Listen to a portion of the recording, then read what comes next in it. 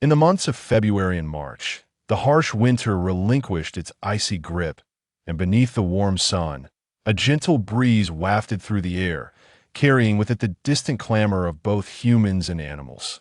Halfway up the mountainside, a dark mass loomed. The whinnying of horses echoed as men and women were confined within the carriages, thousands of them, clad in flimsy garments insufficient to ward off the cold. Along the journey, the grim reality of mortality struck, with lives extinguished at intervals. A young boy sat feebly in one of the carts, his pallid face betraying no fear like the others. He too was a slave, caught in the throes of a centennial sacrificial rite. Within the realm of light, slaves occupied the lowest echelon of society, their status beneath even that of pigs and dogs. The youth, Jiang Ruoli, was acutely aware of his fate. Even before embarking, he was considered a higher-class slave, confined to a solitary cage, while those around him were far less fortunate, often witnessing the harrowing spectacle of cannibalism born from their insatiable hunger. Jiang Ruoli had grown accustomed to the grim reality unfolding before him. "Brother, are you not afraid?" A curious girl beside him inquired, her eyes wide with innocence. To her, death seemed an unfathomable terror. The girl, perplexed, awaited his response. Jiang Ruoli hesitated, contemplating an explanation that he ultimately deemed futile. "What is your name?" "I am Xi'er, 13 years of age," she replied. That moment, a heart-wrenching wail emanated from a nearby carriage. In less than a breath, a girl, battered and bruised, was unceremoniously cast aside, her frail body subjected to the savage gnawing of wild dogs. The nobles reveled in the gruesome spectacle. For any woman of slave status, even one with the slightest hint of beauty, was not immune to their scorn. Xi'er trembled uncontrollably, and upon witnessing this, Jiang Ruoli resolved to assist the girl. Xi'er, dear girl, smeared her face with urine.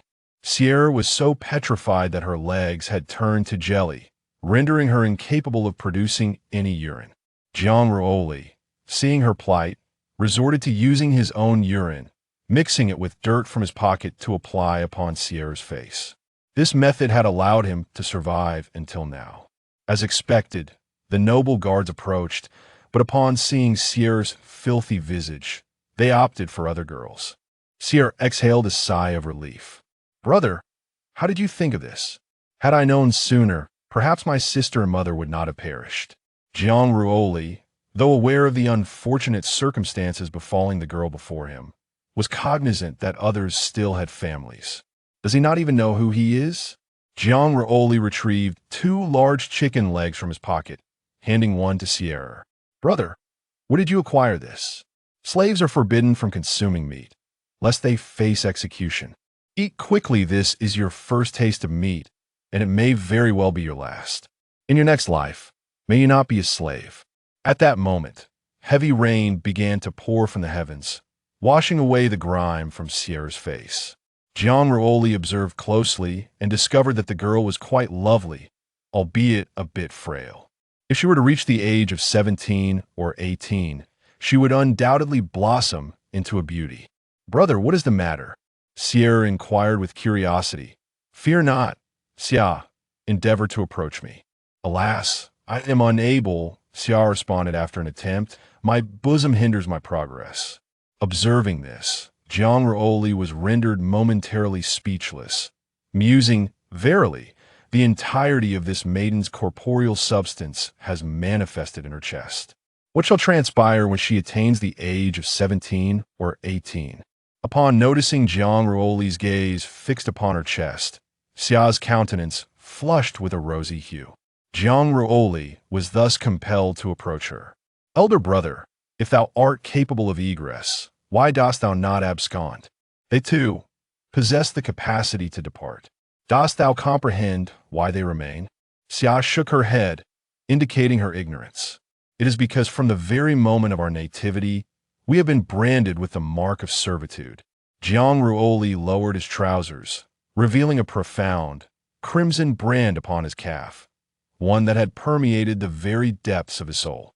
"How is it that I have never beheld this? It is not present upon my person. How can this be? Yet, Xia's legs were devoid of any such mark. Could it be upon her back?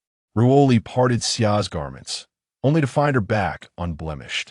Then it must needs be upon her posterior, Jiang Ruoli surmised, though he was loath to gaze upon it, given that she was a maiden. However, Xi'a promptly divested herself of her trousers. Alas! Jiang Ruoli exclaimed, averting his gaze. I did not bid thee to expose thyself thus. The rain outside poured down with great vehemence, ensuring that no one would perceive what transpired between the two. Xi'a protruded her posterior, and Jiang Ruoli immediately espied the mark of servitude upon it, though it was not as deeply etched as his own. No wonder I have never seen it, he mused. It was concealed upon her buttocks. So I too bear this mark. It must have been that my mother beseeched the nobles to inscribe the mark of servitude upon my posterior. Jiang Ruoli gently embraced Xi'a, stating, We have but 10 days ere we reach the altar of the sacred mountain. I have no kin thus. I shall adopt thee as my younger sister. Brother, I wish to become your wife. Mother says that as girls grow up, they are meant to bear children for their men. 10 days is hardly enough time. So let us make a pact and consider ourselves as spouses with the promise to bear your children in the next life.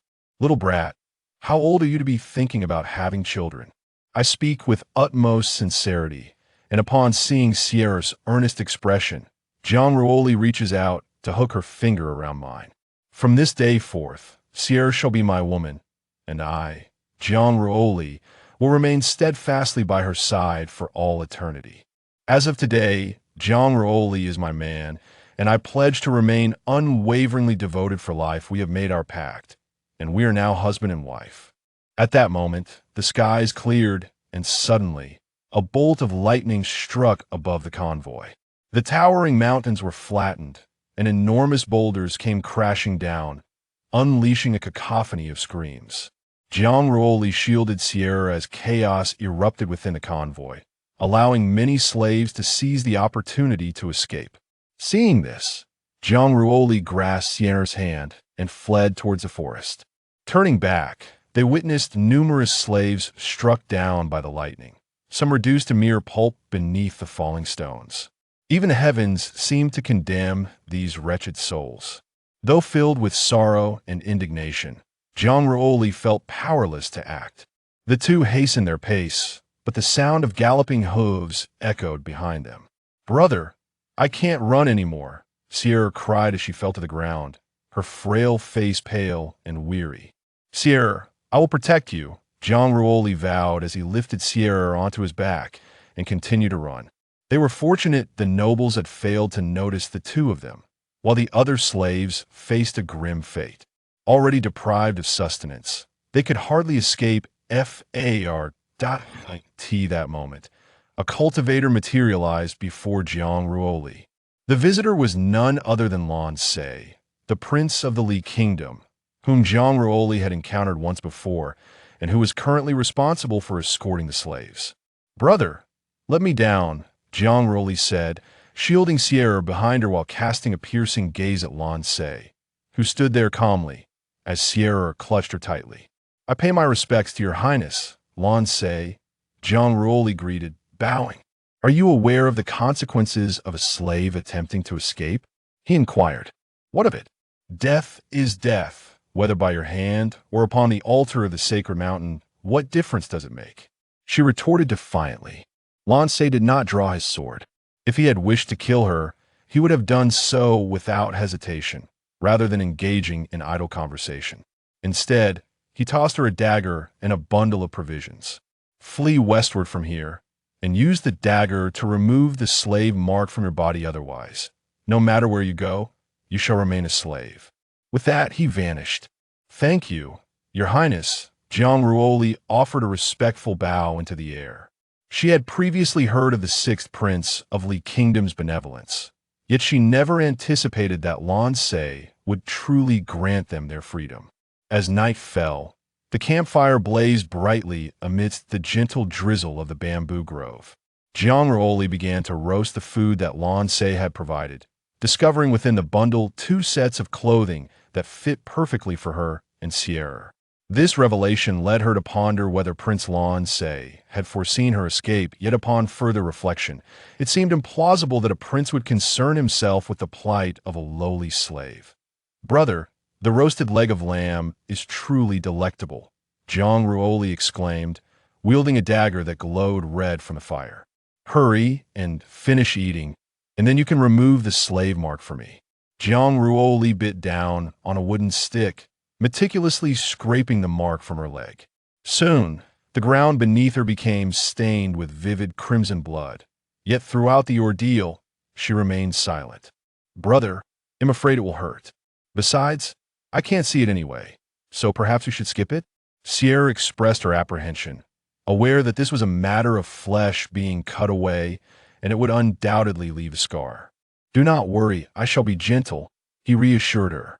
Xi'er lay across Jiang Ruoli's lap, and with a swift stroke of the blade, a cry akin to that of a slaughtered pig erupted as her alabaster skin was marred with red. "Whoa, brother, it hurts. Just endure a moment longer, it shall soon be over." Whoa. At last, it was nearly done. "Hold on just a little longer," Ruoli urged, revealing a small vial of medicinal powder from her satchel. She applied it to the wound, and in no time, the pain subsided, leaving the injury healed without a trace of a scar. "It's all right now, there are no scars. But do try to keep your voice down. What if you attract attention? Truly, you are such a timid little girl. I am not afraid of pain, I merely fear that you might dislike the scar on my backside in the future." What a clever little one. So young yet already understanding. Such a little rogue. "Brother, there's also a book. Bring it to me." Jiang Ruoli opened it to find it contained methods of cultivation. Slaves were forbidden from practicing, yet he possessed some knowledge. Step on snow, no trace, silkworm fall, transform into butterfly. These were all celestial arts of the royal family of Li Nation. Why would he bestow such knowledge upon us? Perhaps it was a mistake, but it is ours now regardless. This scenario is implausible. How could a cultivator whose abilities far exceed those of ordinary individuals possibly make such an error, unless it were a deliberate act?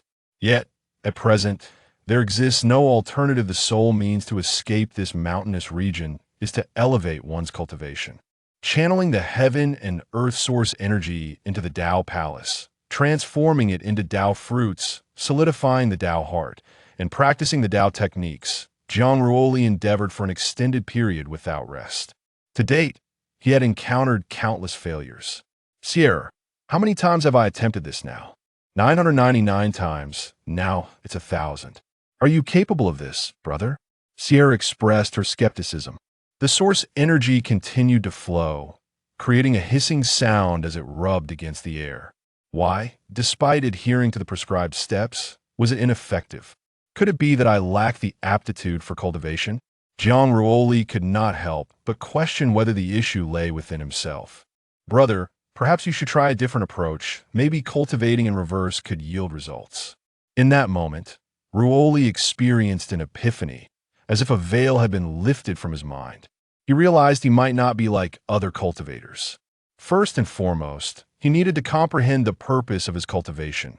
Was he to be a cultivator or a practitioner of the Tao, or perhaps a simultaneous practitioner of both the celestial path?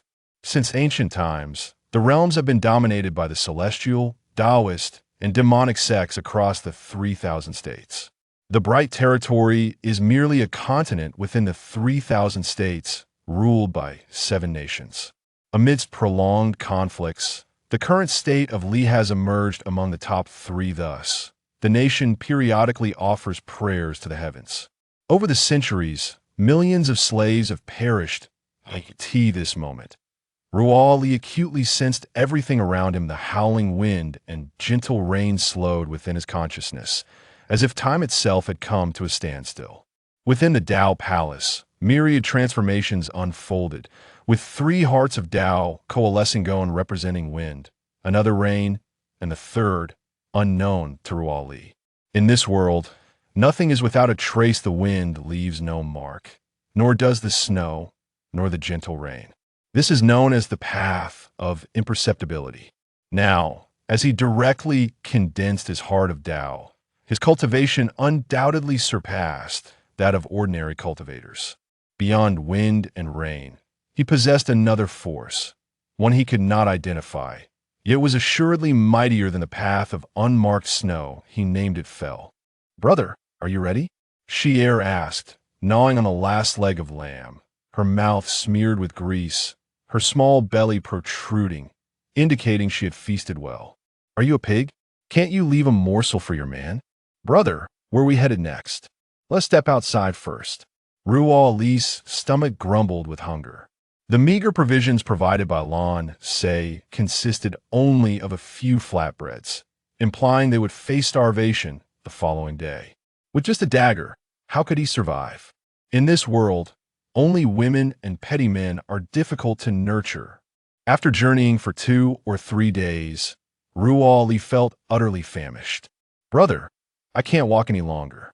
I haven't eaten meat in several days." Ruoli looked up and spotted a sturdy bull drinking from the lake not far ahead, causing Xi'er to salivate instantly. Certainly, the mighty bull also noticed Ruoli and Xi'er, especially as Xi'er gazed at it with a foolish drool. The bull felt a sudden chill down its spine, and in the next moment, the two dashed forward, toppling the bull to the ground, while Ruoli plunged a knife into the creature's heart. The bull shed sorrowful tears, yet Xi'er lifted a stone and swiftly sent it away. The two set up a grill and devoured half of the bull, particularly Xi'er, whose appetite exceeded Ruoli's by tenfold. Nearly all of that half-bull was consumed by her. Could it be that she had once starved to the point of foolishness? In the following months, Ruoli spent each day either training or foraging for food, consuming over 100 bulls in merely 3 months, averaging 1 per day. When the bulls were no longer available, she ate whatever she could find, which left Ruoli in a state of despair. However, he gradually realized that although Xi'er could not cultivate, her physical strength was growing increasingly formidable, even surpassing his own. He had toiled for 3 months to make modest progress, while Xi'er, by merely consuming meat daily, matched his capabilities. Indeed, it was disheartening to compare oneself to others. Jiang Ruoli's cultivation grew stronger, and the art of Wuhan became increasingly refined, yet he remained unaware of his current realm, which he would only discern upon exiting. Jiang Ruoli sighed, contemplating how to support her outside. 1 bull a day equated to 10 taels of gold, alongside endless fruits and vegetables, also amounting to 10 taels, a total of 20 taels daily. My heavens, this is not merely marrying a wife, it is akin to nurturing a pig. "Brother, please do not sigh. Money will come, and food will be abundant. If you ever fear you cannot support me, we can simply reside here," she replied. Ruoli cradled Xi'er's increasingly plump face, saying, "It's all right, eat more, and in the future, bear me several more children." Over the course of 3 months, Xi'er had indeed filled out considerably. The once frail form was now a distant memory, replaced by the visage of a beautiful, gluttonous maiden. In the following 2 months, the pair traveled and hunted simultaneously, and before long, they arrived at a city marked by a plaque inscribed with the words Jiang Kingdom. The road was devoid of travelers, and the city walls stood desolate. Ruoli suddenly recalled that 3 years prior, the Li Kingdom had attacked the Jiang Kingdom, which, unable to withstand the assault, had ceded land in exchange for peace, even offering the eldest princess to the Emperor Li of the Li Kingdom as a concubine. Thus, he must not declare himself as hailing from the Li Kingdom, or he would surely face dire consequences. "Is there anyone there?" Ruoli called out into the city. After a lengthy pause, a door creaked open, revealing a man clad in a dragon robe, presumably in his 40s, who greeted Ruoli and Xi'er with a smile and invited them directly into the palace. Though it was a palace, it lacked the grandeur Ruoli had anticipated, appearing rather dilapidated, clearly a remnant of unspeakable warfare. "For where do you come, young sir?" a middle-aged man inquired. "We hail from Yu Kingdom and have passed through this place, causing you much inconvenience." No, it is I who must apologize. Jiang Kingdom now consists solely of this city, which was secured by my elder sister's sacrifice. Your arrival certainly brings honor to Jiang. Ruoli found this perplexing, while he had indeed changed from his former self as a ruler of a nation. Such excessive courtesy was unwarranted. May I ask your esteemed name? Such a title is undeserved. I am Jiang Ruoli, and this is my sister, Jiang Xi'er. The young gentleman also bears the surname Jiang. It appears that Providence favors my Jiang nation. The middle-aged man drained his cup in one gulp, a look of elation instantly gracing his features. Why does your majesty speak thus? Alas, the young sir is unaware 3 years past. A seer foretold that a youth bearing the surname Jiang would arrive here 3 years hence, destined to aid my Jiang nation in reclaiming its place among the 7 kingdoms and to dominate the world. Your majesty is overly gracious. It is quite possible that the esteemed elder was not referring to me, for I possess no extraordinary prowess to conquer the world. The middle-aged man gestured to a nearby eunuch, who soon presented a portrait strikingly resembling Jiang Ruoli. Now, young sir, do you believe? Your majesty, I am quite famished. Is there sustenance available? My stomach is grumbling, and I cannot help but drool at the sight of the roasted whole lamb before you. Xi'er, do not be impudent. Not at all, not at all. Young Lady Xi'er possesses an inherent grace, and she is destined for remarkable achievements. Together with the young sir, they could be deemed a match made in heaven. Does the emperor discern that we are not siblings? What difficulty lies therein? I observe the gaze of young Lady Xi'er upon you, and it is filled with affection so pure that it is rare among the common folk.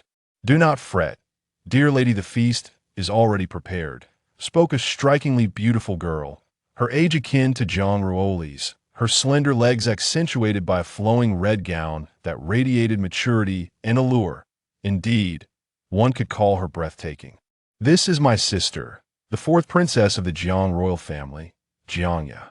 Young sir, do take the time to cultivate a rapport with my sister. To Ruoli's astonishment, did the Emperor of the Jiang intend to unite him with Jiangya? For the sake of a mere prophecy, he would go to any lengths. It seems this individual harbors considerable ambition.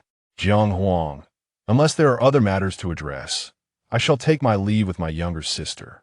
Upon witnessing this, the emperor presented a golden waist token to Jiang Ruoli, stating, with this token, you may freely access any inn in the imperial city, and the royal family will provide for your needs. Thank you, your majesty, Ruoli replied, bowing in farewell. Brother, I have yet to partake in meat. Eldest brother, why not retain them within the palace? Do you not perceive that this individual does not trust us? We must proceed cautiously and refrain from disclosing this matter to your second brother, given his temperament. He would undoubtedly expel them. Truthfully, I too harbor doubts about the capability of a single person to save our Jiang Kingdom. Furthermore, this person's status is rather ordinary, and their strength merely peaks at the 3rd realm of mundane existence, utterly unremarkable. You shall come to understand their capabilities in due time. This is a task you must undertake. Personally, our Jiang Kingdom rests upon this endeavor. While the Empress has temporarily secured the foundation of our realm, it is likely that the forces of Li Guo will soon advance upon us. Chapter 2. The ancestral land Ruoli casually sought refuge in an inn, whereupon the innkeeper, upon seeing the golden waist token, hastily arranged for them to be accommodated in the innermost room. That night, Ruoli sat cross-legged upon the bed, entering a realm of profound mystery. For 10 consecutive days, the Emperor Jiang had not sought him out, merely instructing his servants to deliver sustenance. On the 11th day, Ruoli's mastery of the Wuhan Dao had reached an extraordinary level, allowing him to effortlessly conjure the Wuhan sword qi. What he now lacked were resources for cultivation and guidance. It seemed the time had come to pay a visit to Emperor Jiang. In the royal gardens of the palace, Ruoli waited for an extended period. Eventually, Emperor Jiang arrived, accompanied by an elderly man who appeared quite advanced in age, yet radiated an ethereal vitality that belied his years. Typically, individuals of such age exude the aura of decay, but this person exuded an enigmatic energy. Young master, do not take offense. The palace is beset with numerous trivial matters, which caused your wait to be prolonged. Emperor Jiang said courteously. May I inquire as to the identity of this esteemed elder? Old Master Feng Potianshan is the national master of the Jiang Kingdom. Should you have any questions regarding cultivation, feel free to ask. However, I have pressing matters to attend to, so I shall not intrude further, the elder replied. Thank you, Emperor Jiang. Elder Feng, I am Jiang Ruoli, and I humbly request your guidance in a few matters. Ruoli said earnestly.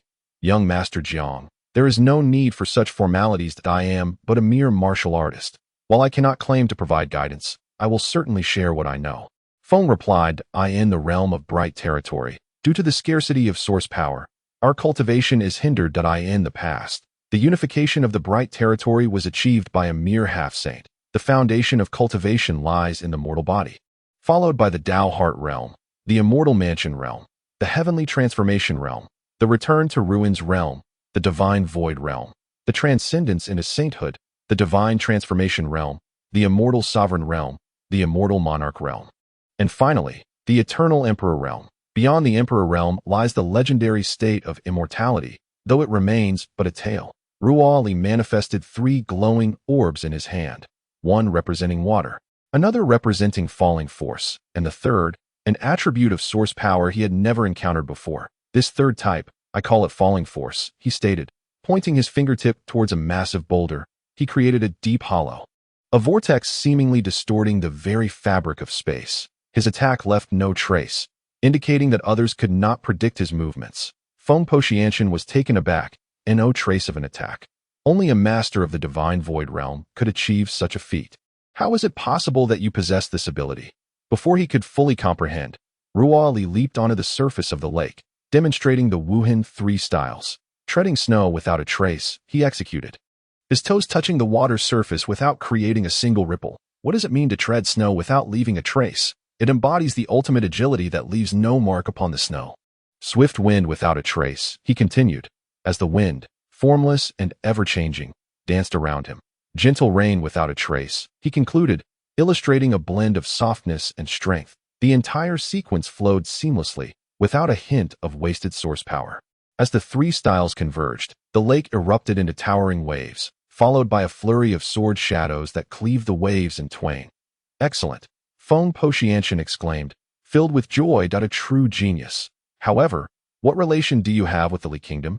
You have even mastered the ancestral techniques of the Xi'er royal family, and with even greater potency. Elder, please do not misunderstand. This technique is indeed from the royal lineage of the Li Kingdom, but I acquired it through clandestine means. I was compelled to flee here after being discovered. Indeed, the art of the steps in snow, leaving no trace, is extraordinarily formidable. The rise of the Li Kingdom in recent years is significantly attributed to this technique. Despite its arduous nature to master, even the sovereign of the Li Kingdom, Jioli, has only attained the 3rd sword, Silkworm's Fall. Yet here you are, possessing merely a mortal body at the 3rd realm. Yet you have already reached the 2nd sword, No Trace, while simultaneously integrating 3 elemental forces, even culminating in the emergence of a new 4th sword. Splendid. Truly splendid. I can only imagine the expression on that old fellow's face if he were to learn of this. It is sheer luck. Young one, how would you feel about becoming my disciple? Jiang Ruoli performed a respectful bow, expressing gratitude to her teacher. With your prodigious talent, your future accomplishments will undoubtedly surpass mine. For the next 3 months, you shall train alongside me. Ruoli temporarily expressed her thanks for the guidance. Ha ha ha. Feng Petian presented Jiang Ruoli with a heavy sword intricately inscribed with Tao patterns. This sword was a treasure I discovered in my youth within an ancient ruin. It possesses a seal that even I cannot unravel. Now, I bestow it upon you. Given your talent, perhaps one day you will unleash its true power. Thank you, Master. Since this sword remains nameless, I shall temporarily refer to it as Duanshe. A fine name. I can hardly wait to see whether Huadai or Duanshui proves to be the mightier. Master, I have a younger sister. Might it be permissible for her to train alongside me? It is of no concern. Come to Luoshui residence tomorrow, where you can spar with your senior brothers and sisters. For now, do not concern yourself with royal matters. You must understand that in this world, strength is paramount. That I understand. Master, I take my leave. Go forth. Are you a pig? From now on, I shall no longer call you Xi'er, but rather Zhiro. Greetings to all my senior brothers and sisters. I am Jiang Ruoli, and this is my younger sister, Jiang Xi'er. Little junior disciple, I am Ing Tian, and I shall be your elder brother from this day forth. As you are new here, Allow me to introduce you. Second senior sister Reshape. Third senior brother Qin Chuan. Fourth senior brother Yu Hong. Fifth senior sister Chong Yao. And sixth senior sister Feng Xiao, who is also the teacher's daughter. Reshape scrutinized Jiang Ruoli closely, then glanced at Xi'er. Junior brother, should you have any questions, feel free to approach me directly. This little sister of yours is far superior to your 3 senior brothers in appearance.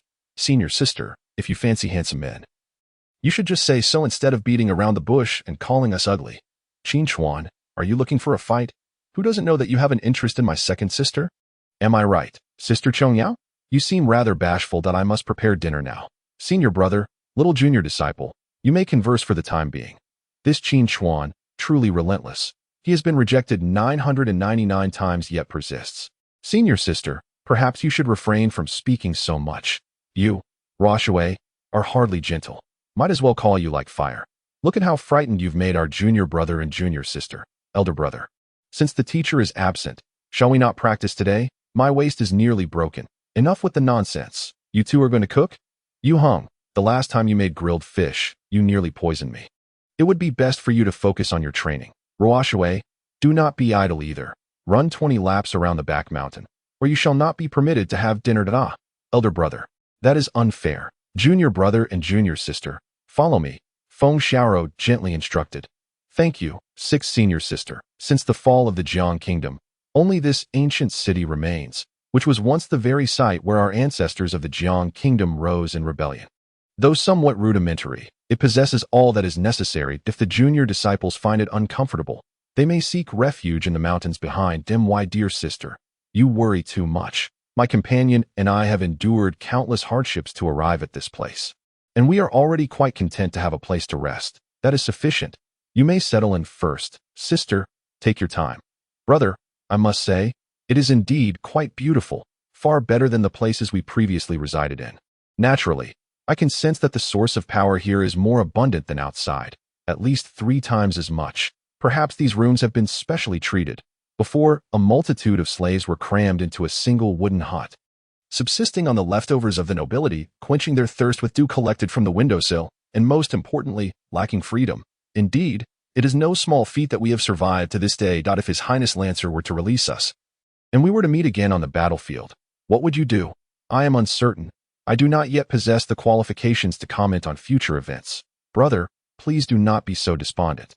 We have endured the most challenging times, and surely, prosperity and success await us in the future. You seem to be quite aware of how much food is needed tonight. Perhaps I should ask our sister to prepare a bit more, lest our combined appetites fall short of your needs. Hee. I am increasingly feeling unsatisfied. Tonight, I want to consume 2 whole cows. Tell me, in the 3 months since our arrival here, how many barbarian cattle have you devoured? A staggering 200.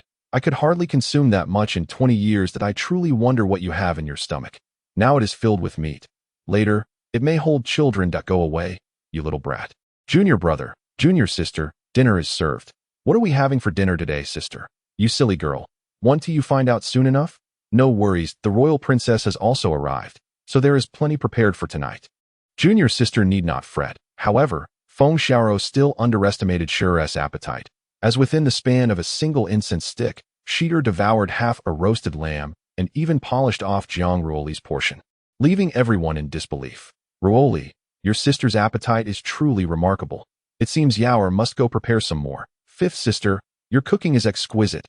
Thus, I indulged a bit more today. I am glad the junior sister enjoys it. After all, she comes from the countryside, lacking in manners, remarked a man beside Jiang Yu with displeasure. Second brother, young master Jiang and Miss Xi'er are esteemed guests of the royal family. Do mind your manners. Is it that Jiang Kingdom cannot afford to provide for their sustenance? Sister Xi'er, do not take it to heart. My second brother simply has that temperament. Jiang Ruoli felt a twinge of annoyance at this. Such typical noble behavior was quite discomforting. Young master is indeed Jiang Yi, the second prince of Jiang Kingdom, is it not? I have heard you are the prophesied chosen one of our Jiang Kingdom. And upon meeting you now, it is nothing extraordinary. I have also heard of the second prince, as rumored, simple-minded with a strong physique. You? Jiang Yi's veins bulged in anger. Had they not been in the national master's residence, he would have likely confronted Jiang Ruoli directly. Jiang Yi, mind your words. Ruoli is my junior disciple from Yangtian, and it is not your place to point fingers. You are overly concerned, senior brother. Second brother acted impulsively. Please do not take it to heart. Now, having finally found a moment to enjoy a meal, if there is any disagreement, we can find an opportunity to spar. Feng Lao, it was indeed Jiang Yi's recklessness. I hope you will not dwell on it. Jiang Ruoli can see that despite Jiang Yi's fiery temperament, he holds considerable respect for his master and senior brother. Even the princess has apologized to Ing Tian, which indicates that the senior brother is quite remarkable. Brother, is there more? I am still hungry. Have you devoured 2 whole sheep? You even took mine. You wretched girl, you never leave anything for me? Ruoli. Xi'er indeed possesses a peculiar constitution. There is no source of power within her, yet her vitality is extraordinarily robust. It may be the legendary Tao body. Do not worry. Junior sister appears to have no unusual traits at present. There should be no problem. I once encountered a Tao body known as the soul-devouring body in the immortal records, which bears a striking resemblance to junior sister's condition. Ruoli, your senior brother speaks the truth. Such a constitution does exist, albeit rarely throughout history. However, this constitution has a fatal flaw. If the energy absorbed exceeds what the physical body can withstand, it may lead to catastrophic consequences. Thus, one must continually strengthen the body. Do you understand? Starting tomorrow, you must diligently train. Otherwise, your belly may explode. Oh, if it explodes, can I no longer bear children for brother? Jiang Ruoli spat out a mouthful of rice, leaving everyone in stunned silence. Why has everyone fallen silent? Zhong Yao and Qin Chuan brought a roasted pig to the table, mistakenly believing someone had spoken out of turn to the master. Ha! Yu Heng burst into laughter. Junior brother, so you are not blood siblings after all. I wondered why junior sister was staring at you all night. What? Ruoli, what have you done to our junior sister? Qin Chuan shook Ruoli's head, provoking uproarious laughter from the crowd. Young master, today Jiang Yu wishes to discuss something important with you. Please go ahead, princess. After consulting with my elder brother, we have decided to allow you to enter our royal ancestral grounds. What? Everyone present was taken aback, except for Feng Patian, who showed no signs of surprise, as he evidently knew this beforehand. Fourth sister, that is the ancestral land of the Jiang royal family. How could you, an elder brother, permit an outsider to enter? I do not agree. Young master, please do not misunderstand. Although the ancestral grounds are of paramount importance to the royal family, we are now at a critical juncture for the survival of Jiang Nation. Guarding it is futile. When the Li Nation attacks, the ancestral grounds will not be able to provide protection either. Therefore, elder brother has decided to allow you to go to the ancestral land to receive the inheritance. Your Highness, since the ancestral grounds belong to the royal family, why not seek a direct blood relative of the Jiang clan to receive the inheritance instead of granting it to an outsider? Young master, although the ancestral grounds exist, no one from the royal family has ever obtained the inheritance. You are the one chosen by Jiang Nation, and my elder brother believes you can succeed. In the future, should you ascend to the holy throne, you may elevate Jiang Nation to the esteemed status of the 7 nations. Hiss, hiss, hiss. Jiang Ruoli's eyes widened.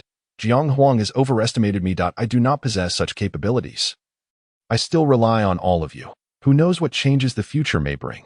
Jiang Ruoli did not refute Jiang Yi's words, for they were indeed too exaggerated.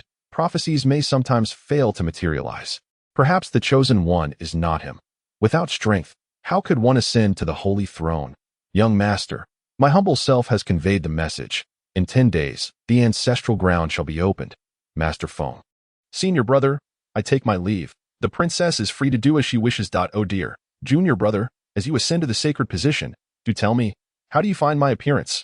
Am I fit to be your holy consort?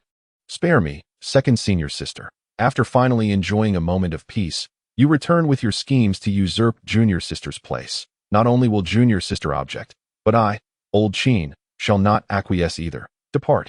Master, what is your perspective on this matter? It depends on whether you wish to be a formidable individual or an ordinary person.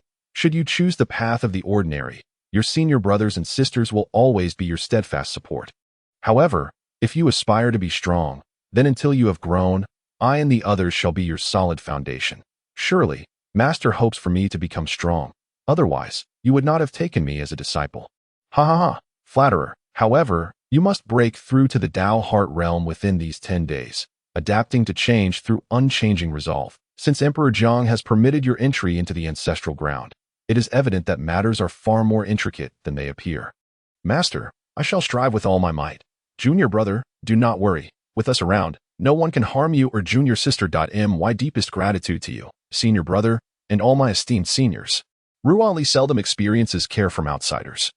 Yet here, she feels a warmth that is rare. Why must you indulge so much? Truly, you are akin to a pig. Xi'er, from tomorrow onward, run 20 laps around the back mountain.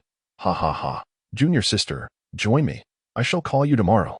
Oh dear, after a hearty meal, I have no strength left to run. Chapter 3.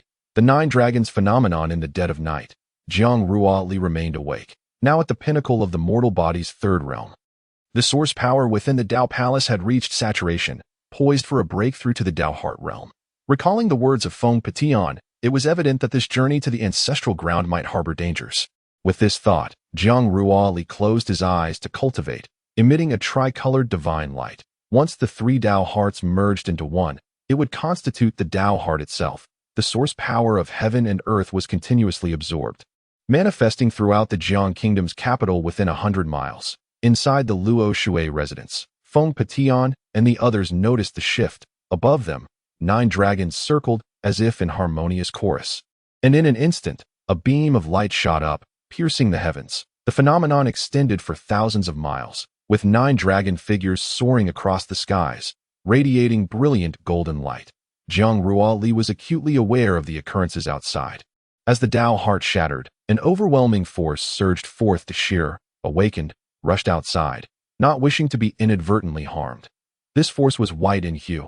Upon touching the outside world, space warped, time froze, and buildings crumbled, erasing all that came into contact. The crowd formed a barrier to shield Jiang Ruoli, yet a force still seeped through. Above in the sky, a dragon's aura merged with the light beam, and Jiang Ruoli instantly sensed an unparalleled force of utmost yang and rigidity entering his body. Upon the merged Tao heart was inscribed a dragon-shaped Tao pattern. The shackles of the mortal body's third realm began to fracture, followed by a second dragon's aura. At this moment, Jiang Ruoli felt a surge of pressure as immense power flooded into the Tao Palace.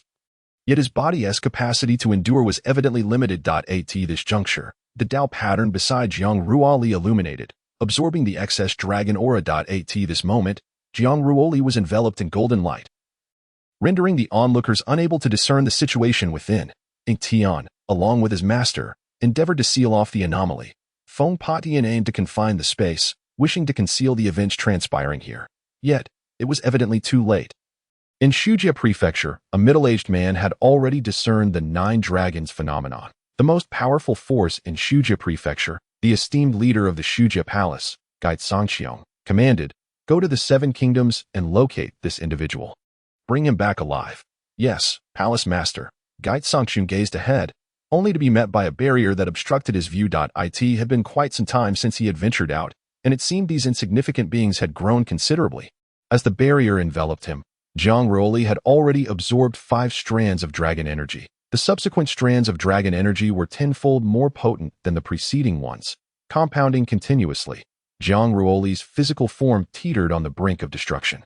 Had it not been for the Duanshui sword assisting him in absorbing the excess dragon energy, he would have likely perished in an explosive demise by now. In the blink of an eye, the 7th strand of dragon energy descended, and Jiang Ruoli felt his body nearing detonation. His bones creaked, and his skin tore, oozing blood. Boom! As the 8th strand of dragon energy fell, the 8th mark was inscribed upon his Tao heart. The Duanshui sword suddenly severed the first seal, and a surge of pure energy surged into Jiang Ruoli's being. The sword's body resonated, while the dragon energy rampaged within him, mercilessly crashing into every corner, leaving Ruoli in a haze of consciousness. Steadying his mind, a sudden unfamiliar voice emerged, and a phantasmal figure appeared within Ruoli's awareness. The figure extended a hand to catch the dragon energy and skillfully guided it into Ruoli's Tao Palace. Grasping dragon energy with bare hands, this stirred a tempest of astonishment within Ruoli. He had not anticipated that the nameless sword bestowed by his master concealed a sword soul capable of resisting the 8th strand of dragon energy even in its spectral form. The 8th strand of dragon energy was finally absorbed successfully, and within Ruoli's Tao Palace, a golden ocean formed, a sea of laws coalescing from the dragon energy. The 9th strand of dragon energy spiraled and roared in the sky. Unlike the previous 8 strands, this one bore the essence of a true dragon, an overwhelming divine presence descending upon Ruoli, as if under the gaze of a deity. Feng Patian and the others were naturally affected. Their bloodlines seemed suppressed, quaking in fear, as if they were witnessing a divine being. Compelled to bow in reverence, as the ninth strand of dragon energy surged into Ruoli's Dao Palace. He found himself powerless to resist. At that moment, the mysterious figure brandished the Duanshui sword. Facing the roaring dragon energy that a divine dragon could scarcely concede defeat, the enigmatic figure regarded it with disdain. With audacity, the sword energy surged, and the Dao marks danced. In a fleeting thought, the sword energy coalesced into a divine sword that descended. Though the dragon energy was formidable, it was cleaved by the divine sword, transforming into a myriad of luminous shadows that merged with the Dao Palace. In that instant, Ruoli also ascended to the Dao Heart Realm, truly embarking on the path of cultivation. The space returned to tranquility as Ruoli slowly opened his eyes, revealing a scene of disarray around him, with everyone appearing disheveled, evidently affected by the aftermath of his actions. "Brother, you truly have caused quite a mess," he remarked. "I apologize. I was unaware," Ruoli replied sheepishly, scratching his head. "No worries. We shall rebuild tomorrow."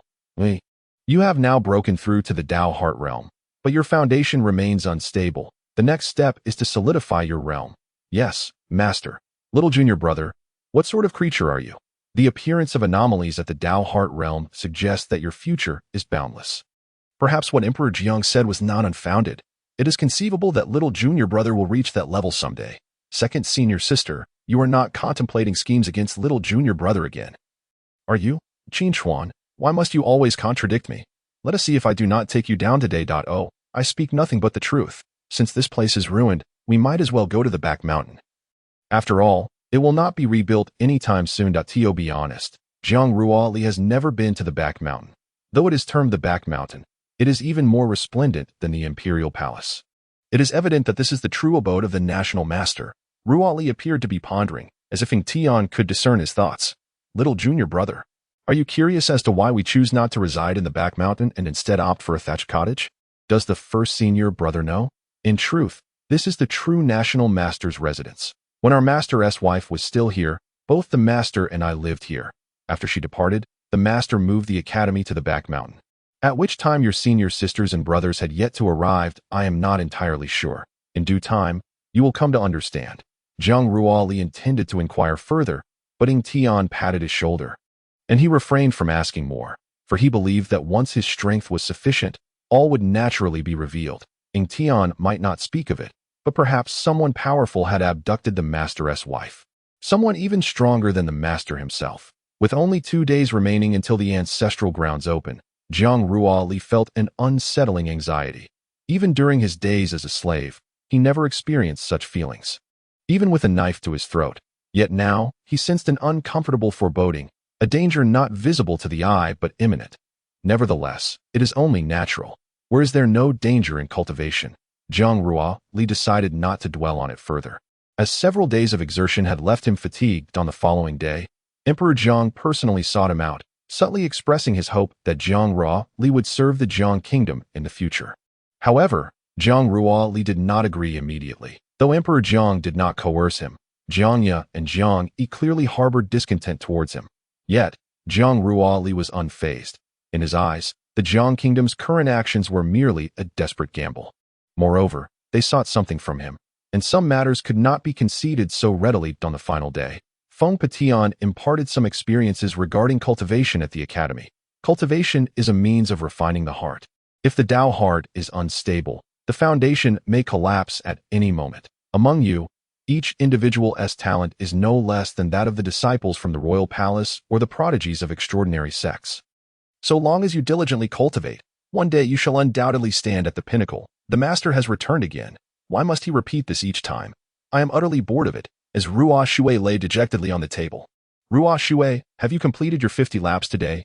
Master, little junior sister and I just finished 20 laps. Now go and finish the remaining 30 laps. Otherwise, you shall not be permitted to eat dinner. Ah, senior sister, safe travels, Qin Chuan remarked gleefully. Do not be so smug, little junior sister. Let us go. Brother, please bring lunch over later. Understood. You truly only think of food. Little junior brother, you truly are blissfully unaware of your fortune. Let me tell you, individuals as naive and sweet as junior sister are indeed rare. If Chong Yao junior sister were to ask me to deliver her meals, I would gladly do so every day. Lao Qin, junior sister has already set her heart on me. You have no chance. What did you say? I challenge you to a duel. The victor shall have the right to pursue junior sister. Oh dear, look at my temper. I am not one to be trifled with. What nonsense are you two spouting? Is junior sister merely a pawn for your bets? You two, go build a house. Restore Luo Shui residence by tomorrow. Or run 100 laps around the back mountain. Teacher, I was only joking. Lao Qin likes Chong Yao junior sister. As for me, you know my feelings that why you hung squinted towards Feng Xiaoro, and the next moment, a figure was sent flying. Feng Xiaoro had kicked him away. Jiang Ruoli was stunned. Would Yu Hung's senior brother be all right? That kick, she felt, was beyond her endurance. He'll be fine. Your Yu Hung senior brother is tough as nails. Likely just a little itchy today, still envious of little junior brother. Junior sister gazes at you with such affection. Gentle women are a rarity in this world. Teacher, I shall take my leave now. See you tomorrow. The quietest ones present were Ying Tian and Chong Yao, who listened attentively throughout. That will be all for today. Ruoli, please hand this tome to Xi'er. Thank you, teacher. Jiang Ruoli went to the back mountain carrying 2 oxen to roast. While Xi'er and Ruoshui ran until they were drenched in sweat, before long, the aroma of roasted meat wafted through the back mountain. Little junior brother, I never expected you possessed such culinary skills.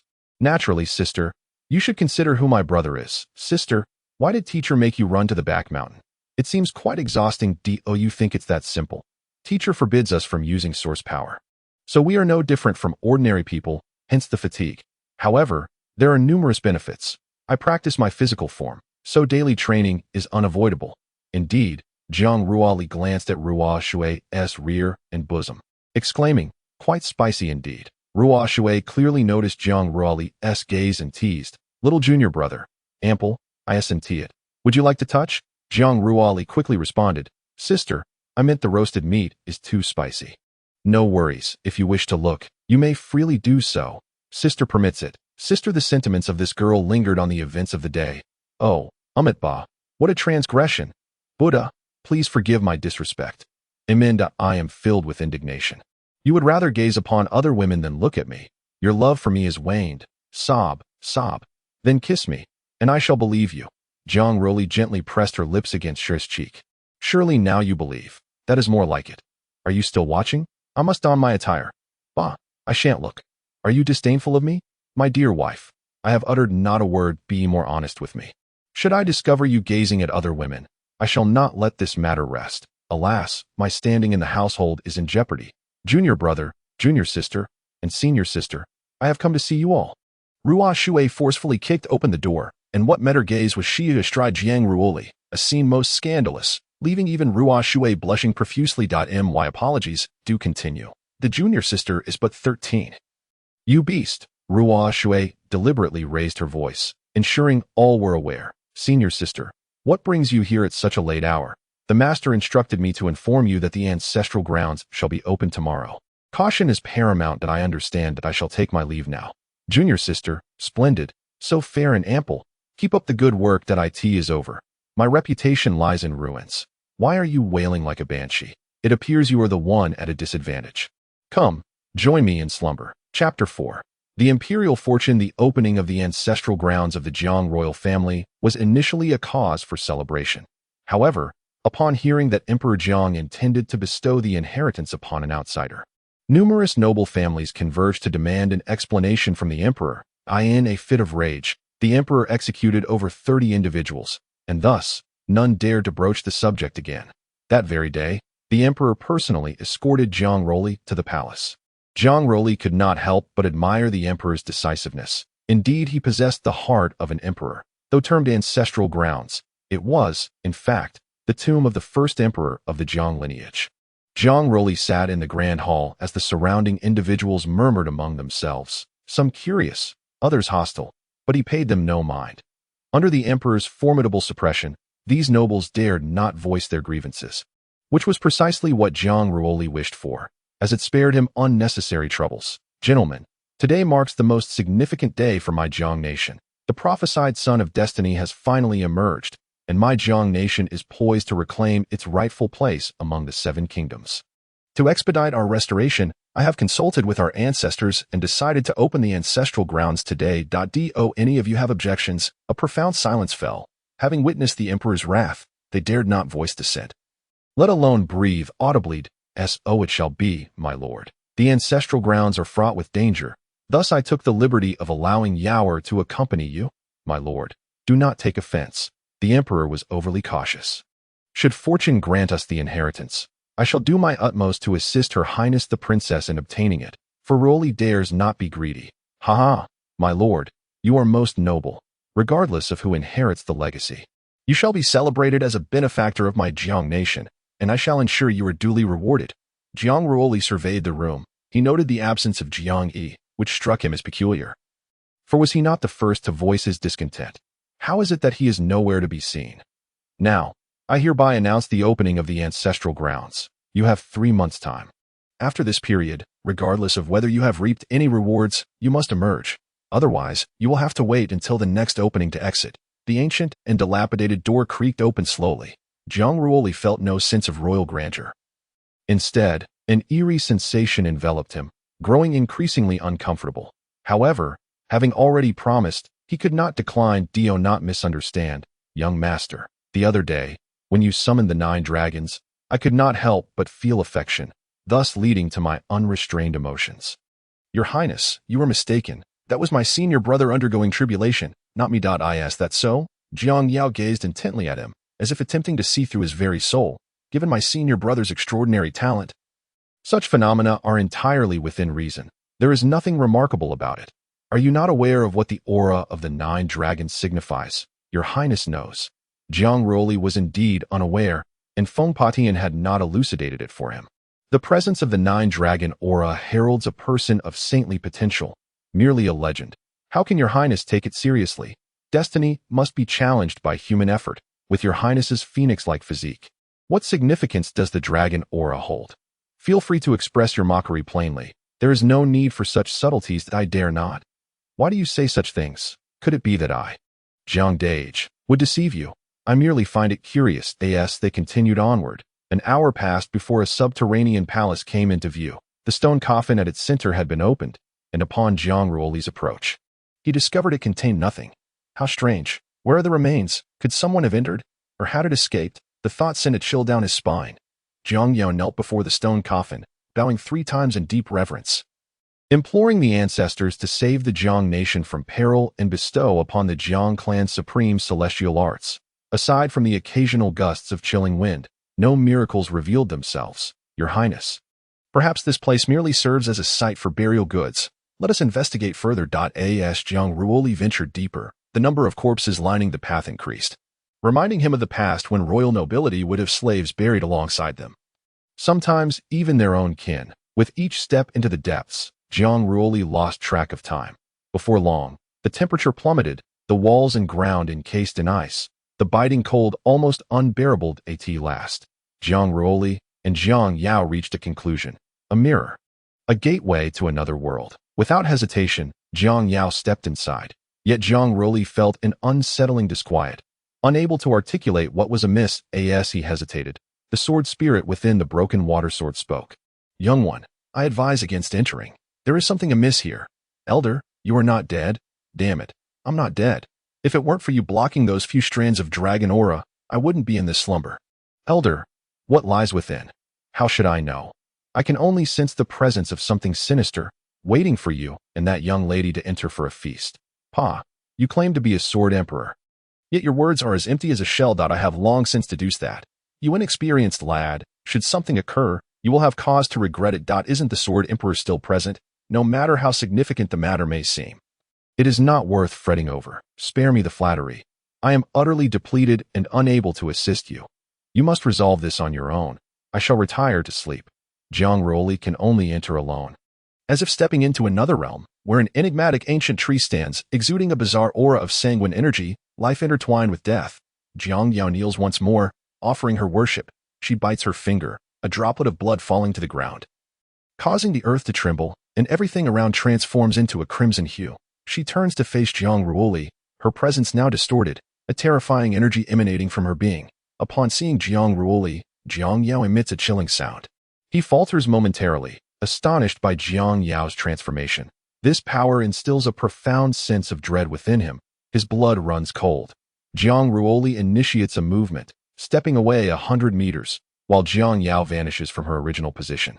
A blood-red silhouette hovering behind her, descending with oppressive force. The three swords, treading snow, swift wind, and fine rain, converge upon the broken water sword, colliding with the blood shadow. Mere reliance on the first three swords is insufficient for resistance. Melt for me, Jiang Ruoli commands, as three swords encircle him, divine light radiating as if he were a celestial being. With a low roar, the broken water sword's tip shatters the fabric of space. The sword's aura expanding infinitely in his grasp, cleaving down towards the blood shadow. Suddenly, Jiang Yao appears behind him, striking him away with a single palm, a blow that rends the void. Sword Emperor, awaken. What in the world is this? Boy, flee at once. This girl is doomed. She has been implanted with a demonic seed from the very beginning. Now, under the influence of the blood within, the demonic seed has begun to grow inside her. Before long, she will completely lose her true nature, and when that time comes, she will seek to kill you. Whether she opts for steaming or braising, it will be her decision. How could there be demonic blood in the ancestral land of the Jiang clan? And who would dare plant a demonic seed in her? Could it be Emperor Jiang? Others would not have had the opportunity to approach Jiang Yao. Who told you this is the ancestral land? This is clearly the ancient demonic altar. What shall we do now? For the time being, we cannot exit, but I can temporarily erase your presence that we will discuss it again once I have regained my strength. And what of Jiang Yao? You, who are barely able to protect yourself, still think of that young lady. Approaching her now would be a path to certain death. The demonic seed requires time to grow. Do not worry, if she dies, she dies. There are other women beside you. Why did you not take care of her when you first arrived? Now, it seems the opportunity has slipped away. Jiang Ruoli could hardly contain his frustration at this old fool's nonsensical ramblings. Jiang Yao did not pursue him further, and Jiang Ruoli finally exhaled in relief. Even at full strength, he would not be a match for the demonized Jiang Yao. He might even be consumed. This Emperor Jiang, I refuse to believe he is ignorant of what lies within. A man who would abandon his own sister. What use is it for him to become the ruler of the world? You have one night. If you still cannot find a way out, do you see that tree? It is the embodiment of an ancient demon, leaving desolation in its wake. With your frail physique, you would be drained in mere moments. In my prime, I would not even spare a glance at such a creature, but now I am merely in a spiritual state, unable to confront it head-on. If you cannot prevail, then just admit it. The so-called Sword Emperor, you must be the Emperor of Bluster. Pray tell, what is your name? Truly, you are a discourteous youth. I am known as Jian San, who once traversed the 3,000 realms, instilling dread in the hearts of all who heard my name. Yet how did you meet your demise? Reduced to a mere specter dwelling within a sword. It seems you are nothing but a hollow facade, perhaps merely an unnamed individual. Can you even articulate a coherent thought? I, the Emperor, am endowed with divine talents and unparalleled prowess. Alas, I was unable to find acceptance among the scoundrels of the 3,000 realms. Thus I perished with unfulfilled rage, much like a tiger fallen to the ground. Beset by curs, do you possess any formidable treasures? A mere holy weapon would suffice. Do you truly think holy weapons grow like cabbages? Do you not already possess one? It should suffice for your needs. Is this sword not yours? Bah! Even in death, you remain insufferable. Think quickly, or I shall abandon you here to languish for millennia without seeing the light of day. Please, there is a method, albeit perilous, should things go awry. You may find yourself utterly lost. Speak swiftly and release your thoughts without hesitation. I shall momentarily bind that young lady, and you must extract the demonic seed. However, be warned, the seed will invade your body, siphoning your vitality and life force. How shall I extract it? Are you truly so naive? Naturally, you must use your mouth. Your blood vitality far exceeds hers. As long as your skin touches, the demonic seed will inevitably choose you. Is my plan not ingenious? You shall experience the essence of a woman. Could you not devise a more reliable method? There are none, unless you can best her in combat. At that point, you may do as you wish. Should you falter, I will indeed leave you here. Worry not, for I am sagacious and valiant, handsome and charming, with unparalleled swordsmanship and unparalleled character. How could I ever deceive you? Jiang Ruoli scoffed at his grandiose claims. This fellow truly knows how to embellish his own worth. As the demonic energy surged, this space transformed into a sea of blood, the ancient demonic tree growing relentlessly, consuming all in its vicinity. No wonder the Jiang Kingdom has come to such ruin. It appears this demonic tree has devoured their royal fortune. Fortune can be consumed as well? Jian-san, are you jesting? A frog at the bottom of a well. Have you not noticed the waning of your blood vitality? My own 9-dragon chi remains unaffected by the demonic energy.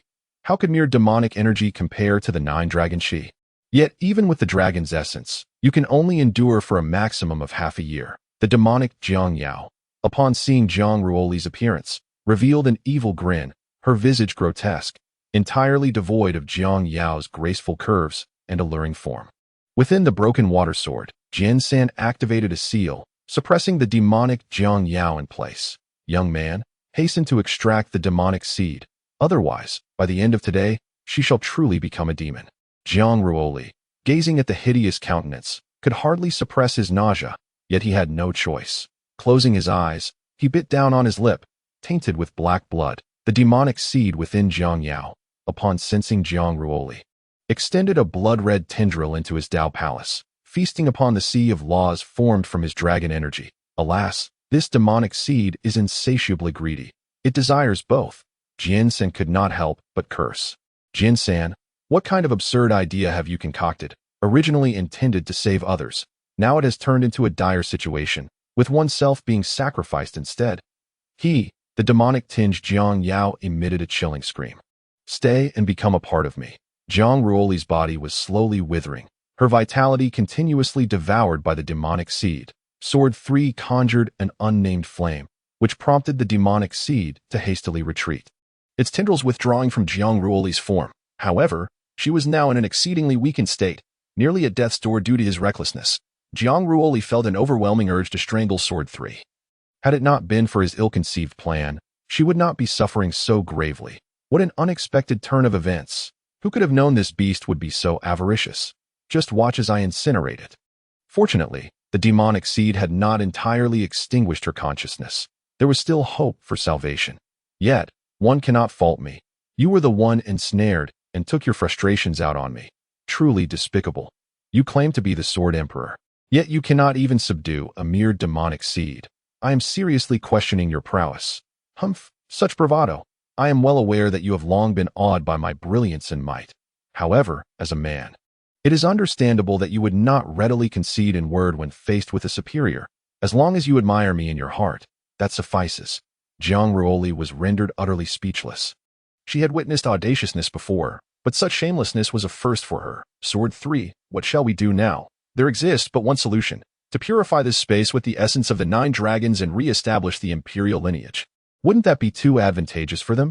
That depends on you. After all, the ancient demonic tree still stands. Once it awakens, you will have no chance to resist. Sword 3, protect me. A sacred power erupted from within Jiang Ruoli, and the 9 dragons re-emerged. The ancient demonic tree seemed to sense the threat posed by the essence of the 9 dragons and summoned the blood energy of this space to assault Jiang Ruoli. Should she perish, the essence would no longer pose a threat. The sword of severing water created a space of its own, enveloping Ruoli. At that moment, the sky was entwined with dragons, forming a golden vortex from which countless chains emerged to bind the ancient demonic tree. In silence, Jiang Ruoli let out a low roar, and golden lightning descended from the heavens, conjuring a storm that seared the demonic blood below. The ancient demonic tree hissed ominously, as if challenging the essence of the 9 dragons. Roaring defiantly, the dragon's roar echoed throughout the heavens. It was supreme, yet this diminutive tree dared to provoke it. The dragon's essence coalesced into a magnificent golden dragon, exhaling a bolt of lightning that struck heavily against the ancient demonic tree. Though her physical form sustained damage, Jiang Yao also displayed signs of anguish. Yet, Jiang Ruoli could not afford to dwell on that. She could only hope Jiang Yao would endure. Hurry up, I can barely hold on. Sword 3, can you truly handle this? I am risking everything here. Just let me absorb some dragon essence when the time comes. Bah, get lost. The essence of the 9 dragons embodies righteousness, a nemesis to all demonic entities. The colossal dragon launched another offensive, its massive claws tearing through the air, resulting in a tremendous crash. Jiang Ruoli was propelled backward by the energy unleashed from her own shockwave, spitting out a mouthful of blood. The demonic seed within Jiang Yao reluctantly succumbed to slumber, and Sword 3 fell silent, having not only shielded Jiang Ruoli but also subdued the demonic seed, his soul's energy exhausted, sinking into a deep slumber. Accompanied by the purification of the chi of the 9 dragons, this space, as well as the entire ancestral land, underwent a transformation. Above the kingdom of Jiang, clouds of 9 colors drifted by, prompting the Emperor of Jiang to hastily kneel upon the ground. Bowing his head towards the heavens, expressing gratitude for the divine protection bestowed upon the kingdom of Jiang, the crowd shared in this joy. However, Feng Patian, witnessing this extraordinary phenomenon from Luo Shueju, could not find happiness within himself. Master, the imperial fortune of Jiang has manifested. Why do you not share in the joy? Heavenly decree, without sufficient strength, even auspicious signs may turn into ominous ones. This is precisely why I do not regard it as a fortuitous event. Chapter 5, The Strength of Tian. After the demise of the ancient demon tree, it transformed into a blood demon pill, the purpose of which Jiang Ruoli could not discern, causing her great distress. Your Highness, do you truly not recall what transpired earlier? What does the young master wish for me to remember? If I cannot recall, then so be it. Jiang Ruoli could not confess that she had kissed him, and forgetting was perhaps for the best. That I only know that once I entered, I became uncontrollable, and thereafter, I lost all memory. Your Highness, you were under some form of control. I surmise a demonic entity must have influenced you. For your safety, may I please examine whether any malevolent spirit has attached itself to you?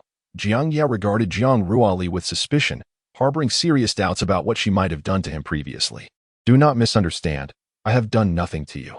Jiang Yao's skepticism deepened. I did not even inquire. How do you know what I was about to say? Well, never mind. We need not pursue this further. Should you feel unwell, please inform me. That as the saying goes, left eye twitches fortune, right eye twitching misfortune. Jiang Yao rolled her eyes dismissively. After walking for quite some time, Jiang Ruoli finally realized that regardless of which stone door they entered, they could access the space. It seemed that the owner of the tomb had not been very astute, first deceiving them into entering the sealed world of the ancient demon tree before arriving here. Young master, I sense a familiar aura. It appears the ancestral tomb lies ahead. This Jian San is utterly unreliable, unable to discern even this. Jiang Yao's face lit up with joy, yet knowing that the legacy was singular. She contemplated taking action should Jiang Ruoli attempt to seize it. Indeed, within lay a resplendent palace. At the center stood a stone statue. Jiang Yao hurriedly knelt, as if the figure before her was truly her ancestor. Jiang Ruoli, at a loss for words, pondered how this individual felt compelled to kneel before anyone, but the very moment Jiang Ruoli was caught off guard, Jiang Yao unexpectedly produced a dagger. Lunging it towards him, the sudden turn of events left him astounded. However, he was still pierced by Jiang Yao's blade, which struck his heart. In that moment, she was no longer the benevolent woman he had perceived.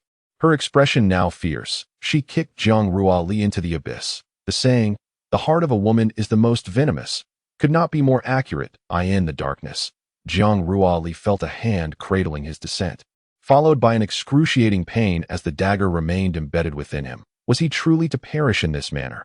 Jiang Yao shattered the statue into pieces. What significance did it hold, even if it was an ancestral effigy? Power was her utmost desire. Indeed, once the statue was destroyed, an ancient box emerged. Jiang Yao tilted her head back and laughed heartily. Within the box lay a jade vial containing a single drop of blood. Unable to resist, she swallowed it in one gulp, unleashing a terrifying sacred aura that shattered the palace that it was. After all, sacred blood. What a pity. If only she could obtain his 9 dragons' chi, her strength would surpass mere trifles. As for Jiang Ruoli, her vitality was reduced to a mere thread, and in her state of unconsciousness, she seemed to glimpse a shadowy figure. Am I dead? Time passed, and eventually, Jiang Ruoli stirred from her stupor. How unfortunate it was to face death not once, but twice in such a short span. Upon awakening, she found herself before an elderly man with an ethereal, ancient demeanor. Seeing Jiang Ruoli regain consciousness, the elder smiled warmly. Upon closer inspection, she realized he was but a remnant of a soul. Thank you, senior, for saving my life. There is no need for such formalities. It is my descendant who has plotted against you. It is I who must offer my sincerest apologies. Are you an ancestor of the Jiang royal family? Jiang Ruoli inquired to him why descendants possess no grace whatsoever. The downfall of our nation is, alas, understandable. Was that ancient demon tree outside placed there by you intentionally? I had intended it as a test of their resolve, but those who stray from the righteous path are destined to be severed from the legacy. In the substance above, merely a drop of sacred blood. The last gift I could bestow upon them. Though outwardly indifferent, Jiang Ruoli recognized the elder's stubbornness. After all, it was his possession, He could bestow it upon whomever he pleased, and it bore little relevance to her. You and I share the same surname. Coming here today signifies a fateful connection between us, that I shall impart all that I have learned throughout my life to you. Should you ascend to greatness in the future, I hope you might assist my clan in their time of decline. Senior, you misunderstand. I did not come seeking a legacy. I intended to aid Jiang Yao in accepting her inheritance. Unfortunately, she overthought her ambitions and sought to bring about my demise through extreme measures. The elder sighed in resignation. I understand your reluctance to accept my legacy, especially given your possession of 9 dragons' chi, which promises a future no less illustrious than my OW in my youth. I chanced upon an unparalleled doctrine known as the Sutra of Rebirth. I have merely scratched the surface of its mysteries, and now I bestow it upon you as a form of recompense. There is no need for such gestures, Senior. I had no intention of claiming any legacy. If only my descendants possessed your magnanimity, we would not have fallen to such depths. The elder produced a jade box and handed it to Jiang Ruoli. Young friend, I entrust this jade box to you. Please deliver it to the current ruler of the Jiang Kingdom. The fate of the kingdom now rests with its fortune. Rest assured, Senior, I shall personally present it to the Emperor Jiang. I am fading fast. I will transfer the remaining sacred energy to you. Please do not decline. Thank you, Senior. With a wave of his hands, a boundless force surged into Jiang Ruoli's body, distinct from source power. The sacred energy was purer and gentler. This comprises 3 threads of sacred energy, which will aid you in resisting any attack below the sacred realm. With those words, the elder transformed into a myriad of luminous points and vanished. Kid, I thought you were dead. At that moment, the voice of Jian Sen echoed. How did you awaken? I consumed a bit of your dragon energy, which hastened my revival. Why, dear grandmother, are you doing this on purpose? Waking late and not early, yet still siphoning my dragon energy. That I have made my decision. Today, I shall leave you here. Why such stinginess? With a pool of dragon energy at your disposal, you will never exhaust it. Moreover, if it were not for my efforts, you would not be where you are today. Truly, you are an ungrateful wretch. On to more serious matters. I have acquired a pill. Might you discern its origin? In this world, what have I not encountered? Is it not merely a blood demon pill? It is unsuitable for human consumption. 2 words. Utterly useless. Surely, you cannot be mistaken in your judgment. Mistaken. I am the foremost genius of the 3,000 realms. What have I not seen? Keep it. Perhaps it will serve a purpose in the future. Wait a moment. That old man must have bestowed the sacred energy upon you, has he not? Jian San's eyes glimmered with avarice. And Jiang Ruoli could discern his thoughts with ease. In a way, abandon that notion immediately, for I shall need it to save my own life. That I merely wish to see it, as you appear so reluctant. I am not one to be easily impressed. That I must ask, as a revered sword spirit, how is it that you possess no formidable sword techniques? It is not my desire, but upon my awakening, I found much of my memory lost. Many things have slipped from my mind. However, I could offer you some guidance, and once my memories resurface, I shall impart further knowledge. Jiang Ruoli was not swayed by his words. How long have I been here? Nearly time's end. That little lady of yours departed 3 days ago, and now, I can no longer sense her presence. That a dagger in the back is discomforting, is it not? A knife above your head. I see the red star of misfortune. You must keep your distance from women in the future. Do you not know how to speak? Speak plainly. What is your true identity? Otherwise, I shall leave you here. Oh, why must you trouble an old man? I truly hail from the 3,000 realms. 30,000 years ago, I was treacherously slain, and my soul descended to the lower realm. As you are aware, I became bound to this wretched sword until your teacher liberated me from the ruins 150 years ago. 30,000 years. Are you a tortoise? I was only 3,000 years old at the time of my death. Devoted to the pursuit of the pinnacle of swordsmanship. I have never taken a wife. Jiang Ruoli nearly burst into laughter. This fellow is quite the character. That I ask you, Jian San, with my talent, how long will it take to reach the sacred realm? Approximately 300 years. You think so little of me. My ambition is to attain sanctity in 10 years and achieve eternal enlightenment in a century. Such audacity. The path of martial arts grows increasingly arduous with time. It took me 30 years to grasp the sacred path, and over 3,000 years to catch a glimpse of the Emperor's realm. Moreover, the source energy in the lower realm is sparse. 300 years is already a brief span, and you are also cultivating the immortal path, which complicates matters further. Let all things unfold naturally. If it cannot be helped, I shall not press the issue. After all, whether one lives well or poorly, it is all but a day. In that case, I shall once again embark on my training before venturing forth. Jiang Ruoli considers herself fortunate. Jiang Yao's failure to slay him was a stroke of luck. She had no intention of indulging in extravagance regarding the inheritance, yet she did not anticipate being undermined by Jiang Yao for a mere drop of sacred blood. Once I emerge, I shall certainly settle this score with her. Spare me your words. That young lady has long departed from the borders of the Jiang Kingdom and journeyed northward. Furthermore, an unfamiliar aura has emerged in close proximity to Jiang, likely drawn by the previous phenomena you caused. I sensed that someone was observing you, a presence whose strength is at least at the threshold of the Saint Realm. Should such a formidable being decide to make a move against you, there would be little I could do to save you. Is it necessary for such a powerful individual to act against me? Would they not fear the ridicule of the world? It is hard to say. Some individuals possess no sense of morality. Thus, it is prudent to prepare in advance. If I were in your position, I would make my escape soon, lest this person arrives and brings ruin upon Jiang because of you. Do you imply that this is my fault? I speak the truth. With your current capabilities, you cannot aid them. It would be wiser to formulate a plan. Among the 7 kingdoms, any choice would suffice. Yet you have chosen to arrive in this desolate Jiang Kingdom. Nevertheless, Jiang Ruoli must heed Jian San's words. He is indeed far too weak at present. If Jiang were to perish because of this, he would bear a heavy heart, especially with his teachers and senior brothers and sisters still here. The gates of the ancestral land opened. Emperor Jiang and his entourage had been waiting for some time. Why is it that only he emerges? Jiang Ruoli. Where has my sister gone? Jiang has always held disdain for Jiang Ruoli, and seeing only him emerge, he surely suspects foul play that I know not. Her legs are her own, and where she goes is her affair. This moment, Jiang Ruoli cannot afford to underestimate Jiang Yao, who appears harmless but is, in reality, far more cunning than those present. Likely having plotted in advance, Your Majesty, this villain harbors malevolent intentions. The princess must have met with misfortune, and he should be executed by slow slicing. Jiang Ruoli regarded the speaker, whose beady eyes and repugnant demeanor were utterly despicable. Speak again, and I shall glare upon you with fury. The lecherous man hastily cowered behind Jiang Yi, fearing that Jiang Ruoli, in his wrath, would take his life. Your Majesty, the princess's whereabouts are unknown. He must be involved. Boy, surrender the inheritance, and we shall spare your life. Impudence. Am I the sovereign, or are you? Young master, please accompany me. Brother, you can no longer shield him. Otherwise, our Jiang nevertheless. Amidst the ravages of war, the role of the army remains negligible. What truly matters is the pinnacle of combat prowess. In stark contrast, the kingdom of Jiang, having been left with naught but a motley crew of cowardly souls, has seen its countless cultivators obliterated by the forces of the departing nation 3 years hence. Now, there exists nothing more.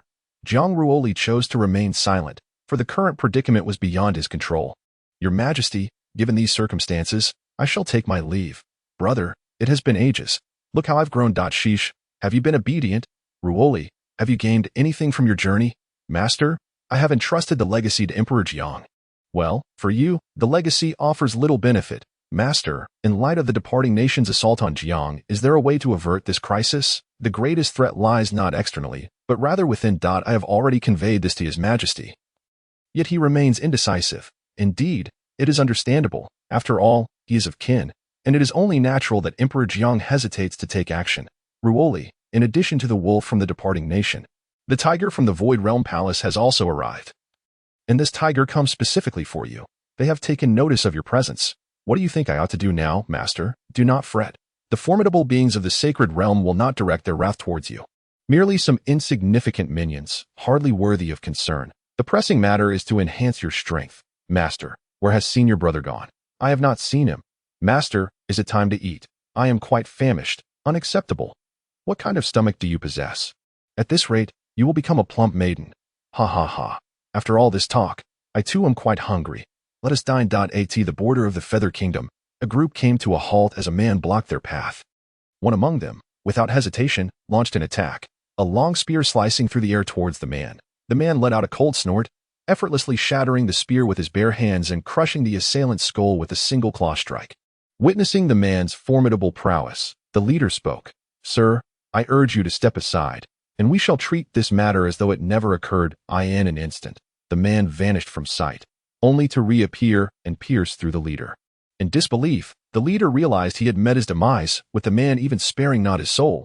Those behind him attempted to flee, only to quickly discover their bodies fading from existence. The man was none other than Ing Tian. Chapter 6. The Assault of the Departing Nation. One could only wonder at the level of cultivation attained by the elder Jiang. Jiang Ruoli pondered briefly before deciding to test it himself. The method of solidifying the Tao transformed his source energy into a fine mist, lifting him as if he were a celestial being riding upon clouds. Within the Tao Palace, source energy surged forth. Intertwining seamlessly with the mist, countless patterns danced around him as the fourth Tao star coalesced, followed by the fifth and sixth appearing simultaneously. The dragon aura morphed into a golden dragon, crashing against his heart of Tao. Inscribing intricate patterns, the mist not only facilitated his breakthrough to the sixth realm of the heart of Tao, but also stirred an unusual reaction from the fallen power, which had lain dormant since its initial emergence, occasionally eluding detection. Yet now, it resonated with the Sutra of Rebirth. Young one, this power is extraordinary. Reaching its zenith could rival divine strength. Jian-san, surely you are not exaggerating again. You now possess the essence of the 9 dragons. Wielding the dual attributes of storm and rain as your source of power, with the addition of the falling force, you have indeed grown formidable. In the 3,000 realms, it is rare to encounter someone with such fortune as yours. However, in comparison to me, you remain slightly inferior. Do not lose heart. Achieving even a fraction of my prowess is commendable. Jiang Ruoli, uninterested, dismissed him. This fellow was full of nonsense, and who could tell if his words bore any truth? The first layer of the water-severing sword seal had been lifted, and she wondered how much of its power she could now unleash. In the rear mountains, before her stood a towering peak. With a single swing of her sword, in a flash of lightning and fire, the formless sword energy cleaved half of the mountain away. Jiang Ruoli was quite pleased with this strike. The fourth sword of water severing exceeded her expectations in strength. What is there to be proud of? Its power is merely average, sufficient only to injure cultivators at the 9th realm of Tao Heart. Came the mocking voice of Sword 3. Be silent. Your silence does not make you any less of a fool. Young one, while your swordsmanship is quite standard, its speed is too slow, and the charging time is lengthy. This is a critical weakness. Should you encounter a master of the sword, this flaw could prove fatal. My speed is still lacking. The imperial technique of the Li Kingdom, the snow-treading step and the traceless sword, was created by some genius, I suppose. Genius, indeed. Sword 3 scoffed derisively at the traceless sword technique. Jiang Ruoli could not be bothered to argue. Just then, a tremor resonated from all directions. The heavens of Jiang Kingdom had transformed. The winds and clouds surged, coalescing into a barrier that enveloped the entire imperial city. Jiang Ruoli clearly saw an individual outside the barrier wielding a divine hammer, striking down repeatedly. The barrier began to show a breach as the imperial city of Jiang shook violently. Jiang Ruoli understood that the Li Kingdom had arrived. After Prince Lan Se had allowed their departure last time, she wondered which prince now led the army. Brother, why are you still here? Teacher and the others have gone outside. In the sky above the imperial city, the Jiang Emperor took action personally. He radiated an unfathomable power, and beyond the barrier, a storm of source energy annihilated everything in its path. A divine sword coalesced, emanating a terrifying sense of oppression. This was Jiang Ruoli's first time witnessing the Jiang Emperor's might, and until now, she had felt no fluctuations of source power emanating from him. As the divine sword descended, countless cultivators were ruthlessly slain under this overwhelming force. Kill. Upon seeing Jiang Ruoli arrive, the Jiang clan's nobility displayed wary expressions. The Jiang Emperor exchanged a brief glance with Jiang Ruoli, with no need for further words. He clearly anticipated her arrival. Jiang Emperor, come forth and surrender. My Emperor has declared that should you exit the imperial city on your knees, out of consideration for the esteemed consort Jiang, leniency will be granted. In time, Jiang Kingdom may be recognized as a vassal state of my Li Kingdom, and you may be granted a title of nobility. Li Wang, does your Li Kingdom not fear the ridicule of the world for violating the peace treaty between our two nations? Violating, in the face of absolute power. What is there to uphold? Were it not for your Jiang Kingdom's eldest princess sacrificing herself for my emperor, your kingdom would have perished long ago. You insignificant wretch, Jiang Kingdom will never surrender. My emperor will lead us to restore the glory of Jiang Kingdom. Jiang Ruoli immediately recognized the lecherous man from before. Truly, he dared to utter anything. The efforts are solely exerted by the teachers and Emperor Jiang. Although these royal relatives boast with bravado, they cower behind, trembling in fear. Perhaps at this very moment, They are fervently praying for the survival of the Jiang nation, allowing them to continue their lives as nobles. Since everyone is so deeply concerned about the fate of the Jiang nation, today, the royal family should set an example for the common people, Jiang Ruoli remarked. The lecherous man's expression shifted dramatically. Jiang Ruoli, remember your place. The matters of the Jiang nation are not for you to meddle in, Jiang Yi retorted, brandishing a long staff and glaring fiercely. Emperor, I suspect this individual is a spy from the Li nation, attempting to sow discord among our clan that we should immediately execute him as a warning to others. The Emperor Jiang remained silent. He had intended to purge the royal family, and now that Jiang Ruoli had stepped forward, he was curious to see if she could accomplish this task on his behalf.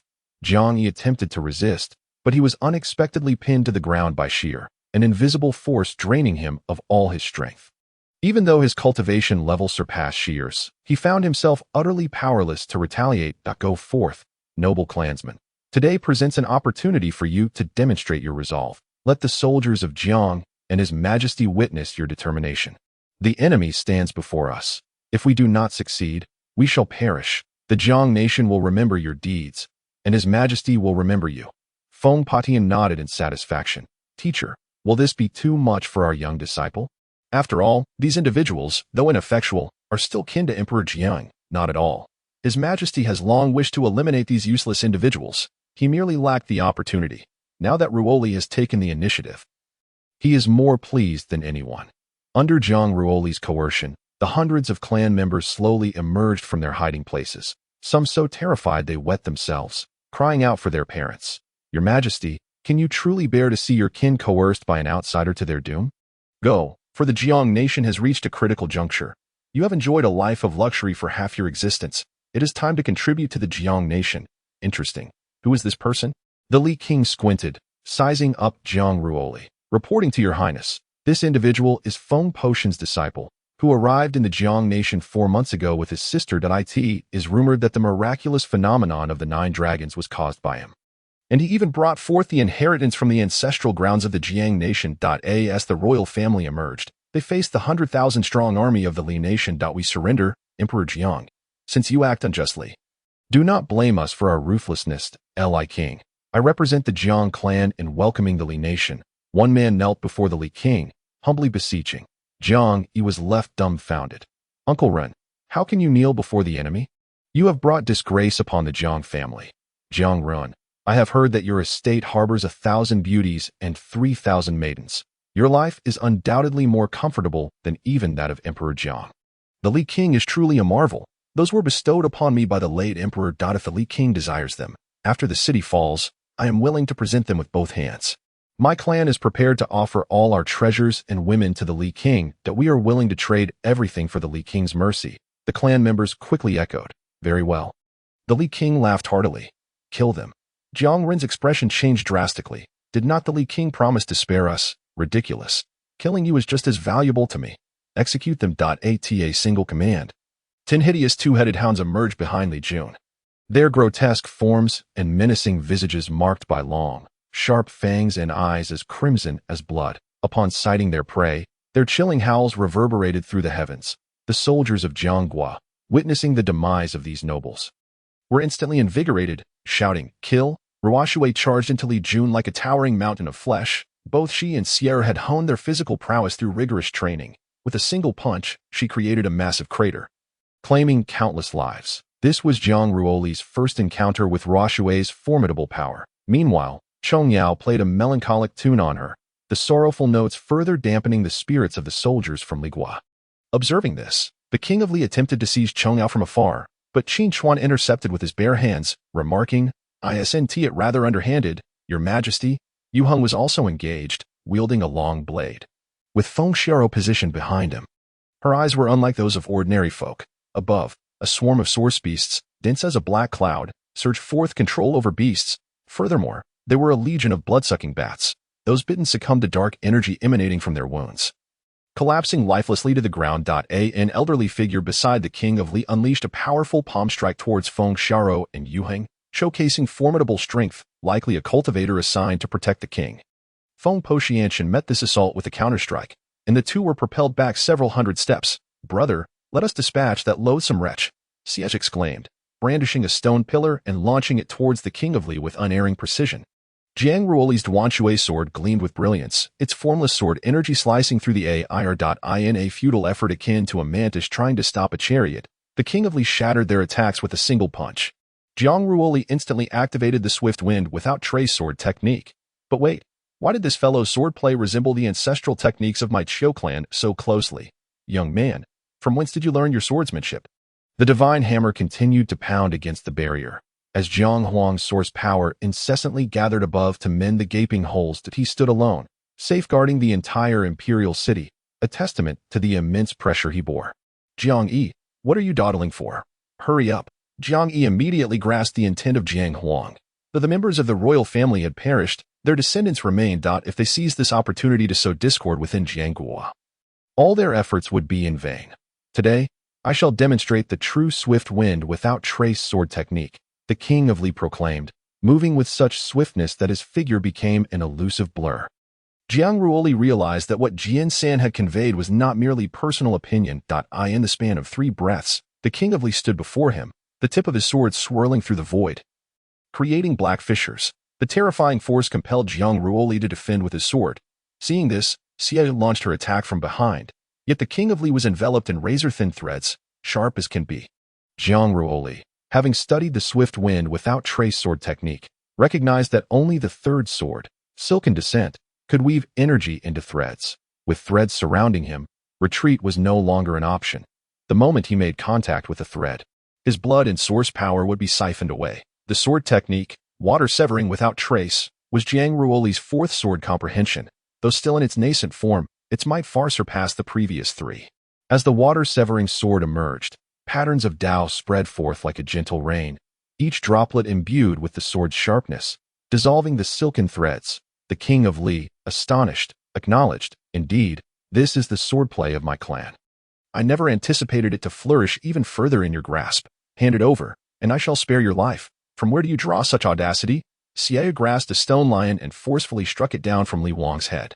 Suddenly, Li Wang erupted with a formidable sword intent, enveloped in a cocoon of silken threads, resembling a silkworm pupa, establishing an impenetrable defense. The stone lion crashed heavily upon it, yet the cocoon remained utterly unmoved. While countless silken threads continued to stretch across the void, despite Xi'er's evasive maneuvers, she was still struck in the shoulder and fell from the air. Xi'er, Jiang Ruoli exclaimed. Child, do you dare to be distracted in my presence? Li Wang manipulated the silken threads, weaving them into a colossal net that cascaded down like a tempest, a sword technique, sword net. Brother, I am fine. Observing the approaching sword net, Jiang Ruoli gathered a surge of energy in his palm. And suddenly, a divine aura emerged as the spirit of a golden dragon spiraled around him. "Oh, it truly is you," Li Wang exclaimed with delight, as the dragon's aura enveloped the sky, its spirit unleashing bolts of lightning, swiftly tearing through the sword net. Although Jiang Ruoli had not intended to reveal himself, he found himself left with no other recourse. The dragon's energy altered the very fabric of the world. And amidst the ranks of Li's army, they wreaked havoc. The wielder of the divine hammer faced the giant without further assaulting the barrier, joining forces with the elder to confront Feng Patian. The elder's side was shrouded in dark energy. A scythe adorned with a glimmering eye, seemingly alive, rested upon his back as the giant loomed above, the divine hammer descending with lethal intent. Witnessing this, the onlookers grew concerned. Only Feng Patian could contend with such power, previously matched evenly against the elder, yet the arrival of the giant shifted the balance. Feng Potion's defeat was now merely a matter of time. Jiang Ruoli felt anxious, yet with his current strength, he could offer no assistance. And with Li Wang still present, even the empowerment of dragon energy was insufficient against someone several realms above him. Where had the elder brother gone? If only he were here. Child, do you now comprehend the concept of there are heavens beyond heaven and people beyond people? Jian Sen remarked with a hint of bitterness. I told you, 1 day of loss leads to 3 days of discomfort. What now? Do not fret, for not far from here lurks a formidable expert of the Tianyan realm, whose cultivation rivals that of your elder brother. If he has yet to intervene, he is likely biding his time. Perhaps you are his target. Surely not. If he were to attack now, wouldn't he that leave me with no escape? Feign defeat to draw him out. The most valuable asset here is you. What are the odds? What if he directly comes for me? Then you shall perish. Damn it. Sword technique. Water edge, Li Wang effortlessly countered. This move is indeed formidable. Yet your cultivation is far too weak to unleash even a fraction of its true power. Prepare to meet your end. Enveloped in silken threads, Jiang Ruoli's presence vanished in an instant. "Pa, you shall die?" A mocking voice emerged from the shadows. "How can a dignified prince of the Li Kingdom lack the resolve to strike? Who goes there? Step forth." Chapter 7. Shedding dragon energy. The speaker appeared above Li Wang, having broken through the silken sword net. Yet Jiang Ruoli was nowhere to be seen. Had he been utterly annihilated? "Tang Yulong, what brings you here?" "I am, of course, here for him." Tang Yuling pointed at Jiang Ruoli. For the Tianyin realm expert Jian San had indicated was none other than this individual. Li Wang. The kingdom of Wu and the kingdom of Li possess comparable strengths, should a war truly commence. The outcome remains uncertain. However, in this moment, you are not my match. Depart swiftly, or face death. Just then, 8 radiant golden avenues appeared from the heavens, overshadowing the palace of the void, the Night Emperor of the Nightlang Kingdom. The luminary clans Guangming Kanglan, the king of the Li Kingdom, the martial emperor of the Wu Kingdom, the queen of Lulan, and even the esteemed elder brother Ingtian emerged upon one of the paths. The Yu Emperor Ingtian, the southern gate of Nanya, the divine emperor of the divine kingdom, and, apart from these, Jiang Ruoli beheld the long-lost Jiang Yao, now standing beside the divine emperor, gazing down upon the capital of the Jiang Kingdom. Jiang Ruoli felt an ominous foreboding. The simultaneous arrival of these figures could only mean they were here for him. "Jian San, what shall we do now? Can I still escape?" "Who is Jiang Ruoli?" Guy Tsangxiong gazed ahead, emanating an aura of authority without anger. "Master, your majesty, it appears that today may not bode well. Regardless of what transpires, do not worry about me." "Brother, no. They will kill you." Xi'er grasped Ruoli. "Preventing him from advancing. It is of no concern. We have endured through the most arduous and perilous times together. Wait for me. Along with the master and the others, I shall return shortly." Jiang Ruoli stepped forward alone, declaring, "I am Jiang Ruoli. May I inquire as to the purpose of your visit, esteemed seniors? Is this how the Palace of the Void conducts its affairs? The dragon energy departing from my body remains a grievous wound. My Jiang Kingdom shall not acquiesce to your unreasonable demands. Jiang Emperor, I advise you to reconsider. This individual is one of my Li Kingdom's own, and it is not your place to decide. Surrender the dragon energy at once, or I shall obliterate the Jiang Kingdom with but a gesture. Your Majesties, I stand for Ruoli's master. I cannot bear to see him fall. Gai Gongzu, I, Feng Patian. Challenge you. Do you dare? Master, no. Jiang Ruoli implored, unwilling for anyone to suffer on his behalf. Although he had only been here for a few months, he had forged a close bond with his master and fellow disciples. It matters not, Gai Gongzu. If I, Feng Patian, can withstand 3 of your strikes, will you then withdraw? You? It seems you have forgotten past lessons. However, since all esteemed ones are present today, I shall not use the Palace of the Void to take advantage of you. If it is for your disciple's sake, I shall grant you this opportunity. Should you withstand 2 of my strikes, I shall withdraw from the Jiang Kingdom. Jiang Ruoli's eyes reddened. He wished to persuade further, but saw Feng Patian looking at him kindly, while Tian signaled for Jiang Ruoli to remain composed. Though he was the newly crowned emperor of the Yu Kingdom, the current situation was beyond his control. Gai Tsangxiong pressed down with both palms, an infinite sacred might bearing down. Feng Patian summoned the winds to form a barrier, transforming them into a sword that clashed with Gai Tsangxiong's imposing presence, manifesting as a colossal hand that effortlessly shattered Feng Patian's weapon, akin to the divine power of the heavens, unassailable and sacred. In the face of Gai Tsangxiong's overwhelming pressure, Feng Potion's efforts to resist proved futile, as he was violently propelled away by the terrifying might of the semi-saint. Enough? Do you not seek the chi of the 9 dragons? Master, your sacrifices for your disciple will be etched in my heart. A true gentleman knows when to act and when to refrain. Today, I, Jiang Ruoli, acknowledge my limited strength and hold no grievance against anyone. However, I have one condition. Should you refuse, I shall self-destruct the Dao Palace, dispersing the dragon energy, and you shall find yourselves at a loss. You audacious young wretch, you were once a slave of my Li Kingdom. Having fled here 4 months ago, did I command you to surrender the dragon energy, or I shall ensure the entire Jiang Kingdom pays the price with your life. Why should the Emperor of Li concern himself with matters pertaining to a mere back?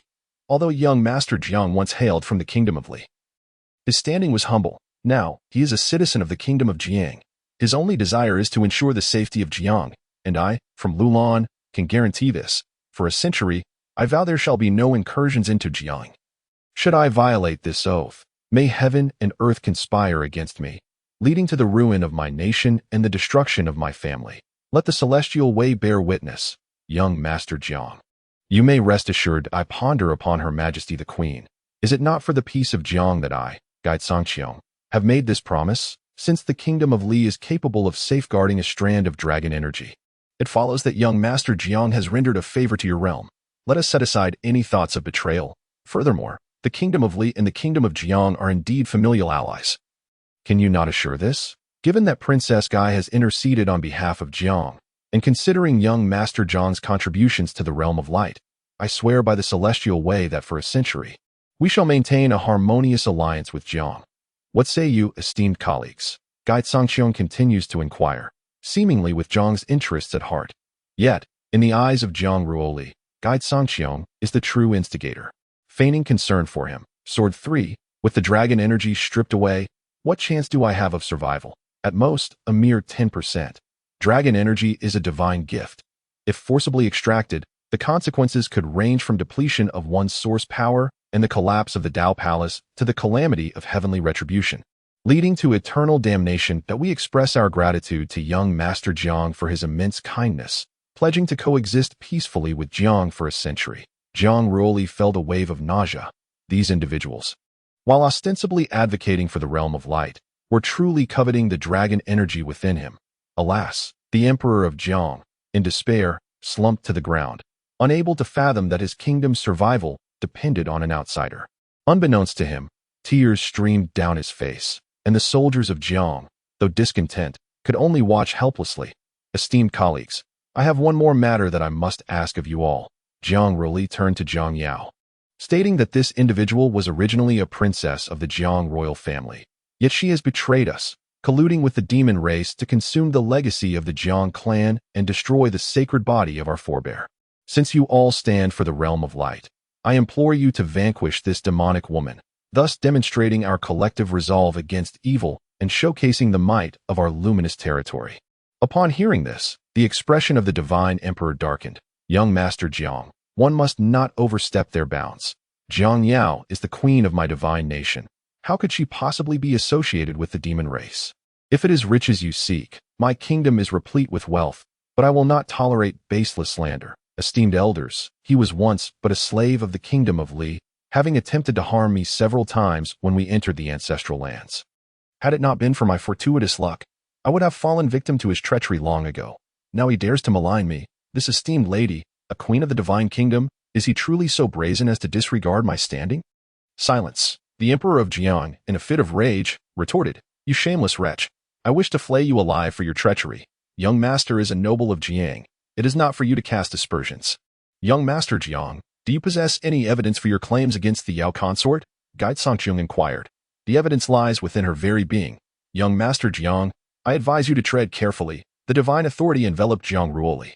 Jiang Yao regarded Jiang Ruoli with disdain, as though in her eyes, Jiang Ruoli was utterly insignificant. Divine Emperor, do not act impulsively. Let young Master Jiang finish speaking. He claims that the evidence resides within the Yao consort. What is it, you may ask? It is the demonic seed. Within Jiang Yao's heart lies a demonic seed, which, upon its eruption, I managed to suppress using the 9 dragons' chi. Should any doubt this, they may verify for themselves. Guide Sangqiong gazed intently at Jiang Yao, as a seal enveloped her. Gai Gongzu, do not overstep your bounds, he warned, but in the next moment, he was left dumbfounded. Jiang Yao had already vanished, leaving only a tendril of demonic energy severed by Guide Sangqiong's sword. Indeed, as Jiang Gongzi asserted, how could there be a demon by the side of the esteemed divine emperor without his knowledge? This, the divine emperor replied, I truly did not know. Had I been aware, I would have ensured her demise long ago. His face darkened, clearly taken aback by the revelation that Jiang Yao was indeed a creature of darkness. Since the divine emperor is unaware, let us set this matter aside for now. Rest assured, I shall eradicate this demon. He continued, Jiang Gongzi, now that your request has been fulfilled, let us commence. For your safety, we have deliberately employed a Tao formation to sever our connection to the dragon Qi. So there is no cause for concern. Brother, Xi'er has already dissolved into tears, came the lamentation. Fear not. Little junior brother will certainly be fine, Jiang Ruoli reassured, stepping forward. Today, he had no other option if he fled. The Jiang Kingdom would face utter ruin. 9 individuals formed a seal, binding Jiang Ruoli's limbs with ethereal chains. Ying Tian, the reluctant, recognized his duty as the Emperor of Jiang Kingdom and could not act otherwise. Little junior brother, consider this a debt owed by your elder brother, he declared. The 9 extended their hands into Jiang Li's Dao Palace, where the dragon Qi surged tumultuously, creating a backlash of force. Golden lightning erupted forth as Jiang Ruoli endured immense suffering. The 9 dragons' Qi was akin to his very soul. Guide Sangqiong rejoiced, roughly seizing a strand of dragon Qi and forcibly extracting it. A gaping hole appeared in Jiang Ruoli's Dao Palace. Wind Patian wept bitterly, lamenting his inability to protect you. Before he could finish his words, he spat a mouthful of blood and collapsed. Others observed the scene. Hurry, everyone. If we delay, he may perish under the strain, and the dragon Qi will disperse. With brute force, they tore the dragon Qi from the Dao Palace. 2nd, 3rd, 5th, 8th. Yet Ying Tian hesitated to act. Tears streamed down his face. With a mighty pull, the 9th strand of dragon Qi was extracted, leaving a large gash upon Jiang Ruoli's abdomen, life force waning. Farewell, everyone. After a considerable time, when Patian awoke, weary, guarding Jiang Ruoli's side. Teacher, is there any hope for little junior brother? Ying Tian inquired. I do not know. For now, His Majesty has preserved his life using Jiang Kingdom's secret arts. We can only wait and see. Teacher, I have wronged little junior brother, Ying Tian confessed, kneeling before Wind Patian, that I possess the dragon Qi from within him. Perhaps it may prove useful. Ying Tian, Wind Patian bellowed. Rise. This is not your fault. Besides, your little junior brother does not blame you. Nor do I. If we are to find fault, let it be with our own weakness if you wish to prevent such tragedies in the future. Strengthen yourself to protect those dear to you, ensuring they do not suffer harm again. Jian San, unable to bear the sight, remarked, This lad remains resolute without uttering a word. A true man. I respect you. And as long as I am here, you shall find it difficult to meet your indeed. I in the realm of the sword body. Sword 3 invoked a secret technique, cradling a pearl within his palm, containing the spirits of 9 dragon souls. Surprising, isn't it?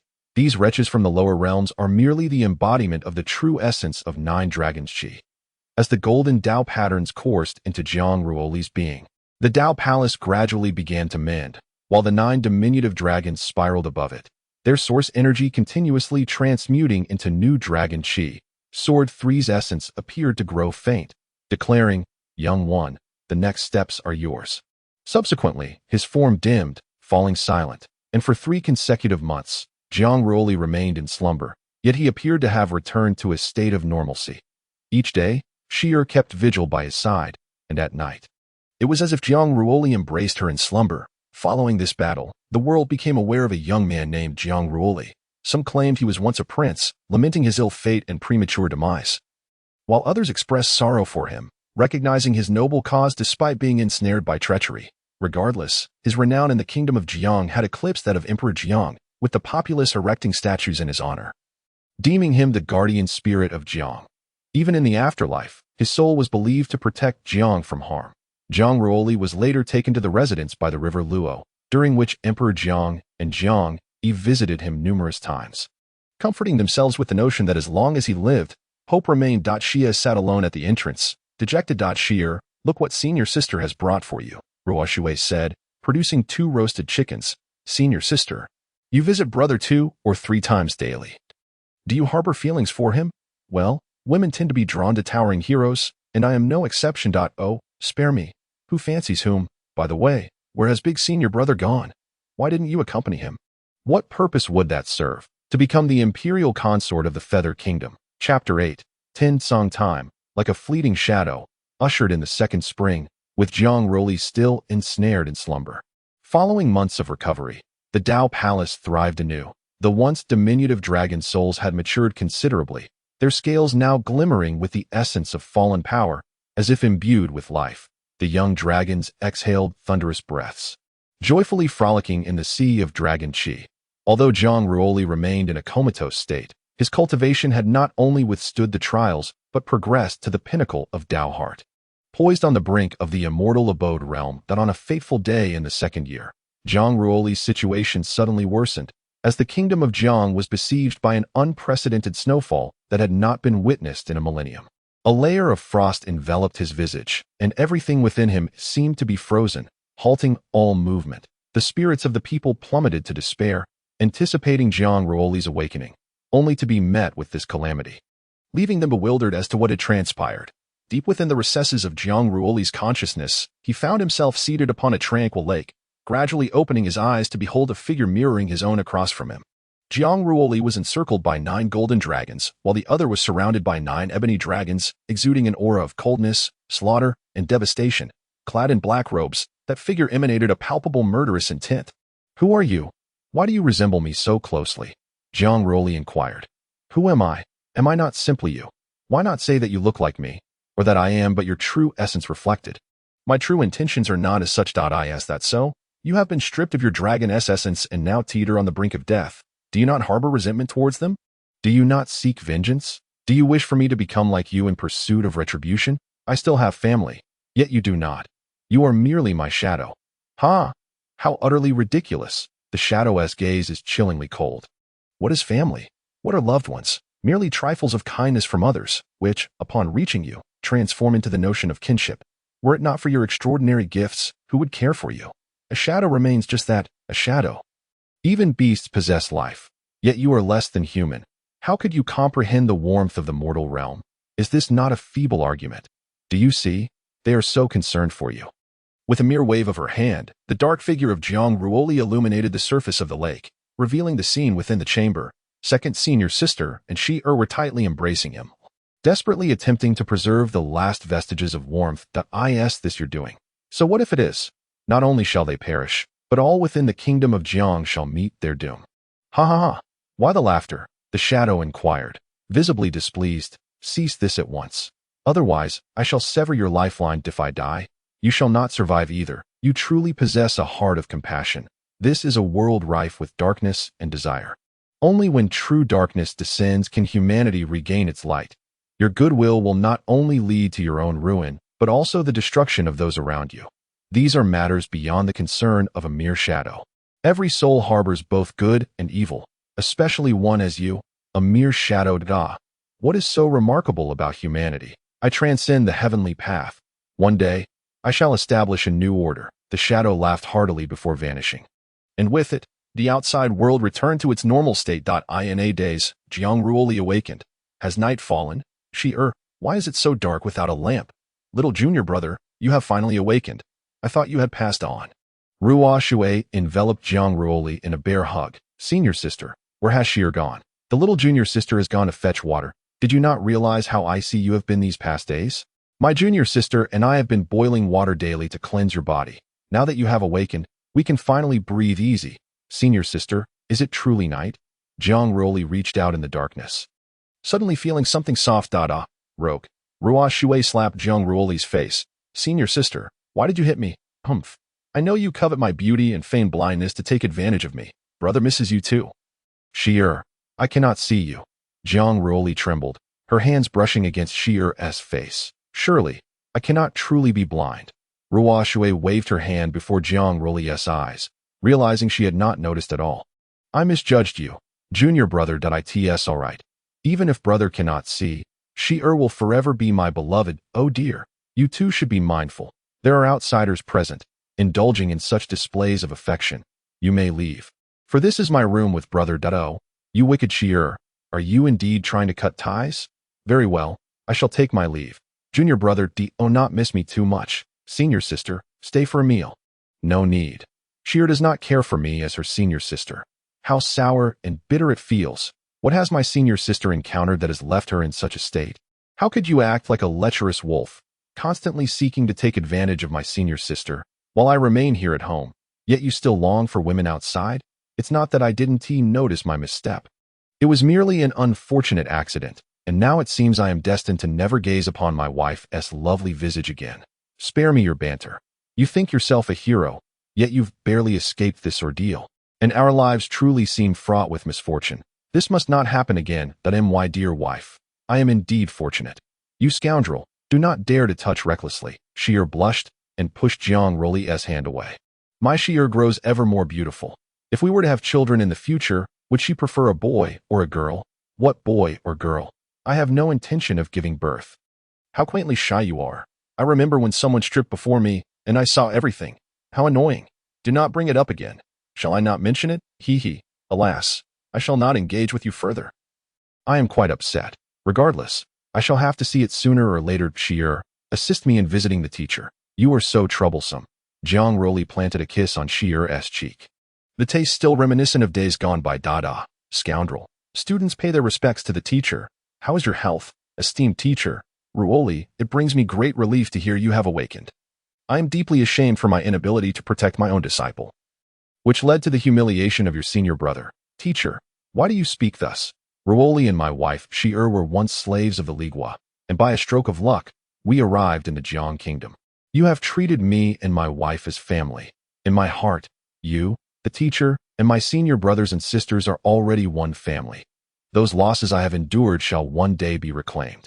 Ruoli, why do your eyes appear so hollow? Upon awakening, I discovered I had lost my sight. It may be a lingering effect of my previous ordeal. Damn it, these people are truly overstepping their bounds. One day, I, Qin Xuan, will ascend to the Shujia Palace and avenge today's disgraceful impotence. Indeed, such actions render them no different from petty villains. I am grateful to both senior brothers for their assistance. However, there is still one matter I do not comprehend. I seek the teacher's guidance regarding a dream. Please, Ruoli, do share. Today, I dreamed of sitting upon a lake, when suddenly I beheld a figure across from me. Seated upon the ground, this person bore a striking resemblance to me, yet exuded an aura of malevolence, filled with dark intent and the essence of slaughter. The human heart is ever-changing. Even a fleeting thought of resentment can give birth to inner demons. If I am not mistaken, this entity has transcended mere inner demons, drawing upon the power of heaven and earth to manifest in human form, yet remains linked to you. Does it mean that all that transpired in the dream is truly real? Does this being genuinely exist? It does indeed exist, though it is rare for such entities to take on physical form, let alone possess self-awareness. However, you need not worry. This entity is one with you and will not harm you for the time being. When you reach a certain level of cultivation, you will find an opportunity to eradicate it. I understand. Teacher, for now, the Jiang Kingdom is relatively safe, yet remaining here indefinitely is not feasible. You should seek opportunities to venture forth and experience the world beyond. Teacher, I intend to journey to the Jiang Kingdom with Chong Yao, Qin Xuan declared. Teacher, I plan to visit the Guangming clan. Yuheng, the Radiant clan possesses formidable strength and proudly claims descent from the Luminary Lord. Remember, do not act impulsively. I understand. Ruoli, where do you, instead, intend to go? To Ligua? Surely you jest, little junior brother. If the Emperor of Ligua learns of your journey there, he would undoubtedly seek an opportunity to eliminate you. Such a risk is inadvisable. Indeed, choosing any other country would be far wiser than Ligua. Over the years, the people of Ligua, influenced by their emperor, have grown increasingly hostile to outsiders, rendering any intervention from him unnecessary. I no longer pose a threat to them, and even if the emperor were to discover I still live, he would not regard me with the same intensity as before. Moreover, I am still a citizen of Ligua. I will be safe. Ruoli, since you are determined to go to Ligua, I shall not stand in your way, but you must adopt a different identity. The student understands. You all have destinations, yet it is only Xiao and I who find ourselves without a place to go. Xiao, have you decided where you wish to go? To Lulan. That happens to be my homeland. Let us journey together, so we may care for one another. Ruoli, Xi'er's cultivation method resembles that of your second senior sister. Perhaps it would be wise to have Siege accompany them. Teacher, you are putting my junior sister in a difficult position. After all, she is constantly preoccupied with thoughts of her beloved. A day apart feels like 3 autumns. It is best to leave it be. I will accompany you. Brother, you must keep yourself safe. If anything were to happen to you, I would not wish to survive alone. Oh dear, it is not as if we shall be parting forever. Once we reach the Titan clan, I shall protect you. The Titan clan. Your senior sister is the daughter of the chief of the Lulan Titan clan. A few years ago, I fell victim to a plot while abroad. And fortunately, the Titan clan came to my rescue, hence our connection. Humph, now you see my prowess, do you not? Indeed, teacher. Jian-san, are you still alive? Jian-san. How annoying. What is the commotion at such an early hour? You are disturbing this emperor's sweet dreams. Can you discern the nature of Xi'er's constitution? That is hardly a mystery. She shares the same Titan bloodline as your senior sister. However, in my estimation, this young girl possesses another lineage. The devouring spirit bloodline. My senior brother has mentioned it, but only as a legend. Who told you it was merely a legend? In my youth, I inadvertently stumbled upon a treasure trove where the devouring spirit clan resided. A race that, like the Titan clan, belongs to the 10 Celestials, possessing immense power. In those days, the queen of the devouring spirit clan, with her semi-emperor cultivation, was able to slay emperor-level adversaries with great vigor. What is the 10 Celestials? The 10 Celestials refers to the 10 powerful races or source beasts that emerged after the Dark Turmoil, including the devouring spirit clan and the Titan clan, as well as the Wolf clan, the ancestral dragon, the ancestral phoenix, the azure bird, the ice emperor, the thunder ancestor, the white marsh, and the fish people. Among them, the azure bird is the mightiest, originally immortal. It ultimately ascended to the eternal realm. Have you encountered them all? Naturally, in my day, I was at least of semi-emperor status. What have I not seen? You are merely boasting. If you choose not to believe it, so it is understandable. Surviving such grievous injuries is a miracle in itself. Losing one's sight is hardly significant. What the eyes behold may not reflect the true nature of the world. Cultivating the self is inferior to cultivating the heart. What does that entail? You have indeed posed your inquiry to the right person. Do you recall the elderly gentleman who presented you with the scriptures of the afterlife? This practice cultivates the heart. And the elevation of one's mental state is the most arduous endeavor. If you can perceive the connection of the heart's eye, you will discern that the presence of sight does not equate to true vision. However, this is a formidable challenge. Throughout history, there have been fewer than 100 individuals capable of achieving such profound insight. Perhaps it is better left unspoken. Take your time. We possess ample moments ahead. Before departing for the Kingdom of Li, you must cultivate the ability to see with the heart, for without this, your journey may lead to demise. Let us strive towards this together. I shall retire now. Seeking a moment to absorb some dragon energy. Brother, I will be departing with my senior sister and her companions tomorrow. We have agreed to reconvene here 1 year from today, yet I shall miss you dearly. Heed your senior sister's counsel. Know that I will think of you as well. Now, only the teacher remains. With the presence of the Emperor Jiang, the teacher shall not feel solitary. Indeed, I may delay my departure by a few days. You may proceed ahead. My senior sister is quite insistent. Is it not permissible to leave a few days later? You cannot see it now, but I am quite worried. Fear not, for the eyes may overlook certain things. On the following morning, sunlight streamed into the dwelling as Jiang Ruoli bid farewell to Xi'er and the others. The world is vast, yet lovers shall inevitably reunite. Subsequently, Jiang Ruoli made her way to the imperial palace. Upon her arrival, Emperor Jiang promptly approached her, warmly grasping her hand and inviting her to sit upon the throne beside him. Such an occurrence had never transpired before. Ruoli, it brings me great relief to see you unscathed. I have taken the liberty of proposing that we become brothers. Would you acquiesce to this? At this, the others exchanged glances, for Ruoli held a humble status and dared not stand equal to his majesty.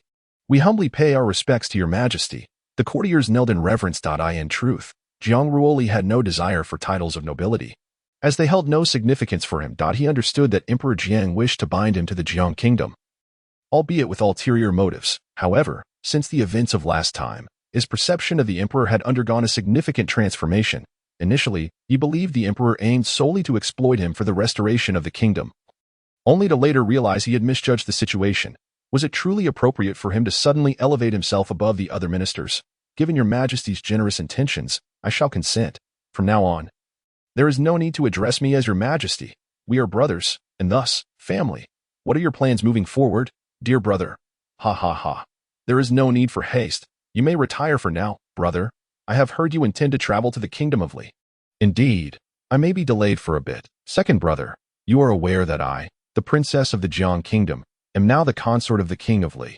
Should you have the opportunity to meet her, please convey my regards to my elder sister. Rest assured, brother, I shall certainly meet the princess. As we part ways, who knows when we shall meet again? The Kingdom of Li is not akin to the Jiang Kingdom. You must exercise caution in your actions. Do not worry, brother.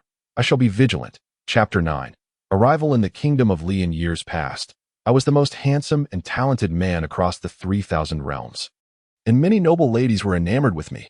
Reflecting upon those days, I realized how naive I was, oblivious to the virtues of a young lady. I say, having absorbed so much of my dragon energy. Should you not offer me some form of benefit in return? Were it not for my esteemed self, you would likely be lost to oblivion by now, yet you dare to negotiate with me.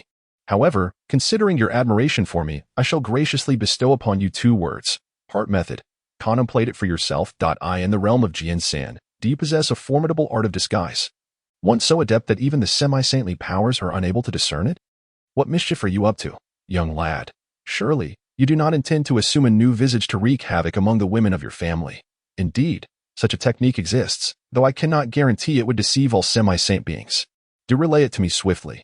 Here, I possess a tome titled the Ode de Liao, which you may peruse at your leisure. I have not practiced it myself. It was once one of the supreme arts of the Xuanian Gong, and legend has it that mastering it to the highest realm allows for any transformation, even the ability to change one's gender. Does this imply that a man could become a woman? How utterly bizarre. What I offer you is merely the first layer. The others have been discarded by me. Why, you ask? Because as one progresses further in this technique, permanent alterations to gender and form will ensue. For instance, a man practicing the Ode de Liao would gradually transform into a woman. Should you desire, upon reaching the 3,000 realms, you may join the Xuan Palace. Is such a thing truly possible? No, I shall pass. The very thought is terrifying. Since you are heading to Li Nation, your previous techniques can no longer be employed. Apart from the Qi of the 9 dragons, you still possess the power of descent. But the former must remain concealed. The power of descent is the most potent force I have ever encountered. I can perceive both vitality and annihilation, surpassing the realm of celestial source power. You must carefully consider which source power to utilize in establishing your destined world. What is a destined world? You seem perplexed. A cultivator's strength is directly linked to their destined world. Upon reaching the celestial mansion realm, one's Dao heart shatters and evolves into a distinct world, serving as the core of their Dao palace. The destined world is of utmost importance, yet you are still far from it. So there is no need for haste. Furthermore, I must inform you that I shall enter into slumber from this day forth, a slumber that may last several years. Henceforth, take care of yourself. I would not want to awaken to find your grave at my feet. Have you not already slumbered for 30,000 years? Merely 30,000 years, for some semi-emperors may retreat for 100,000 or even 1,000,000 years. Thus, 30,000 years is inconsequential. Simply remember to act within your means. A true man can bend and stretch, and living is paramount above all. Farewell. Now, only Jiang Ruoli remains. Since the onset of Jiansan's slumber, the Duanshui sword has lost all connection with him, floating aimlessly within the Dao Palace like a mere stone. What remains is an endless pursuit of cultivation. The Rebirth Sutra is unlike any other art. Although it is merely a refinement of the heart, Jiang Ruoli has begun to sense a unique resonance. Growing ever more attuned to the celestial source power, cultivators emphasize heart and mindset, while immortals prioritize realms. The two are distinct. Jiang Ruoli is adorned with golden Dao patterns, which encapsulate the power of descent. Washing through his meridians, birthing vitality amidst destruction. In 3 months, half a year has elapsed, and Jiang Ruoli has cultivated the Rebirth Sutra to the 2nd level of the Breaking Dao method. On this day, Jiang Ruoli entered a mysterious world. His vision remained obscured, yet the Dao principles allowed him to perceive everything around him. At this moment, he transformed into the likeness of another, his aura restrained, his cultivation entirely indiscernible. After bidding farewell to Feng Patian and Jiang Huang, Jiang Ruoli set forth towards the Li Nation. His disguise was so masterful that even Feng Patian could not see through it, which instilled confidence in Jiang Ruoli and The kingdom of Li was a realm steeped in bloodshed and darkness. Typically, those without cultivation at the level of the immortal mansion would enter but never emerge. Thus, those Li cultivators who had survived until now were stained with blood. After a journey of 2 months, Jiang Ruoli finally arrived at the imperial city of the kingdom of Li, the Grand Dali royal city, which was permeated with the stench of blood. Suddenly, a magnificent tall building came into view. Jiang Ruoli strode inside, where he found a central arena with 2 men grappling fiercely. The women nearby were scantily clad, discussing how these 2 men had signed a death contract over the beauty before them. Indeed, throughout history, beautiful women have often brought disaster. A chilling scream pierced the air as a frail man had his skull shattered by a single punch from a burly young man, with brain matter splattering onto the young man's face. In full view of the crowd, he even licked the remnants of the brain matter from his tongue, while the spectators cheered loudly, seemingly unfazed. Noticing Jiang Ruoli's entrance, one of the women approached that moment.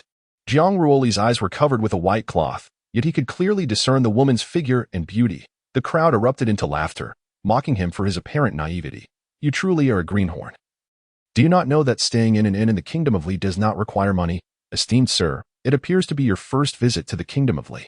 May I inquire your honorable name? I am Qing Xian, and indeed this is my first visit. Since your esteemed establishment does not require payment, what is the cost to stay in the Dali royal city? One must duel against a prisoner of the Kingdom of Li. If victorious, you may stay for as long as you desire, and there are also beauties for you to choose from. Is the young lady also one of the choices? Ha ha ha. This lad is bold, daring to set his sights on the woman of the second prince. Master Xiaoyun, it seems this young man wishes to spend a delightful evening with you. I wonder if the second prince would approve? Xiaoyun smiled gracefully, of course, but you must win 12 consecutive battles. Should you achieve that, this establishment shall be yours. Can I concede? No, once begun, you must fight every month. Decide wisely, for you may commence your first battle now or a month hence. Xiaoyun produced an iron medal from her bosom and handed it to Jiang Ruoli. My lord, you are now a level 1 slayer. Will you begin now or in a month? Xiaoyun, a howl rose from the crowd. Kid, hand over the medal. It still carries Xiaoyun's fragrance. We will pay a handsome price. A group of perverts fixated on Jiang Ruoli, and the young man on stage glared at him, for he was now a level 3 slayer. Xiaoyun actually gave him the personal medal. It infuriates me. Kid, I challenge you. The crowd erupted in cheers. Iron Wolf, show this outsider the true colors of our Kingdom of Li. So, he was named Iron Wolf. Possessing a Dao heart at the 9th realm, indeed a significant advantage over me. Are you afraid now? The crowd taunted, prompting Jiang Ruoli to step forward. Kid, hand over the medal, and I shall leave you with a complete corpse. Iron Wolf cracked his knuckles ominously, for until now, no one of the same realm had endured 3 of his punches. Master Xiaoyun, if Qing Xian emerges victorious, how about sharing a drink with the lady tonight? Xiaoyun was taken aback. This young man truly had her on his mind.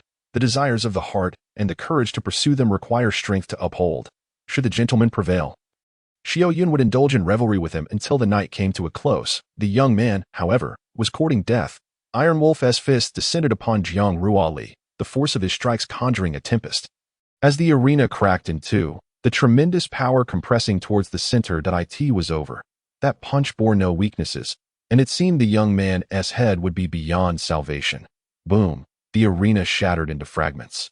And Iron Wolf erupted in laughter, exclaiming with glee, "Ha ha ha! What an ungrateful wretch! What's the rush?" Yet, Jiang Ruoli appeared unscathed, not a single scratch upon him. Impossible! Iron Wolf's eyes widened in disbelief. He was acutely aware of the might behind his blow. Even a being of the immortal realm would not dare to take such a punch directly. This young man must have been fortunate. Merely posturing. Should he withstand another of my punches, I shall reduce you to a pulp. With both fists crashing down, Jiang Ruoli deftly evaded, his snow-treading technique swift as lightning, dodging Iron Wolf's full-force assault. Gathering an immense force at his fingertips, he activated the snow-treading, instantaneously appearing before Iron Wolf. Not good. Iron Wolf's countenance turned pale, as the fingertips made contact with the crown of his head. A gory hole materialized, his eyes staring blankly upward as life faded away. Silence enveloped the spectators below. Iron Wolf had actually perished. A Tier 3 slayer had been vanquished. Xiaoyun too felt astonished. This young lad was indeed remarkable. To be slain by a blind man. Most found it hard to believe. Jiang Ruoli, with an air of nonchalance, approached Xiaoyun. "Miss Xiaoyun, does our wager still stand?" "Certainly. Now that the gentleman has eliminated a Tier 3 slayer, I shall arrange for you a Tier 4 slayer in 1 month's time. During this period, you shall be under the protection of the Tianxiang Pavilion. And no one shall disturb you. In that case, Miss Xiaoyun, let us go drink." This young man was exceedingly audacious. The Tianxiang Pavilion loomed high in the clouds, where Xiaoyun and Jiang Ruoli sat by the window. The stars outside shimmering, as if they were both near and far. The gentleman, blind as he was, could he still appreciate this celestial beauty? Not at all. What the eyes perceive is not necessarily the truth. I perceive with my heart. It is my first time hearing that one can see with the heart. The gentleman is indeed extraordinary. Miss Xiaoyun, might you know of a way to enter the imperial palace? What business does the gentleman have at the palace? To meet someone, the imperial consort of Li Nation, Jiang Yu. I have heard of the imperial consort of the Jiang family, though I know not her whereabouts. It is said she possesses unparalleled beauty. Does the gentleman harbor feelings for her? You jest, miss. She is the consort of the Li Emperor. How could I possibly entertain such thoughts? With a smile that danced on the edge of irony. Xiaoyun replied, "I believe you do. Should you succeed in the 12 Slayers arena, you would ascend directly to the rank of Slayer Envoy. at which point the Li Emperor himself would come to meet you. You may present any conditions you desire, including wishing for his consort, for there have only been 6 Slayer envoys in Li Nation's history, each a close confidant of the Emperor, their prowess not to be underestimated. How peculiar of the Li Emperor to incentivize his people's fervor for war by even offering his own consort as a reward. No wonder he is known as a tyrant.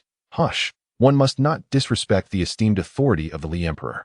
Just recently, the Li Emperor acquired a surge of dragon energy, and whispers within the palace suggest that he has made contact with the sacred path, standing merely a step away from transcending into the realm of the extraordinary. Jiang Ruoli's heart tightened at the thought. Dragon energy? Indeed, it is sought after to achieve a breakthrough in the sacred path, a domain inaccessible to the average person. Dragon energy embodies righteous spirit, and those with narrow minds shall never gain its recognition. Though the young lord appears quite knowledgeable, I must caution you that the second prince may have set his sights upon you. This individual is both lustful and courageous, having taken countless lives. With many a minister's wife falling victim to his sinister grasp, the young lord should exercise caution. Why is Miss Xiaoyun unharmed? It is because the Tianxiang Tower is under the domain of the third prince. Lan say, I merely assist in its management. Thus, as long as I remain within the confines of Tianxiang Tower, the Chuang Wang cannot lay a finger on me. Might Miss Xiaoyun accompany me for a stroll tomorrow? Do you truly have such confidence that I can join you? Certainly. When I become the harbinger of death, Miss Xiaoyun will have played a pivotal role in my ascent, and undoubtedly, the benefits shall not elude her. Are you not afraid of the Chuang Wang's retribution? For the smile of a beautiful woman, even death is worthwhile. You certainly possess a way with words. Miss Xiaoyun raises her glass in your honor. The tales of Jiang Ruoli swiftly reached the Chuang Wang's residence, where he was currently entwined with 2 beautiful women. Upon hearing that Xiaoyun was drinking in the company of a stranger and had not emerged all night, even one devoid of intellect could surmise what had transpired. This little hussy, despite my meticulous efforts to win her attention, has taken to associating with a pretty boy. Wait, that territory belongs to the third prince. Since this lad has already embraced the killer's path, we shall exploit this opportunity that a level 4 killer could indeed be a ruthless character. Your Majesty, I have already sought him out. The ghost blade from the imperial prison is a man of notorious infamy. Slaying indiscriminately and driven by lust, the stipulation is that he demands 9 beautiful women and a tome of sorcery, which is why I declined. Offer him whatever he desires, as long as he dispatches that young man. I would not hesitate to provide him with not 9, but 90 women. Additionally, prepare a grand gift to be sent to the Tianxiang Tower. Your Majesty, I shall attend to this immediately. Await our joyous tidings. For that young man is as good as dead. In the remaining 20 days, Jiang Ruoli diligently honed his abilities, as cultivation demanded. Miss Xiaoyun arranged for him to reside on the top floor of the Tianxiang Tower, which is spacious and serves as her abode. Through days of interaction, the 2 gradually grew familiar with one another as the radiance ascended to the clouds. Jiang Ruoli reached the 7th realm of the Dao Heart. And today, he had promised to venture out with Xiaoyun. At this moment, Xiaoyun awaited him outside, her ethereal white gown perfectly accentuating her graceful figure, her flawless, jade-like legs exposed, even with Jiang Ruoli's utmost restraint.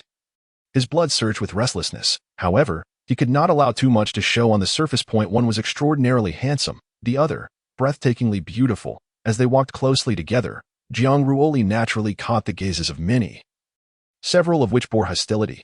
Yet, this was precisely what he needed. Only through sufficient flamboyance could he draw attention to his existence, thus granting him the opportunity to enter the palace and meet Jiang Yu. This was the very individual who had slain a level 3 killer, Qing Xian, indeed a youth, likely no older than 16 or 17. Alas, what is this? Even Xiaoyun has fallen under his spell. It seems the second prince can no longer remain composed. Never before has any man been allowed such proximity to Xiaoyun. Even the gentlemanly Prince Lance was kept at a distance of 10 paces from her. How extraordinary, how truly extraordinary. Lady Xiaoyun, is there any truth to what they say? I have encountered Prince Lance myself.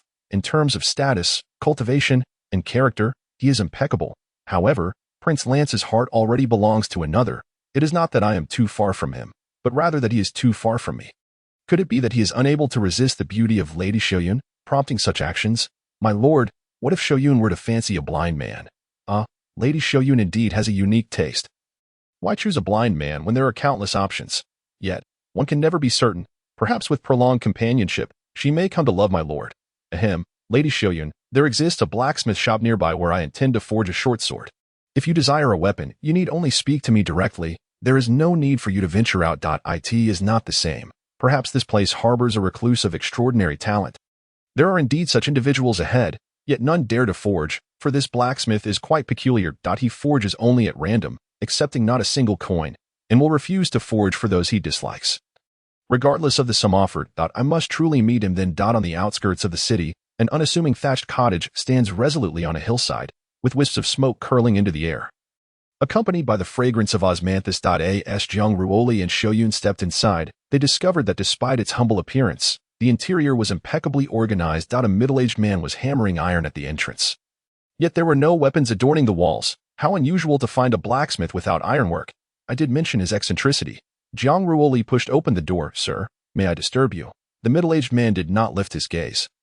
Continuing to work on the sword's core, Jiang Ruoli stepped inside for a closer look and was astonished to find a short sword taking shape, though it was not yet fully formed. The man continued to hammer away until nightfall, while Jiang Ruoli and Xi'er patiently waited. At that moment, the middle-aged man's wife returned. Dressed in simple attire, her grace and beauty rivaled that of Xi'er. Upon seeing Jiang Ruoli and Xi'er, she muttered a few complaints before inviting them inside. I apologize for his demeanor. He often wears a frown all day. Sister, you are truly beautiful. I have visited before. Yet I do not recall seeing you. Little sister, I only married Dania 3 months ago. Jiang Ruoli glanced at the woman's belly, noticing it had begun to swell. You are here to forge a sword? I presume.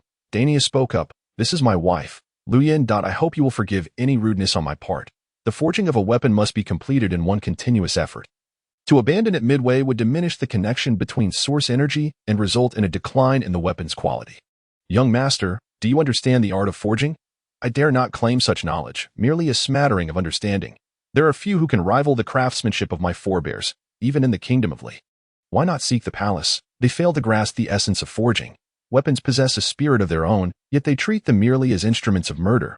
They do not comprehend that the ultimate purpose of a weapon is not to kill, but to protect. The kingdom of Li is rife with hostility. Their weapons are not suited to my ideals. Oh dear, how you must suffer, you young couple.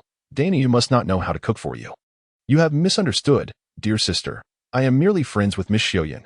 Seeing that Xi'er did not refute this, Jiang Ruoli had no choice but to acquiesce. After a while, Luyan brought in the dishes and wine. As the young master suffers from an eye ailment, it is unsuitable for him to consume strong liquor, so I have replaced it with osmanthus wine. Thank you very much, sister. Esteemed elder, I have come to request your assistance in forging a short sword. Let us dine first. We can discuss matters tomorrow. Daniel indulged in food and drink, quickly clearing the table of wine and meat. After a hearty meal, he promptly fell asleep, while Luyan busied herself with mending some clothing. By the way, I will arrange accommodations for you. Our place is modest, so you two shall make do sharing a room tonight. Perhaps it won't be long before my sister, too, finds herself with child. Just as I have yet to decide when I want to have children. Alas, women are always expected to marry and bear children. You should hurry, sister, as you are an experienced one. Feel free to ask me anything you do not understand. Sister, let us retire for the night. You should also rest early. The room is small, featuring a simple straw bed and a wooden tub. Jiang Ruoli sat cross-legged on the bed, while Xi'er began to shed her skirt before him. This scene nearly caused Jiang Ruoli to faint. Did she truly believe I could not see? Noticing Jiang Ruoli's reaction, Xi'er teasingly remarked, My lord, your reaction is quite vivid based solely on imagination. You truly are a little lecher. Unexpectedly, Jiang Ruoli entered a state of meditation, yet his thoughts were consumed by images of Xi'er, leaving him only able to lie in bed and sleep. Chapter 10, The Art of Mind Transition. Time passes swiftly, and such delightful days are all too fleeting. On the final day, the short sword was fully formed, having undergone extensive forging, its surface adorned with intricate patterns. Jiang Ruoli offered blood to consecrate the sword. And as the sword's essence absorbed it, white cracks resembling lightning appeared on its surface. It seemed the time had come for the fourth match. You and I share a bond, so how about naming this sword Xing? That sounds splendid. Xi'er, whom shall I face tomorrow? The ghost blade, newly entered into the immortal realm, wields a magical knife with unparalleled skill. The souls slain beneath his blade are countless, and he is notoriously bloodthirsty, indulging in debauchery to an extreme, surpassing even the likes of the rebel king. If you have the chance, do not let him escape. You are joining the killers. I have heard of this organization. Known for selecting battle maniacs for the royal family. I see your righteous demeanor, young master. Do not let the allure of slaughter cloud your judgment. Rest assured, My aim is not slaughter. Once I meet the person I seek, I shall naturally depart. Very well then, let us feast on grilled fish tonight. Your culinary skills are exceptional. The fish you prepare melts in the mouth, crispy on the outside and tender within, exuding an irresistible aroma, truly a delicacy. Paired with beautiful companions and fine wine, we are the happiest of souls. You are quite the romantic, esteemed elder.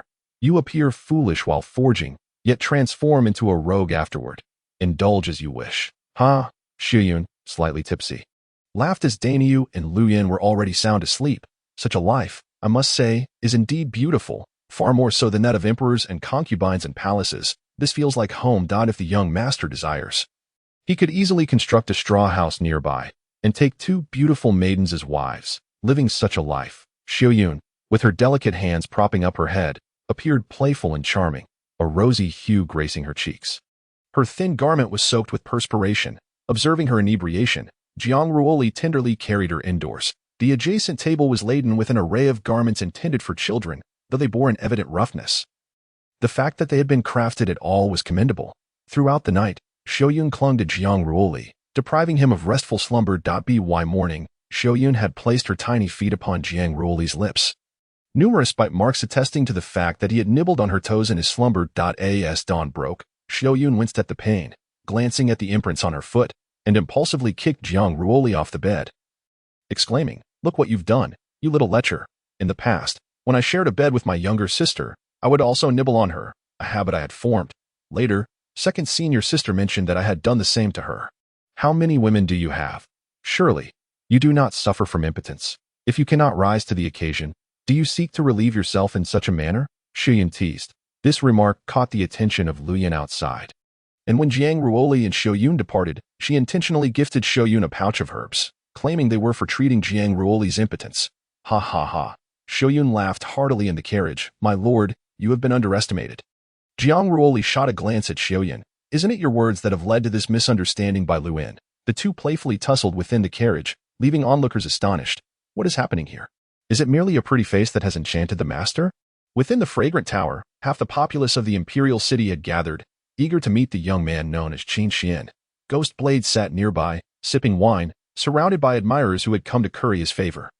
Upon seeing Jiang Ruoli and Xi'er enter, Ghost Blade offered a cup, which Jiang Ruoli adeptly caught without spilling a single drop. So, you are blind yet can catch my move. I suppose you possess some skill. I shall not take advantage of you today. I can defeat you without my blade. Your words may be a touch premature. It is wise not to underestimate any opponent, lest you find yourself regretting it. Ha ha ha. It is rumored that young Master Qin Xian is exceedingly proud. Seeing him in person proves the tales do not do injustice. I have also heard of Ghost Blade. Your name suits you well. I have no desire to engage in verbal sparring with you. Let us commence. My lady awaits my return home. If I inadvertently dispatch your little man, do not hold it against me. My lord is not so easily vanquished.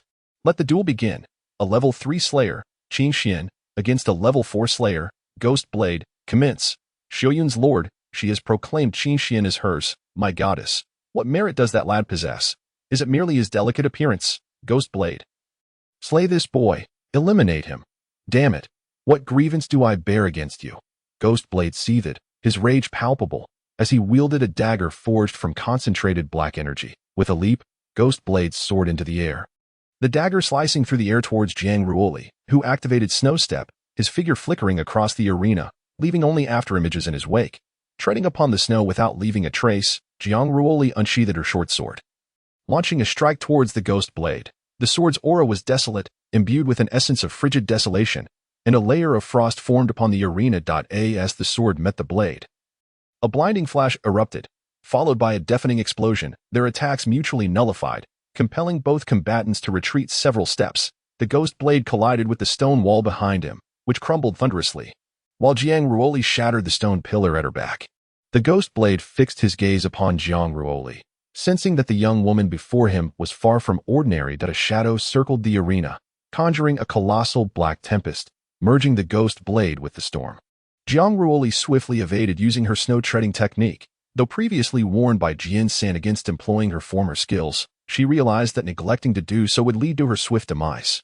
The snow-treading technique was a royal art of the Li Kingdom, imperceptible to the untrained eye. The Ghost Blade's speed intensified, rendering him nearly invisible, and even Jiang Ruoli struggled to evade his relentless assault. Sustaining numerous wounds, she now found herself at a loss, unable to discern the true form of the ghost blade. Although his tactics would accelerate the depletion of his source power, there was a pressing urgency. She might perish before that happened. Fatigue washed over Jiang Ruoli. The constant evasion had drained her considerable source power. This boy cannot endure much longer. Let him perish, Ghostblade. Crush him to pieces, Xi'er thought. Her concern for Jiang Ruoli mingled with a sense of disbelief. Despite his handsome appearance, the youth proved to be of little use in no time. The Ghostblade would dismantle his slender arms and legs. Ghostblade, obliterate him. Xi'er felt a pang of anxiety for Jiang Ruoli.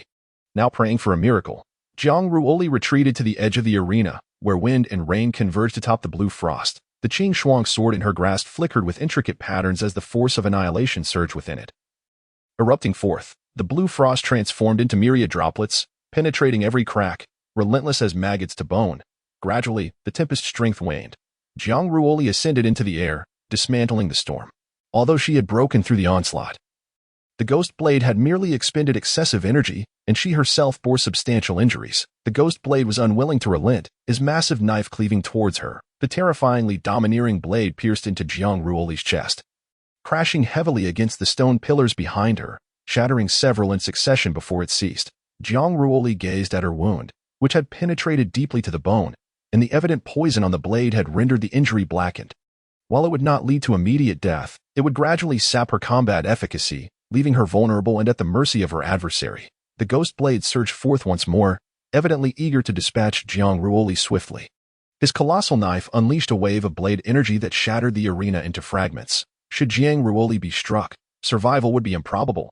Xi'er watched with growing concern for Jiang Ruoli's plight. Had this been their first encounter, she might not have cared for the other's fate, but after sharing a bed for several days, an inexplicable sadness stirred within her. Once more, Jiang Ruoli raised her sword to meet the onslaught, her body succumbing to the immense pressure, reaching a state of frozen desolation. The ghost blade's heavy strike drove her into the ground. She dead. The onlookers exchanged glances, and the ghost blade prepared to depart. Just as he turned, a bloodied hand emerged from the pit, the gaze unwavering. I am not dead yet. Xi'er was overwhelmed with emotion, shedding tears of joy.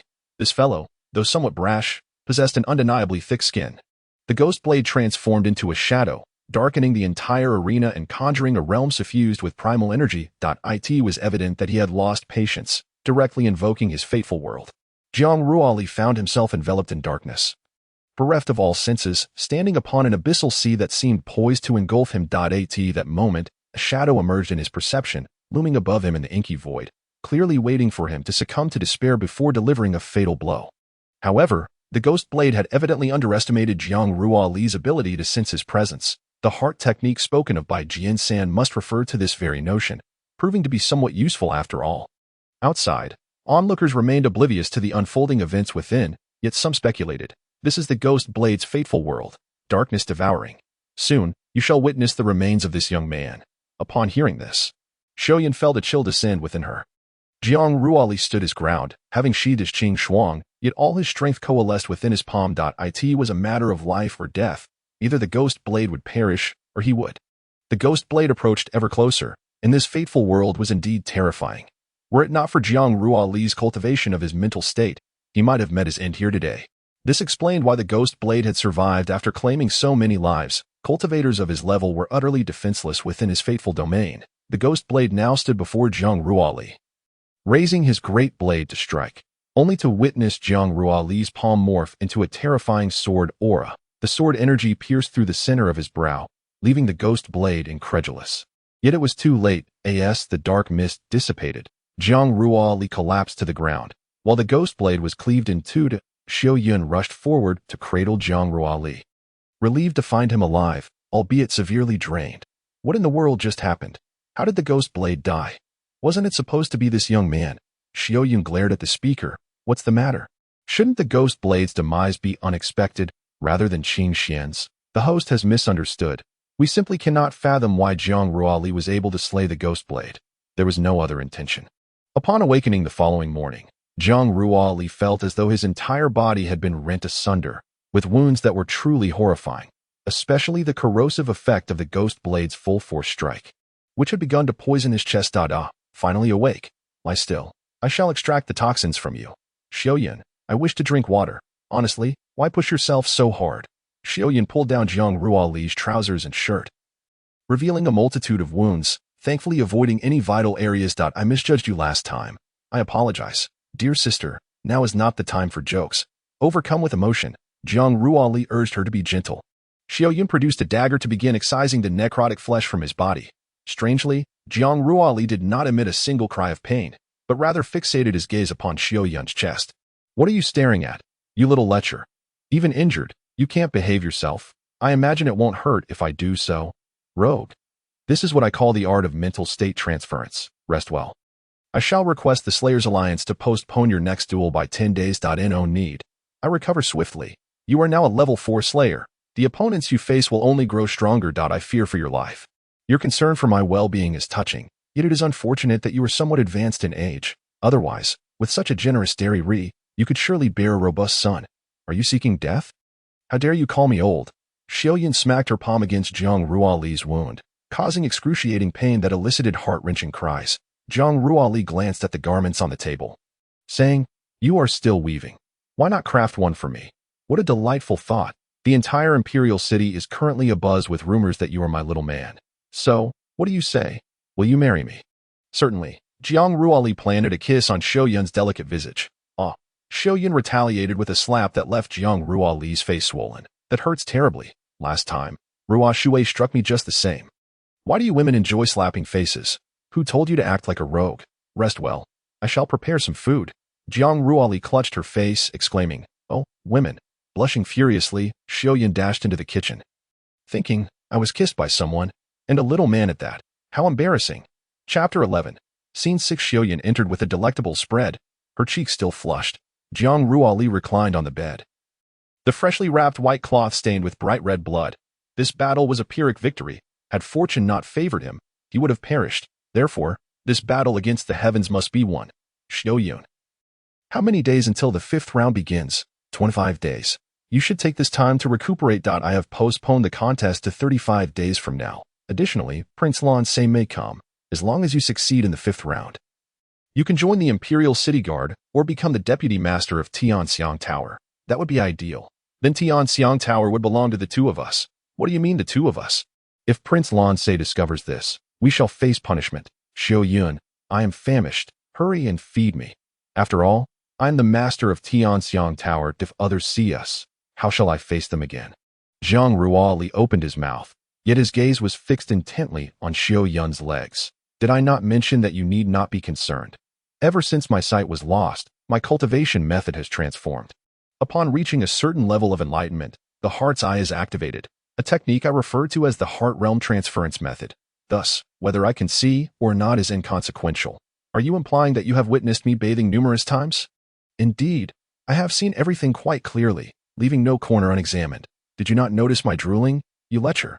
You have seen me in my entirety. Eat, and may you choke on your meal. Jiang Ruoli consumed the food that Xiaoyan fed him, while his hands rested upon her jade-like legs. Such exquisite beauty and cuisine. Xiaoyan disdainfully pushed his hands away, but he placed them back, and soon she allowed him to indulge. My lord, perhaps you should reconsider participating in the upcoming contest. Those killers each possess the blood of countless victims on their hands. They are truly bloodthirsty individuals. Fear not, I intend to skip the 5th round and directly challenge the level 6 killers. You are mad. Xiaoyan's fist struck Jiang Ruoli's chest, nearly causing him to cough up blood. Sister, if you wish to kill me, just say so. I beg your pardon, my lord, but with merely a month remaining. Should I challenge the level 6 slaughterer, the opponent would undoubtedly be a practitioner of the 2nd realm of the immortal manner. This would be akin to striking a rock with an egg. A pursuit destined for failure. I am not so feeble. I possess the confidence necessary for this endeavor, so please make the arrangements on my behalf. Such arrangements can be made at any moment. Let us discuss it further once you have sufficiently recovered. Currently, Jiang Ruoli feels increasingly inadequate in terms of strength. To contend with a practitioner of the 2nd realm of the immortal manner. He must ascend to the pinnacle of Dao Heart, or the legendary 10th realm of Dao Heart. At the Tianxiang Pavilion, 9 golden dragons soar amidst the clouds, concealed by the mist, preventing those below from noticing. However, Jiang Ruoli refrains from cultivating the 9 dragons' aura for extended periods.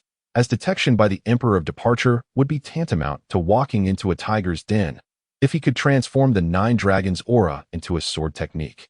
His chances in this contest would significantly increase. As the Qing Shuang sword emerges, frost descends from the heavens, enveloped by the Nine Dragons aura, accompanied by the ethereal sound of dragon roars, radiating a dazzling golden light. Xiaoyun, seated nearby, gazes in rapture as Jiang Ruoli wields the frost-laden sword, his white attire accentuated by the sword at his side, exuding an air of celestial grace, although the dragon aura still resembles that of a young dragon. It possesses the demeanor of a king. Jiang Ruoli stands suspended in midair, surrounded by the 9 dragons, which gradually morph into 9 golden miniature swords in his palm. Overjoyed, he realizes that, as he anticipated, the 9 dragons' aura can indeed manifest as any weapon, which is most advantageous for him. As his injuries have yet to fully heal, a breakthrough at this juncture might provoke a relapse. Contemplating this, Jiang Ruoli shifts his focus to cultivating the Wangxing Jing. The essence of life seems to respond to a summons, permeating every corner of his body, while golden meridians begin to form along the wound on his chest, resulting in a thick scab. Though Jiang Ruoli's cultivation is considered late, as most individuals begin at the tender age of 6, he has advanced further in just 1 year than others do in 8 or 9. At this moment, he senses the nascent formation of the 8th Dao heart, yet he chooses to suppress it. After all, it has been less than a month since his last breakthrough. His current prowess is nothing short of extraordinary. For others, achieving a single realm in a year would be the mark of a genius, with some requiring a century or even a millennium. Observing the 9 swords forming in his palm, Jiang Ruoli prepares to bestow upon them a name befitting their formidable nature. Xiaoyun, what do you think this technique should be called? How about the lustful 9 swords? Women truly hold grudges. Let me take the reins. The aura of a king, gazing down upon the world, above all mortals, beneath the Tao of heaven, dictates the 9 swords. Is that not awe-inspiring? Yet, no matter how majestic the swords may be, it does not alter the fact that you are a lecher. Jiang Ruoli, disinterested in further conversation, seizes Xiaoyun's hand and departs. Upon seeing the two, the patrons of Tianxiang Pavilion are left astounded, as if they had encountered a ghost. Shortly thereafter, news swept through the imperial city, the level for slaughterer. Qing Xian and the owner of Tianxiang Pavilion, Xiaoyun, shared the same chamber and bed, their intimacy leading to rumors of a secret betrothal. However, Jiang Ruoli remains unfazed by such gossip. The pair most enjoy spending time at Denyo's establishment, where they reside for an entire month, Jiang Ruoli practicing his sword play by the river while Xiaoyun serenades him with her lute. Within and beyond the imperial city, rumors abound that Qing Xian is poised to challenge the 6th-level slayer. Even the reclusive Prince Lan Se may make an appearance at Tianxiang Lu. Additionally, there are the first Prince Li Wang, the second Prince Chuang Wang, and although the 3 princes share the same mother, their thoughts diverge, leading to the formation of distinct factions. Tianxiang Lu serves as the domain of Prince Lan Se, and the simultaneous presence of the 3 princes undoubtedly aims to win over Jiang Ruoli. Despite the swirling gossip, Jiang Ruoli remains unfazed, continuing her daily practice of swordplay and song beside the riverbank, clad in a flowing white dress, sword in hand, and accompanied by her zither. She joyfully discovers that the enchanting melodies from Xiaoyun's zither have elevated her understanding of the sword path. Upon hearing that the 3 princes will also attend, she realizes that the treading snow without trace sword technique can no longer be employed. Lang Jun, have you broken through to the 8th realm of Dao Heart?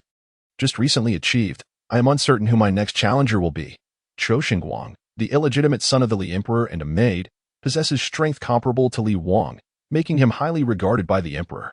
His status even surpasses that of Chuang Wang. Rumors suggest that he has comprehended the Thunder Path for a decade and has now reached great mastery. Not long ago, Li Wang engaged him in battle, only to be repelled by a single strike, indicating that his power has indeed grown formidable over the years. The Thunder Path is not easily comprehended. Such claims are exaggerated. Better safe than sorry. Chou Xingguang, personally tutored by the Li Emperor, has profound foundations, and his talent ranks among the top 10 of the younger generation within the Li Kingdom, making him a figure of considerable importance. However, rest assured, he does not revel in slaughter. Those whom he has fought have merely had their powers rendered obsolete. As for the son of a maid, Chou Xingguang harbors a deep-seated hatred for his origins. Those who have uttered those words in his presence have met their demise, rendering it a taboo for him. Slaves are still human, and his fixation on lineage is quite unusual, betraying ambitions that rival even Li Wang's. Such individuals typically value their lives. If he has agreed to duel me, perhaps he possesses substantial confidence. Indeed, Chou Xingguang has never faced defeat. with few able to endure even 10 exchanges against him. This piques my interest. I am eager to witness the true prowess of this illegitimate prince. Why are you so excited? Even 10 ghost blades may not stand a chance against him. Zhou Xingguang has defeated 6 slayers in succession within 3 months. I have only been training for 2 months, so I am still a step ahead of him. Impudent, should you perish, I shall not retrieve your remains, Sister Lu Yan. What brings you here? Where? Xiao Yun turned her gaze.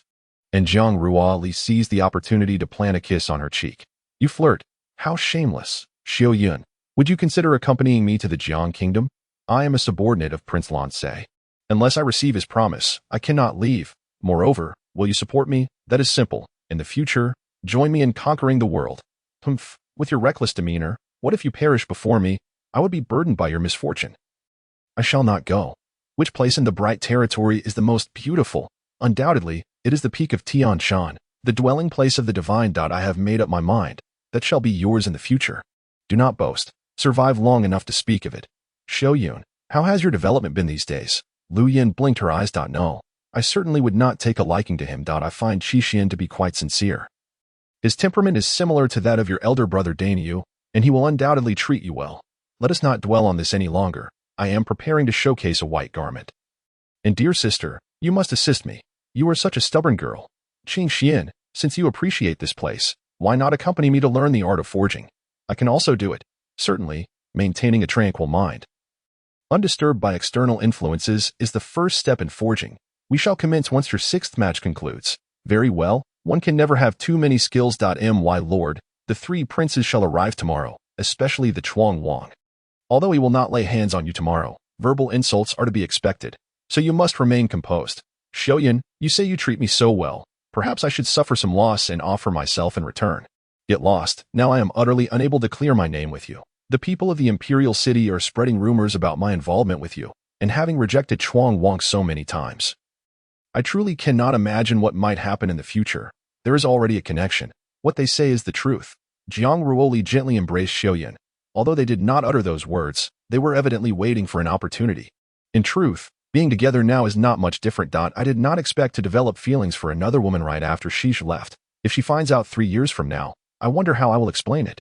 Jiang Ruoli is becoming increasingly unreasonable. Many times, Xiao Yun has indulged his whims, yet both maintain their final boundaries. Within the Chuang Wang's residence, ever since the Ghost Blade's defeat, Chuang Wang has been devising ways to deal with Jiang Ruoli. The room echoed with the anguished cries of a young girl, and soon after, a bloodied girl, disheveled and barely clinging to life, was carried out. Outside, 7 or 8 others stood trembling in fear that in the Li Kingdom. These female slaves hold no status. Those who survive after being ravaged by their masters are often rewarded to subordinates of slightly higher rank. Chuang Wang is infamously notorious in the imperial city, and many wives and concubines of ministers have become his playthings. This wretched woman, despite my persistent affections, mingles with other men. The girl beneath him was beaten mercilessly, her body a bloody mess. Barely hanging on to life today marks the liveliest day within the imperial city. As the 3 princes gather at Tianxiang Tower, although Qiu Xingguang is also a son of the emperor, the outside world seemingly prefers to refer to him as the son of a female slave.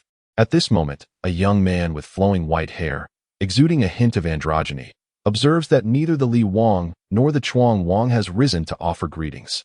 Instead, they stand to welcome Prince Lance. Jiang Ruoli remains ensconced in Xiao Yun's tender embrace, only awakening to the news brought by a servant, upon witnessing Xiao Yun, disheveled, and assisting Jiang Ruoli into her garments. She comprehends that the rumors circulating in the outside world are indeed true, and her admiration for Jiang Ruoli grows ever deeper. How blissfully I sleep. Let me languish in your tender haven. Begone. I have already shown great disrespect to Prince Lance. After a half-hour's delay, Jiang Ruoli and Xiao Yun eventually make their appearance. Seeing Xiao Yun emerge, flushed and bashful, to pay her respects to Prince Lance, Chuang Wang struggles to suppress his ire. Your Highness, you have arrived. Xiao Yun hurriedly pours tea for Lance. Xiao Yun, you have become increasingly audacious, daring even to presume upon my presence. Your Highness, she has endured much hardship these past days. Do grant her your forgiveness. Xiao Yun, today my brothers and I have come to meet the illustrious Qing Xian, who has recently garnered fame in the imperial city. Alas, my second brother suffers. After bowing to the 4 princes, Jiang Ruoli offers her respects. This young man is indeed bold, unaware of Chuang Wang's disdain for Sheng Wang, but it seems he is blind to the fact that Xu Yun, the hostess, overlooks the heroes of Li Nation, instead entangling herself with a blind man, which is most unbecoming. Chuang Wang's words are sharp, and the assembly discerns his discontent towards Jiang Ruoli. It appears that the heroes of Li Nation do not seem to encompass Chuang Wang.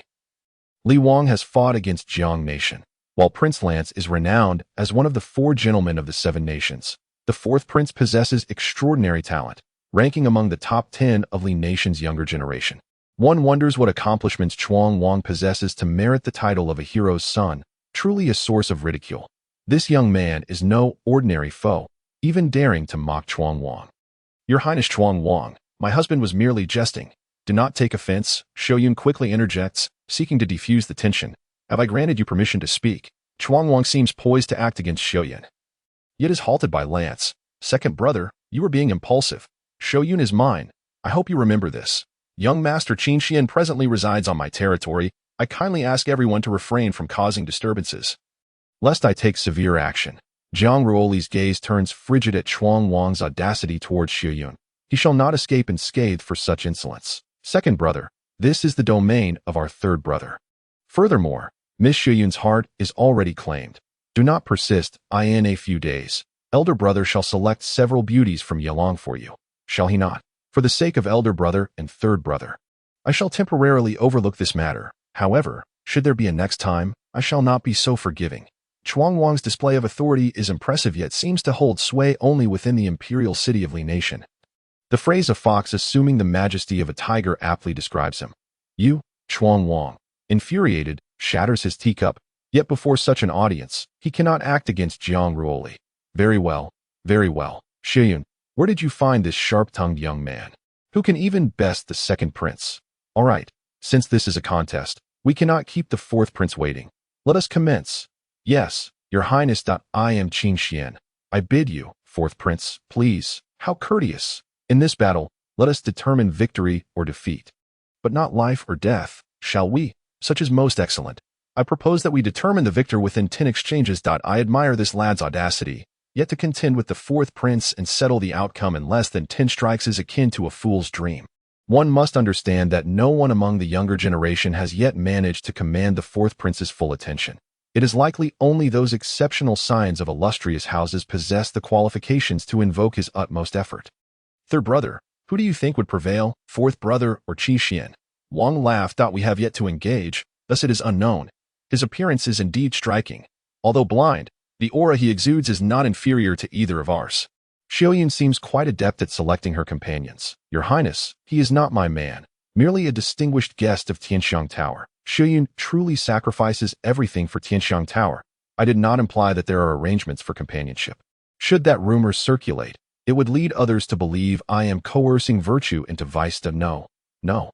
Upon hearing these words, Chuang Wang's table shattered in a fit of rage. His wrath ignited. The statement, made by Lan Se Kong, confirmed the veracity of outside rumors, simultaneously deepening his animosity towards Jiang Ruoli.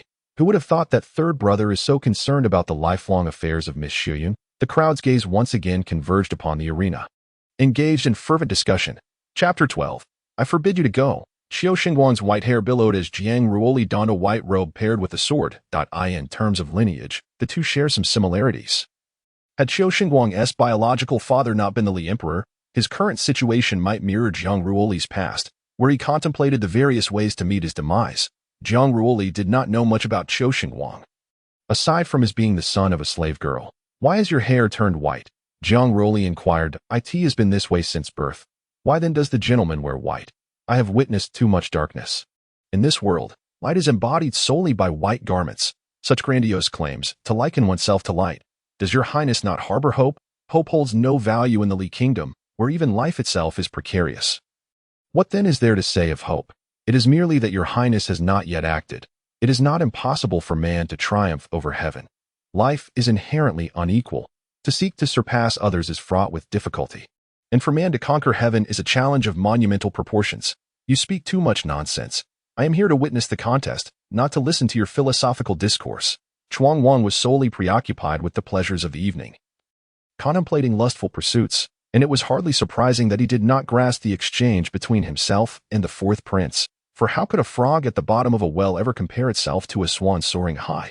Ha ha ha. Young Master Qin Xian, your words are indeed forthright. Second brother, do not take it to heart. Chuang Wang's expression was devoid of emotion, yet within, he felt as if the heavens were collapsing. To label him a king. As a mere frog in a well, since the emergence of the Li Emperor and Empress, no one had dared to insult him in such a manner. Young Master Qin Xian, please show some restraint. We have been waiting for quite some time, and I too wish to witness the might of your swordsmanship. Lord Lansei, please hold for a moment. Fourth prince, as I am the challenger, shall you initiate the first move? Very well, do exercise caution, young master. Xiao Xingguang unleashed a tempest of thunderous might. Dark clouds gathering ominously above Tianxiang Tower, fierce winds swirling amidst the gloom. With a roar of thunder, as lightning flashed, a colossal hand formed from the tempest descended with tremendous force. Jiang Ruoli, garbed in white, fluttered as a golden heavy shield materialized before him, and in an instant, the thunderous strikes collided with the shield. Jiang Ruoli naturally sensed the terrifying power of Xiao Xingguang's attack. A thunderous roar echoing as the heavy shield became riddled with cracks, yet it still managed to withstand Xiao Xingguang's onslaught. Indeed, the law of thunder is one of the most formidable paths in existence. Although it had not reached perfection, this simple strike left Jiang Ruoli's arm slightly numb, with a portion of the lightning penetrating through the shield and inflicting considerable damage within him. Xiao Xingguang's eyes glimmered with electric light. And behind him, wings of lightning unfurled. In his hand materialized a spear transformed by the lightning, radiating a resplendent glow. Behold, it is the thunder spear of the fourth prince. Jiang Ruoli regarded Xiao Xingguang. Recognizing that this strike should not be underestimated. In his palm, 9 miniature swords manifested. Moving with his intent, one sword flew forth, bursting with golden light. As Jiang Ruoli danced with the blade, a figure appeared upon the stage clearly. It was Xiao Yun, playing the qin and singing. The ethereal melodies intertwined seamlessly, and as Jiang Ruoli's sword dance accelerated, his form became almost indistinguishable, or rather, the stage itself seemed to be filled with him. Xiao Xingguang's spear, imbued with terrifying lightning, seemed poised to shatter the dance of swords. At that moment, the sword shadows converged into a singular figure, charging towards the lightning spear with the speed of light beneath the enchanting strains of the qin. Clad in white with a sword, adorned in a simple dress with a qin, this strike stirred the winds, sweeping forth. Although the lightning spear was swift, it retreated several steps under the assault of Jiang Ruoli's sword dance. And the wings of thunder disintegrated. The onlookers were transfixed. This strike was breathtakingly beautiful, the white attire and simple dress, the precious sword and unadorned qin, prompting Lansei to rise and applaud in admiration. Qin Xian Gongzi, what is the name of this sword? A fine name indeed. Your demeanor surpasses that of common men, and you share some resemblance with the fourth prince. Prolonging this battle may harm the camaraderie. Why not let Gongzi deliver a single strike to determine the victor? What say you, fourth brother? Since third brother has suggested it, I shall engage with Gongzi in a single strike to settle the matter. Please, Gongzi, make your move. Xiao Yun, it seems your standing in Qin Xian Gongzi's heart is quite extraordinary. I, the master of Tianxiang Tower, would willingly offer myself. It appears to be worth it. Your Highness, please refrain from jesting about my humble self. Third brother, if Qin Xian triumphs, what reward do you intend to bestow upon him? After all, a level 6 slayer is a rarity in Li Nation. What better reward than the title of the most beautiful maiden in the imperial city? Xiao Yun, even before the contest concludes, he has already stolen the heart of the master of Tianxiang Tower. Truly, Qin Xian Gongzi is an extraordinary individual. It's merely flashy technique in a true battlefield. Such skills hold little value.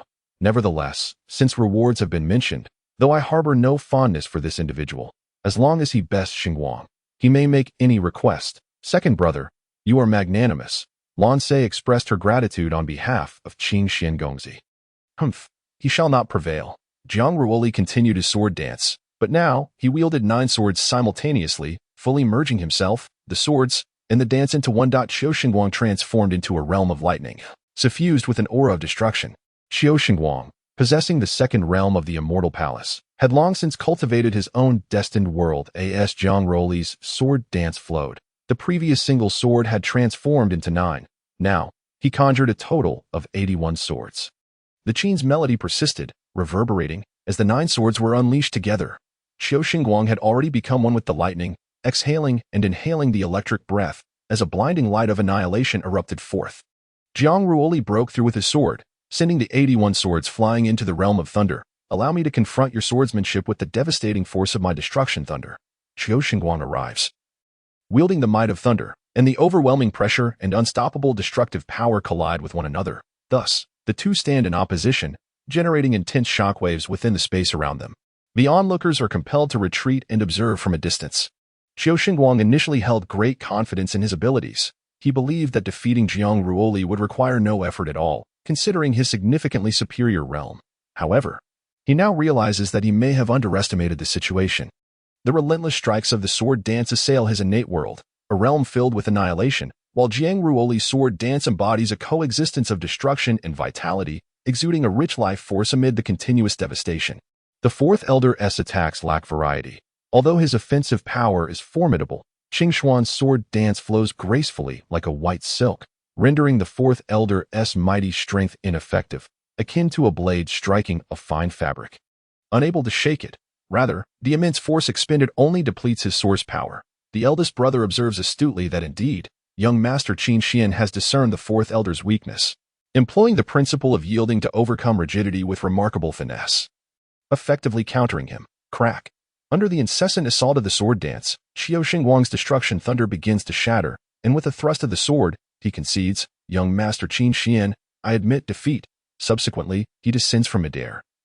A touch more disheveled. "Thank you for your guidance. I shall take my leave. Your Highness, do travel safely. Eldest brother, third brother, I shall take my leave. This is truly tedious. Second brother, do not forget your promise. Rest assured. Third brother, my birthday is but half a month away. Young Master Qin Xian must surely attend." After leaving a meaningfully cold smile, he departs. From this moment onward, young Master Qin Xian officially becomes a level 6 slayer. Receiving a monthly stipend of 10,000 gold, 10 maidservants, and a residence. I wonder how the young master feels about this arrangement. Prince Lance, the king of Li, seeks only the path of martial arts and harbors no other desires. I hope the two princes do not misunderstand. Young Master Qin Xian, according to the current regulations of the Kingdom of Li, you may accept this. Your Highness, I will first secure the gold and residence on behalf of my lord. Thank you, Your Highness. You are rather quick to express gratitude. Remember to join us in celebrating the king's birthday in half a month. Today's battle was indeed spectacular, young Master Qin Xian. I look forward to your future performances. My father summons me. We shall drink together next time. Young Master Qin Xian, should you have time, I would be honored if you could share your musical talents and discuss swordplay. I must visit the palace to meet my father today. If you require anything, Xiaoyun will make the necessary arrangements. I apologize for the disturbance. May the two princes travel safely. That night, the rewards for the level 6 slayer were promptly issued. Given that Jiang Ruoli resides in Tianshang Tower, Lance directly granted the pinnacle of Tianshang to Xiaoyun. Xiaoyun joyfully counted the gold, exclaiming, "Your Highness is truly stingy. Only 10,000 gold for an entire month? Consider it well. That is equivalent to 100,000 taels of silver. An ordinary family would take 300 years to amass such wealth. As the master of Tianshang Tower, do you truly lack even this amount? Who would ever complain of having too much money? From now on, it shall all be mine. What of the king's birthday celebration? If you do not wish to attend, then do not. However, I cannot escape it. He has gifted numerous items, including a 100-year beauty elixir and various medicinal herbs. Use them if you wish. The beauty elixir, indeed, it holds great significance for women. No wonder some individuals, despite their advanced years, appear remarkably youthful. Perhaps it is due to an overindulgence in beauty tonics. Do you have anything to say? If you find me old, then refrain from embracing me. Do not kiss me, and do not engage in any flirtatious behavior. I am quite upset and shall ignore you. Have I erred? If so, I shall bestow all future rewards upon you. Would that suffice? No, I do not lack for attention. I am not devoid of admirers. My little beauty, I admit my fault. Please prepare my bathwater. Should I find it satisfactory, I may grant you forgiveness. Let us go together. Xiaoyun, pouting, utterly disregarded him. After much coaxing, Jiang Ruoli finally managed to persuade Xiaoyun to take a bath. As the beauty immersed herself, a fragrant aroma enveloped the air. This time, Xiaoyun had learned her lesson. She donned her attire, unwilling to allow Jiang Ruoli to gain any advantage. "Do not peek. Go outside." "That I did not peek. It is not as if I have never seen you before. Leave, before long." Xiaoyun entered, wearing a form-fitting half-skirt and barefoot. Jiang Ruoli was suddenly captivated by an enchanting fragrance. Her skin was as smooth as jade, her lips resembled delicate rouge, and her deep black eyes sparkled like autumn waters. Filled with affection, her exquisite hands, resembling snowflakes, and her perfectly proportioned legs rendered her a stunning beauty. Oh, Buddha, I shall seek enlightenment another day, Jiang Ruoli thought, desperately stifling his drool as he enveloped Xiaoyun in his embrace. Planting a kiss on her soft neck. That hurts. Are you a dog or something? Xiaoyun, I implore you, do not dress in such a manner. It stirs my blood and disrupts my focus on cultivation. In future, you may only wear such attire for my eyes alone. Do not think I am oblivious to your thoughts, you little lecher. Xiaoyun, I am preparing to challenge the level 9 Slayer. I do not wish to wait much longer. Absolutely not. This time, I shall not agree. You were merely fortunate to encounter the non-lethal Qiu Xingguang. Should it come to a real fight, you would end up bedridden for half a month.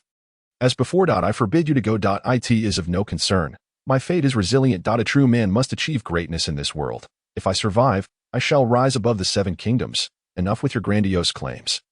I still do not consent. I refuse to allow anyone to compare themselves to you. Stay put.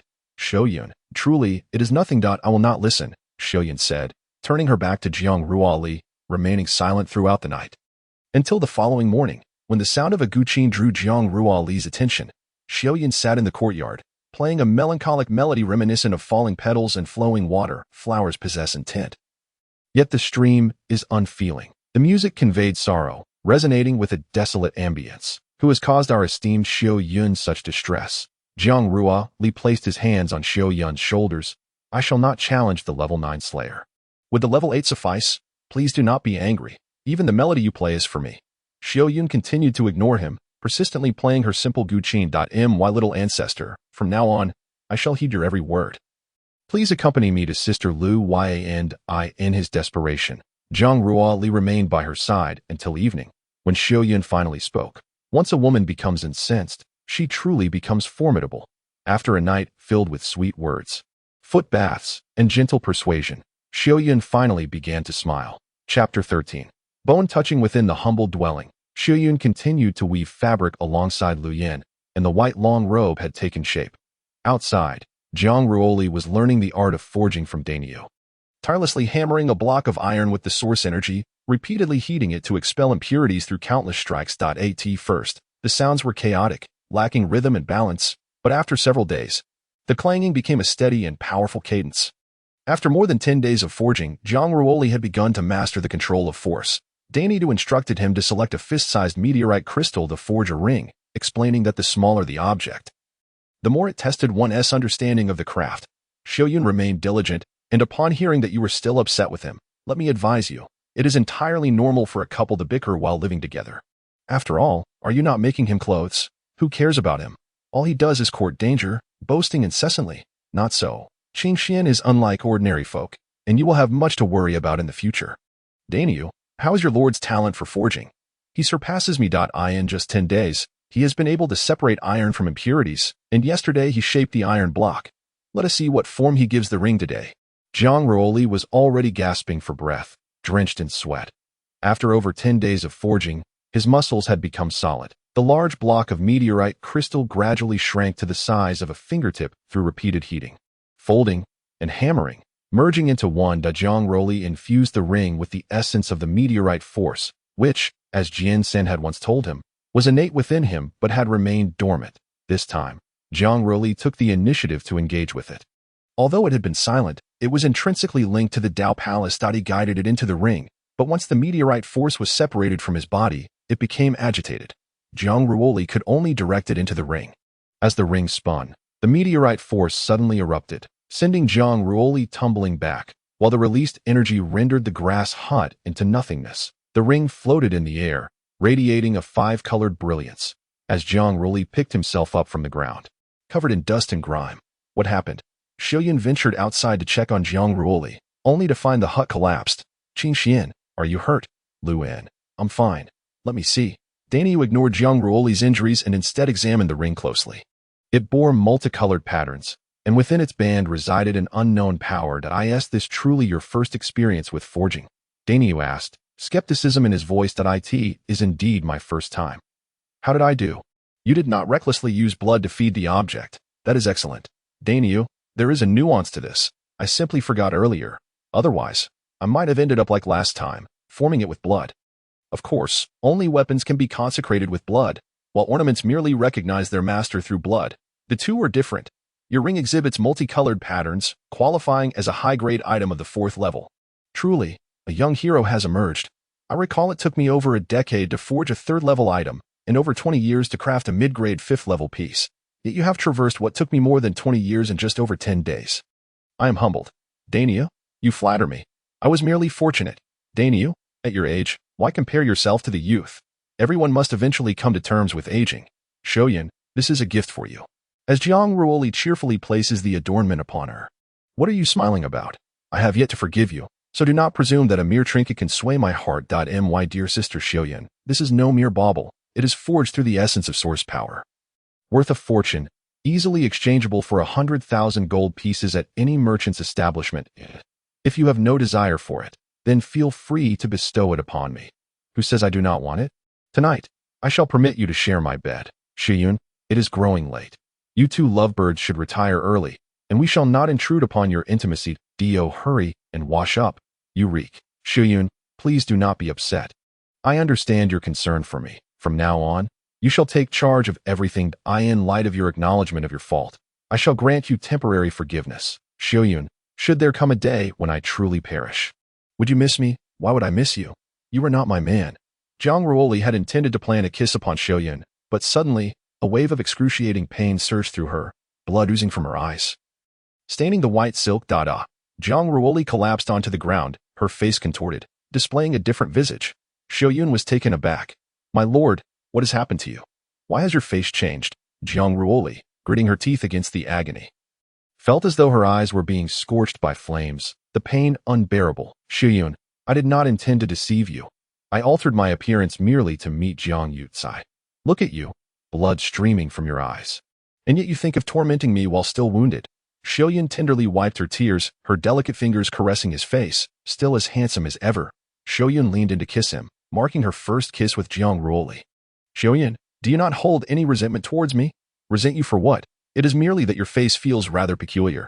I truly do not understand why I care for a blind man.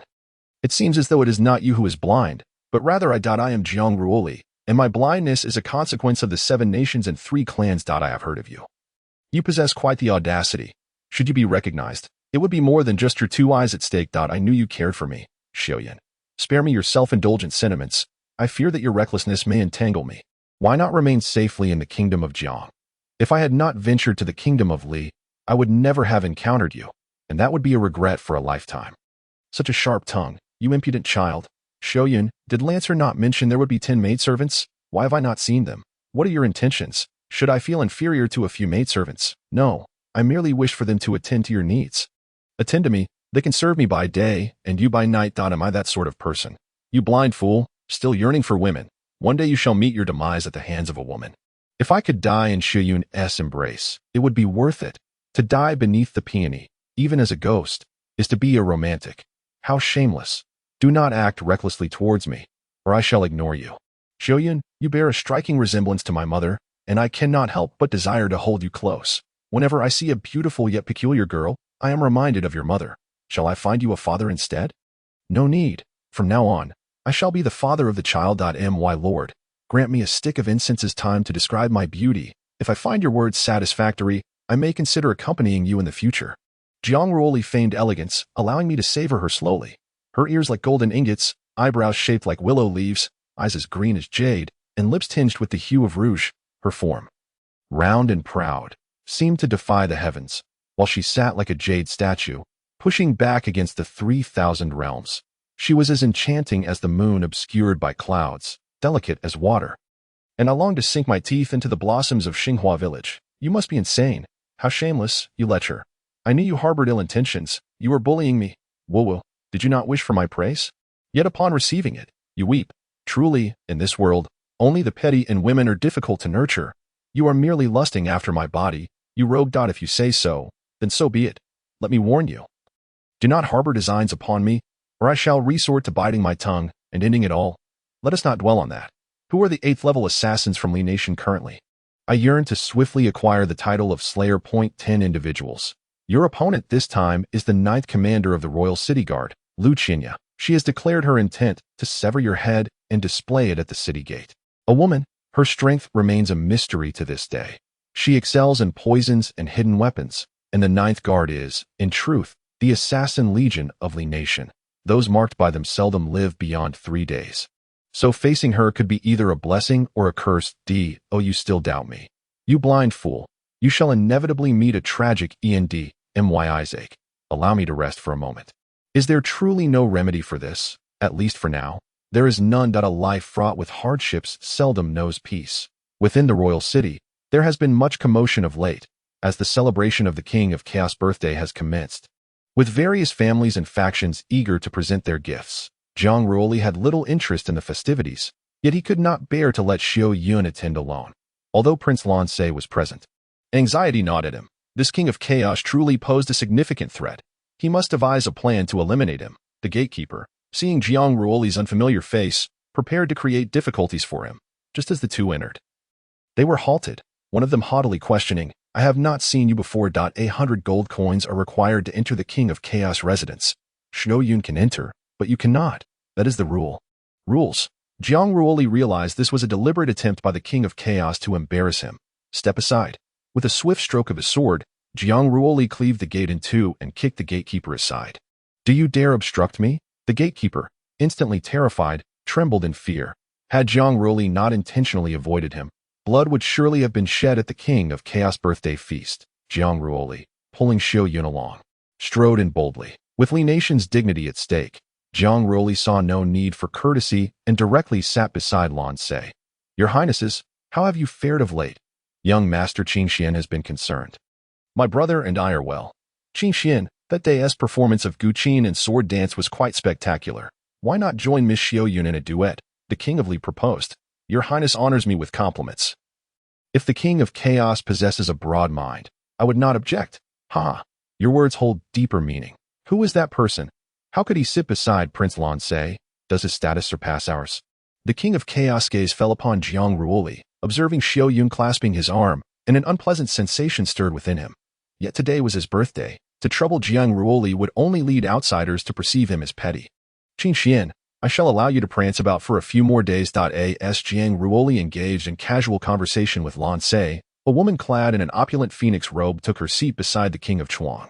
With a single glance, Jiang Ruoli recognized her as the Empress of the Li Kingdom. Upon the Empress's presence, all in attendance bowed respectfully. Please, everyone, be seated. Today marks my son's birthday, and as his mother, I naturally wish to be present.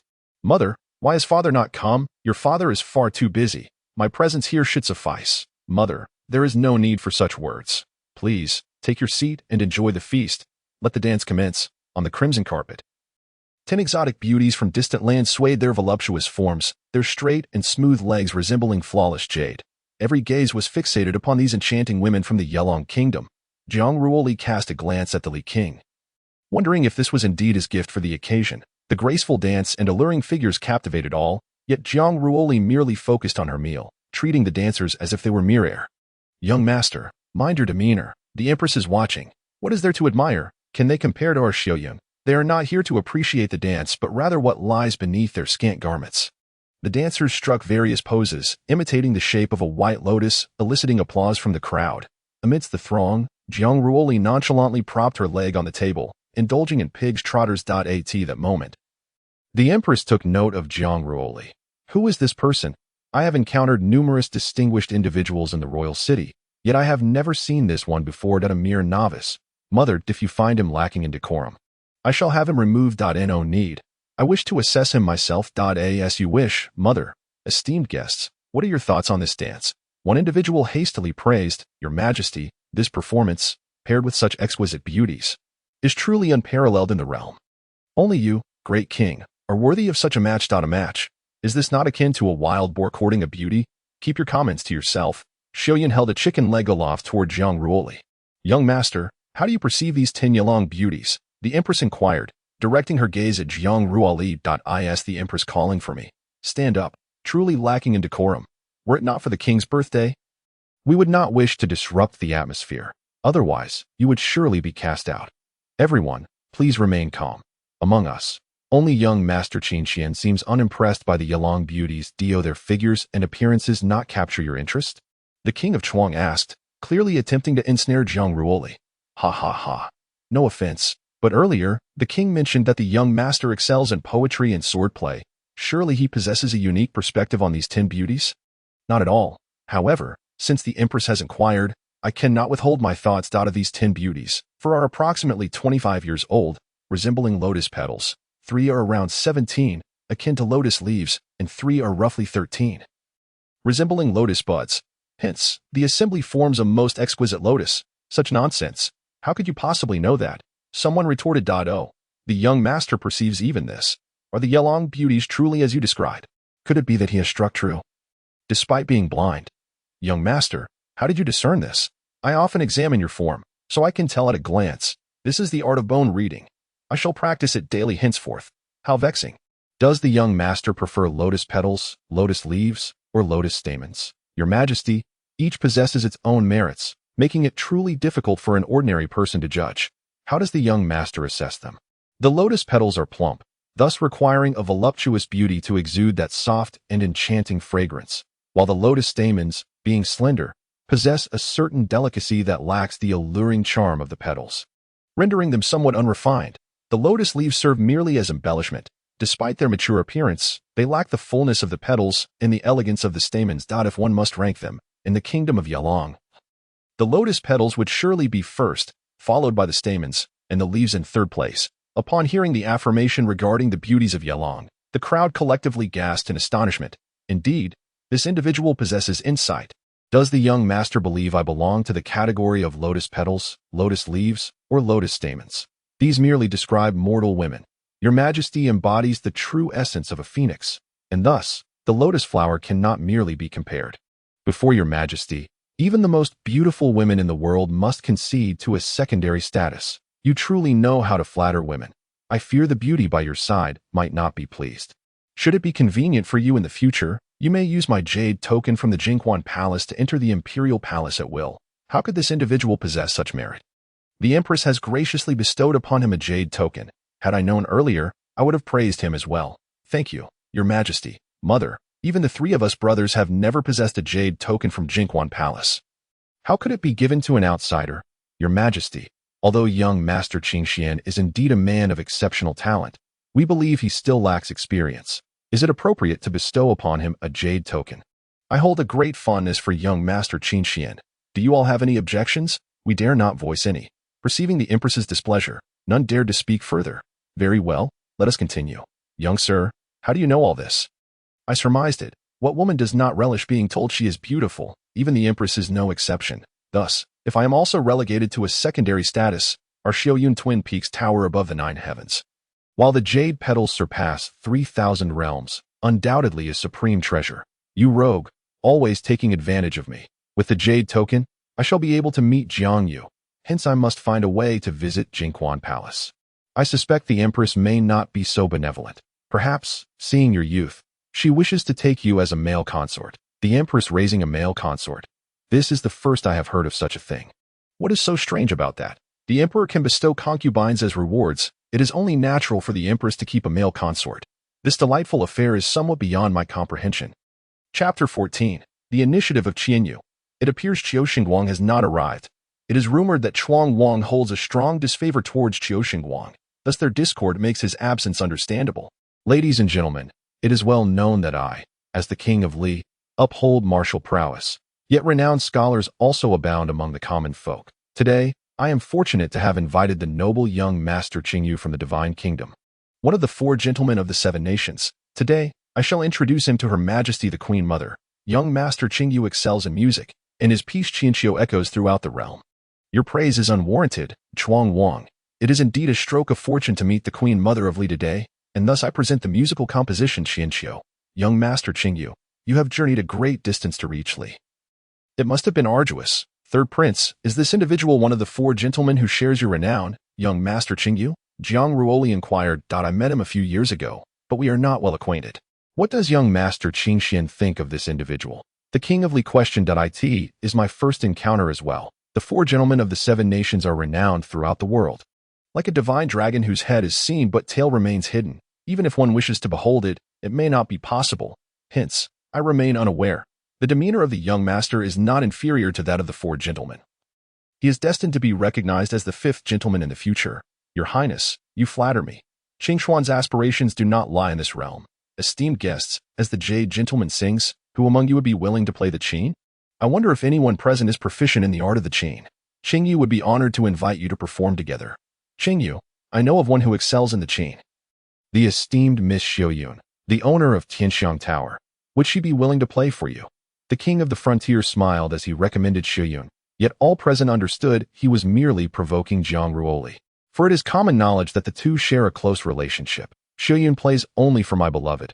I hope the jade gentleman will understand that it is merely playing the qin. Why should Miss Xiaoyun feel so reserved? To play for the jade gentleman. How many women in the world are granted such an opportunity? Does the king of the frontier not realize that a woman plays the qin in her lifetime solely for one person? Such a simple truth, yet he remains oblivious. May I inquire who the young master is? The jade gentleman inquired. I am Qing Xian, and I have long heard of your esteemed name, jade gentleman. Qing Xian, you assert that a woman plays the qin for but one person in her lifetime. I must respectfully disagree. What insights might the jade gentleman share? I dare not presume to teach. As the saying goes, a bird chooses a fine tree to perch upon. Miss Xiaoyun's beauty is unparalleled in my lifetime, rivaling that of a phoenix, rendering all flowers pale in comparison. Just as the phoenix selects the parasol tree to rest upon, have you considered whether you possess the qualities of such a tree?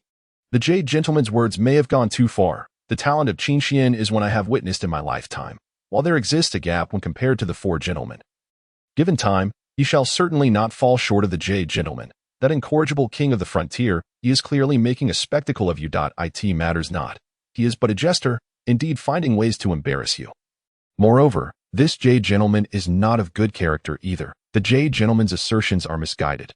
Indeed, the phoenix selects the parasol tree to rest upon. Yet there is a subsequent phrase. A person chooses a gentleman to associate with, and the heart seeks kindness and friendships. I have already made it clear that I shall not allow such matters. What reasoning is there in the jade gentleman's persistent pressure? Is it possible that one of the four gentlemen, the jade gentleman, is merely gold and jade on the outside, but rotten within? Do you fail to comprehend my words? I extend a cordial invitation to Miss Xiaoyun, and your demeanor is truly disappointing. Demeanor. The very mention of the word from the jade gentleman's lips indeed garners my admiration. Xiaoyun has already stated that she plays only for one person, and that person is not you. I kindly ask the jade gentleman to refrain from overestimating himself. The jade gentleman's face flushed with embarrassment, momentarily at a loss for words. Jade gentleman, I recall having already declined your invitation. In my eyes, she plays solely for her beloved, and you are unworthy. Very well indeed. The jade gentleman seemed to tremble in anger, overwhelmed by emotion to the point of fainting. Jade gentleman, the assembly was momentarily taken aback. Unsure of how to respond, the king of the frontier's expression darkened. He had originally intended to use the jade gentleman to embarrass Jiang Ruoli, only to find that he had shot himself in the foot. Very well, take the jade gentleman down and ensure he is well cared for. Yes, your majesty. Xiaoyun, you truly dare to speak boldly. How could one of the four gentlemen, the jade gentleman, not be worthy in your eyes? Today, you have truly made me see you in a new light. Your Highness, it is evident that this jade gentleman is in the wrong. I have clearly stated that I play only for my beloved. Yet he remains relentless, which is why I could not help but rebuke him. Ha ha ha. Splendid. Indeed, young Master Qing Xian is extraordinary. After this event, his name shall resonate throughout the 7 kingdoms. The Prince of Li is overly generous in his praise. It seems that such scions of noble families believe that merely possessing a broken lute qualifies them as esteemed figures of the realm. One cannot fathom why the divine emperor would bestow titles upon such individuals, which is truly a source of amusement. Now, the public's perception of Jiang Ruoli has transformed. They no longer regard him with the same disdain as before. Everyone, please remain calm, since Lord Qingyu is unwell. How about young Master Qing Xian and Miss Xiaoyun perform a duet for us? I, too, wish to witness the elegance of your sword dance, young master. Your majesty is too kind. I possess but a rudimentary understanding of music. Yet upon your suggestion, Qing Xian is willing to play a piece with Xiaoyun as a tribute to the empress. That sounds delightful. Present the lute. As Jiang Ruoli harmonized with his sword, the audience beheld a dazzling display of flashing blades.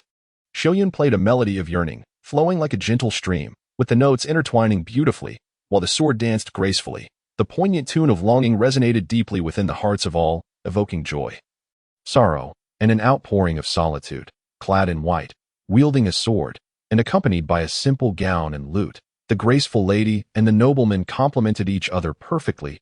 "If you do not depart, my lord shall not forsake you," the empress remarked, her eyes glistening with unshed tears, evidently captivated. The assembly, to varying degrees, found themselves ensnared in a melancholic reverie. Even Lancer was pensive, as if struck by the notion that, though physically apart, their hearts shared an unspoken connection. As the lute's melody faded and the sword dance concluded, tranquility lingered in the air. "Exquisite," the crowd exclaimed in admiration. The empress's eyes moistened, likely recalling either cherished memories or lingering regrets. Yet, in the blink of an eye, she regained her composure, her gaze meeting Jiang Ruoli's. The ethereal beauty in white surpassed even the legendary melodies of Lord Qingyu. Young Master Qin Xian and Miss Xiaoyun's mutual understanding is indeed enchanting. Mother, the presence of young Master Qin Xian stirs our hearts. Perhaps we should beseech Father to confer a title upon him. Then, upon my departure from the Li Kingdom, we shall have 2 distinguished gentlemen, destined to stand tall among the 7 kingdoms. Elder brother, that may be an exaggeration. Mother, I believe young Master Qin Xian still requires some time. Chuang your brother's words hold merit. Young Master Qin Xian is truly a dragon among men. It would be prudent for you and your third brother to be titled together, lest we lose a great talent to the allure of trivial pursuits. Mother's counsel is wise. Chuang understands. Prince Chuang gazed at Jiang Ruoli, initially hoping to diminish his stature in front of the world, yet unexpectedly, he inadvertently elevated Jiang's reputation, leaving him in an awkward predicament. The Prince of Li regards me highly. Yet Qin Xian harbors no interest in fame or fortune. I hope for your understanding. Young Master Qin Xian is overly modest. Your talents are well known and certainly worthy of the title of gentleman, far exceeding the merit of petty rogues. Might you have time tomorrow, young Master Qin Xian? I invite you to visit my Jingquan Palace, as I have found myself rather bored of late. Should you come, I would be delighted to delve deeper into the art of the lute with you. Jiang Ruoli felt a twinge of unease. Was the Empress hinting at something more? With her warm invitation, he vowed to honor her request. "I shall arrive punctually, Your Majesty. I bid you farewell. Young Master, take care on your way." "Sir, the Empress has invited you. What are your thoughts?" "Uncertainly, has my esteemed Xiaoyun succumbed to jealousy? Who has been envious? Today, you have affronted the dignity of Chuang Wang. He is sure to harbor resentment within his heart. Tianxiang Tower is a considerable distance from the Imperial Palace, and I fear that Chuang Wang may resort to underhanded tactics. No matter, I had intended to confront him myself. It is indeed a risk that he dares to covet what is mine. I am not your woman, so spare me your arrogance. That Qingyu Jun has also been greatly vexed by you. He is, after all, a prince of the divine realm. If he were to conspire with Chuang Wang, your position could become precarious." The news of Qingyu Jun's fainting has swiftly spread throughout Li Gua and subsequently reached the 7 kingdoms. Many have only just learned of his existence. Upon hearing of this incident, the divine emperor promptly stripped Qingyu Jun of his title, deeming him a disgrace to the divine realm. Upon receiving this news at Chuang Wang's residence, Qingyu Jun was so overwhelmed that he fainted, expelling a mouthful of blood. Now that one of the 4 gentlemen, Qingyu Jun, has been deposed, it is only natural that someone should take his place. Outside the Imperial Palace, Qianyu, is this Qin Xian truly as the rumors suggest? I have encountered this individual. His appearance and demeanor rival that of Lan Se, and it appears that he is acquainted with Lan Se. If we could draw him to our side, it would undoubtedly attract talents from all corners of the 7 kingdoms to serve Li Gua. I have heard that this person is also a level 6 slayer. Achieving such prowess in merely 2 months is indeed remarkable. Since the Empress has made a request, I shall bestow upon him the title of Jun. However, I believe it would be wise for the Empress to limit her interactions with him. After all, you are the Empress, and he is a subject. Thank you, Your Majesty. Very well, I am fatigued. Please feel free to proceed as you wish. Empress. I take my leave. The Emperor, with his back turned to Qianyu, seems lost in thought. I pay my respects to the Empress. Young Master Qin Xian, I hope you have been well. I have awaited your arrival for quite some time. I would not wish to trouble the Empress. Young Master, I have informed His Majesty of your title, and from this day forth, you shall be known as the Qin Xian Jun of Li Gua. Thank you. Empress, all of you may withdraw. I have matters to discuss with Qin Xian Jun. May I inquire what urgent matters the Empress wishes to address? There is no need for formalities, Qin Xian Jun. In this tranquil palace, you may call me Qianyu. Today, as we share a drink, I wish to spend a romantic evening with you. Jiang Ruoli was taken aback. While he had anticipated the Empress's invitation regarding this matter, he had not expected her to be so forthright. Empress, this is inappropriate. I am acquainted with Lan Se, and Li Wang has also shown me kindness. This cannot be. Cannot be. Do you believe me insufficiently beautiful? The Empress's beauty is unparalleled on this earth. Yet I cannot. If I were to reveal that the 3 brothers of Lan Se are not of my lineage, would you then accept me? What? They are not born of the Empress. What do you mean by this? I shall not put you in a difficult position. Some matters you will come to understand in time, although His Majesty has conferred upon you the title out of respect for me. Li Gua has always valued martial prowess. Recently, conflicts have arisen between Li Gua and Yi Lang. Should you achieve military merit, the title of Jun would rightfully be yours. Jiang Ruoli let out a quiet sigh of relief. Qing Xian would undoubtedly not let the Empress down. Your Highness, it is time for your bath, is it not? Empress, since the hour is late, I shall take my leave for now. There is no need for haste. Please accompany me. Qian Yu led Jiang Ruoli deep into the tranquil spring palace, where the warm steam rose from the bathing pool and maidens carried bucket after bucket of flower petals. Once the maidens withdrew, only Jiang Ruoli and Qian Yu remained. The esteemed Jun suggesting a shared bath. Jiang Ruoli pondered. There is no need for hesitation. Esteemed Jun, today you grace the spring palace, and by tomorrow, rumors shall spread of your indiscretions with me. Thus, why not indulge in a moment of pleasure? As Qian Yu spoke, she began to shed her garments, revealing skin as pristine as freshly fallen snow, with curves both exquisite and alluring. A red dot adorned her jade-like arm. Could it be the mark of a guardian? Surely not. Esteemed Jun, why do you linger? The water is perfectly tempered, she beckoned, as droplets cascaded from her neck, a vision of seductive charm. Jiang Ruoli immersed himself partially in the water, and Qian Yu approached, seating herself beside him, raising a cup to her lips and downing its contents in one swift motion. What does the esteemed Jun intend? Surely, you do not plan to remain passive. Your Highness, please do not place me in a predicament. Should this matter reach the ears of the Emperor of Li, my life would be in jeopardy, Jiang Ruoli replied.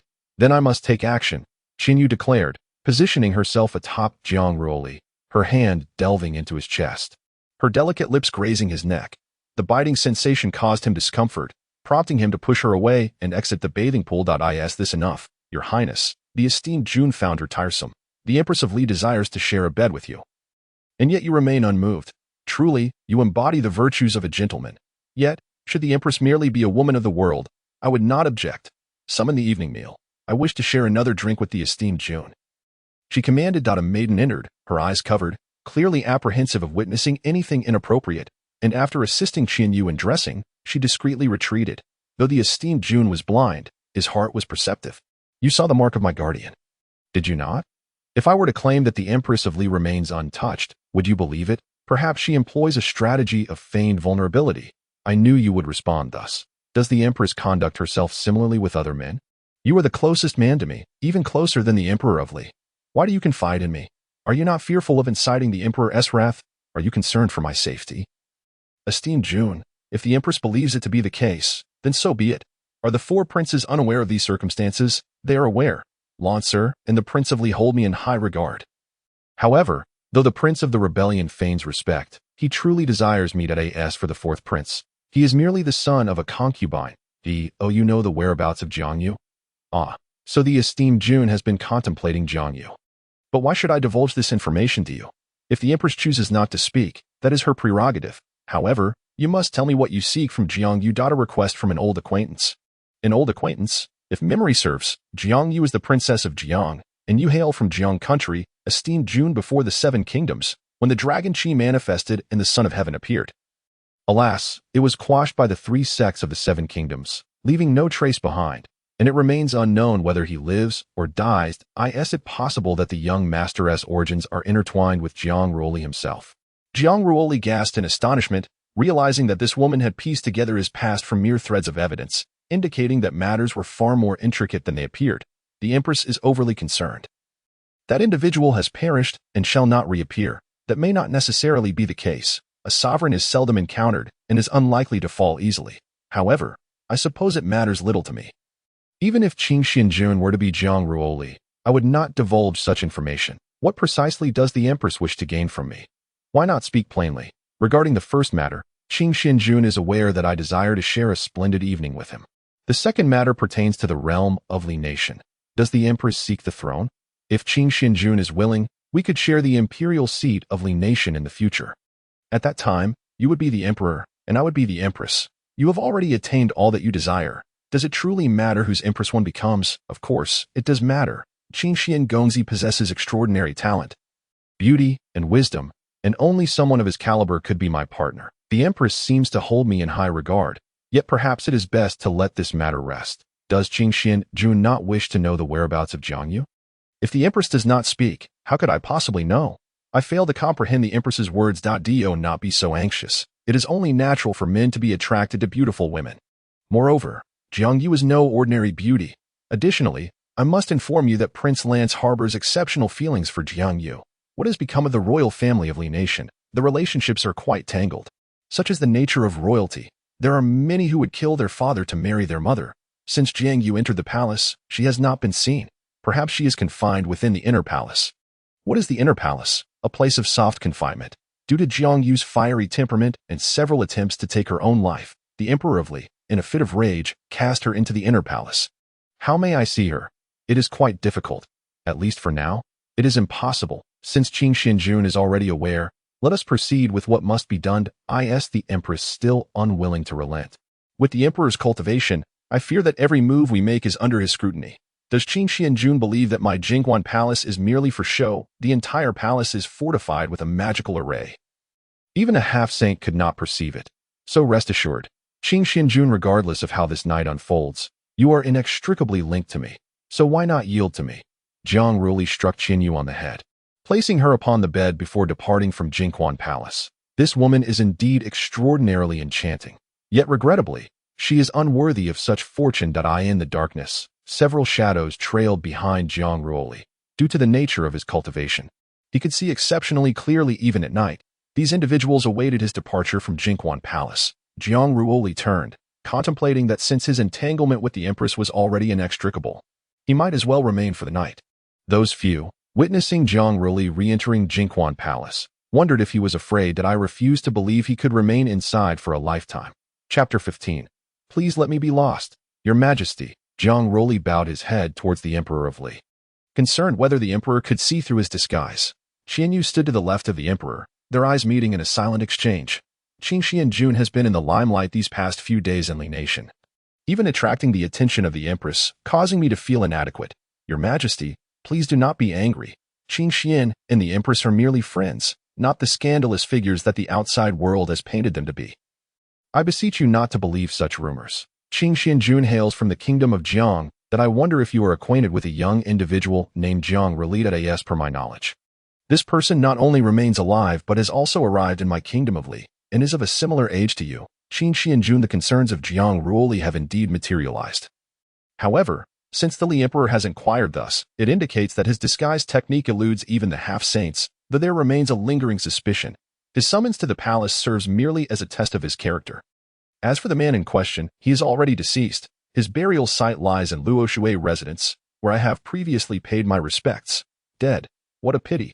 I had intended to make amends, for he is, after all, a citizen of my Kingdom of Li and has rendered me a favor. Jiang Ruoli, of course, harbors disbelief. This is merely a ruse commonly employed by the Li Emperor, notorious for his tyranny, to claim he wishes to compensate him. Your Majesty, how benevolent you are. Alas, Jiang Ruoli is no longer among the living. Yet if he were to know of your kindness from beyond, he would undoubtedly express his gratitude. Ha! My invitation to Qin Xinjun was simply for casual conversation, with no ulterior motive. Once you obtain the title of the Slayer, I shall assign you the command to conquer the Kingdom of Jiang. The Kingdom of Jiang is my homeland. I beg you to excuse me from this task. Truly, you possess the grace of a gentleman. I hold your character in high regard, Qin Xinjun, but I was merely jesting. There is no need for such seriousness. Thank you, Your Majesty. I eagerly anticipate your forthcoming performance. You may withdraw now. Qin Xinjun bows and exits. Your Majesty, did you not promise to let me go? Slap. How audacious. The face of the Li Emperor contorted with rage, delivering a resounding blow to Qin Yu's face, blood immediately trickling from the corner of her mouth. When I command you to leave, you shall depart. When I command you to stay, you shall not leave. There is no need for your reminders. Hiki. Qin Yu retorted with a cold laugh. You truly exude authority. but do not forget how you attained your current status. The Summer Sovereign bore you several illegitimate offspring, yet they remain oblivious to the fact that the formidable Emperor of the Kingdom of Li secretly consorts with his own sister. Ha! Depart at once, or I shall have you executed on the spot. The Li Emperor, still adhering to his promise, Xi'er, you are stunningly beautiful, as Jiang Ruoli embraces Xi'er from the front. Let go of me, or I shall be angered. Xi'er threatens, pressing a dagger against Jiang Ruoli's chest. With a sudden thrust, Jiang Ruoli plunges the dagger into his own heart, exclaiming, Xi'er, I love you. To Xi'er's delicate frame trembles. My lord, it was not my intention. Xi'er was merely upset with you. I am sorry that it's nothing. I won't is Xi'er more beautiful than I. What are you comparing today? Speak quickly, or Xi'er will be angry. That is difficult to say. Each has their own merits that I no longer wish to converse with you. Wretched man. Xi'er, do you wish to have a baby? Xi'er, blushing, supports her chin with her delicate hand. Have a baby? I am still a maiden. Jiang Ruoli takes Xi'er in his arms and leads her to the bed. Their eyes meet, and Xi'er sees the fiery passion in Jiang Ruoli's gaze. Though hesitant, she eventually concedes to him, covering her eyes with her hands, too shy to look. Xi'er only feels a sharp pain. Followed by their passionate kiss until dawn breaks. My lord, it has been all night. Will you not let Xi'er be? That is impossible, Jiang Ruoli replies as he lunges at her once more. Whoa, Xi'er, awake? It has been ages since we last visited Sister Luyan. Today, I shall craft a set of inner armor for my Xi'er. You did not call for me. I am angry. All right, my little beauty, do you believe we can battle for another 2 days and nights? Xi'er's cheeks flush crimson as she turns away. Do not look, Xi'er. Then I shall show you. Jiang Ruoli pretends to disrobe. No. Xi'er was wronged. In the outskirts, smoke rises from a thatched cottage, and Jiang Ruoli and Xi'er catch the aroma of roasted meat from afar. Sister Luyan must have known we were coming, preparing delicious dishes in advance. I am exhausted, Jiang Ruoli grumbles, carrying a box of stones. The inner armor he crafts for Xi'er is named Lucian, capable of withstanding any attack below the Tianyan realm. Though it is exceedingly difficult to forge, not only must one extract blood crystals from the stones, but they also require 10 days of nurturing with essence blood to take shape. Upon their arrival, Dainyu greets Jiang Ruoli with a warm embrace. Sister Luyan, I wish to embrace you too. You rascal, you ought to let Xi'er manage you properly. Qingxian, are you carrying bloodstones? Indeed, I plan to craft a set of inner armor for Xi'er. That is far too much. You could create 2 sets of inner armor and 2 Lucian skirts. The remainder shall be for Brother Niu, and you should craft a set for Sister Luyan as well. No, I cannot wear it. I am too old, Sister Luyan. It has been 7 months. The little one must be eagerly awaiting us. Indeed, it won't be long now. In 3 months, the little one will finally meet us. Qingxian, let us compare whose rank is higher. Sister Luyan shakes her head. Qingxian has only just begun. Are you not taking advantage? Women should not meddle in the disputes of men. Very well, shall we women take our leave then? Come forth. As the 2 individuals stoke the furnace to its utmost temperature, meticulously extracting the blood crystals embedded within the bloodstone. These blood crystals are a rare commodity. Jiang Ruoli had scoured the Tianxiang Tower before finally acquiring 4 fragments. Both individuals diligently operated the bellows, raising the furnace's temperature to soaring heights, until perspiration streamed down their faces. Under the fierce flames, the outer shell of the blood crystals gradually shed, revealing the deep crimson crystalline core. The initial step was nearly completed simultaneously by both. Dainyu, with his palms, deftly retrieved the fiery red blood crystal. Having studied forging for over 2 decades, his hands had become as unyielding as cold iron, impervious to the furnace's intense heat. Jiang Ruoli, however, was not so fortunate. Despite his formidable physique, he could not withstand the sweltering heat and found himself retreating outside, for the temperature was unbearable. Dainyu, observing this, wore a triumphant expression. With vigorous tremors, he summoned all his strength to forge the blood crystal into thin sheets, subsequently shaping them into the form of a skirt. Jiang Ruoli commenced the second phase, but his pace was evidently slower than Dainyu's, who had already infused the completed skirt and inner armor with attribute source power, leaving only the final nurturing with essence blood. Jiang Ruoli, though somewhat strained, gradually shaped the blood crystal sheets under his forging. After a moment of contemplation, he resolved to imbue them with the power of the undying scripture.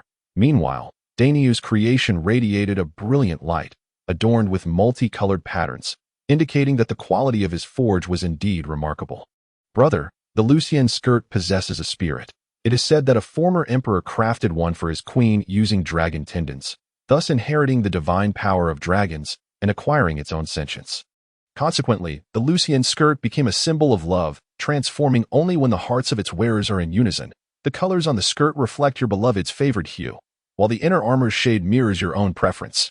Dainyu, do you fancy a pink inner armor? Dainya's face flushed with embarrassment as he replied, perhaps, but let's keep this from Lu Yin. Our mutual secrecy is a bond between men. I shan't breathe a word. Jiang Ruoli affirmed, and with a swift motion, the Lucian skirt before him transformed into a pristine white gown, exuding an aura of nobility beyond that of a typical dress. The inner armor shifted to a pale blue. Undeniably my favorite color. I shall have Xiaoyun model it for me. What followed was a relentless nurturing with essence blood. Thus they remained awake for 10 consecutive days and nights, unable to partake in food. The fluctuations emanating from their Lucian skirts grew increasingly potent. Dainyu's exuded a gentle and warm water source power, while Jiang Ruoli's conveyed a sense of ceaseless vitality, evoking an expansive aura. Sister Lu Yin. It's already the 9th day. Will anything go amiss? Nay. Dainyu once stood for half a year without faltering, but Sister Lu Yin must feel quite lonely at night.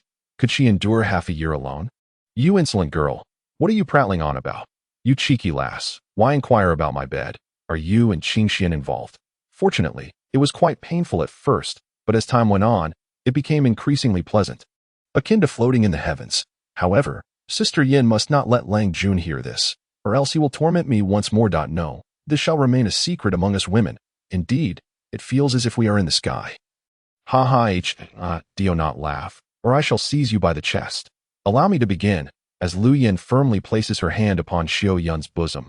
Oh my, it has indeed grown larger. Sister Lu Yin, I will not let this matter rest. With a thunderous sound, both women let out long cries. After 10 days of nurturing, the flowing fairy skirts had become flawless, and their dresses appeared nearly identical, rendering it difficult to determine a victor. This time, it shall be deemed a draw, Dainyu declared. After dinner, Jiang Ruoli hastily pulled Xiao Yun into the room. Lang Jun, you are not thinking of that again. Are you? I feel a bit unwell today. Could we postpone until tomorrow? What are you thinking, you seductress? I merely called you here to model for me. Jiang Ruoli produced a blue undergarment, causing Xiao Yun's face to flush crimson. Wear it now. Indeed, quickly, Jiang Ruoli urged, nearly drooling in anticipation. I absolutely will not wear it. I would die of embarrassment, you little pervert. Very well, then I shall attend to other matters, Jiang Ruoli declared. Beginning to loosen Xiao Yun's garments on the bed, Lang Jun, I was wrong. Yunner shall wear it for you now, Xiao Yun said, removing her upper clothing while turning her back to Jiang Ruoli, carefully taking off her intimate attire, and then donning the blue undergarment. Her already exquisite beauty became even more enchanting, the undergarment shimmering with translucent sparkles, causing Jiang Ruoli to nearly drool. Lang Jun, Yunner truly feels unwell. Let me show you tonight. Desire is a wild horse that has broken free. Small desires bring joy, while great desires lead to oblivion. Buddha, I have attained enlightenment. Please let me dissolve into nothingness. You scoundrel, you only seek to take advantage of me. Buddha said, I am not as good as hell. Who enters hell? If I do not sink, who shall? Yunner, guiding me is guiding you. Come forth. Woe is me. A lecture, Chapter 16. Pursued at the bottom of the lake within the thatched cottage, Jiang Ruoli sat cross-legged in midair, while 9 small dragons within the Dao Palace had grown significantly. Ever since Sword 3 fell into slumber, the Duan Shui sword had not responded for an extended period. The power of the Undying Sutra had transformed into a barren expanse, devoid of any life. Moreover, the fallen power, akin to the force generated by the Undying Sutra, had completely fused with the essence of the Undying Source. Jiang Ruoli was uncertain about the origins of the world before her. If only Sword 3 were here, he would undoubtedly know. The Judgment 9 swords emerged from the transformation of the 9 Dragon Qi, containing terrifying thunderous power, unlike the previous cultivation of Qiu Xingguang within the Thunder System. Jiang Ruoli sensed that at least 2 supreme forces composed this lightning, yet she was currently unable to wield this power. Her realm remained at the 9th stage of the Dao Heart. Jiang Ruoli's cultivation had reached a level that could no longer be described as terrifying, but rather as defying the heavens. Thus, she did not rush to break through to the immortal mansion realm. Instead, She sought the legendary 10th realm. That desolate world should be my destined realm. But why does it appear in such a manner? Stopping her cultivation, Jiang Ruoli noticed that Xi'er had yet to awaken. She ventured alone to the riverside, moving upstream. At that moment, the sky was shrouded in darkness, and the surrounding source energy became increasingly unstable. Jiang Ruoli gazed upwards, feeling as if the void was compressing beneath his feet. As he surveyed his surroundings, everything transformed. Jiang Ruoli immediately sensed the impending peril that a shadow loomed high above in the darkness, emanating an aura of sheer terror, and Jiang Ruoli could not discern the cultivation level of this figure. The power of an individual could sway the flow of source energy, indicating that this person's strength had reached an apex beyond his current capacity to contend with. Who are you? Why do you obstruct me? The shadow replied. The dead need not know. With a swift motion, the figure raised a hand to suppress him, and that strike solidified Jiang Ruoli in place. Even with all his might, he could not thwart it. Under that blow, he was reduced to mere blood and water, utterly feeble, simply unable to withstand a single hit. Jiang Ruoli had pushed his speed to its limits, yet the shadow drew ever closer. He needed to erase the mark swiftly. Otherwise, even if he fled to the ends of the earth, his pursuer would not relent. Just then, a deep lake appeared below, and Jiang Ruoli swiftly plunged into its depths. The shadow soon followed, pausing at the spot where Jiang Ruoli had descended. Do you think that hiding in the water will spare you from death? The lake's depths were profound as Jiang Ruoli descended. He found no bottom in sight, and the temperature increased with every meter he plunged, even witnessing portions of the lake water mingling with molten lava beneath. At this point, it was a matter of luck. Ascending was futile, as he could not defeat his foe. Jiang Ruoli propelled himself deeper, but the pressure grew more intense. He felt dizzy, as if his blood were about to burst forth. To make matters worse, the shadow had already appeared above him. Sensing Jiang Ruoli's intent to escape, it unleashed a beam of divine light towards him. After fleeing relentlessly, he had expended too much source energy and was now powerless to resist. The attack piercing through his arm, Jiang Ruoli winced in pain and swam deeper. Yet the shadow would not allow him to escape unscathed. A hand descended to strike him once more. Worse still, Jiang Ruoli sensed that his recovery time was extending. The undying scripture was not invincible. If he were killed repeatedly, he would indeed perish. Indeed, there is a treasure here, to withstand my blow, and yet remain alive. The shadow rejoiced inwardly, but soon realized that its speed in the water was inferior to Jiang Ruoli's, and its source energy flowed less smoothly than usual. This lake posed a problem. It seemed a swift resolution was necessary. Jiang Ruoli also recognized the peculiar circumstances. The shadow pursued him from behind while he advanced ahead, yet the pursuer could not close the distance. The shadow, now losing patience, was unaccustomed to such humiliation. Countless attacks rained down upon Jiang Ruoli, but soon both realized that not only were their speeds diminished, but their attacks were also weakened. Jiang Ruoli felt elated. He continued forward, for if his speed surpassed that of his opponent, it was evident that the higher one's cultivation, the greater the suppression experienced in this place. Two individuals, one fleeing for his life while the other relentlessly pursues. Thus a day passes. Jiang Ruoli has been reduced to a state of utter weakness. While the shadow seems no better off, the constraints of this place weigh heavily upon him. They are not far apart, merely a few hundred meters. Yet those few hundred meters here are fraught with insurmountable obstacles. The shadow, left with no choice, removes his hat, revealing his true visage, a pallid face marred by a scar, and most notably, the aura he exudes bears a striking resemblance to Lu Qinya. Whose bidding do you serve? He inquires, taking coin to do another's bidding. I, Lu Ting, the sixth harbinger of death, have come to claim your name. Submit to your demise willingly, and perhaps I shall leave you with a complete corpse. Do not speak so soon. The outcome is yet to be determined. Do you truly believe you can escape my grasp? Once I have dispatched you, I shall return to the thatched cottage to desecrate your woman 1,000 times over. Before casting her into a heap of beggars for their amusement, the chill runs through Jiang Ruoli, his rage surging like a tempest. You have successfully provoked me. You shall not leave this lake alive today. Lu Ting, however, chuckles as if he has heard a jest. Were it not for this place, you would have perished 1,000 times already. Jiang Ruoli presses deeper into the terrain. Lu Qinya is your sister. Is she not? I wonder how you would feel if she were to be ravaged by thousands. Lu Ting remained stationary, a cold smile etched upon his face. My plans have shifted. I now intend to slay that pregnant woman, extracting the wretched spawn from her womb, and then severing the head of that man to display upon the city gates. I shall ensure you witness your own entrails laid bare. With those words, Jiang Ruoli departs, and Lu Ting does not pursue. Evidently confident that Jiang Ruoli could never escape his clutches, Jiang Ruoli now finds himself 10,000 miles above the ground, and with his current strength, he feels powerless to erase the mark upon him. Just as he finds himself at a loss, an unknown source beast appears before him, seemingly asleep, adorned with dragon horns, its body shrouded in scales, and wielding 3 colossal claws, the Yinglong. Jiang Ruoli is taken aback. How could such a divine beast exist within the realm of light? He quickly seeks refuge, pondering that if his divine sense were potent enough, he might not have discovered the slumbering beast below. From a considerable distance, he hears the heartbeat of the Yinglong. It is one of the 10 Celestials, possessing a bloodline as formidable as that of the Titan race. Yet, the Titan race cannot be compared to the Yinglong. Even among the 10 Celestials, the disparity between the Titan and the Yinglong is vast. The Yinglong emerges with 3 claws at birth, growing a 4th in its midlife. And legends suggest it may even evolve into a 5-clawed Yinglong, its power rivaling that of the ancestral dragon. I must recover swiftly. Otherwise, I shall be rendered incapable of battle. The Undying Sutra slowly mends the wounds within my body. Jiang Ruoli gazes at the 3 strands of holy energy. Should it come to it, he would have no choice but to employ the holy energy. Within the realm of divine consciousness, the holy energy emanates an overwhelming sense of authority, gradually flowing into Jiang Ruoli's body. The grievous wounds he previously sustained heal rapidly, yet this is still far from sufficient. I possess but one chance. Otherwise, I will truly perish. Lu Ting, I have come to slay you. Are you prepared to meet your end?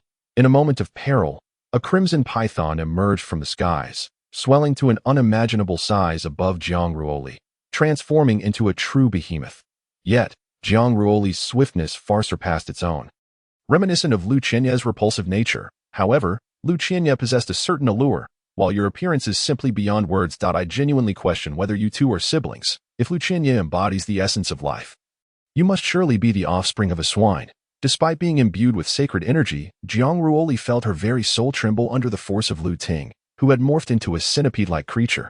Lu Chenye once transformed into a serpent, and now these 2 siblings shared a symbiotic existence with their respective beasts. Lu Ting, adorned with countless filaments, had become unrecognizable, a grotesque aberration of humanity. The giant python bared its razor-sharp fangs at Jiang Ruoli, while Lu Ting, in his monstrous form, bore blood-red eyes that instilled terror. The python relentlessly gnawed at Jiang Ruoli's defenses, and Lu Ting proclaimed, "It is over. Those who have witnessed my true form, apart from my sister, have all met their demise. You, too, shall prove delectable. Do you not realize? I have a particular fondness for maidens of 13 or 14 years of age. I relish their suffering before injecting them with venom, ensuring they remain conscious as they are devoured. However, today I shall grant you a swift end." As Lu Ting's centipede-like appendage lunged at Jiang Ruoli, her protective barrier dimmed, revealing his monstrous nature. "You are a wretched beast. And your sister is no better. You see the do not speak of her," Lu Ting retorted furiously, channeling his strength into the barrier. "You are both despicable. You truly are a match made in hell. Once you perish, I shall send her to join you. I will slay you." With a resounding crash, the barrier shattered into fragments, and the centipede-like weapon severed Jiang Ruoli's arm, sending it plummeting to the depths of the lake. Enduring excruciating pain, she fled in the direction she had come, but Lu Ting's voice echoed, "You cannot escape." He howled to the heavens, spewing forth blood-red centipedes. As the Undying Scripture activated, his hand began to regenerate. And Jiang Ruoli marveled at the increasing strength of the Undying Scripture with each grievous injury.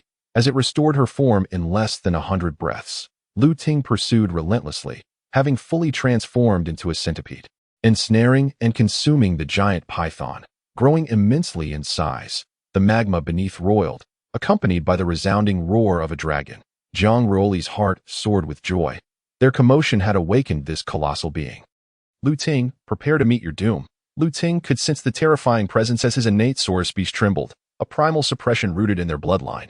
Even an ordinary source beast of the imperial realm pales in comparison to the dragon clan, a fact immutable by any means. The dragon emerged from the depths, soaring to a height of 10,000 zhong, exuding the majesty of the beastly sovereign. Even at a considerable distance, Jiang Ruoli felt the reverberations of the dragon's roar injure her, illustrating the immense power of this celestial dragon. She dared not pause, while Lu Ting was doomed, reduced to mere dust in the face of the dragon's might. How could such a creature exist here? A 3-legged dragon? It appears to be in its juvenile stage. If it were to consume the bloodline of you and me, it would achieve evolution, and then the world would be mine. Ha ha ha. The Yinglong regarded him as one would a fool, a lesser being. How dare he not kneel before this sovereign? The Yinglong spoke in human tongue, unleashing a torrent of dragon breath, an overwhelming force that caused Jiang Ruoli, standing at a distance, to only hear the agonizing cries of Lu Ting. Lu Ting, unable to withstand it, was directly struck and grievously injured. Who are you trying to intimidate? Jiang Ruoli underestimated him, yet he dared not voice such thoughts. For the other party was not someone he could provoke. It seemed the Yinglong was aware that he had intentionally lured Lu Ting here, using him to inflict near-fatal damage upon Lu Ting. However, as long as he harbored no intent to kill, that sufficed. Jiang Ruoli carried Lu Ting away. At this moment, Lu Ting was on the brink of collapse, his cultivation rendered useless by the Yinglong. And the 5 poisons within him began to turn against his body, each vying for control over this vessel. Even if Jiang Ruoli were not involved, Lu Ting would not survive. Lu Ting, who could have never imagined this fate, surely found the experience of backlash quite unbearable, a fate worse than death. Kill me, Lu Ting cried, his face contorted in agony, the toxins keeping him conscious to endure the utmost pain, as poisonous insects occasionally emerged from his body. Jiang Ruoli, witnessing this, felt a pang of panic. Kill me, and I shall reveal a secret. Oh, do tell. Kill me, came Lu Ting's voice filled with despair, as his abdomen was hollowed out by the insects, countless creatures gnawing at him until he was reduced to mere bones. From a distance, the thatched cottage remained eerily tranquil, and Jiang Ruoli's heart grew heavier, the white silk soaked with tears. He wept. If anything were to happen to Xiaoyun and Lu Yin, he would never forgive himself in this lifetime. Jiang Ruoli dashed inside frantically. The 3 women stood in the yard, Dania covered in blood yet unscathed, while over a dozen corpses lay on the ground, clearly the aftermath of a fierce battle. Qingyu Jun and Chuang Wang cowered in a corner, trembling, their hands brutally severed. Xiaoyun, Jiang Ruoli embraced her tightly. I am relieved you are safe. I feared I would never see you again. Lang Jun, Yuner is fine. Do not cry. It's embarrassing. Alas, only concerned for your own wife. It seems we are of little importance. Lu Yin, Jiang Ruoli sobbed uncontrollably, clinging to her. Let go. That's my wife. Ha ha ha. Brother Daniu, I truly thank you for this. A trivial matter. It's been a while since I fought. Not a challenge at all. It was resolved in a few swift moves. Jiang Ruoli turned, his gaze icy as he regarded the 2 men. How do you wish to meet your end? Qingxian Jun, it was Qingyu Jun who sought to kill you. I had no part in it. Chuang Wang trembled uncontrollably. Qingxian, I warn you, I am the son of the divine emperor. Release me at once, or my father will ensure your demise. Ha ha ha. Even at this juncture, you dare to threaten me. Jiang Ruoli extracted a venomous spider he had obtained from Lu Ting. Little did he expect to use it so soon. What do you intend to do? Qingyu Jun still wished to resist, yet was forcibly compelled by Jiang Ruoli to open his mouth and release the venomous spider within. Qingxian Jun, do not take my life. Whatever you desire, I can provide. Wealth, women, status. Just spare me. Do not be hasty. You too shall receive a portion. You dared to covet my woman, Jiang Ruoli declared, stripping the rebel king and placing the 5 poisons upon his form. These creatures are exceedingly sensitive to flesh and blood, and they swiftly burrowed into the slightest wound upon the king's body. Qingxian, my father will not let you escape, came Qingyu Jun's desperate cry. As a gaping hole was bitten into his head, from which numerous venomous spiders emerged, leading to his instantaneous demise, the rebel king would not meet his end until a birthday had passed, his body leaving behind not even a trace of bone. Jiang Ruoli set a fire that consumed everything entirely. Daniagu, you truly are a master of disguise. It appears you are a person of extraordinary prowess. A master? Hardly. Having witnessed much, one becomes accustomed to the extraordinary. It is Qingxian who has brought you trouble. We cannot remain here. Let us return to the imperial city with me and Xiaoyun. I do not blame you. There is no need to dwell on it. Qingxian, your Daniagu is quite formidable, so you need not worry. As long as the emperor does not intervene, no one from Li country can harm us. Daniagu, you cannot be from Li country. Can you? No. We hail from the clan of Light. Our families disapproved of the union between Lu Yin and myself, so we eloped. In truth, we have been here for nearly 20 years. I see. Sister Lu Yin must be truly fortunate. It is quite uncommon for someone to elope for over 20 years. Impudent girl, eat your meal. You've gone a whole day without food. Chapter 17. The plan. Although both the rebel king and Qingyu Jun had perished, Jiang Ruoli was still filled with trepidation, especially since Xiaoyun had been utterly powerless to retaliate.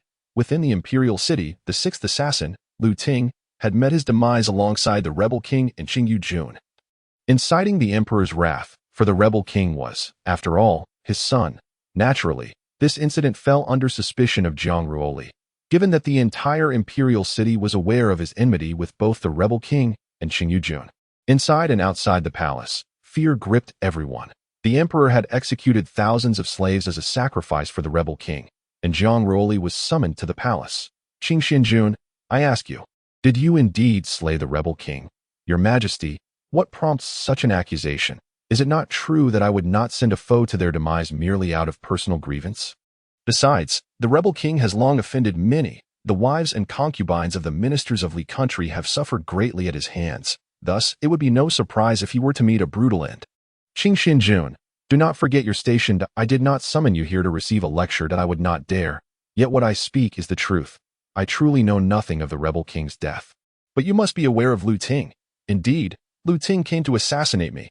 However, fortune favored me, as he lost all his powers due to the backlash from the 5 poisons, and I was able to slay him. Ha ha ha. Backlash? Qing Xianjun, you certainly know how to concoct excuses. Nevertheless, since Lu Ting met his end at your hands, you shall assume the position of the 6th assassin. Thank you, Your Majesty. Qing Xianjun. There is one more task I require you to undertake. What is your command, Your Majesty? The esteemed Qing Xianjun must be aware that this sovereign possesses a trace of dragon qi. However, despite exhausting all avenues, this sovereign has been unable to merge with it. Given your vast knowledge and experience, I wonder if you might possess a solution. Jiang Ruoli pondered for a moment. This old rascal still harbored doubts about him. Your Majesty, I once encountered a passage in an ancient tome indicating that dragon qi requires dragon blood as a catalyst. Therefore, it seems Your Majesty is lacking in dragon blood. Qing Xianjun's reasoning was sound. Indeed, he was worthy of being the sovereign of my Li Kingdom, a veritable repository of knowledge. Yet, alas, my kingdom lacks any dragon blood. Your Majesty, I am aware of a location where it can be found. Speak quickly. If true, I shall fulfill any condition you desire. The sovereign urged. If Your Majesty is sincere, then Qi Xian has a modest request. Should Your Majesty acquiesce, I can provide a foolproof plan. My dear minister, please articulate your request. Whatever I possess is at your disposal. With audacity, Qin Xian dared to request a person. Whom do you refer to? Is it Qian Yu? I have heard whispers of a beauty in the Li Kingdom, Jiang Yu. Might Your Majesty bestow her upon me? The emperor visibly hesitated for a moment. If Your Majesty finds it difficult to part with her, then let it be. Minister, what are you saying? Is she not just a woman? Come, summon the Yu concubine. A moment later, a lady adorned in splendid attire entered, her beauty rivaling that of Shiyun, embodying both youthful charm and the allure of maturity. Much like a peach in spring and a chrysanthemum in autumn, stunningly beautiful. No wonder the sovereign was reluctant to part with her. I too could not accept her, for to take what a strong man cherishes would betray the gentlemanly spirit. My dear minister is the esteemed sovereign of my Li Kingdom, possessing both noble status and exceptional talents, making him a fitting match for the Yu concubine. Today, I shall decree that the Yu concubine be granted to Qing Xianjun. Where, from this day forth, you must take good care of Qing Xianjun on my behalf. Yes, Your Majesty. Now that the Yu concubine has arrived, Qing Xianjun may enlighten me as to the whereabouts of the dragon blood. Your Majesty, 50 miles east of the city lies a deep lake, home to a 3-clawed Long. Pray proceed with caution, but this young dragon is still in its juvenile phase. Its strength surpasses that of a semi-saint. I advise Your Majesty to rally the 7 kingdoms and 3 sects to jointly vanquish the Long. At that juncture, as the Long engages in a deadly struggle with them, Your Majesty may reap the benefits. Perhaps even eliminating 1 or 2 semi-saints. The balance among the 7 kingdoms and 3 sects will inevitably be disrupted, allowing Your Majesty to seize the opportunity to expand your territory, ultimately leading to the unification of the Bright Lands. Your insight is remarkable, yet while this is indeed a fortuitous plan, the 7 kingdoms and 3 sects may not fall for it so easily. Your Majesty, the allure of the sacred realm outweighs all else for them. Should anyone ascend to the sacred realm ahead of time, the world will inevitably unite as one. They will assuredly come. Your Majesty need only embellish the tale slightly. Truly, you are worthy of the title Qing Xianjun. For you have even located this divine beast. I shall see this through. Qian Yu harbors feelings for you. Take her with you. I shall enter seclusion for 6 months, and upon my return, we will discuss grand matters together. No need for that. Since Qing Xianjun has spoken, I shall certainly believe it. Then Qing Xian takes his leave. Alas, Jiang Ruoli was consumed with anxiety along the way, fearing that should the Yinglong discover his revelations, it might come forth to exact vengeance upon him. Jiang Yu remained silent throughout the journey, quietly trailing behind Jiang Ruoli. Yu Fei, it has come to my attention that Lan Se-jun harbors feelings for you. Are you aware of this? Indeed, he frequently visits me and must have heard that I have left the palace by now. However, every time Lan Se-jun comes, he seems rather hesitant, leaving me uncertain whether his intentions are genuine or not. Surely not. Lan Se-jun even penned a love poem for Yu Fei, currently residing in Tianxiang. Let us head to Jingquan Palace. Although I dwell within the depths of the palace, I have heard much about Qin Xianjun's exploits, such as the poem Shangqianyi. I have also heard of the renowned beauty of Jiang Yu. She is indeed a jewel among women. With the first beauty of the Li Kingdom by Qin Xianjun's side, could he still be thinking of me? Qin Xianjun is from Jiang Kingdom. I wonder which family he hails from. The nobility of Jiang Kingdom has been entirely exterminated by Emperor Jiang. I am merely a commoner. Has Qin Xianjun met with Wang Xiong? He has, and he often speaks of you. That I wonder how my younger sister and brother are faring. Jiang Yao has been tainted by demonic energy and is now missing. Jiang Yi is doing well. How could Yao have been contaminated by demonic energy? I do not know. I nearly lost my life at her hands. Compared to Jiang Yu, Jiang Yao indeed falls short. Is Qin Xianjun still thinking of me? Not at all. It is merely that Jiang Yu is exceedingly beautiful, and I was moved to express my sentiments. What is the nature of Qin Xianjun's relationship with the Empress? It is nothing significant, merely an acquaintance. I simply did not expect the Li Emperor to grant me the Empress as a reward for the dragon's blood. Was what Qin Xianjun just said true?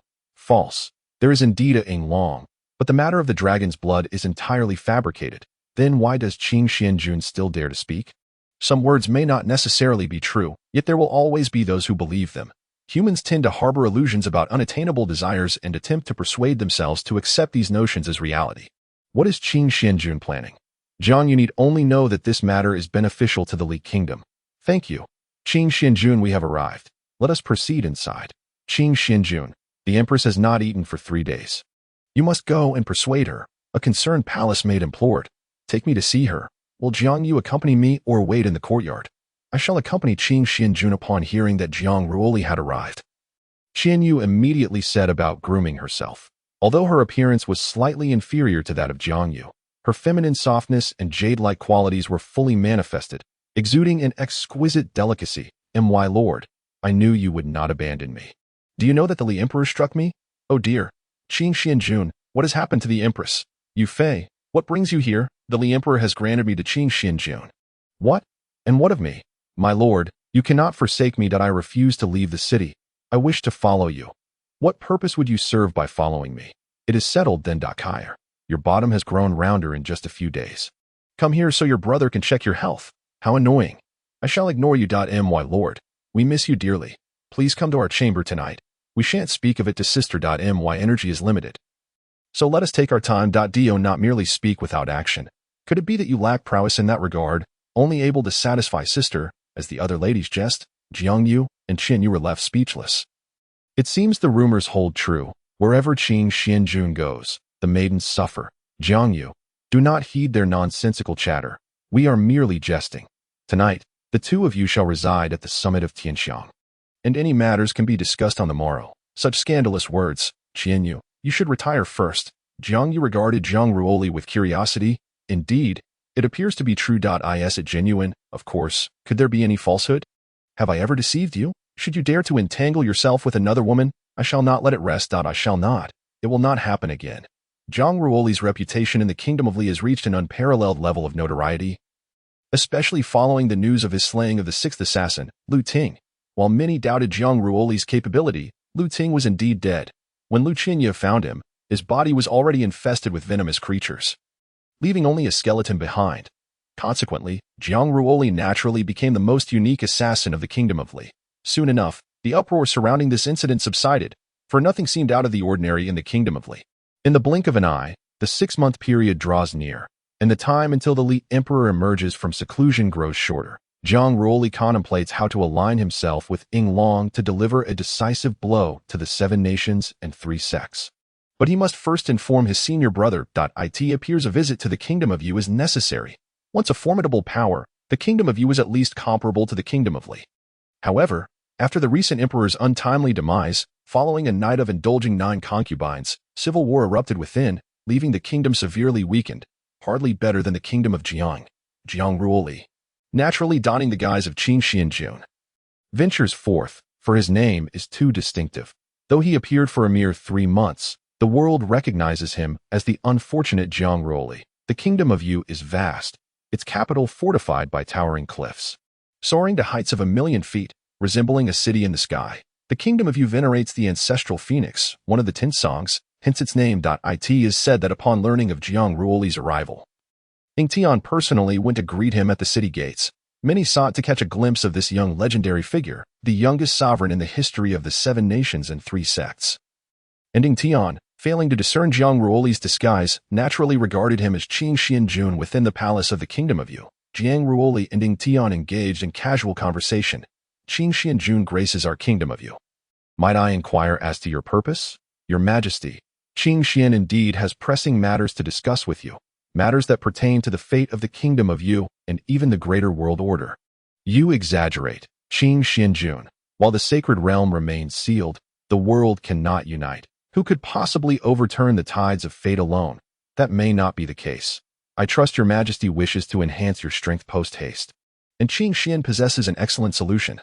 Please, enlighten me. Qin Xian Jun.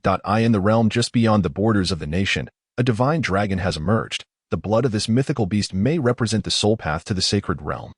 Thus, I persuaded the Emperor of Li to summon the 7 nations and 3 sects to join forces. I seek to unite your Majesty with Emperor Jiang, harnessing the power of the dragon to slay the half-saints of the 7 nations and 3 sects. The most favorable outcome would be to eliminate 1 or 2 of these half-saints, which would inevitably lead to the rise of the Yu nation. If my memory serves me correctly, Lord Qin Xian is indeed a subject of the Li nation. Is he not? Are you even counting the Emperor of Li among them? Of course, the tyrannical nature of the Emperor of Li is well known. This presents an excellent opportunity. Should the Emperor perish, internal strife will surely ensue within the Li nation. And at that time, your Majesty could collaborate with the Jiang nation to seize control of Li. Your Majesty, do remain calm. If this time the Emperor of Li ascends to the sacred realm, do you truly believe he would spare the Yu nation? The Jiang nation would be the first to be annihilated, and soon thereafter, it would be the Yu nation's turn. Surely, your Majesty can foresee the implications. How would Lord Qin Xian like me to cooperate? I shall persuade the dragon to ally with us. In that case, the Emperor of Li will be too preoccupied to attend to his own nation, allowing your Majesty to lead an army into the imperial city of Li. Even if the Emperor of Li survives the battle against the dragon, he will be gravely injured. With the assistance of Emperor Jiang and the national advisor of the Jiang nation, even a half-saint may not be beyond defeat. That I must admit, Lord Qin Xian is difficult to fathom. However, this matter is of great significance, and I must consult with the Empress before reaching a conclusion. Your Majesty, please deliberate. Qin Xian takes his leave. Chapter 18. Allocation. As time draws near, news of the divine beast in the Li nation spreads swiftly across the lands, with rumors suggesting that the blood of the dragon is the only path to ascension into the sacred realm. The Emperor of Li has set a date 1 month hence, inviting the emperors of various nations to embark upon the sacred road. Meanwhile, Jiang Ruoli prepares for this journey, as he must seek out the dragon beforehand. Otherwise, he will truly meet his demise. Jiang Ruoli, consumed by unease, arrives at the deep lake after several hours. At this moment, the dragon is undergoing transformation, its 4th claw beginning to sprout, upon the appearance of a human. The dragon reveals its murderous intent. It is at its most vulnerable now, and even an ordinary person could bring about its end. Sensing its hostility, Jiang Ruoli reassures, I mean you no harm, venerable dragon. Now is truly not the time for you to face tribulation. Human, trespassing upon my domain is a capital offense. Depart now, and I shall grant you your life. The dragon retorts, why must you be angered? Esteemed elder, as I have stated, I harbor no ill intentions. I come to inform you that the 7 nations and 3 sects are already aware of your existence, and they will soon come to hunt you down. Did you expose my whereabouts? Humans are indeed a treacherous breed. I spared your life last time, only to find you repay kindness with enmity. Since you have come, there is no need for you to leave. I shall kill you first, and then deal with them. You are in no condition to boast. I merely ask, how long will it take you to traverse your tribulation? What concern is that of yours? However, with your current strength, you cannot even breach my defenses. I shall grant you mercy once more. Now, depart. Esteemed dragon, consider this carefully. They are not as amenable as I thought, though you possess great power. There are 8 half-saints among them. Without my assistance, you will not prevail against them. The dragon ponders, what is it that you wish to obtain from me? Is there some treasure of yours that warrants my attention? Though I have utilized you this time, I shall ensure you do not suffer loss. This sovereign requires 3 more months to undergo a complete metamorphosis. Is there a method to expedite this transformation? 2 possibilities arise. The 9 Revolutions Golden Elixir. Yet it is impossible to find a 9th-level alchemist within the realm of light. Thus, only one alternative remains, the Chi of the Ancestor Dragon, which can facilitate the transformation in merely 10 days. Is that correct? Jiang Ruoli is enveloped by 9 golden dragons, soaring effortlessly through the skies. Yinglong, taken aback, exclaims, so it is you, the sovereign of the realm of light. I never anticipated your survival. Instead, you have emerged even stronger.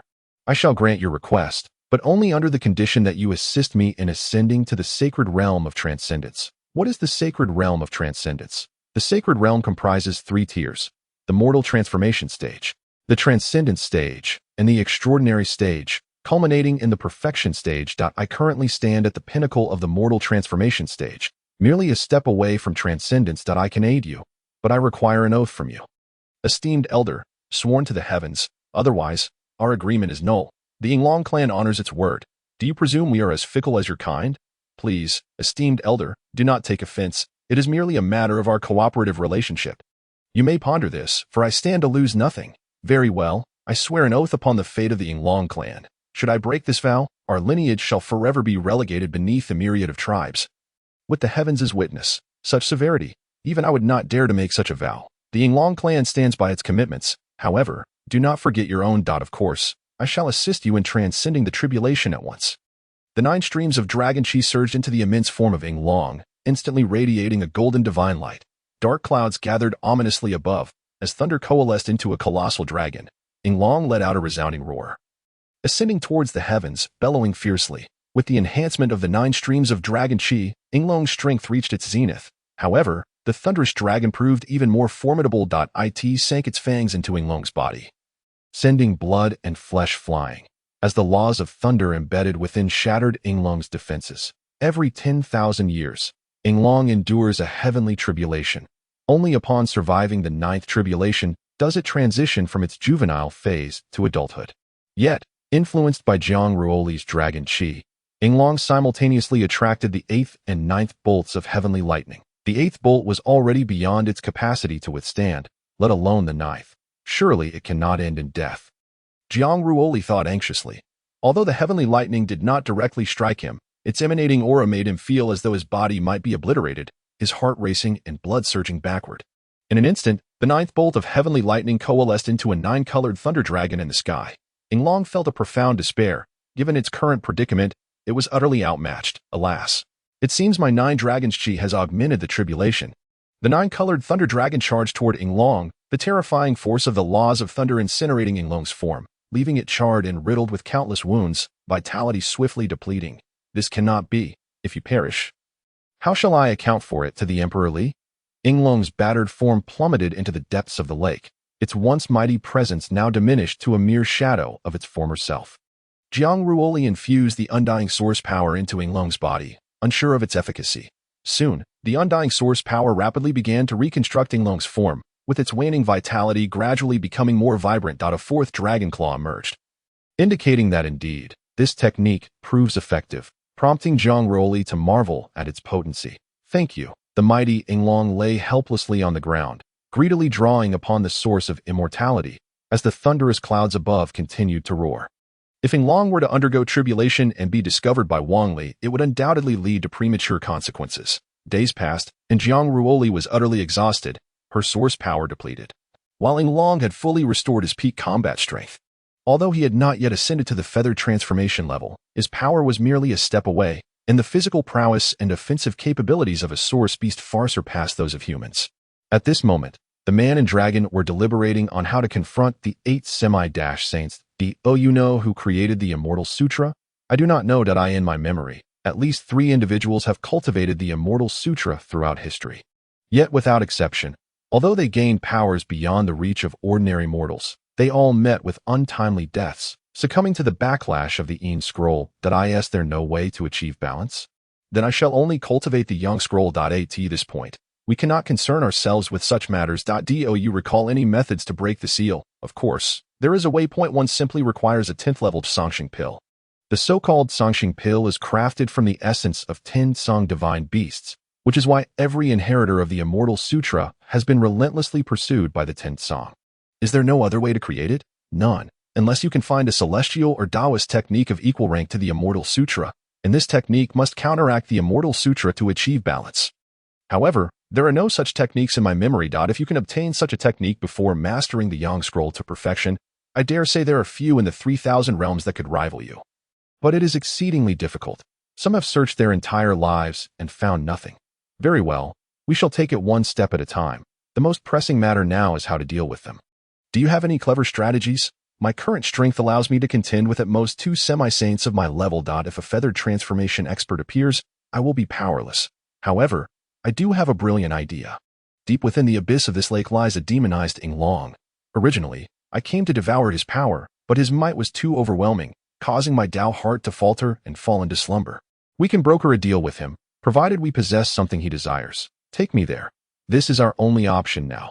Jiang Ruoli was astonished to find that a seemingly ordinary lake concealed 2 Yinglongs beneath its surface. The Yinglong led her through the molten rock beneath, a colossal form casting shadows across the magma, while the other had already transformed into a statue. Yet, Jiang Ruoli could still sense the malevolence and vibrant life force emanating from it. Senior, Long Long has come to see you. Long Long, that name hardly suits you, does it? Little dragon, was not the lesson from 3,000 years ago sufficient? Now you bring a human with you. You truly bring disgrace upon our Yinglong clan. Senior, we come seeking your assistance, with no malicious intent. Silence. No human is virtuous. My plight is a direct result of your kind. You humans deserve to perish. If I emerge, I shall eradicate humanity. The 10 Song are the supreme race. It is that accursed Lord of Light who has confined me here. Is it not enough that I have consumed a few souls? Yet he opposes me at every turn. Esteemed elder, for the sake of our shared lineage as dragons, I beseech you to aid us this once. Furthermore, his identity is not to be underestimated. He is the heir to the new generation of the Light Territory's sovereign. He is his successor. Then he deserves death all the more. The essence of the 9 dragons is indeed a precious thing. And once I devour you, I shall surely break free from this seal. Roar. The demon dragon lunged toward Jiang Ruoli. Though bound by chains, should it choose to strike, no one could save him. Esteemed elder. This is unwise that I did not anticipate the demon dragon's enmity toward humanity to be so profound.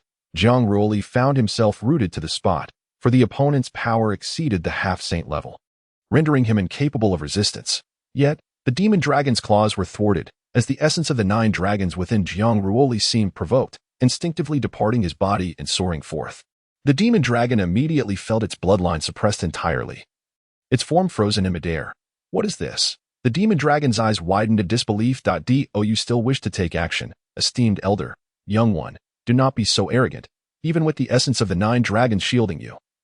I could still bring about your demise. Then do test your resolve. Let us see who meets their end first. For the sake of our shared lineage, I shall refrain from holding this against you. But to aid you is out of the question. Then it shall not be left to your discretion. The half-saints of the Light Territory are already aware of the Dragon Clan's presence here. When they arrive, they shall not be as accommodating as I am, for the Dragon Clan is a treasure trove, and dragon blood and bodies are worth their weight in gold if the esteemed elder collaborates with us. I promise to release you in the future. Humanity is devoid of integrity. I shall not fall for your tricks. Esteemed elder, what do you propose instead? I have not savored wine or meat in ages. Fetch me some wine and roasted fish. Once I have feasted to my satisfaction, I may yet show you some mercy. Good wine I have not tasted in 30,000 years. This damned Lord of Light has kept me sealed here for a full 30,000 years. Roasting me. How delightful it is. We require your assistance in repelling certain individuals, and if necessary, eliminating them. That I can assist you, but I am confined here. Unless you can lure them to me, I am powerless. That is easily arranged. Esteemed elder, await our good tidings. The 7 nations and 3 sects shall brace for my vengeance. Jiang Ruoli has never forgotten the humiliation of the past. It is surprising that we meet again so soon. And this time, it shall be one death after another. That I hope that my senior brother and Emperor Jiang do not arrive, for that could lead to unforeseen complications. Dragon, are you a male or female? What does it matter? I am a maiden. Enough of this. Why do you not transform into human form? I wish to, but it is exceedingly difficult. Unless I acquire a transformation pill, it is impossible for us to take human shape. Are transformation pills so scarce? Nonsense. The 7th tier elixir is exceedingly difficult to concoct, and the materials required are akin to those needed for a 9th tier elixir. Hence, we seldom encounter it, and only human alchemists possess the capability to refine it. Consequently, many of our kin from the human race engage in trade with us using transformation elixirs, contingent upon signing a contract with them. However, we, the Dragon Clan, are divine beasts. How could we possibly stoop to the level of humans? So, you are merely a little dragoness, yet I have not laid eyes upon a dragon egg. You are the female. Were it not for your act of saving me, I would have surely devoured you. Moreover, considering you are but a young girl, how could you possibly bear a dragon egg? In time, should you lay an egg, I would relish a broth made from it. Go to hell. Our dragon kin cannot lay eggs until they reach mid-stage. And even then, it is not a matter of mere desire. Luck plays a significant role. Thus, the scarcity of our dragon lineage is not without reason. Do you think it is akin to your human race? Where a woman can bear countless offspring, I wish to inquire whether humans and dragons can produce descendants. There is a possibility, albeit exceedingly rare. The progeny of our ancient dragon emperor was born from the union of our holy female dragon and a human prodigy. But such occurrences have not repeated. Even if born, they seldom survive, unless both parents possess sufficiently strong bloodlines and talents. Miss Long seeking a male dragon or a human prodigy. What concern is it of yours whom I seek? In any case, it certainly will not be you. You are overthinking it. I have no desire to dally with dragons. Those like you are the scum among humans, marrying one woman today and another tomorrow, truly repugnant. Unlike us dragons, who love but one for eternity. Hence, the rarity of our kind is understandable, unlike your human race, which proliferates endlessly, regardless of the consequences. Be gone. Do not entertain thoughts of me bearing dragon offspring with you. Jiang Ruoli nearly retched. With a creature like you, I wouldn't even know where to begin. What nonsense you speak. Humph. Our dragon maidens, upon transforming into human form, are exceptionally beautiful. Do not drool when that time comes. I might drool over an eel, perhaps, if it were roasted. Do not refer to us as eels. We are divine beasts. I must find my white dragon prince and bear his offspring. Indeed, all mothers in the world are alike. Dreaming in broad daylight. Long, this time I cannot intervene. You must exercise caution, for the adversaries are 8 holy kings. I am not afraid of them, these human scoundrels. The matter of Long's tribulation was discovered by the Li Emperor. In the capital of the Li Kingdom, all 7 nations and 3 sects, except for the Feather Emperor and the Jiang Emperor, have gathered. Even before the proceedings commenced, fissures appeared among the factions, deliberating how to divide the spoils. Ladies and gentlemen, the Ying dragon was discovered in my Li Kingdom. Do you not fear the repercussions of your actions? Li Emperor, it was not you who discovered it, but rather that youth named Qing Xianjun. I propose we each rely on our own strength. The Night Emperor speaks wisely. In any case, since the Feather Emperor and Jiang Emperor have not arrived, there is ample for us to share. So let us not waste time here. Lulan, you speak so lightly. We must allocate resources before our departure, for some possess quite the appetite. Don't you agree, Master Guy? What does the Emperor intend? Can it be that this palace could possibly take advantage of you? Everyone, please refrain from quarreling. It was Lord Qin Xian who discovered Ying Long. Shall we summon him to divide the spoils? After all, he is the true hero of this endeavor. I concur with the opinion of the Radiant Lord. Spoke Lord Nangong Yao of the Southern Heavenly Gate. Li Huang. What say you? I have no objections, and I hope everyone will honor their promises and summon Lord Qin Xian. I bow before your majesties. Li Huang, is this your sovereign? A blind man. Alas, it is a pity for my son, the Jade Lord, to have perished in your country. Does Lord Qin Xian know how my son met his end? Your majesty. The Jade Lord is your son, not mine. How could I possibly know his whereabouts? You, Li Huang, is this truly your sovereign? Your majesty, please temper your anger. Lord Qin Xian is renowned for his candor, though his words may be harsh. They hold truth. Lord Qin Xian, I seem to be quite familiar with you. Might I inquire where we have crossed paths? I may not have met you, but I have often heard of the illustrious Master Guy. What do they say outside? They claim that the Palace of the Void will undoubtedly become the foremost sect of the Radiant Territories under the Master's leadership, relegating the other 2 sects to second and third place. thereby rightfully earning the title of the preeminent sect. Ha! The rumors outside are not to be trusted. Since Lord Qingxian is the sovereign of Li Nation, he may also serve as a guest elder of the Palace of the Void. I wonder if Lord Qingxian might be interested. Thank you, Master Guy, but this matter requires the consent of my Emperor. Li Huang nodded in satisfaction. Now, let us dispense with the pleasantries. The floor is yours. Lord Qingxian, to allocate the resources. Let it be known that none shall lay hands on Lord Qingxian, lest they incur my displeasure. Chapter 19. Lansei and Jiang Yuing Long is a treasure in itself. First, divide the dragon's blood into 8 portions, 1 for each sovereign. While the remaining dragon elixirs, bones, tendons, and scales are of the utmost value. Since the dragon was discovered in Li Nation, the elixirs shall belong to Li Nation. The dragon's skull to the Palace of the Void, the body bones to the Radiant Clan, the tail bones to the Southern Heavenly Gate, the scales to the foremost nation of the 7 nations, which is Wu Nation, the tendons to Yelong Nation, the heart to Lulon Nation, and the flesh shall be yours, O divine nation. What use do I have for dragon flesh? The divine emperor laughed in rage, harboring 100 grievances against Jiang Ruoli that if your majesty does not desire it, then it matters not. My Li Nation does not find itself lacking. Ha! Lord Qingxian, you are truly clever. I concurred, we also agree. Since it is settled, let us prepare. We shall set forth in 10 days. The skill of Yishui is truly remarkable. None of the 8.5 saints could discern his disguise, as anyone I remember can be transformed, even mimicking their aura. How are Xiaoyun, Qianyu, and Jiangyu faring? Qianyu has not remarked much, yet Jiangyu has been here for quite some time, and Prince Lansei has not sought her out. I wonder what he is waiting for. Although Prince Lansei holds affections for Jiangyu, his temperament suggests he would not voice it if that is the case. I shall play the part of a good Samaritan and lend him a hand. Yinner, prepare the ink and brush. What do you intend to do? Surely you are not about to compose lewd verses again. What lewd verses? Those are called love poems. Then let us each write 2 lines on the theme of longing. What do you think? Yunner, you must not act recklessly, or else Prince Lancer may very well take your head. The mountains have trees, and the trees have branches. I think of you, yet you remain unaware. Yinner, please deliver these 2 lines to Prince Lancer. What can he discern from such lines? Just deliver them. And for Jiangyu, write. The jade form is soft as the purple grape. The jade dew flows like fine nectar without cease. Shamelessly so, indeed. It is yet another lewd poem that I shall deliver it myself. Jiang Ruoli arrived at Jiangyu's door. Is Miss Jiangyu at home? Qing Xinjun, what brings you here at such an hour?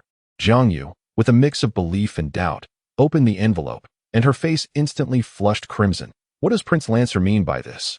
What is it? Did Prince Lancer say something? The following morning, as Jiang Ruoli had anticipated, Prince Lancer arrived, clearly in high spirits. Jiang Ruoli was elated to see the effect of his words, and Lancer, brimming with enthusiasm, headed directly to Jiang Yu's room. Xi'er, I have come to see you. Prince Lancer, what brings you here? Xi'er, did you not summon me? You even wrote me a poem. The mountains have trees, and the trees have branches. I think of you, yet you remain unaware that I did not. I thought it was you who wrote poetry for me. The jade form is soft as the purple grape.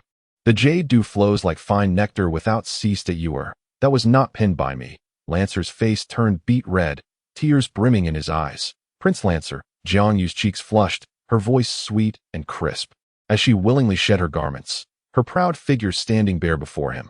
Did you not always desire me? Why have you halted now? Xi'er, I truly did not write that. Please put on some clothing. Jiangyu pressed her lips against his, pushing Lancer down onto the floor, causing a tumult in the room until the break of dawn. Xi'er, you must believe me. I seek your heart, not your body. What is the matter, Prince Lancer? Is Jiangyu unworthy of you? Xi'er, I love you. From the moment I laid eyes on you, I fell for you. Upon hearing that my father had bestowed you upon Qing Xinjun, I nearly gave up hope that it is only because of this letter that I sought you out. But that lewd poem was truly not my doing. It must be the work of Qing Xinjun. Is that not a good thing? Does Prince Lancer not desire my form? Xi'er, that is not my meaning. Lancer stammered, unable to articulate his thoughts clearly. After 3 days and nights of turmoil, Jiangyu and Prince Lancer finally emerged slowly, and it was evident that Lancer had lost considerable weight during this time. Even his hair appeared disheveled. Jiang Ruoli barely recognized him upon seeing him, while Jiangyu looked radiant, her skin glowing and her eyes bright. Good morning, Prince Lancer. Jiang Ruoli greeted with a smile. Good morning. Qing Xianjun, you and I are betrothed, though I shall not make it public. Tomorrow, we shall pay our respects to heaven and earth, as well as to our parents. I hope Qing Xianjun and the lady will attend. Jiang Yu placed her hands on her waist, her complexion rosy. Qing Xianjun, we shall take our leave now. Do remember to come tomorrow. Safe travels to you both. My lord. Is that truly Lance Jun? How has he changed so? Sister Xi'er appears even more beautiful. It seems that Lance Jun shall not have an easy time ahead. My lord, look at the mischief you have wrought. May Lance Huangzi take care of himself. They say that a woman at 30 resembles a torrential downpour, and the steadfast needle of the sea cannot hold her back. Alas, I have been led astray by you. Jiang Ruoli gazed at Xiuyun in disbelief. Has she finally come to her senses? Allow me to impart a saying to Yuner. A man at 20 is soft and pliable. Yet after a single night, he is but half a life. It is both fate and fortune. How infuriating. I shall not converse with you further. I am off to take a bath, you shameless rogue. Jiang Ruoli stealthily approached the door. Has Yuner bathed? Get lost, you lecher. Upon hearing the sound of water, Jiang Ruoli rushed in, only to find Xiuyun shrieking, one hand covering the upper part and the other shielding the lower. Jiang Ruoli was greatly disappointed. She saw nothing, which only fueled her ire. Out. Xiuyun flung a shoe at Jiang Ruoli's face. Did you not close the door while bathing, thus implying that I should enter? It smells delightful. Leave. With nothing else to occupy her, Jiang Ruoli spent the night scouring the entirety of Tianxiang Tower, seizing opportunities to intrude while the ladies bathed. The next morning, a throng of young women, sporting dark circles under their eyes, came to seek Xiuyun's intervention. Sister, you must take action against Qing Xianjun. Last night he groped us in our room. We were all exposed to him. Indeed, he barged in at midnight without a word. I was still relieving myself when he rushed in, and he even watched me finish. I cannot endure this. Jiang Ruoli remained blissfully asleep, having been thoroughly exhausted the previous night, while the nearly 1,000 ladies of Tianxiang Tower all bathed at the same time, which seemed quite peculiar. Jiang Ruoli continued to dream sweetly, mumbling, "Ladies, embrace me." Xiuyun delivered a sharp slap. Perverse rogue, rise at once. Yuner, prepare. We shall visit Lance Jun's estate. Look at the trouble you've caused. They have all come to complain. Was it merely a glance? I offered each of them 10 gold coins. I shall return again. Are you seeking death? Kneel before me. Wife, I was wrong. Jiang Ruoli clung to Xiuyun's leg. I shall never dare again. Considering this is your first offense, I shall spare you this time. Should there be a next, you are to leave the Lance estate, adorned with crimson lanterns. The entire residence was devoid of servants. Jiang Ruoli and Xiuyun soon realized that Lance had only invited the 3 of them. Yet everything necessary was present. Jiang Yu donned a red gown, complete with a red veil. What has befallen Lance? Did he not even inform Li Huang? Qing Xianjun is unaware. Lance prefers tranquility, thus he rewarded those servants handsomely to return home. Truly a gentleman, unique among men. Today is the day I wed her. As the saying goes, an elder brother is like a father. I beseech you, elder brother, allow us to pay our respects. Third brother, you exaggerate. I know you cherish your sister-in-law. Today, to embrace such beauty should bring you joy. As for today's proceedings, Qing Xianjun and his lady shall witness. Thank you, elder brother, Qing Xianjun, and lady. First, we bow to heaven and earth. Second, we bow to our parents. Now, the couple bows to each other. Let us set aside the bridal chamber for now. After all, time is of no consequence. Let us feast. Jiang Ruoli immediately seized a roast chicken and began to devour it. It was prepared by Tianxiang Tower, my favorite place for this delicacy. Qing Xianjun, you have become quite the favorite in front of the emperor. Henceforth, do take care of us more. Wang Li, such sentiments are unnecessary. We all serve the nation of Li, and thus, notions of favoritism hold little weight. Today, let us not dwell on trivial matters. Since Xi'er and I are now wed, it is only fitting that my elder brother host a celebratory banquet for us. There is no rush. Our lifespans as cultivators span at least a millennium. Making such matters inconsequential. Is my elder brother still preoccupied with that young lady? I wonder which maiden has captured his heart so completely. What is her name? She is called Jiang Xi'er. The late Jiang Ruoli was her husband. I wonder how she fares now. Jiang Ruoli was taken aback. No wonder Wang Li spared Xi'er's life. It all makes sense now. Xiuyun has heard this tale countless times from Jiang Ruoli. Yet now, as it is spoken by Lan Seikong, she too feels a sense of curiosity. Let us not speak of this anymore. I hope she is well. I once searched for her whereabouts in the Jiang Kingdom, but she was nowhere to be found. Perhaps she has followed Jiang Ruoli. Do not be too disheartened, elder brother. You will encounter a suitable maiden in due time. It is difficult. I merely wish for the chance to see her once more. Yet now that opportunity has slipped away. Alas, let us not dwell on it. Qin Xinjun, why are you so quiet today? I am merely enjoying my meal. There was a time in the Jiang Kingdom when I would feast one moment and starve the next. So I must eat while I can. Qin Xinjun, what position did you hold in my Jiang Kingdom? Ah, elder brother, no. It is His Majesty who conferred upon me the title of Yunho, but I departed for various reasons thereafter. I see, Qin Xinjun, you are indeed a benefactor to both myself and Lan Se-jun. It is only right that I raise a toast to you. There is no need. It is but a trifling matter. Qin Xinjun, is Qin Yu also at Tianxiang Tower? Wang Li, to this day, I still cannot discern whose son you truly are, nor can I ascertain who the Empress is. Qin Yu merely bears a resemblance to my mother. The true Empress, Xia Ji, has already passed away. Therefore, you need not hold back. If you fancy Qin Yu and your wife consents, it would be well for her to be your woman. She is indeed a good woman. As for that, I am a man of principles, and besides, I have already vowed to love only Yuner. Qin Xinjun, this is unlike your usual demeanor. Who is it that intrudes upon a lady's chamber at night? And who is it that observes a young lady in such a vulnerable moment? Jiang Ruoli's face flushed with guilt. Rumors are often untrustworthy. Qin Xinjun has this peculiar inclination. Let us indulge him. For evidently, the ladies of Tianxiang Tower willingly open their doors, which speaks volumes of Qin Xinjun's allure. In the past, I did not enjoy such privileges. Only Qin Xinjun could manage such a feat. Had it been anyone else, they would have long since tarnished their reputation. Wang Li, please refrain from jesting at my expense. My Tianxiang Tower boasts 300 beauties. If you seek a wife, you may propose. But do not attempt to seize one. Why? Third brother, are you also departing? There is little we can do. The Emperor holds dominion, and bloodshed is inevitable. Elder brother, do make your preparations. I shall depart on the morrow. Let's go, for everyone must eventually depart. Third brother, please inquire about that young lady's whereabouts upon leaving the country. Eldest brother is still concerned and urges me to find someone quickly. Some individuals leave an indelible impression after just a glance. Perhaps that is what it means. Qin Xinjun, what occupies your thoughts? Oh, it's nothing. This roast chicken is simply delectable, and I momentarily lost my focus. Qin Xinjun must be thinking of the young lady from Tianxiang Tower. Devising a way to discreetly send Sister Xiuyun away. Sister Xi'er, Qin Xian just knelt before me today, so he surely wouldn't dare to do so again. Ha ha ha. Qin Xinjun is indeed afraid of his wife. Xi'er, if this continues, I shall perish. It's merely one night without. Can we postpone until tomorrow evening? Or perhaps tomorrow morning? Certainly. But it will require the entire day. My dear wife, spare me. Look at Qin Xinjun. He appears to be just fine, whereas I am already at my limits. Xi'er, you demand 10 times in a single night. Even if I were made of iron, I could not endure it. Lance suddenly finds himself regretting.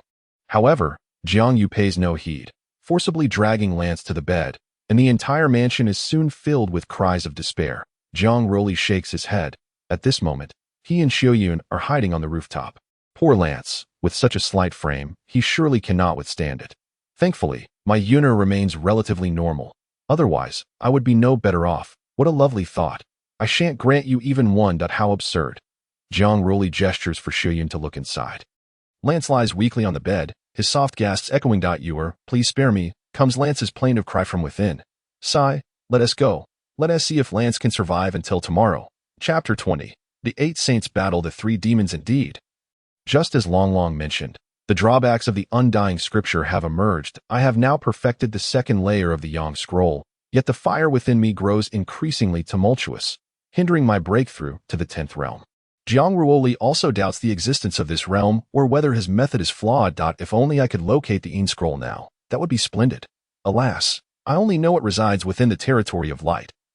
But its precise location eludes me. As Jiang Ruoli meanders through Tianxiang Tower, he finds himself at the entrance of Qin Yu's quarters and pushes the door open. At this moment, Qin Yu is weaving a white garment, clearly intended for him. Qin Yu, why are you still awake at this late hour? My lord has come to see me. I made you a new outfit. Do try it on. Jiang Ruoli does not decline, as he wishes not to disappoint a young lady. The two are quite close, and Qin Yu's breath warms his face, causing the fire within him to surge as if ready to burst forth. "My lord, why is your body so warm?" Jiang Ruoli places his hand upon Qinyu's shapely form, exploring as he pleases. Though Qinyu feels shy, she actively cooperates, her skirt billowing, a hint of pink igniting Jiang Ruoli's blood. The young fire scorching every part of him, leaving him in great discomfort. Qinyu silently endured the searing flames of yang within her. She truly loved Jiang Ruoli, even though their time together had been brief. And even as Jiang Ruoli's roughness caused her unbearable pain, the young fire within Jiang Ruoli gradually extinguished, while Qinyu's body was covered in bruises, tears flowing uncontrollably down her cheeks, aware of her own culpability. Jiang Ruoli hurriedly embraced the sorrowful beauty. "Xi'er, I just hurt you. I will try to be gentler in the future. If there is to be a future, I wish not to deal with you. Then shall I take my leave." "You scoundrel, you think only of leaving after causing this. I no longer wish to engage with you. I apologize. How may I compensate my Xi'er?" "There is no need. It was my own choice. You need not feel guilty."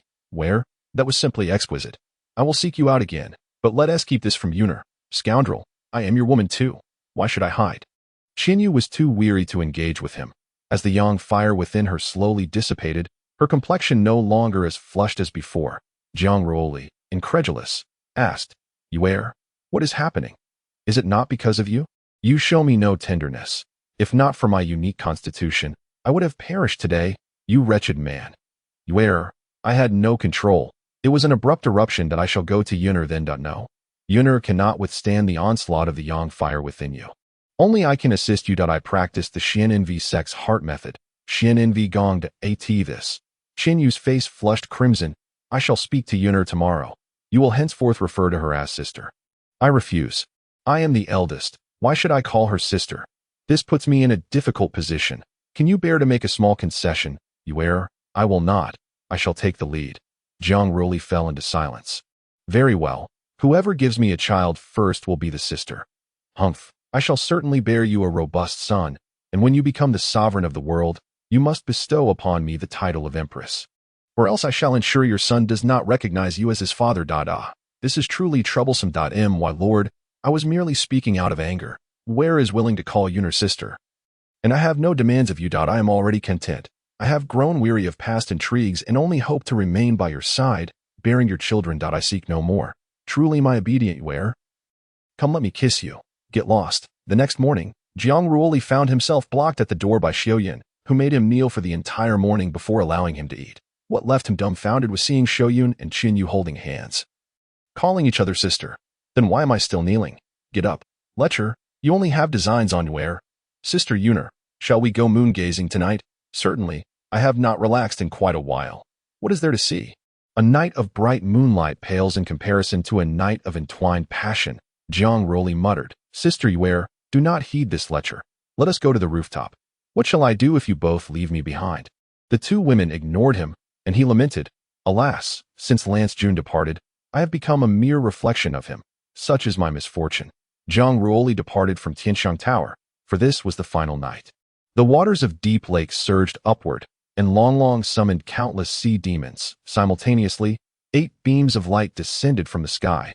As 8 half-saints fixed their gaze upon the distant phenomenon, Guide Sanqiong spoke.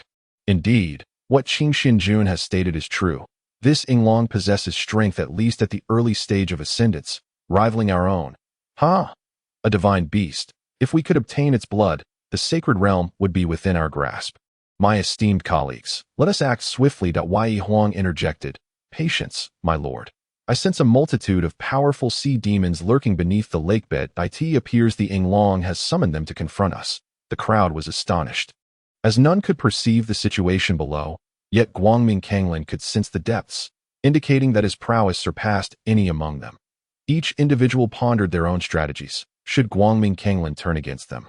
None could withstand the repercussions. Jiang Ruoli transformed into another's guise, observing their every move from afar, his presence utterly concealed, even to a half-saint. "Damnable humans, I have awaited your arrival for quite some time. Come forth and meet your demise." Boom, boom, boom. Among the formidable beasts was a tiger shark, its fins transformed into razor-sharp blades, its teeth resembling a row of daggers. Its massive form surged toward the crowd like a mountain.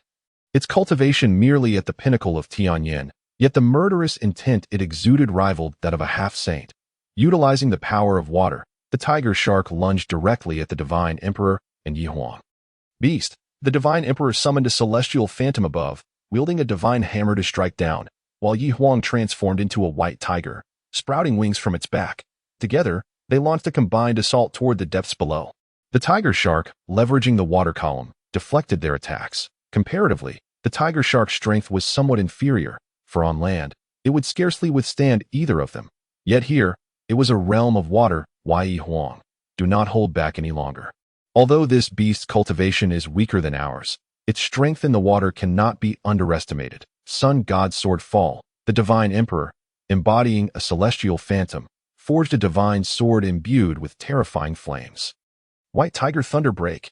Yi Huang, in his true form as the White Tiger, revealed a facet of himself that Jiang Ruoli had never known. The White Tiger clan, once renowned alongside the Yinglong in ancient times, had now waned in stature. Yet their strength was not to be dismissed, for few source beasts could attain the rank of half-saint. The divine sword radiated supreme divine light, dazzling in its brilliance. In that moment, the divine emperor transformed, appearing no longer as mere flesh, but as a celestial being imbued with divine power. The divine sword expanded infinitely, eclipsing half the sky, impervious even to the water's resistance. Igniting into flames, the tiger shark plunged into the depths, overwhelmed by the sheer force. As even the water was rendered to steam at that moment, a colossal octopus descended with a thunderous strike, causing the divine emperor's phantom to dim and ultimately shatter beneath its might. The night monarch swiftly closed in on the tiger shark, the formidable power of lightning coursing through the water, overwhelming numerous weaker sea spirits, resulting in countless casualties, with charred corpses and severed limbs strewn about. And the waters stained crimson. Deep within the lake's depths, the tiger shark continued its desperate flight downward, yet its speed was no match for that of the night monarch. Lightning surged through the water, striking the tiger shark's back and leaving behind a deep gash, shattering even its seemingly indestructible fins. Despite its injuries, the tiger shark did not falter. Submerged in water, the night monarch's power was significantly diminished, leaving the creature merely wounded but still capable of movement. Meanwhile, Lulan and Nangong Yao were locked in a fierce battle, their adversary a venomous jellyfish. Any contact with it could prove fatal, even for a semi-saint, as the jellyfish's every transparent and intangible tentacle rendered them unable to approach. With a thunderous crash, the lake's surface erupted in great ripples, the night monarch in a dire predicament. Above, a creature that was part serpent and part Xuanwu loomed, boasting formidable defenses that even the four of them could not breach. The serpent Xuanwu, clearly losing patience, unleashed a surge of icy willpower, causing the very space around them to freeze. The radiant hand of Guangming Kanglin struck down, delivering a fearsome blow upon the turtle shell. Yet the icy will within the serpent Xuanwu remained at its peak, merely staggering a few steps back, without sustaining significant injury, as if it were an immovable force. Guangming Kanglin then ascended into the sky, and all present felt a divine authority descend upon them. The phantom of a colossal light deity descended, as if parting the heavens. Jiang Ruoli looked up into the boundless void, the oppressive weight of that power making him acutely aware of his own insignificance. As he bore witness to an epic clash, the assault of Guangming Kanglin transformed into a radiant world, enveloping the area below, where the dazzling brilliance intertwined with the icy realm, resulting in a fierce collision that forced the serpent Xuanwu to retreat further. Guide Sangqiong observed the duel with utmost clarity regarding the strength of the four combatants. Previously, he believed they were evenly matched, but it was evident that this was not the case. Not just him, but also the martial emperor and the night monarch shared similar sentiments, their gazes intermingling with unspoken thoughts. The serpent Xuanwu transformed into a streak of white light, darting through the icy expanse, its massive form moving with surprising swiftness. Ice spikes erupted throughout the space, overwhelming them, and the four could only continue to retreat. The divine emperor and the night monarch dared not be complacent, for they were not on solid ground, and their powers were considerably diminished. However, each of them was entangled with formidable beasts, leaving them with little opportunity to attend to other matters. Night monarch, let us first assist Lulan and eliminate that great beast before turning our attention to this creature. Agreed. Lulan and Nangong Yao were now being tormented beyond recognition, although they had not suffered injuries. They were being led about by the jellyfish, their frustration simmering beneath the surface. With a sharp crack, several individuals were drawn in by a sudden sound. Guangming Kanglin, wielding a long spear, pierced the head of Wu, causing the icy will to weaken considerably. However, Wu did not perish. Unlike humans, certain source beasts possess the ability to be reborn from a single drop of blood, while humans require specific techniques and fortuitous circumstances to acquire such power. Meanwhile, those eyeballs in the air formed a formation, each oozing a crimson liquid that wove together into a blood-red space. At that moment, Jiang Ruoli was unable to discern what transpired within, yet it presented a fine opportunity for him to descend and seek out Long. Danger loomed as this entity began to siphon the vital essence from within them. Defend yourselves. Moreover, those tendrils had transformed the previously spilled blood into energy, relentlessly assaulting them. Chapter 21. Taking action, the 8 individuals each erected a protective barrier. Frustration began to mount among them. How could 8 fail to overpower 4 formidable foes? If outsiders were to learn of this, where would they hide their shame? Therefore, let us cease our hesitations, Guangming Kanglin declared. Indeed, they were all on guard against one another. Even among those of the same semi-holy rank, the disparity in strength was vast. Preserving oneself was paramount, even if they could not defeat their opponents. Survival was essential. For once severely injured, the others would likely not permit a safe retreat. Noticing the silence among the group, Guangming Kanglin spoke. I advise you all, since we had previously agreed, should anyone dare to renege, I shall be the first to eliminate them. With that, Guangming Kanglin unleashed a terrifying force, piercing through the Blood Sea realm with a single strike, annihilating the colossal octopus, which dissolved into a torrential rain of blood. Shun Huang, descend and investigate, Guangming Kanglin commanded coldly, his tone leaving no room for dissent. Shun Huang remained unmoved. Even if Guangming Kanglin's power surpassed his own, he was the Emperor of the Divine Kingdom. When had he ever endured such humiliation? I command you to descend. Guangming Kanglin's extraordinary holy might bore down upon Shun Huang, forcing him to kneel partially. Guangming Kanglin, you shall await my vengeance, Shun Huang retorted, before begrudgingly complying that if Guangming Kanglin truly possessed extraordinary holy rank, collectively they would stand no chance. The chasm between each level of holy rank was vast. Guangming Kanglin then turned to the others, since you are all unwilling to take the lead. I shall not hold back that I propose we split our efforts. Whoever spots Yinglong first should signal. Should anyone dare to hoard the glory for themselves, I shall obliterate their entire lineage. Worry not, Guangming clan leader. We have all agreed to avoid such a scenario. How about I accompany you, Guy? Let us proceed. Guangming Kanglin is indeed overstepping, Ning Yao exclaimed loudly, but the others remained silent, casting disdainful glances in his direction. What do you mean by this? Are we to simply acquiesce to his commands? If you believe you can best him, then go ahead. None shall stop you. Extraordinary holy rank.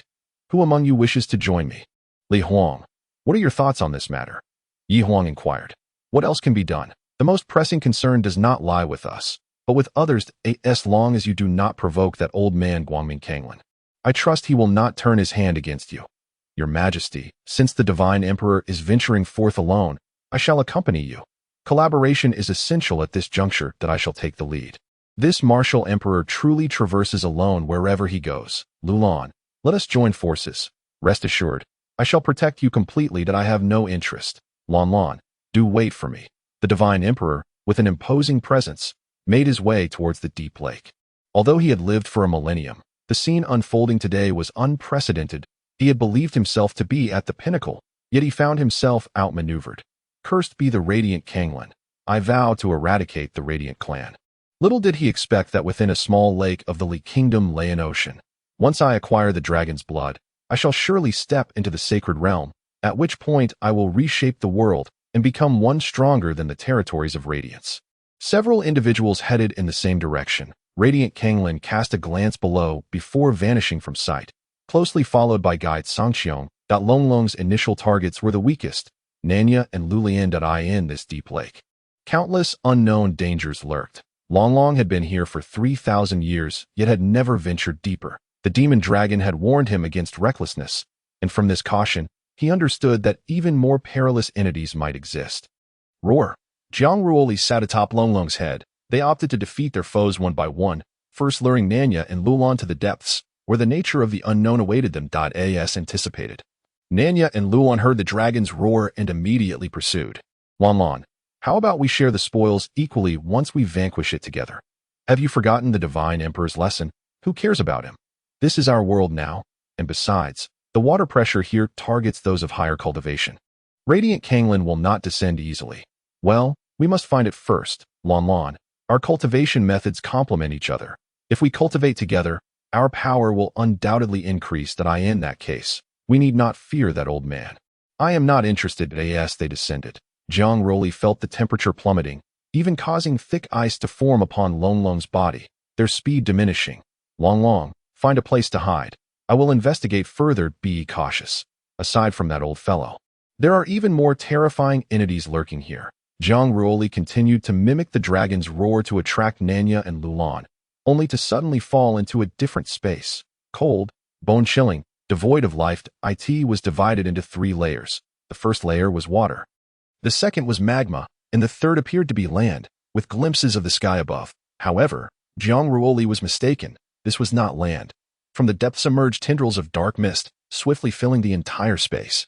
The world around Jiang Ruoli gradually descended into darkness, and in that obscurity, it seemed as though hands were pulling him downward.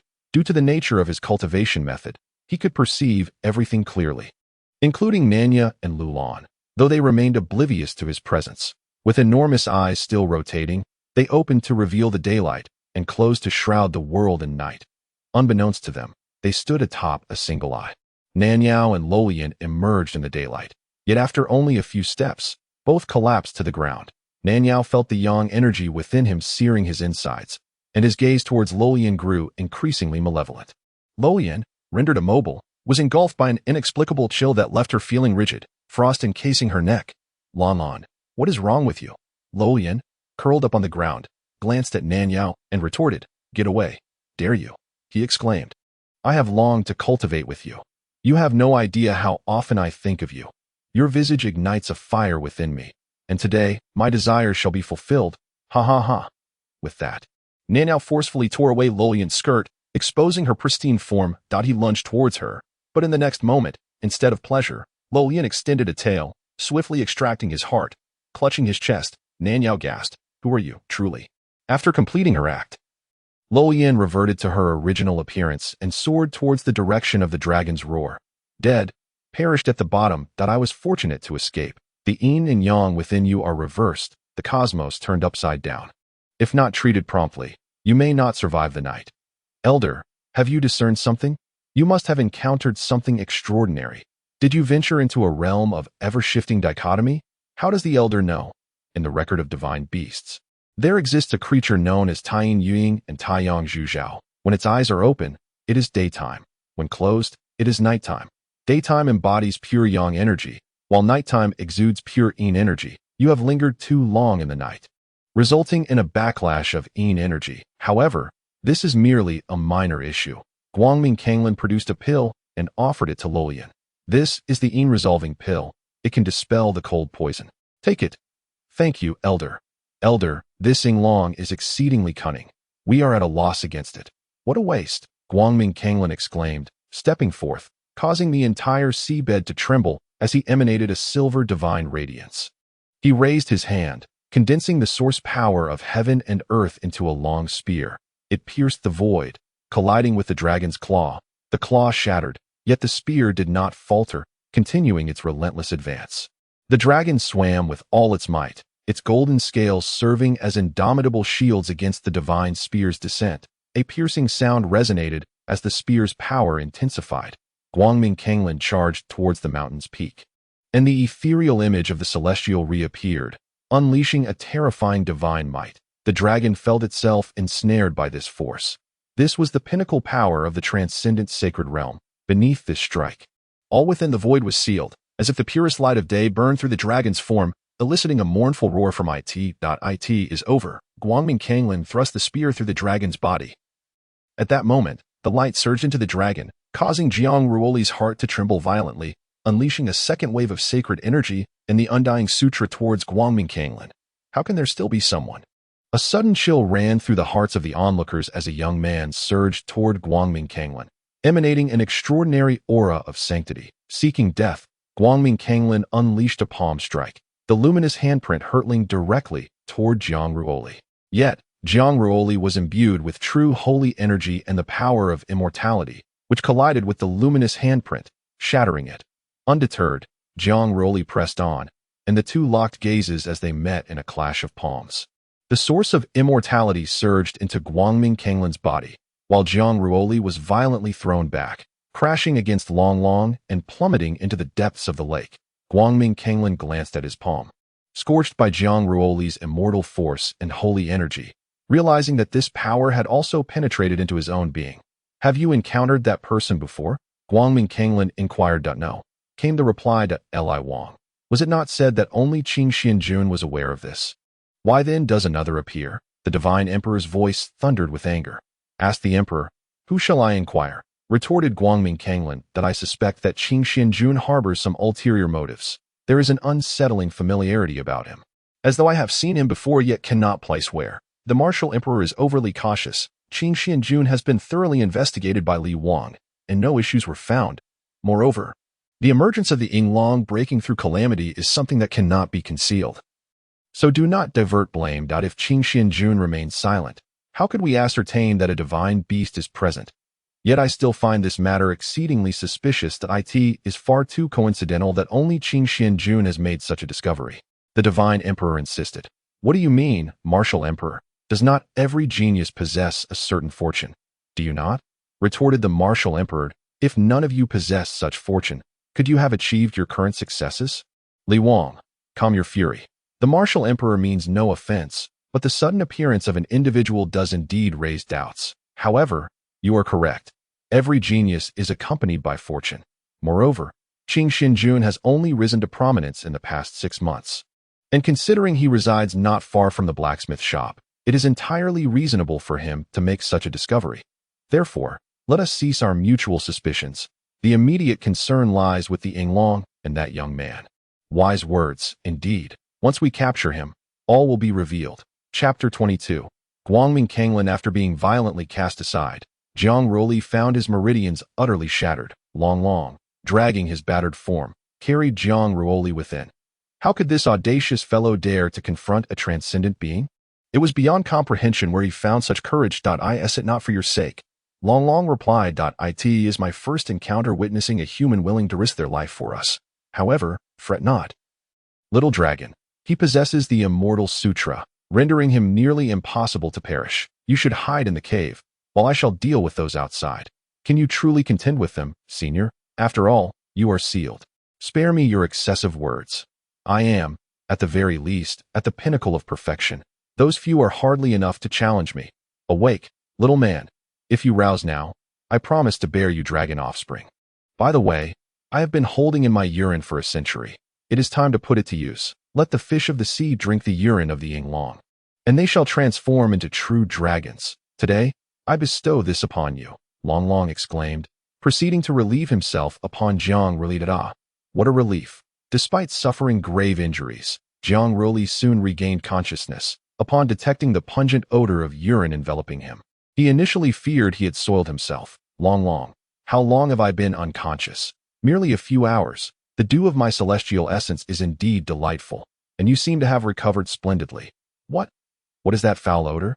That is the fragrance of my being. In light of your valiant effort to rescue me, I have generously shared with you a drop of my treasured dragon's essence, which I have preserved for a century. What? Jiang Ruoli has collapsed, retching uncontrollably. How utterly revolting. You actually urinated upon my face. You foolish dragon, you dim-witted creature. Heaven, grant me death. Humph, ungrateful wretch, should you desire to partake again, it shall no longer be available. Such a rare gift is bestowed only once every 100 years. Jiang Ruoli retched once more. Just wait until I roast you for my meal. Yet, you displayed remarkable bravery, knowing you could not prevail, yet still charging forth that in the future, one might wish to bear your dragon offspring. Enough, enough, I shall not live to see that day, but those who transform are indeed quite beautiful. Come, let me see from where you have urinated. Pervert, I shan't converse with you any longer. I am off to sleep.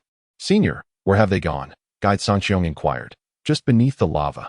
How is that possible? How could anything survive within the lava? Guangming Kanglin cast the divine emperor down with a single palm strike, exclaiming, You chatter too much. Below is safe, the divine emperor stated. Yet in the next moment, a colossal dragon head emerged above him, and with a horrific scream, The divine emperor was forcefully ejected, blood spewing uncontrollably from his mouth. What is this? The crowd hastily retreated. Suddenly, Guide Sangqiong's sword lunged toward Guangming Kanglin, and the martial emperor, the Li emperor, and the knight emperor encircled Guangming Kanglin. Esteemed ones, Guangming Kanglin has repeatedly disregarded the principles of righteousness. Leaving the divine emperor in peril. I, Guide Sangqiong, am willing to act on behalf of the heavens and uphold justice for the divine emperor. You lot, Guangming Kanglin stood with his hands clasped behind his back. Come at me together, but do not expect me to show mercy. Arrogant fool, do you still believe you can conquer us? Lulan, which side do you stand upon? I owe a debt of gratitude to my senior. Where do you think I stand? Then do not blame us for our lack of courtesy. Guide Sangqiong unleashed extraordinary power from within, stating, Guangming Kanglin, you are not the only one who has reached the extraordinary realm. I have already brushed against it. Today, you shall meet your demise. Lulan, this matter does not require your intervention. I have not exercised my abilities in quite some time. A few days of vigorous engagement will suffice.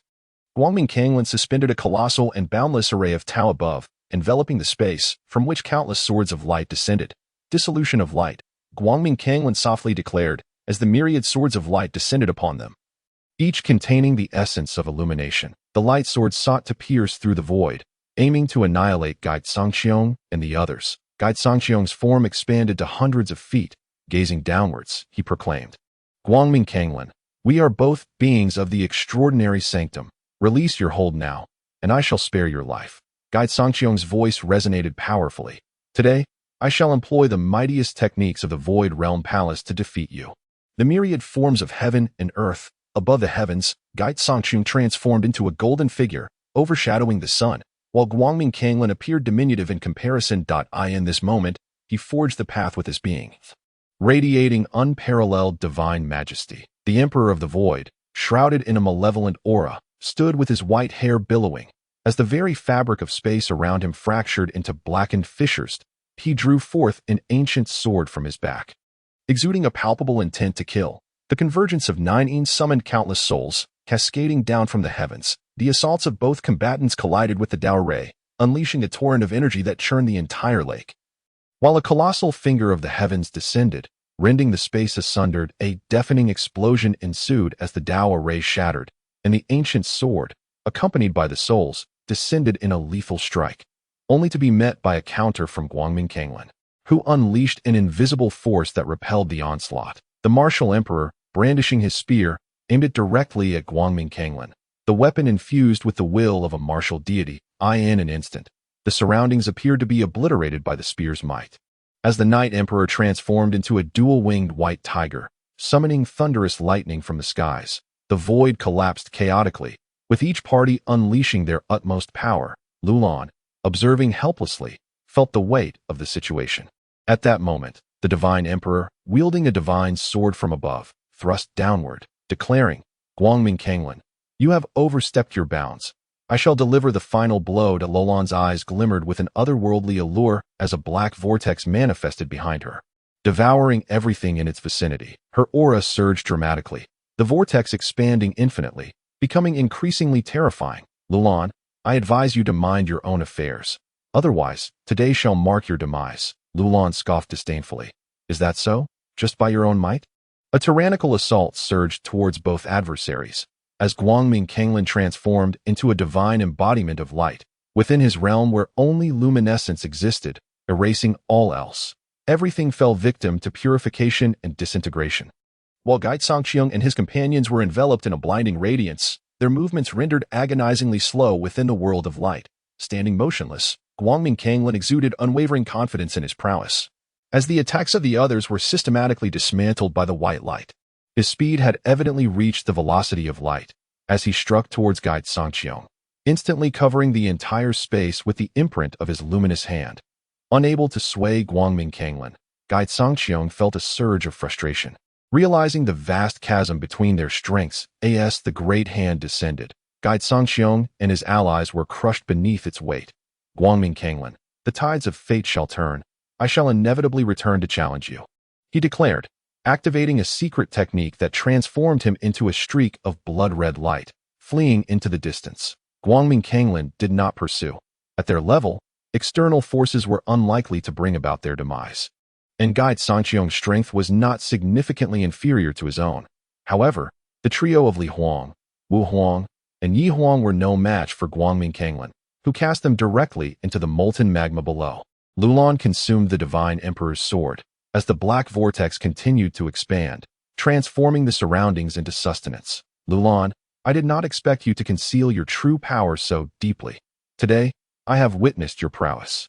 Our time is long, the Divine Emperor remarked, turning to depart, only to be met with a sudden strike from Guangming Kanglan. You wish to leave. Did I grant you permission? The Divine Emperor suffered successive blows, and with this final strike, was reduced to a torrent of blood. After vanquishing the Divine Emperor, Guangming Kanglan plunged into the magma, where Li Wang and the others encountered an even more terrifying presence, as the demonic dragon rained down upon them, causing them to spew blood and lose their senses. How can there still be such terrifying source beasts? Esteemed guests, I shall take my leave first. The martial emperor is well aware of his inadequacy. Lingering here would only result in death at the hands of the demon dragon or by the light of Guangming Kanglan.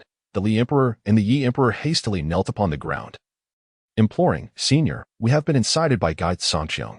We beseech you to spare our lives. Death may be evaded, yet the living shall not escape their sins. With a mere gesture, Guangming Kanglan pressed them down once more, warning them against futile attempts in the face of absolute power, for such endeavors could cost them their lives.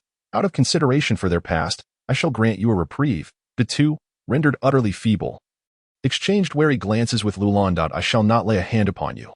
Rest assured. Thank you, Lulan. Senior, that entity below possesses an overwhelming strength. We ought to depart. I, however, wish to witness what lies beneath. Lulan followed suit, unwilling to return empty-handed. Though the Li Emperor and the Yi Emperor felt a sense of helplessness, they could not leave. If Guangming Kanglan sought retribution against one of them, the outcome would be far worse than today.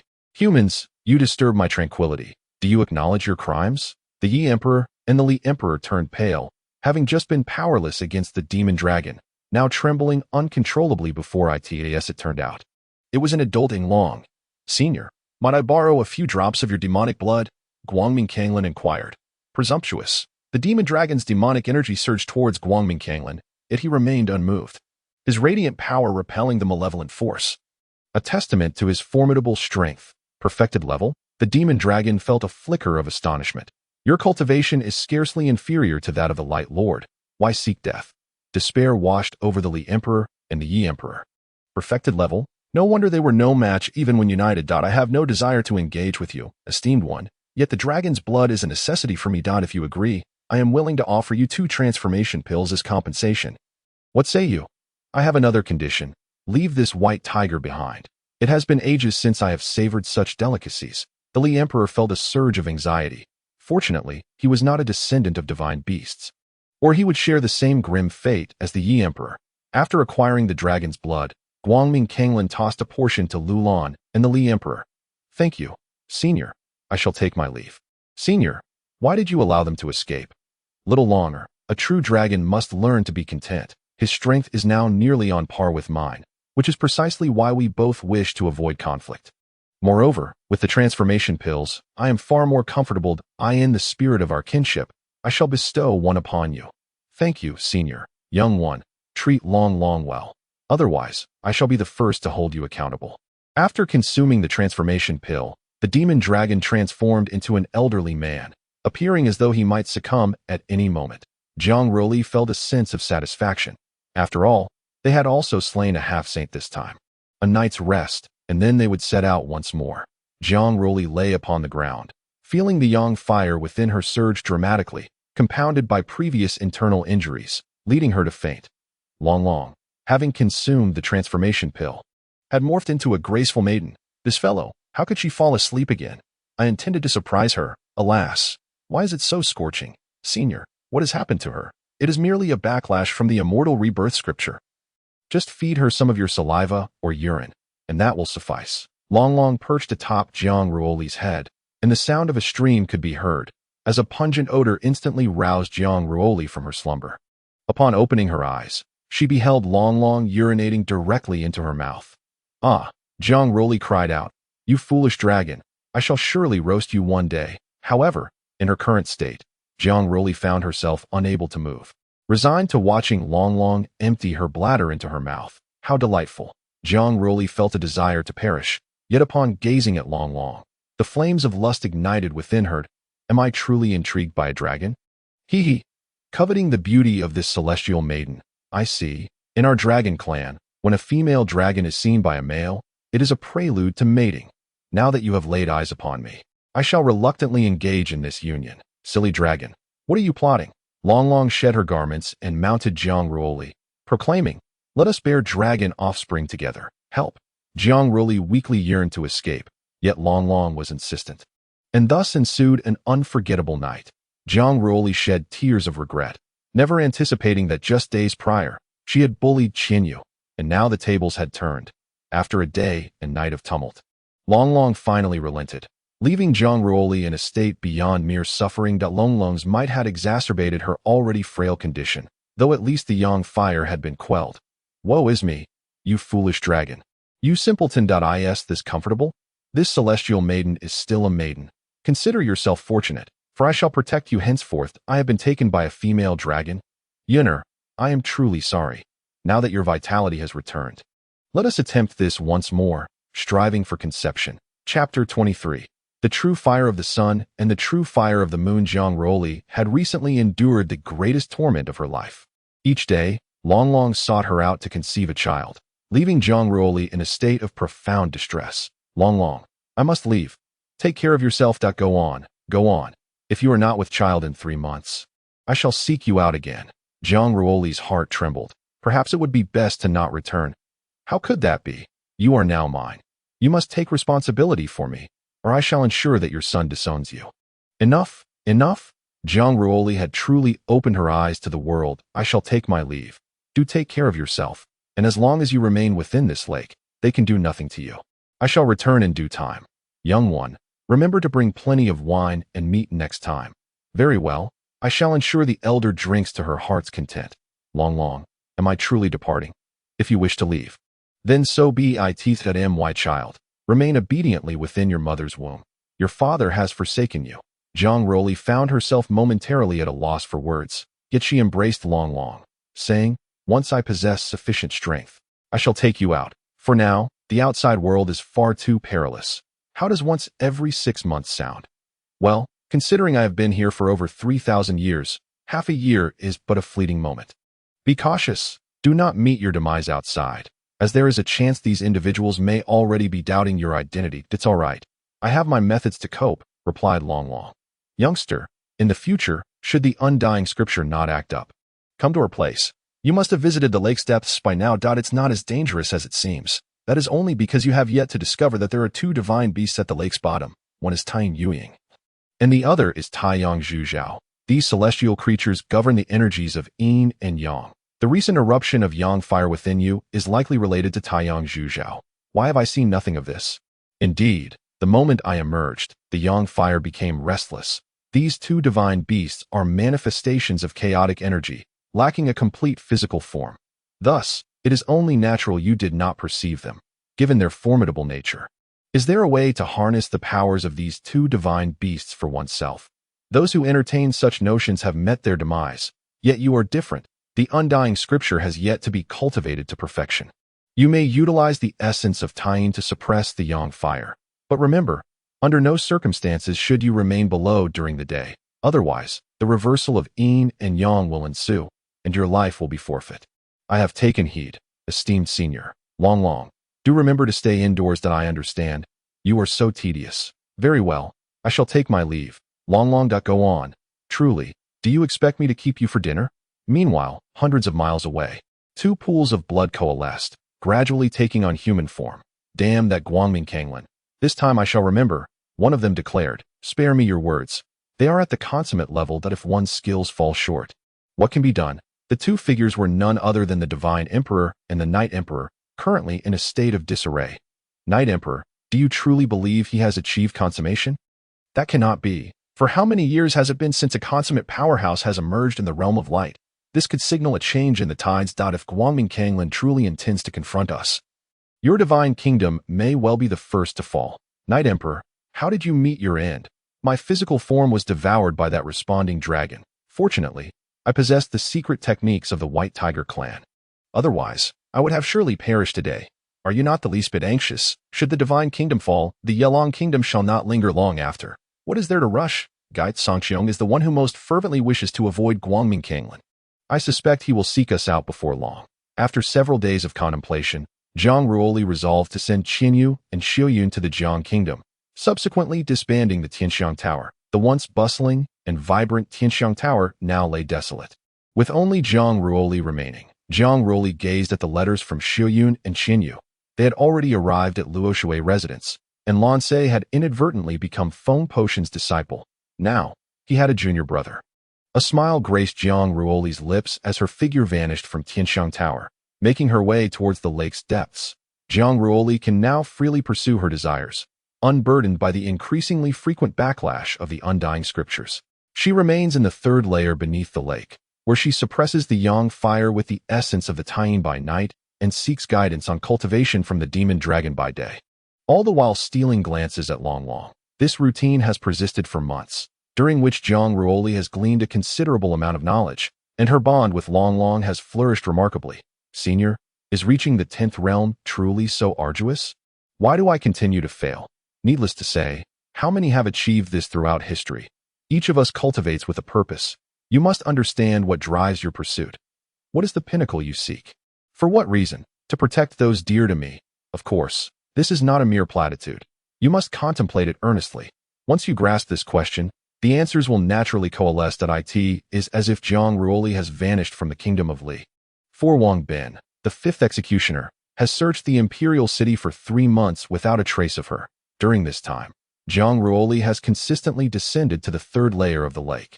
The essence of the Taiyin proves to be an unparalleled force, and she now feels the yang fire nearly eradicated. The realization that she can suppress the yang fire inspires a bold decision within her. Long Long remains as usual, yet she cannot cultivate in the same manner as Jiang Ruoli. 3 months have passed, and upon discovering she is not with child, Long Long has taken to incessantly pestering Jiang Ruoli for a baby. Jiang Ruoli can only cultivate at night and indulge her during the day. Another month has elapsed, and not only has Jiang Ruoli developed an affinity for the essence of the Taiyin, but she has even birthed a sphere of Taiyin origin within her. The demon dragon, upon witnessing this, is astounded, having never encountered such a phenomenon. Senior, may I attempt to refine the essence of the sun? I cannot say for certain. Everything about you has surpassed my understanding. The Taiyin essence within you should be able to mitigate a portion of the solar energy, but do not rush. Wait until the Taiyin essence is fully formed before attempting to refine the solar essence, as this will increase your chances of success. Jiang Ruoli then dedicates herself to fully cultivating the Taiyin essence in the third layer. Upon emerging, she and Long Long engage in playful antics on the surface of the lake, with Jiang Ruoli frequently tearing Long Long's skirts. Though Long Long is vexed, the thought of a child soothes her ire, allowing Jiang Ruoli to take advantage of her. It is notoriously difficult for divine beasts to conceive, especially given the disparity between Jiang Ruoli and Long Long's races. Yet Long Long remains undeterred. The Taiyin essence within Jiang Ruoli has now completely matched the undying scriptures, a promising development for her. She enters the third layer once more. It being daytime, although she cannot see the sun, her insides feel ablaze. Even her source energy seems to ignite. Thankfully, the presence of the Taiyin essence prevents her from succumbing to death after prolonged exposure. As before, Jiang Ruoli extends her time within, yet refining the solar essence proves far more challenging than the Taiyin essence. She can only venture each day to deepen her understanding. Consequently, she spends both day and night within the layer, which displeases Long Long. To appease her, Jiang Ruoli resolves to cultivate during the day and spend the night with Long Long. Time flies swiftly. Ever since the disbandment of Tianxiang Tower, Jiang Ruoli has not returned, fully aware that a return now would be tantamount to courting death. The last instance of the sixth slaughter nearly cost him his life at the hands of Lu Ting, and the fifth slaughter's prowess undoubtedly surpasses that of Lu Ting, likely at least at the threshold of the return to the abyss. Thus, I must cultivate sufficient strength before venturing forth again. Long Long, do you not find that trench and the seaweed reminiscent of your homeland? Long Long's face flushed instantly. Are you trying to provoke me by speaking such words to a lady? Long Long, I have a craving for grapes, but we are beneath the sea. Where would grapes come from? I wish to have meat grapes. Oh dear, how embarrassing. I shall ignore you now. In truth, I am still a poet. Would you care to listen? Then let your enchanting self be the muse. Jiang Ruoli recited with a languid tone, since antiquity. Gentlemen have been dashing, their gaze fixated on tender spots. Fluffy celestial herbs conceal crimson lips. A long spear spirals into the abyss. In the depths of the peach orchard, dew gathers on flowers. Once the yellow dragon arrives, the dew begins to flow. Beautiful lips slightly part around the spear's tip as the yellow dragon thrusts towards the jade gate. You scoundrel, shameless wretch, I shall not engage with you any longer. Please, call me a poet. Humph, pervert. Jiang Ruoli embraced Long Long from behind, and with a rip, her skirt was torn in two. Must you always ruin my garments? Long Long's expression was one of discontent. Eddie, oh, you still wish for a dragon baby? Jiang Ruoli grinned wickedly, plunging into the Yao pool. A cup of clear tea quenches thirst, another of jade dew satisfies hunger. Long Long had no choice but to acquiesce to Jiang Ruoli's antics, though she still blushed upon hearing his words. Subsequently, Jiang Ruoli continued to refine the essence of the sun that he had been absent for a full year, during which he successfully refined the solar essence and birthed the source of fire. The demon dragon claimed it to be one of the strongest divine fires in the realm, the true fire of the moon and the fire of the sun. However, Jiang Ruoli's cultivation remained unchanged. Still at the 9th realm of the Tao heart, with no progress after a year, Jiang Ruoli was compelled to reconsider his previous decisions. Chapter 24. The Might of the True Fire of the Moon. Over a year had passed with no response. What should he do? Young one, you have comprehended the true fire of the sun and the true fire of the moon, which is already quite commendable. The 10th realm is merely a legend. It may not even exist, so do not dwell on it too much. Indeed, you have achieved greatness. This is divine fire. To hell with the 10th realm. Allow me to try once more. This shall be my final attempt. If it fails, then so be it. Very well, I shall accompany you. But remember, do not overreach. Jiang Ruoli had squandered a year pursuing the 10th realm in the blink of an eye. He had been in the Li Kingdom for a year and a half, having spent only half that time with Xi'er. Jiang Ruoli had become a frequent visitor to the 3rd level. As before, refining the essence of the moon and the sun within his being. At this moment, 9 Tao hearts floated around him as the power of immortality circulated. Jiang Ruoli intended to use this immortal force as the foundation for the 10th realm, while also contemplating the 3rd level's method of breaking through the immortality scripture. Must I sever all my previous cultivation? The consequences of this situation left Jiang Ruoli in a state of indecision. If he were to fail, what would become of Xi'er and Xiuyun? He had matters to address. It truly resolved so swiftly today. Long Long, do you love me? Why do you ask such a question? Given our relationship, you should know whether I love you or not. If I were to fail this time, I would trouble you to take care of Xi'er and the others. If you continue to speak like this, I shall be quite upset. Why utter such disheartening words? I have yet to conceive a dragon baby, so do be cautious. Hurry along now. I shall await your return here. If you do not emerge within 3 months, I shall venture in to find you. Our love, as members of the dragon clan, remains unwavering. Should you perish, I shall not live on alone. Jiang Ruoli resolved to take a daring risk. With this thought, he transcended the boundaries of his being, his form becoming ethereal and translucent, as though he might dissipate at any moment. The elemental forces of wind and water faded away. Even his very life seemed to vanish, leaving only a spirit hovering in the air. Jiang Ruoli felt profoundly weakened. He was now merely an ordinary human. Stripped of all protection, he allowed the essence of the moon and sun to corrode him, devastating assaults raining down upon him, akin to stabbing oneself with a blade. Jiang Ruoli had lost his corporeal form, and even his spirit teetered on the brink of shattering. In that moment, it felt as if nothing existed at all. Everything he had experienced unfolded before his eyes. Pain, joy, love, and hatred. Jiang Ruoli gradually succumbed to slumber, allowing the onslaught to ravage his being, which had dwindled to mere void. Suddenly, the visage of Xi'er appeared in his mind. She had become even more beautiful. He saw Qianyu and Xiuyun conversing about him, and he also glimpsed Long Long waiting for him outside. Indeed, even in death, one thinks of women. Yet, with these few cherished confidants, death would hold some worth to that moment. The immortal scripture fused within him, transforming everything from existence to non-existence and back again. The true fire of the moon and the true fire of the sun became his eyes, and within him manifested one celestial abode. Then 2, 5, 8, and 9, each a foundation of the immortal scripture. 9 golden dragons roared in unison. He had once taken pride in the aura of the 9 dragons. Yet now he had become a vassal, unable to match the might of the immortal scripture that it was no wonder. Although the aura of the 9 dragons was a divine gift, it had become ill-suited for him. Furthermore, his cultivation method diverged from others. After a year of silence, an eruption would follow. The 9 celestial abodes stood tall, and Jiang Ruoli gazed at the 9 little golden dragons in his hands. "I am sorry, little ones. I shall seek a better master for you." The golden dragons seemed to comprehend his words, puffing golden bubbles from their small mouths. Jiang Ruoli had now become extraordinarily pure, devoid of any mingled power. Even his previous technique, the snow-trackless swordplay, had been transformed, the immortal scripture fully merging with his essence. Above the firmament, a tempest of thunderclouds gathered, exuding an exceptionally terrifying aura. Not only that, but various whirlpools of thunderclouds appeared above the entirely kingdom. At this moment, countless people gazed upward, witnessing the sky morph into the visage of a giant. Even the formidable emperor sensed this aura of annihilation. Is someone preparing to transcend calamity? Who dares to transcend the tribulation upon my departure from the realm? The ominous aura in the heavens intensifies. The light of annihilation blossoms, crashing directly into the lake's depths upon Jiang Ruoli. Is it the Yinglong that is undergoing its tribulation? The only thought occupying the mind of the Emperor Li is the demonic dragon.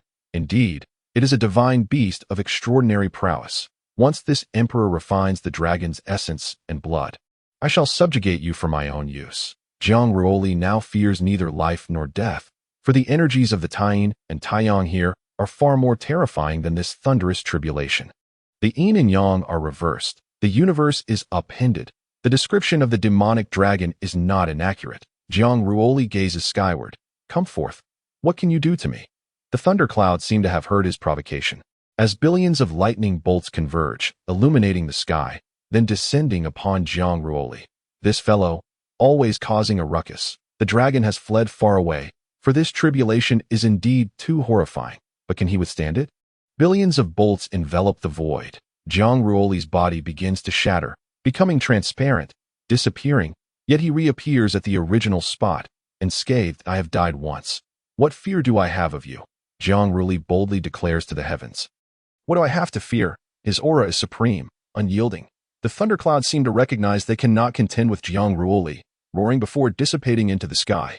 Has this fellow perished? The dragon has waited outside for quite some time. Had it not been for Jiang Ruoli attracting the thunder tribulation, she would have rushed in to find him long ago. The demonic dragon naturally senses the terror of the tribulation. Alas, this lad is indeed relentless. It appears he has succeeded. That I never expected such a genius to emerge from the lower realms. The 3,000 realms shall no longer be lonely. Upon witnessing Jiang Ruoli emerge unscathed, the dragon bestows upon him a resounding kiss. "You rascal, you took so long to return. I've been waiting for you all these days. Young man, you have not merely reached the 10th realm, but have broken through directly. The accumulation of this past year has allowed you to leap across 10 realms in one go. I must say, this is the first time I have witnessed such a phenomenon. Moreover, you were once blind. Now, not only have you become more beautiful, but you have also grown significantly taller. Your existence is truly unique. Unprecedented, at least within the territories of light." Jiang Ruoli slowly produces the chi of the 9 dragons. Long, this is for you. I am no longer suited for it, but it may aid you in the future." "What?" The demonic dragon's eyes widen as it fixates on Jiang Ruoli. "This is the essence of the ancestral dragon, symbolizing immense fortune. That I cannot accept it. It is not mine, and they may not even favor me." "That may not be the case. If you cherish your mother, then take it." With that, Jiang Ruoli releases his grip, and the 9 golden dragons instantly soar into Longlong's being. The demonic dragon has witnessed many incredible things from Jiang Ruoli. He has never encountered a human so generous, especially in relinquishing something so vital to another. Has the outside world changed so drastically that humanity has become so benevolent? Long is also overjoyed. The fact that Jiang Ruoli can bestow the chi of the 9 dragons upon her signifies her esteemed position in his heart, at least as someone he regards as his own. "Go forth. With me here, no one shall harm little Long Oli. Remember to visit me. Perhaps after tonight, I shall be with child." Or could it be so swift? Jiang Ruoli had rested for a night, and the two indulged in their passionate embrace once more until dawn. When Long reluctantly bid him farewell, "If I had possessed such strength a year ago, I would not have had to send Shuyun and the others to Jiang State. Now, alas, I am left all alone. Wang Bin had long been awaiting, with the intention to slay Jiang Ruoli, coveting the throne for himself. Why should he, with his current capabilities, remain merely a harbinger of death, while Jiang Ruoli ascended to lordship in just 6 months? All for having climbed into the Empress's bed? You have sullied the seat of my Tianxiang Tower, Jiang Ruoli stated without a hint of politeness, fully aware of the other's ulterior motives, to kill him and establish a name for himself in Li State. Regrettably, that was not the case a year prior to SOU or Qing Xinjun. Indeed, a pretty white no wonder you managed to ascend to the Empress's bed. There's something you need? If not, please vacate Tianxiang Tower. You are not welcome here. Ha! That is the most amusing thing I have heard, Wang Bin exclaimed as he drew his blade and charged at Jiang Ruoli. Die! In an instant, the tying fire from Jiang Ruoli's left eye surged into Wang Bin's mind, annihilating him with an icy, destructive flame that shattered his very soul. No, Wang Bin was engulfed in purple flames, which consumed him from his soul outward, reducing him to ashes. Qing Xinjun, let us join Tianxiang Tower. With Shuyun, the owner, gone, we can deliver more beautiful maidens to you. Jiang Ruoli turned to the youth who spoke. What is your name? I am but a humble young Shaoling, willing to brave fire and water for Qing Xinjun. Tianxiang Tower indeed felt too desolate. Go fetch 1,000 maidens to this place. Remember, it is an invitation. Do not coerce those unwilling, or else there will be consequences. Understood. I shall ensure this matter is handled well. Rest assured, Qing Xinjun, we shall rename this place Qingxian Residence. That if you wish, you may all join, but I have rules. No bullying the weak, no abduction of maidens, and no indiscriminate killing. Otherwise, there will be no mercy. At your service, Qing Xinjun, Shaoling. From this moment forth, you shall be the chief steward of Qingxian Residence. Everything is in your hands. Off you go. Yang Shaoling trembled internally, his voice quaking. Rest assured, Qing Xinjun, I will manage this well. Everyone, let us invite the maidens. Do not resort to violence. Those willing may come, and those unwilling shall not be coerced. If I find anyone daring to break the rules, I shall not show leniency. Let us go claim our rewards. Qing Xinjun, you relax. We shall take care of everything. Yang Shaoling joyfully led a group away. Chapter 25. Farewell to Lu Qinya. Word spread throughout the imperial city that Qingxian residents sought beautiful maidens, drawing a crowd eager to witness. Some even volunteered themselves, including 10 enchanting maidens from the Wang family's night realm. Ever since the fall of their lord, they had wandered the various brothels of the imperial city. And upon hearing of Qing Xinjun's reputed generosity, they came to see if they could find refuge there. Jiang Ruoli was, of course, delighted and promptly arranged for them, with the night realm beauties becoming the premier attractions of Qingxian residents. Thanks to its unique regulations prohibiting the bullying of the weak, the abduction of maidens, and indiscriminate killing, many were drawn to join. Naturally, those who disregarded the rules faced immediate execution at Jiang Ruoli's hands as a warning to others. Qingxian residence consists of 100 floors. The first 50 are inhabited by men, while the 51st to 99th are occupied by women. It is said that Jiang Ruoli has developed a habit of stealthily visiting the women's quarters at night. For reasons unknown, the women have left a small door ajar for Jiang Ruoli, yet he has never once entered. Consequently, the women's quarters at night have transformed into a forbidden zone, accessible solely to Jiang Ruoli. This situation leaves him both amused and perplexed. Does he truly possess such lecherous tendencies? Or is it that he wields an irresistible charm that even the beauties of Yelong have left a backdoor for him? Nevertheless, Jiang Ruoli remains indifferent to this, as his primary concern lies in the potential exposure of his identity and the subsequent consequences. However, by that time, he should be capable of contending with a half-saint. One would hope. The influence of Qingxian residents has given rise to a notable trend in the Kingdom of Li. Over the past few months, acts of violence have significantly diminished, with not a single incident occurring in the imperial city. This has left the king of Li astonished. He had previously harbored disdain for the bloodlust of his own people and had contemplated various measures, yet to no avail. Qing Xinjun, you are becoming increasingly inscrutable. He mused. Moreover, the news of Wang Bin's demise spread throughout the imperial city, leading many to deify Jiang Ruoli, claiming he possessed divine powers, able to bring death upon anyone without raising a finger. Yet Jiang Ruoli pays little heed to such tales. Having slain one Wang Bin, there will inevitably be another, equally formidable. The number of individuals fixated on him has grown beyond just one or two. Since Wang Bin's death, trouble has not found Jiang Ruoli for a considerable time, and the growth of Qingxian residents has surged, expanding across the kingdom of Li within mere months, after entrusting all matters to Yang Shaoling. Jiang Ruoli returned to the depths of the lake, as he urgently needed to enhance his strength. Currently, the third level imposes no restrictions upon him. He has truly become one with this realm. The Taiyin True Fire has transformed into the Taiyin world, specifically designed to counter souls, while the Yang True Fire possesses overwhelming energy, although what I command is not the true Yang Fire. Its destructive potential should not be underestimated. With both Taiyin and Yang Fires at his disposal, Jiang Ruoli's innate world has begun to rejuvenate that in the past. During the Tao Heart's ninth realm, he had already given rise to a desolate world.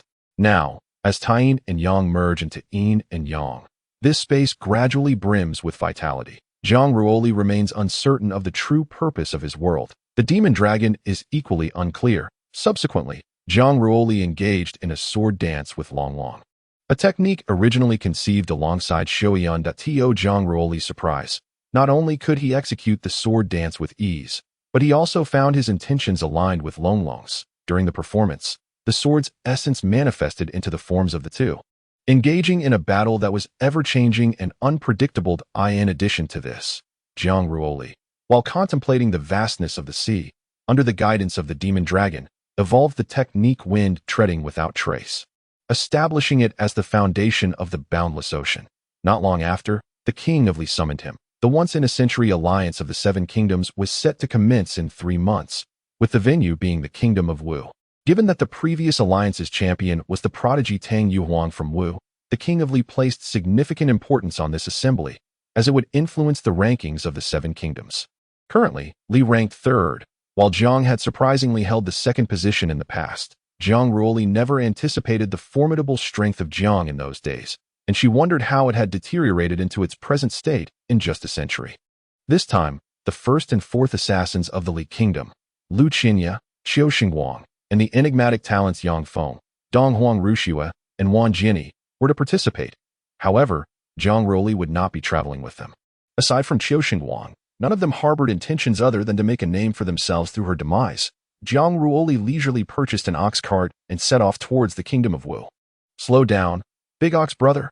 Ugh, I'm so used to calling you that. From now on, I shall refer to you as Little Bull. The bull let out a loud bellow in protest at T.O. drink and sing. How fleeting life is, alas. The absence of a beautiful companion diminishes much joy along the way. Unbeknownst to her, night fell, and she found herself without a single establishment in sight. That it seemed she would have to settle for the night here. Just as Jiang Ruoli was about to roast some meat, a sudden gust extinguished her fire. Looking up, she saw Lu Qinya and a middle-aged man approaching her, truly relentless. Have they followed me here? She thought. Big Ox brother, I apologize for the inconvenience. Wait here for me tonight. With a flash, Jiang Ruoli vanished from her spot. Her speed in the wind far surpassed that on snow, and within 10 breaths, she had covered dozens of miles. Little sister Qinya, rest assured, he shall not escape. I, Xing Nong, will ensure his head is offered in tribute to junior brother Lu, he declared. Thank you, senior brother, but be cautious. Qing Xian is quite cunning. Lu Qinya warned. Follow me. I know where he is, Xing Nong said, reaching out to grasp Lu Qinya's hand.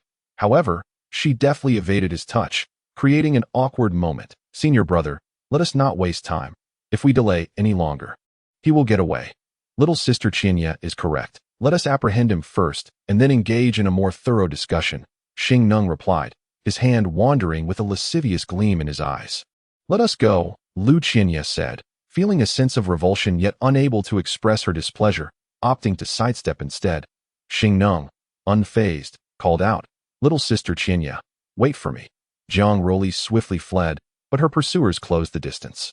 Xing Ning's cultivation was undoubtedly superior to hers, and it had been a year since he last saw Lu Qinya. Her strength must have increased as well. Yet Jiang Ruoli retained confidence in her own abilities, knowing she was still stronger than them. Before long, Jiang Ruoli came to a halt before a vast chasm, an abyss that seemed to stretch infinitely upwards. Damn it! Why does danger always manifest as a cliff? Why have you stopped running? Xing Nong sneered at her. Surely you two do not intend to chase me all night, do you?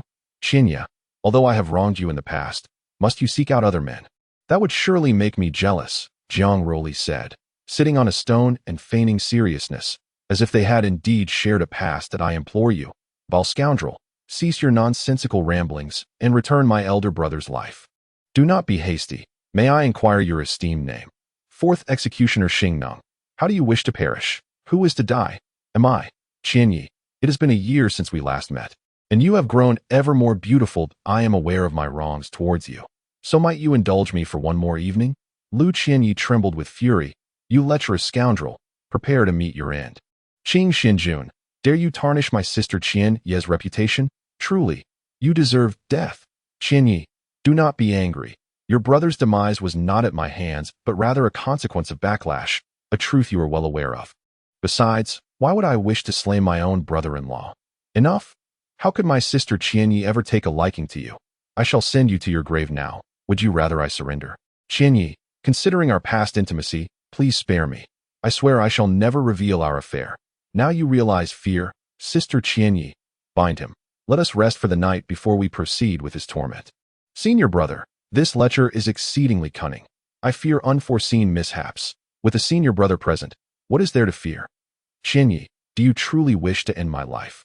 Come then, for I have already shared the clouds and rain with you. That experience was exquisite, so take my life now. I would be honored to perish by your hand. Qing Xianjun, take a good look at this world, for soon you shall see it no more. I say, senior brother, as the principal commander of this assembly, do you not fear the wrath of the king of Li for your actions, who will know the manner of your demise once you are gone? The position of the sovereign of Li will rightfully belong to me. Ha ha ha ha. In truth, I desire it not. It is the Emperor of Li who insists I take it. Otherwise, I could gift it to you. And you shall be known as the soft-handed lord, with your little short arms? Ha! Curse me as you will. The more vile your words, the greater my delight. Lu Qianyi pride opened Jiang Ruoli's mouth, pouring in all 5 poisons. Did you not wish to speak? I shall ensure you have ample opportunity. Jiang Ruoli's countenance darkened abruptly. Qianyi, you are truly merciless. Jiang Ruoli writhed in agony upon the ground. Qianyi, you would not let him perish, would you? Rest assured, it will take at least 3 days and nights. I shall not allow him to die easily. Qianyi, let us share a drink, in honor of our dear disciple Lu Ting's farewell. Senior brother, I am not skilled in the ways of drink dough. A little will not harm you. Lu Qianyi, still holding the cup, drank it down, while Xing Ning feigned interest in her well-being. Sister Qianyi, with Lu Ting no longer present, allow me to care for you. Xing Ning seized Lu Qianyi's delicate hand, his eyes ablaze with fervor. Lu Qianyi retorted, Senior brother, please conduct yourself with dignity. I harbor no such intentions towards you, so I ask for your understanding. Sister Qianyi, you know I have long been enamored with you. Such a heartless rejection causes me great sorrow. Xing Ning continued to draw closer to Lu Qianyi, one hand caressing her slender waist, inching towards that clandestine place. Enough? Lu Qianyi rose to her feet, requesting he not overstep his bounds, yet upon attempting to leave, she felt dizzy and collapsed to the ground. Have you poisoned my drink? I, too, harbor no desire. Who knows your lack of discernment? Do not fret, for this Ahuan powder will not render you entirely senseless. Senior brother will allow you to experience the joys of womanhood. Ha ha ha. Beast, Lu Qianyi muttered, collapsing weakly to the ground. I will cherish you dearly, Xing Ning said, cradling Lu Qianyi in his arms, his rough, aged hands slowly loosening her garment. Tears streamed uncontrollably from the corners of Lu Qianyi's eyes, her countenance evoking deep sympathy. Only a few areas remained concealed. Sister Qianyi, you are truly delightful, Xing Ning said, licking her neck, then gradually reaching for her purple bodice, his movements agonizingly slow. Lu Qianyi gently closed her eyes. Unwilling to witness her own humiliation, Jiang Ruoli was, in truth, unharmed. The 5 poisons had been thoroughly roasted within him, the toxins dissolved by the sun's true fire. All was merely an act, intended to lower Xing Ning's guard. This girl, does she not realize the peril of a man and a woman venturing out together? Rest easy, Sister Qianyi. I shall treat you well, Xing Ning leered, entirely disregarding Jiang Ruoli's presence. Jiang Ruoli sprang into action. Die! The Qing sword pierced Xing Ning's skull, and he distinctly saw his own brain matter spilling forth. Jiang Ruoli severed the head with a single strike, blood gushing forth. even the entrails scattering about. Why resort to combat when one can outsmart an enemy? Lu Qianye witnessed Jiang Ruoli behead Xingning without an ounce of hesitation. The gruesome scene inflicted a profound shock upon her heart. Wow! Jiang Ruoli gasped, as if he had glimpsed something forbidden. Lu Qianye seemed to hear an insult, softly sobbing, her tears resembling a rain-soaked pear blossom. Jiang Ruoli hurriedly draped a garment over her, speaking earnestly. Do not take offense, Miss Qianye, while his hand inadvertently brushed against her. Though Lu Qianye felt anger rising, she could not muster the strength to be truly upset. Jiang Ruoli procured an antidote for her. Yet Lu Qianye glared at him with resentment. That I told you. Your elder brother was not slain by my hand. Why do you refuse to believe me? Should I take action against you? Do not think that because you saved me, I owe you my gratitude. Given the chance, I shall still seek your demise. In my eyes, you are but a lecher. Then allow me to fulfill your wish, for I am already a lecher. Shameless. Lu Qianye turned her head away, ignoring Jiang Ruoli further. With cascading hair framing a fragrant neck, shrouded in clouds, and a rosy bosom burdened by snow. Truly exquisite, Jiang Ruoli remarked. Lecher, I need to relieve myself. Assist me, dummy. What if I happen to glimpse something? That would not be proper. I am a gentleman. Close your eyes and help me undress. I lack the strength. Regardless, you have already seen my upper body. There is no need for such modesty, for one day it shall all be revealed. Lu Qianye wished fervently to consume Jiang Ruoli. I was merely jesting. A gentleman is dashing, yet not licentious. Rest assured on that count. In truth, how could Jiang Ruoli not see? He had cultivated his mind si. And even with his eyes closed, he could perceive clearly. Quite tender indeed, Jiang Ruoli blurted out. Lu Qianye then realized that even when Jiang Ruoli had been blind, he had seen clearly. What difference did it make now? Unabashed, Miss Qianye, why not come to my Qingxian residence? With your exquisite beauty, it would be effortless for you to take on the role of a leading lady. Why engage in such violent strife? Lu Qianye remained silent, instead pouring forth a stream of venomous insects from her gourd, placing them upon her navel, where they began to gnaw their way inside. What is happening? Jiang Ruoli felt a wave of unease wash over her. Chapter 26. The bet. Why must Miss Qianye resort to such extremities? It is none of your concern. Mind your own business, Lu Qianye replied, her visage contorted in agony as the venomous creatures ravaged her abdomen, their toxins spreading throughout her body, as if threatening to rupture her meridians. Amidst the excruciating pain, a serpentine form began to manifest. Jiang Ruoli beheld the intertwining of Lu Qianye's soul with that of the serpent. Accurately perceiving that the serpent had latched onto Lu Qianye's legs, transforming her form into that of a human-headed serpent, the consequences of this act were dire. She would not only endure inhuman suffering, but also remain perpetually alert to the toxic insect's potential backlash within her. Despite the grim scene, Jiang Ruoli approached Lu Qianye, unable to bear the sight of such a delicate beauty in torment. Alas, my damned compassion! Through her abdomen, Jiang Ruoli glimpsed the interior space, teeming with venomous insects clamoring to feast upon her soul. This was beyond abhorrent. Who devised such a malevolent technique? Jiang Ruoli realized that Lu Qianye had no Dao palace, her cultivation rooted solely in toxic arts designed for those incapable of conventional training, necessitating the infusion of poison into their bodies. Miss Qianye, if this continues, you shan't see your 30th year. You can no longer control these vermin. Leave me be. This is none of your business. Must you be so fierce? I can keep my distance. The toxins within Lu Qianye surged, even seeping forth, as the insects dined upon her flesh and soul. What immense suffering she must endure, after what felt like an eternity. Lu Qianye emerged from her agony. Though she appeared significantly weakened, it would be a pity for a beauty like Miss Qianye to perish prematurely. If you wish, I could assist in alleviating your toxic affliction. Alleviate? Do you comprehend the magnitude of the pain I have borne? To become an ordinary person, a mere tool for your male desires. Though it is painful, I would prefer it this way. Not all men are wicked. For instance, I am quite adept at cherishing women. Lu Qianye disregarded him entirely, leaning against a stone pillar and drifting into slumber. The following day, Jiang Ruoli was awakened by the bellowing of cattle. It turned out that the ox had found him. What a good, obedient ox. It was worth the effort to have fed you so well. The two of them resumed their journey in the ox cart towards the capital of the Wu Kingdom, encountering numerous horse-drawn carriages along the way, as well as those riding flying source beasts. Upon seeing Jiang Ruoli driving the ox cart, many disciples from affluent families regarded him with disdain. deeming him a pitiful wretch. Driving an ox cart was one thing, but accompanied by such a stunning woman made it all the more ludicrous. Jiang Ruoli reveled in the experience. What was wrong with the ox cart? Not only could it serve its purpose, but in times of scarcity, they could even feast upon the ox itself. With a sudden lurch of its robust hindquarters, the great ox unceremoniously dislodged Jiang Ruoli, who was evidently displeased by the earlier confrontation. Observing Jiang Ruoli's predicament, Lu Qianye revealed a captivating smile.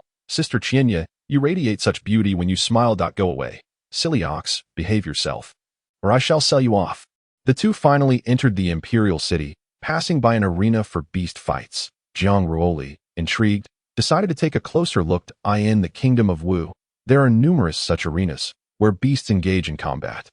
Though human participants often battle against beasts, resulting in a staggering number of fatalities, most of the victims are death row inmates thrown into the fray against ferocious creatures, and it is rare to see any of them emerge intact. Some are even devoured whole. Upon their arrival, Jiang Ruoli and Lu Qianye witnessed two enormous tigers locked in a struggle. The tigers circled each other for quite some time. Yet, curiously, there was no actual fighting. Rather, one tiger was crouching while the other mounted it. What on earth is this? The spectators erupted in laughter, and Lu Qianye's face flushed crimson. In truth, this was a form of combat, albeit of an unusual sort, one that Miss Qianye must come to understand. Rogue, Jiang Ruoli and Lu Qianye found a spot to sit, and soon a middle-aged man stepped up to challenge a giant python. The man displayed immense strength, effortlessly tearing the serpent asunder and consuming its flesh raw, inciting a wave of excitement among the crowd. Following this, a succession of bouts showcased humans overpowering various beasts, leaving Jiang Ruoli disenchanted. What difference was there between this and slaughtering pigs? The two then sought refuge in an inn. As there remained a month until the alliance meeting, upon entering, Jiang Ruoli was greeted by a throng of individuals gathered around, examining portraits of dozens of participants alongside betting amounts. At a glance, Jiang Ruoli spotted the highest stakes placed on Tang Yufeng, a name he had not previously encountered, though it likely bore a significant connection to Tang Yuhuang. Who do you believe will emerge as the champion of this alliance meeting? Inquired a middle-aged man. Undoubtedly, Tang Yufeng. Her elder brother is the strongest genius of the 7 kingdoms from a century ago, Tang Yuhuang, whose legacy endures even today in our Kingdom of Wu. Hence, I wager 100 million on Tang Yufeng. A murmur of astonishment rippled through the crowd, with someone exclaiming, 100 million gold? Young Master Jiang truly plays with grand stakes. Yufeng is my cousin, and her talent rivals that of her brother. Besides, she possesses the true phoenix physique. The only worthy adversaries she may face are Li Daoshou of the Divine Kingdom and Yuecheng of the Li Kingdom. Thus, these three are the principal talents vying for the championship, while the rest pale in comparison. Young Master Jiang makes a compelling argument that we are primarily discussing the top 10, since the top 3 are already decided. Does anyone have a suggestion for 4th place? Lu Qianye provocatively interjected. What about the illustrious Qing Xianjun of our Li Kingdom? We shall see once the competitions commence. Does Qing Xianjun truly believe he can secure a top 10 spot? Frankly, I have no regard for the top 10. Let it be. The alliance meeting will host a plethora of talents. Qing Xianjun ought to temper his expectations. If I secure a spot in the top 10, would you grant me a night of your company, Miss Qianye? Boring.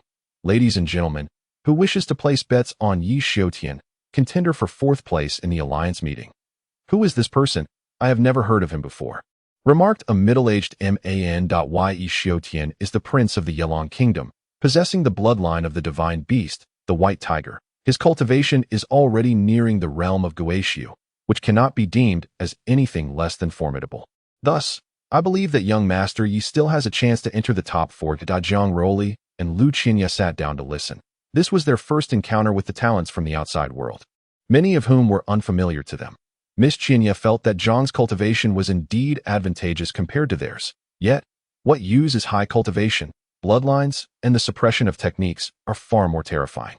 Among them, Tang Yufeng, Yi Xiaotian, and Lulan's Lulanfudo are all at the 3rd realm of Guixiu, while Tang Yufeng hails from the Zhuke lineage, Yi Xiaotian from the White Tiger lineage, and Lulan Futuo from the Demon Soul Scorpion lineage. Thus, it is worthwhile to observe, but do not harbor any delusions. Qing Xianjun Miss Qianye truly did not miss a single opportunity for mockery. Ladies and gentlemen, for the 5th place, Lulan Futuo, I am willing to wager 10 million gold. Jiang Ruoli turned to see a corpulent woman entering, utterly captivated by the portrait of Lulan Futua. Miss Gong's son, what a pleasure to meet you. This person seems to be of significant standing, Jiang Ruoli inquired. Indeed, the Gongsun clan is of royal descent, and this lady is Princess Gongsun Yulong. My heavens, Lulan Futua is surely destined to have nightmares every day. Who assigned my husband to the 5th position? Who was it? Gongsun Yulong bellowed. My husband is undoubtedly the strongest. Oldly, was it your doing? Oh dear, princess, this is merely a nominal ranking. It has yet to be contested, so why take it to heart? Spare me, do not forget whose territory this is. I shall wager another 100 million gold for my husband. Princess, such words are unnecessary. The old servant is always at your service. Thank you, princess, for the 6th place. Shao Jie, the foremost assassin of the Li Kingdom, I wager 10 million gold. Oldly, Shao Jie is indeed powerful, yet he is just an ordinary person, lacking the foundation of these talented clans, so 6th place may prove difficult. Therefore, I believe the 2nd assassin, Wang Long, should be wagered. He possesses a portion of dragon blood, and his future achievements will surely surpass Shao Jie. We cannot know. This is merely our speculation. Everything is but a fade. We must wait for the competition to truly ascertain, so there is no need for anyone to feel constrained. The 7th, Lu Qinya. Jiang Ruoli was taken aback. Can you also qualify? How peculiar. Jiang Ruoli noted that Lu Qinya's cultivation was merely its 7 celestial abodes, even 2 fewer than his own. However, due to the vastness of the sea, Jiang Ruoli's aura was restrained, leading others to perceive him as merely an ordinary cultivator, which is why Lu Qinya looked down upon him. What? Am I unworthy? No, it is just unexpected that Miss Qinya is not only beautiful, but also renowned among the martial nations. The 8th, Xiao Xingguang. Jiang Ruoli increasingly doubted his own ears. Both of these individuals had been defeated by him. Could it be that they were already aware of the 7 Kingdoms alliance and were concealing their true strength? Qing Xinjun, what you have seen is merely the tip of the iceberg. This alliance is only superficial. In due time, you will encounter even more geniuses, one so powerful that it will leave you in despair. Are they truly that formidable? You believe that by climbing into the queen's bed, you have become the esteemed Qin Xianjun, while this Qianyu Qioli is nothing but a wanton. She is my woman, and yet you dare to call her a harlot, when you yourself are undesirable. Humph, you will inevitably perish at the hands of a woman. Innkeeper, please prepare 2 rooms. Jiang Ruoli commanded. I beg your pardon, esteemed guests, but our establishment has only 1 room available. Perhaps you 2 lovebirds might share it? I shall provide a sturdier bed for your comfort. What say you, Miss Qinya? As you wish. Very well then. I warn you, do not gaze at what you should not. Otherwise, I shall render you incapable. I appreciate Miss Qinya's spirited nature. We've known each other long enough for such formalities to be unnecessary. This woman, however, has suddenly adopted a frosty demeanor. Dear guest, you ought to treat your wife with greater kindness. Perhaps consider purchasing a gift. I happen to have a piece of ancient Hetian jade for sale, priced at a mere 1 billion gold. Innkeeper, may I inquire about the nature of this alliance meeting? Are you from out of town? Young master, it is not uncommon to be unaware.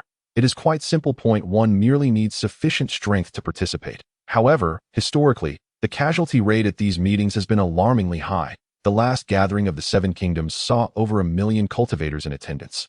Yet fewer than 1,000 emerged alive. Thus, I advise you to consider carefully, as the focus of each meeting varies as well. Will the 4th young master be in attendance? Naturally, all the prodigies of the 7 Kingdoms will be present, along with representatives from the 3 sects. After all, such an occasion is a rare occurrence in a century, and no one wishes to miss this opportunity. That sounds thrilling. Is it possible to place bets? Certainly, young master. Whom do you intend to wager on? Qin Xianjuna, you refer to the newly appointed Shanjuan of Li Kingdom, who is said to have supplanted Qingyu Jun. However, if I may speak candidly, Qingyu Jun is merely a fool. Thus defeating such a simpleton is hardly remarkable. You might want to consider other options, for even if Qin Xianjun is a genius, his abilities pale in comparison to those of the other 3 Shangjuns. A fool? Is Qingyu Jun truly that incompetent? Humph, merely worthless, a self-proclaimed sovereign. We have witnessed the prowess of the other 3 Shangjuns. This Qingyu Jun is nothing more than a laughingstock, having embarrassed himself after reading but a couple of books. It is no wonder he met his end at the hands of Qin Xianjun. I shall place my wager on Qin Xianjun. Either 9th or 10th, or even 20th will suffice. No, I am betting on 1st place. I shall wager 1 billion gold. What? The innkeeper gasped in astonishment. But do you possess 1 billion gold? Not at this moment, Jiang Ruoli replied, tossing down a ring containing 100 million gold. Young master, this is unacceptable. Payment must be made in full at once. What if you flee before settling the bill? I run a modest establishment. I trust you will understand. How much is a 5th-level magical artifact worth? That is difficult to say. It largely depends on whether the other party is willing to pay. Generally, the price will not be too low, at least around 1 billion gold. However, 5th-level magical artifacts are exceedingly rare. Even in the Sword Tower of the Martial Kingdom, there are very few available. I can forge 5th-level magical artifacts. How about I provide one in 10 days? Consider it as a means to settle the remaining 900 million gold. What do you think?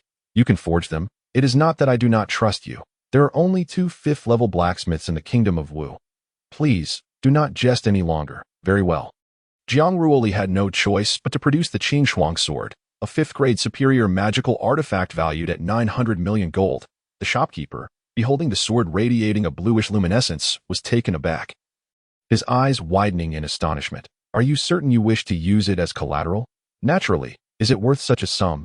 Indeed it is. May I inquire your esteemed name? Jian Sandada, Master Jian San, please. Chapter 27. The Beast Fighting Secret Realm Now. You must make a choice. Shall I dispel the poison within you?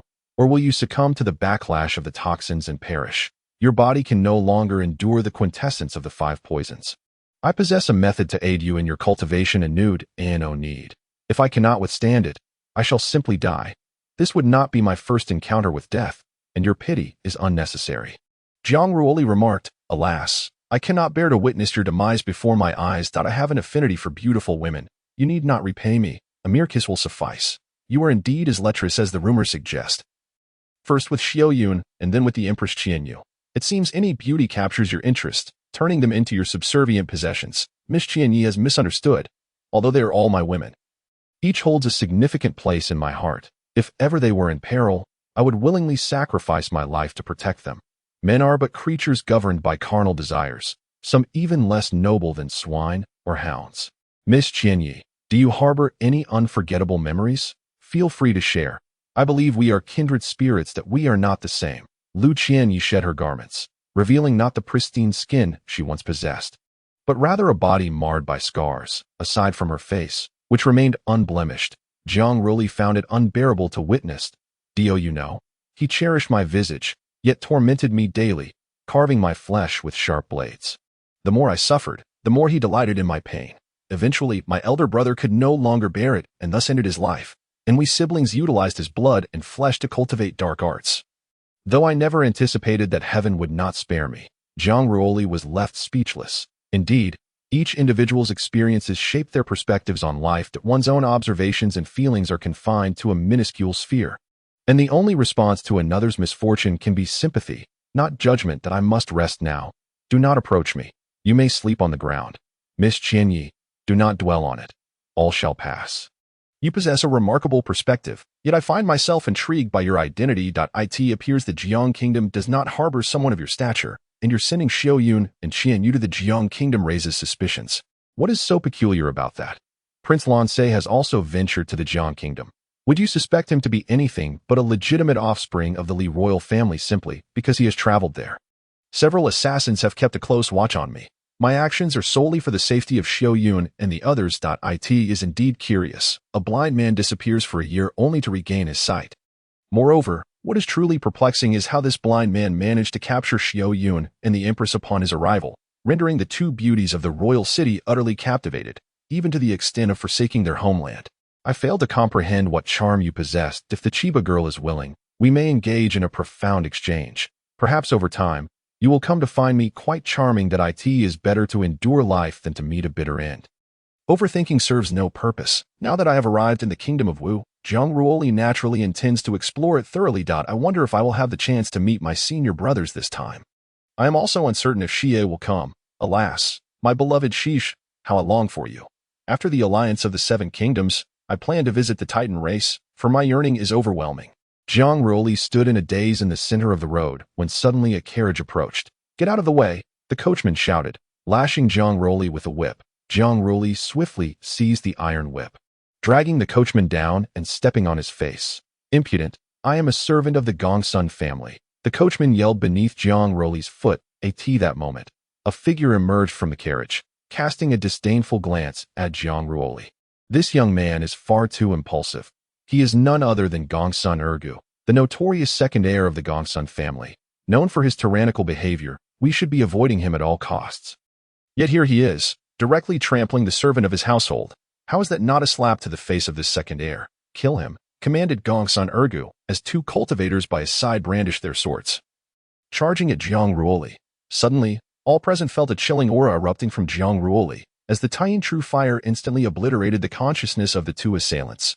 Such scum dares to lay hands on him? The Gongsun royal family will not let this slide. The coachman continued to shout. Yet Gongsun Ergu showed no sign of fear despite the demise of his companions. Silence, Jiang Ruoli exclaimed, crushing the coachman's head beneath his foot, causing Gongsun Ergu to become somewhat flustered. How audacious, to kill even those of the Gongsun royal family. Who is this person? Jiang Ruoli turned, aware that if he truly killed them, he would be courting trouble. Ha ha ha! Are you frightened now? My grandfather is the head of the Gongsun family. You are doomed. I shall slay everyone in my vicinity, including all the lowly commoners on this street. The crowd panicked, hastily blaming Jiang Ruoli for inciting trouble and endangering them all. A surge of anger welled up within Jiang Ruoli.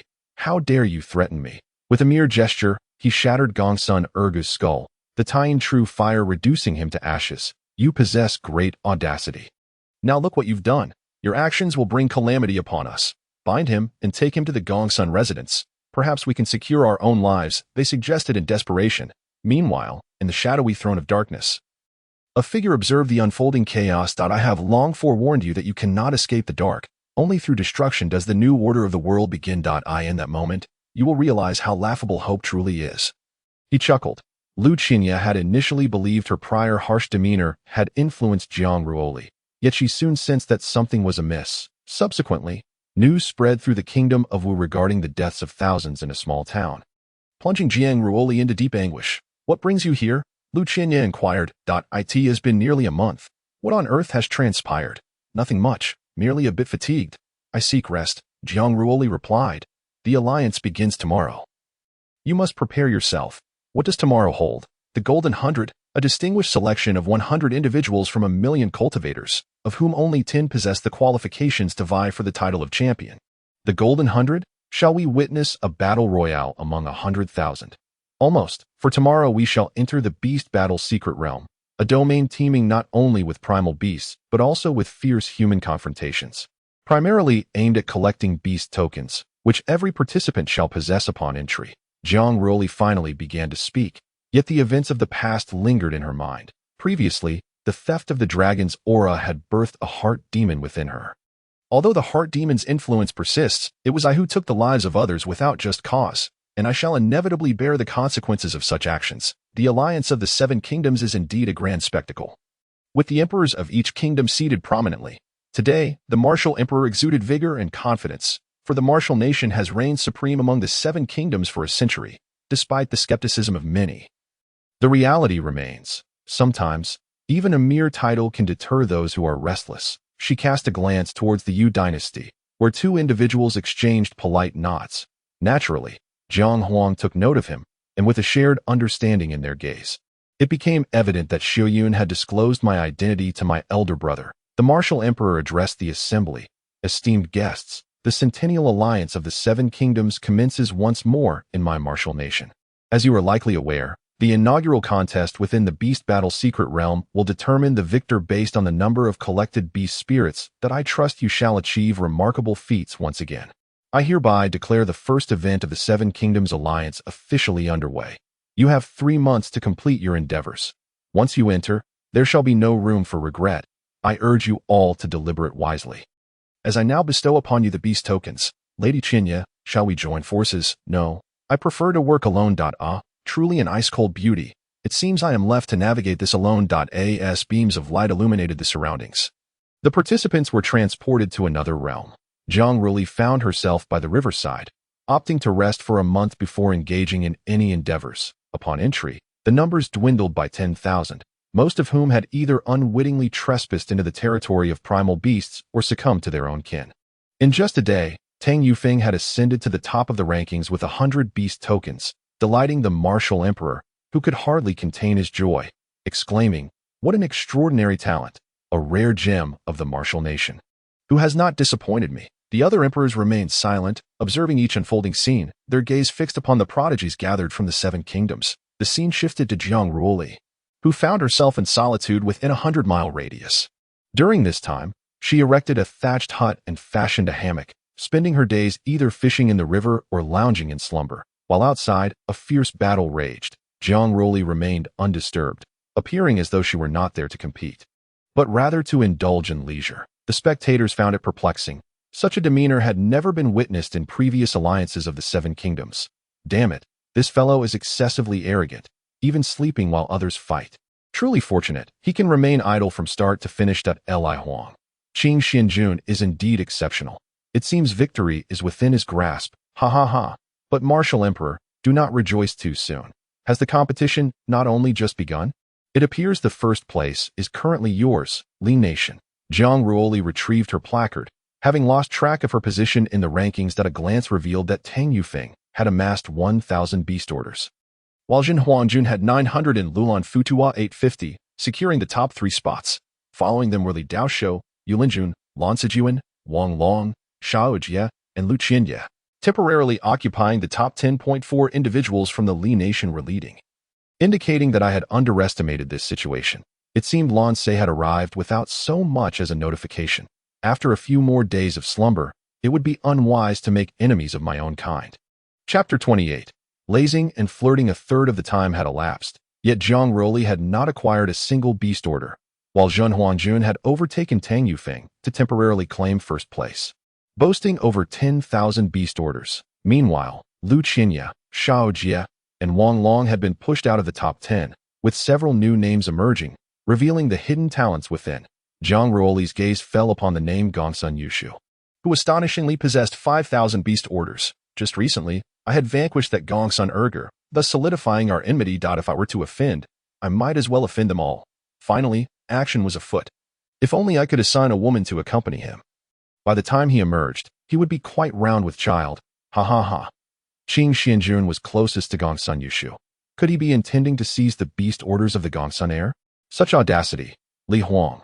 Following this battle, Qing Xuanjuan's name would surely echo throughout the land. Since the martial emperor holds such unwavering faith in you as the foremost of Wu Nation, why not partake in a wager? Li Huang. What are the stakes? Let us wager 100 billion gold, betting that Qing Xianjun will secure a top 3 finished. Ha ha ha. Since Li Huang believes Qing Xianjun can attain a top 3 position, I shall not object. Indulging in a game with Li Huang seems quite agreeable. Jiang Ruoli journeyed westward and unexpectedly encountered cultivators besieged by primal beasts, most of whom were gravely injured. Thus, to survive, they resorted to trading half of their beast orders for medicinal pills. Jiang Ruoli, having faced no significant peril, managed to exchange a mere half bottle of pills for over 3,000 beast orders, propelling her into the 10th position. Onlookers were rendered speechless. Could this really be possible? Jiang Ruoli's actions had indeed surpassed their understanding. Even more astonishing was the news that spread throughout the beast-fighting secret realm. Jiang Ruoli exchanged 10 beast orders for a single medicinal pill, which she then resold at tenfold the price, thus earning an additional 2,000 beast orders. Now, Jiang Ruoli held over 5,000 in her possession. Fortune had come unexpectedly. If only I had a woman by my side. Jiang Ruoli sat leisurely atop a mountain, sipping wine and reveling in her contentment. As the time has surpassed the halfway mark, many individuals have depleted their supply of elixirs. Consequently, the forthcoming exchange rate has been set at 1 elixir for 1,000 beast tokens. This news spread throughout the beast-fighting secret realm, leading to a noticeable decline in trade. However, Jiang Ruoli, possessing ample time, was unperturbed by their reluctance to barter. After several days, many could no longer endure. In this realm, possessing an additional elixir equated to an extra lease on life. Thus, Jiang Ruoli raised the price to 2,000 beast tokens per elixir. Although many found the price exorbitant, they had no choice but to comply. This time, only 7 or 8 individuals approached to purchase, yet Jiang Ruoli's collection of beast tokens surpassed 20,000, reaching the 12th tier. With half the time remaining, he decided to return and rest. Jiang Ruoli took out a brush and inscribed the new elixir prices along the way before indulging in a deep slumber. Outside, the crowd was in a frenzy, exclaiming how utterly unjust this was.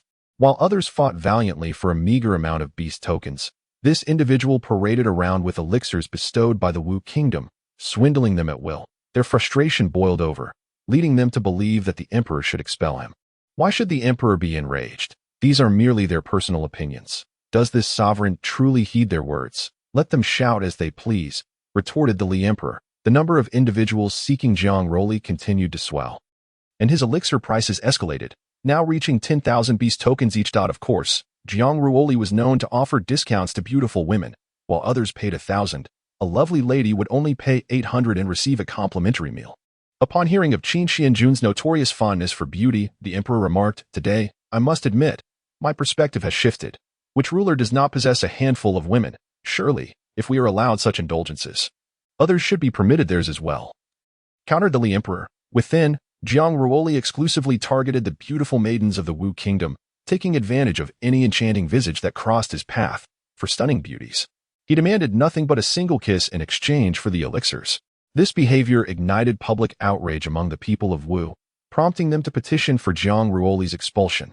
Later, Jiang Ruoli turned his attention to the alluring women of the Jiang Kingdom. This time, his approach was even bolder. Not only would he bestow elixirs upon those he fancied, but he also offered beast tokens. The scenes that unfolded were nothing short of scandalous, inciting the Jiang emperor to pound his table in ire. Everyone, remain calm. Qin Xianjun is merely taking a few small liberties, declared the Wu emperor, though internally he too hoped Jiang Ruoli would refrain from further exploiting the maidens of Wu as time passed. Jiang Ruoli indulged in a life of opulence, surrounded by a throng of beautiful women. My lord, it has been quite some time since I entered, and the price is merely 1,000 beast tokens. Could you grant me a favor and reduce it a little? A place in the top 100 would suffice, cooed a lady in purple as she playfully perched upon Jiang Ruoli's lap. Satisfied, Jiang Ruoli embraced the purple-clad beauty, and the atmosphere instantly blossomed with romantic fervor. Upon her departure, he graciously presented her with 2 elixirs and 3,000 beast tokens, leaving her wistfully reluctant to part. Subsequently, an increasing number of beautiful women sought out Jiang Ruoli, while men arrived to present beast fighting tokens. Jiang Ruoli utilized these tokens to charm the ladies, and now he had amassed a total of 70,000 tokens. However, as more women approached him, only about 30,000 remained. In contrast, Tang Yufeng and Zhen Huanjun had astonishingly reached a total of 100,000 tokens. Yet, Jiang Ruoli remained unperturbed, with a month still at his disposal. Even 1,000,000 wouldn't last long, that he promptly raised the price of the elixirs to 20,000 beast fighting tokens for men and 15,000 for women. The entire beast fighting secret realm was thrown into an uproar. Jiang Huang, observing the situation, couldn't help but chuckle. His little brother had certainly become quite audacious during their time apart. Jiang Huang also inquired about his opinion on Qin Xianjun. I suppose so. Yet other prodigies are not to be underestimated. Let us wait and see. Jiang Ruoli took out the leaderboard. Aside from the first and second positions, which remained relatively unchanged, the rest had seen significant alterations. Lan Se-jun had climbed to the 8th position, followed by Ying Nan, Lu Lanfu Tu, and Yu Xiu Tian.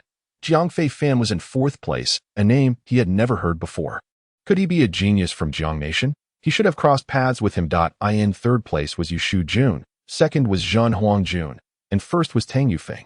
The 9th and 10th positions were held by Zi Yu and Zi. Perhaps that was the lady from before?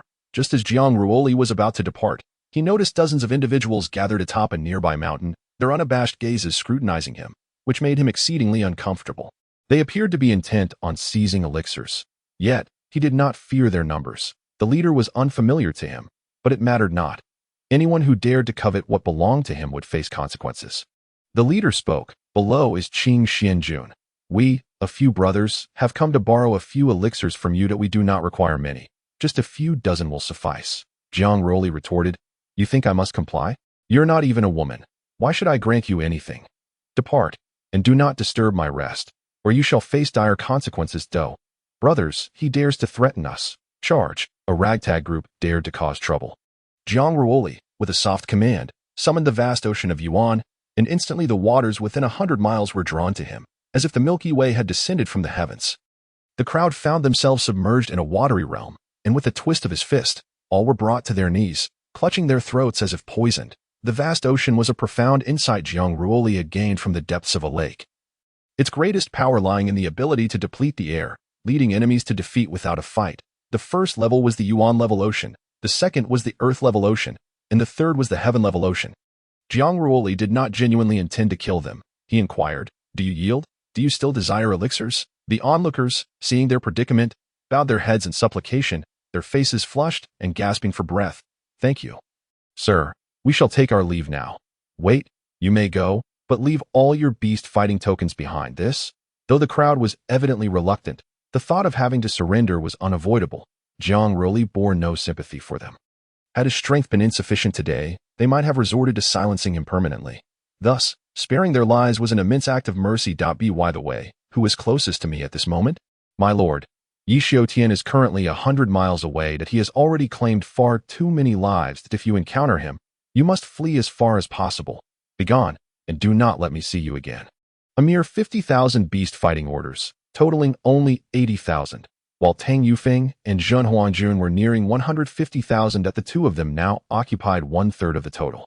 I must strategize carefully to ensure I do not fall outside the top TENDAS. The crowd busied themselves collecting beast fighting orders. The source beasts within the entire arena began to converge towards the center.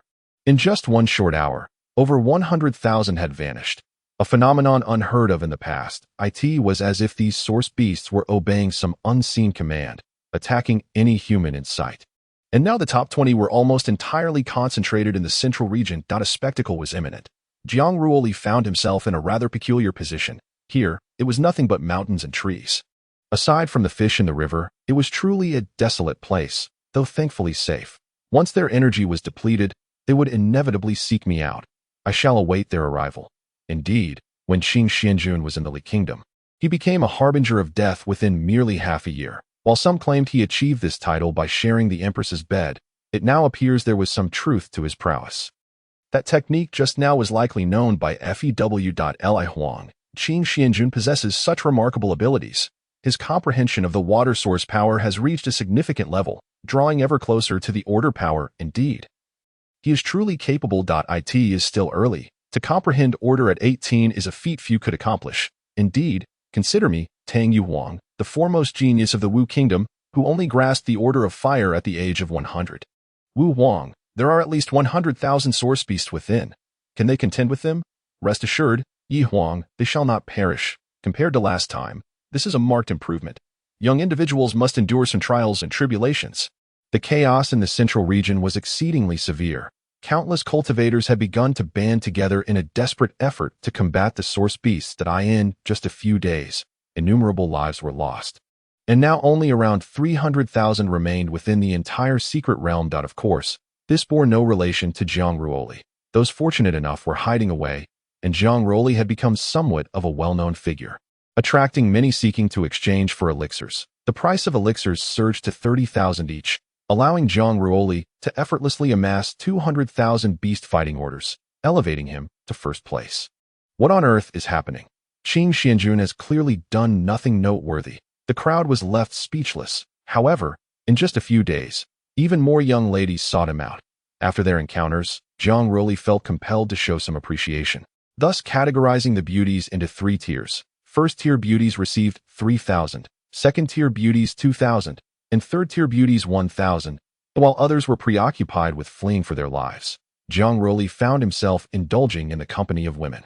How infuriating! The divine emperor smashed his wine cup in rage, furious that I had relegated the beauties of my divine realm to the 3rd tier. Truly outrageous. Your Majesty, please temper your wrath. It is well known that Yalong has been historically abundant in beauty, a fact acknowledged by the 7 kingdoms. This is primarily due to the intermarriage within the divine clans, resulting in a lack of external bloodlines. It is not surprising that some may not possess striking appearances. A few days later, Jiang Ruoli found himself with merely several tens of thousands of beast orders once again. Alas, beauty indeed has its addictive allure. Currently, due to the beast tide, the rankings have remained relatively unchanged.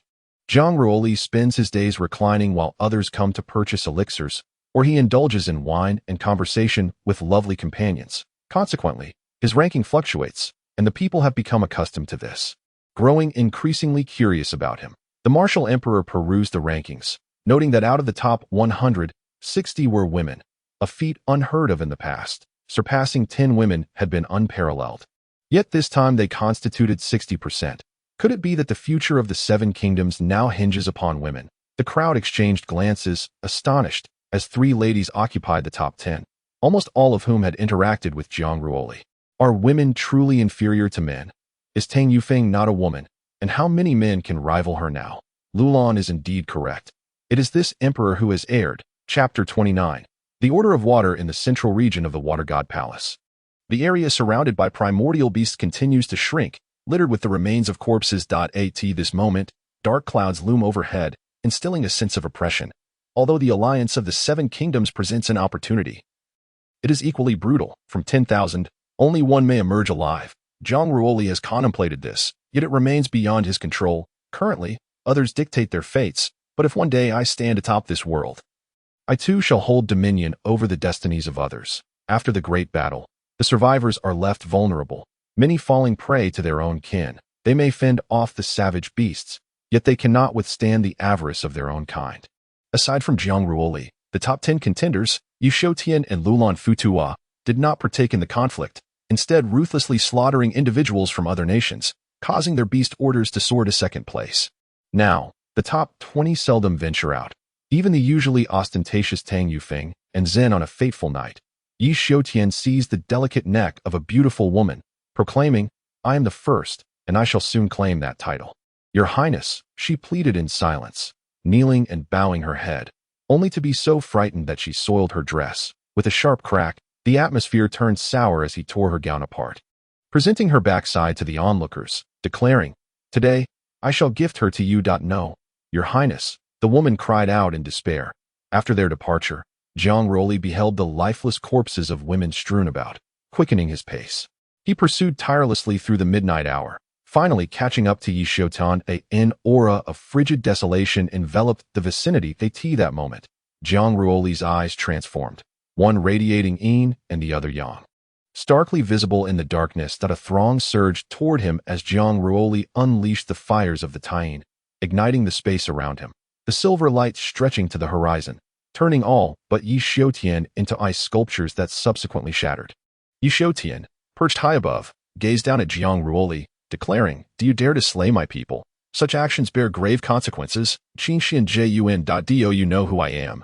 "Who does not know Qi Xian Jun? The man who ascended to the bed of the Queen of Li country? What business do you seek with me? Am I here to take your life?" He laughed heartily. Could it be that Qin Xian Jun seeks vengeance for them? Indeed, there are still women of Li country here. Their fiery nature is evident, as they survived several days only to perish together in the end. How do you wish to meet your demise? Isn't that a question I pose to you? Yishotian transformed into a white tiger, his demeanor frivolous, dismissing Jiang Ruoli entirely.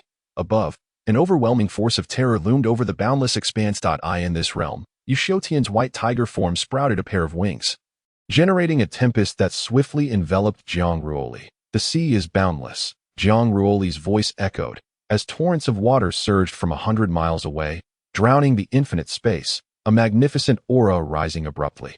The water draining the air around Yi Xiutian. Merely a trivial skill. Yi Xiutian's wings trembled, parting the waters, his body descending vertically as his massive claws aimed for Jiang Ruoli's head. Indeed, it is futile. At that moment, the Taiyin true fire morphed into a world of its own, enveloping Jiang Ruoli in a radiant red glow, the temperature soaring. Yi Xiutian was compelled to ascend higher. Yet even at such heights, the flames suffocated him. The Night Monarch fixated on the flames in Jiang Ruoli's grasp, questioning, "This is no ordinary fire, is it? Just of a higher grade, nothing of great concern.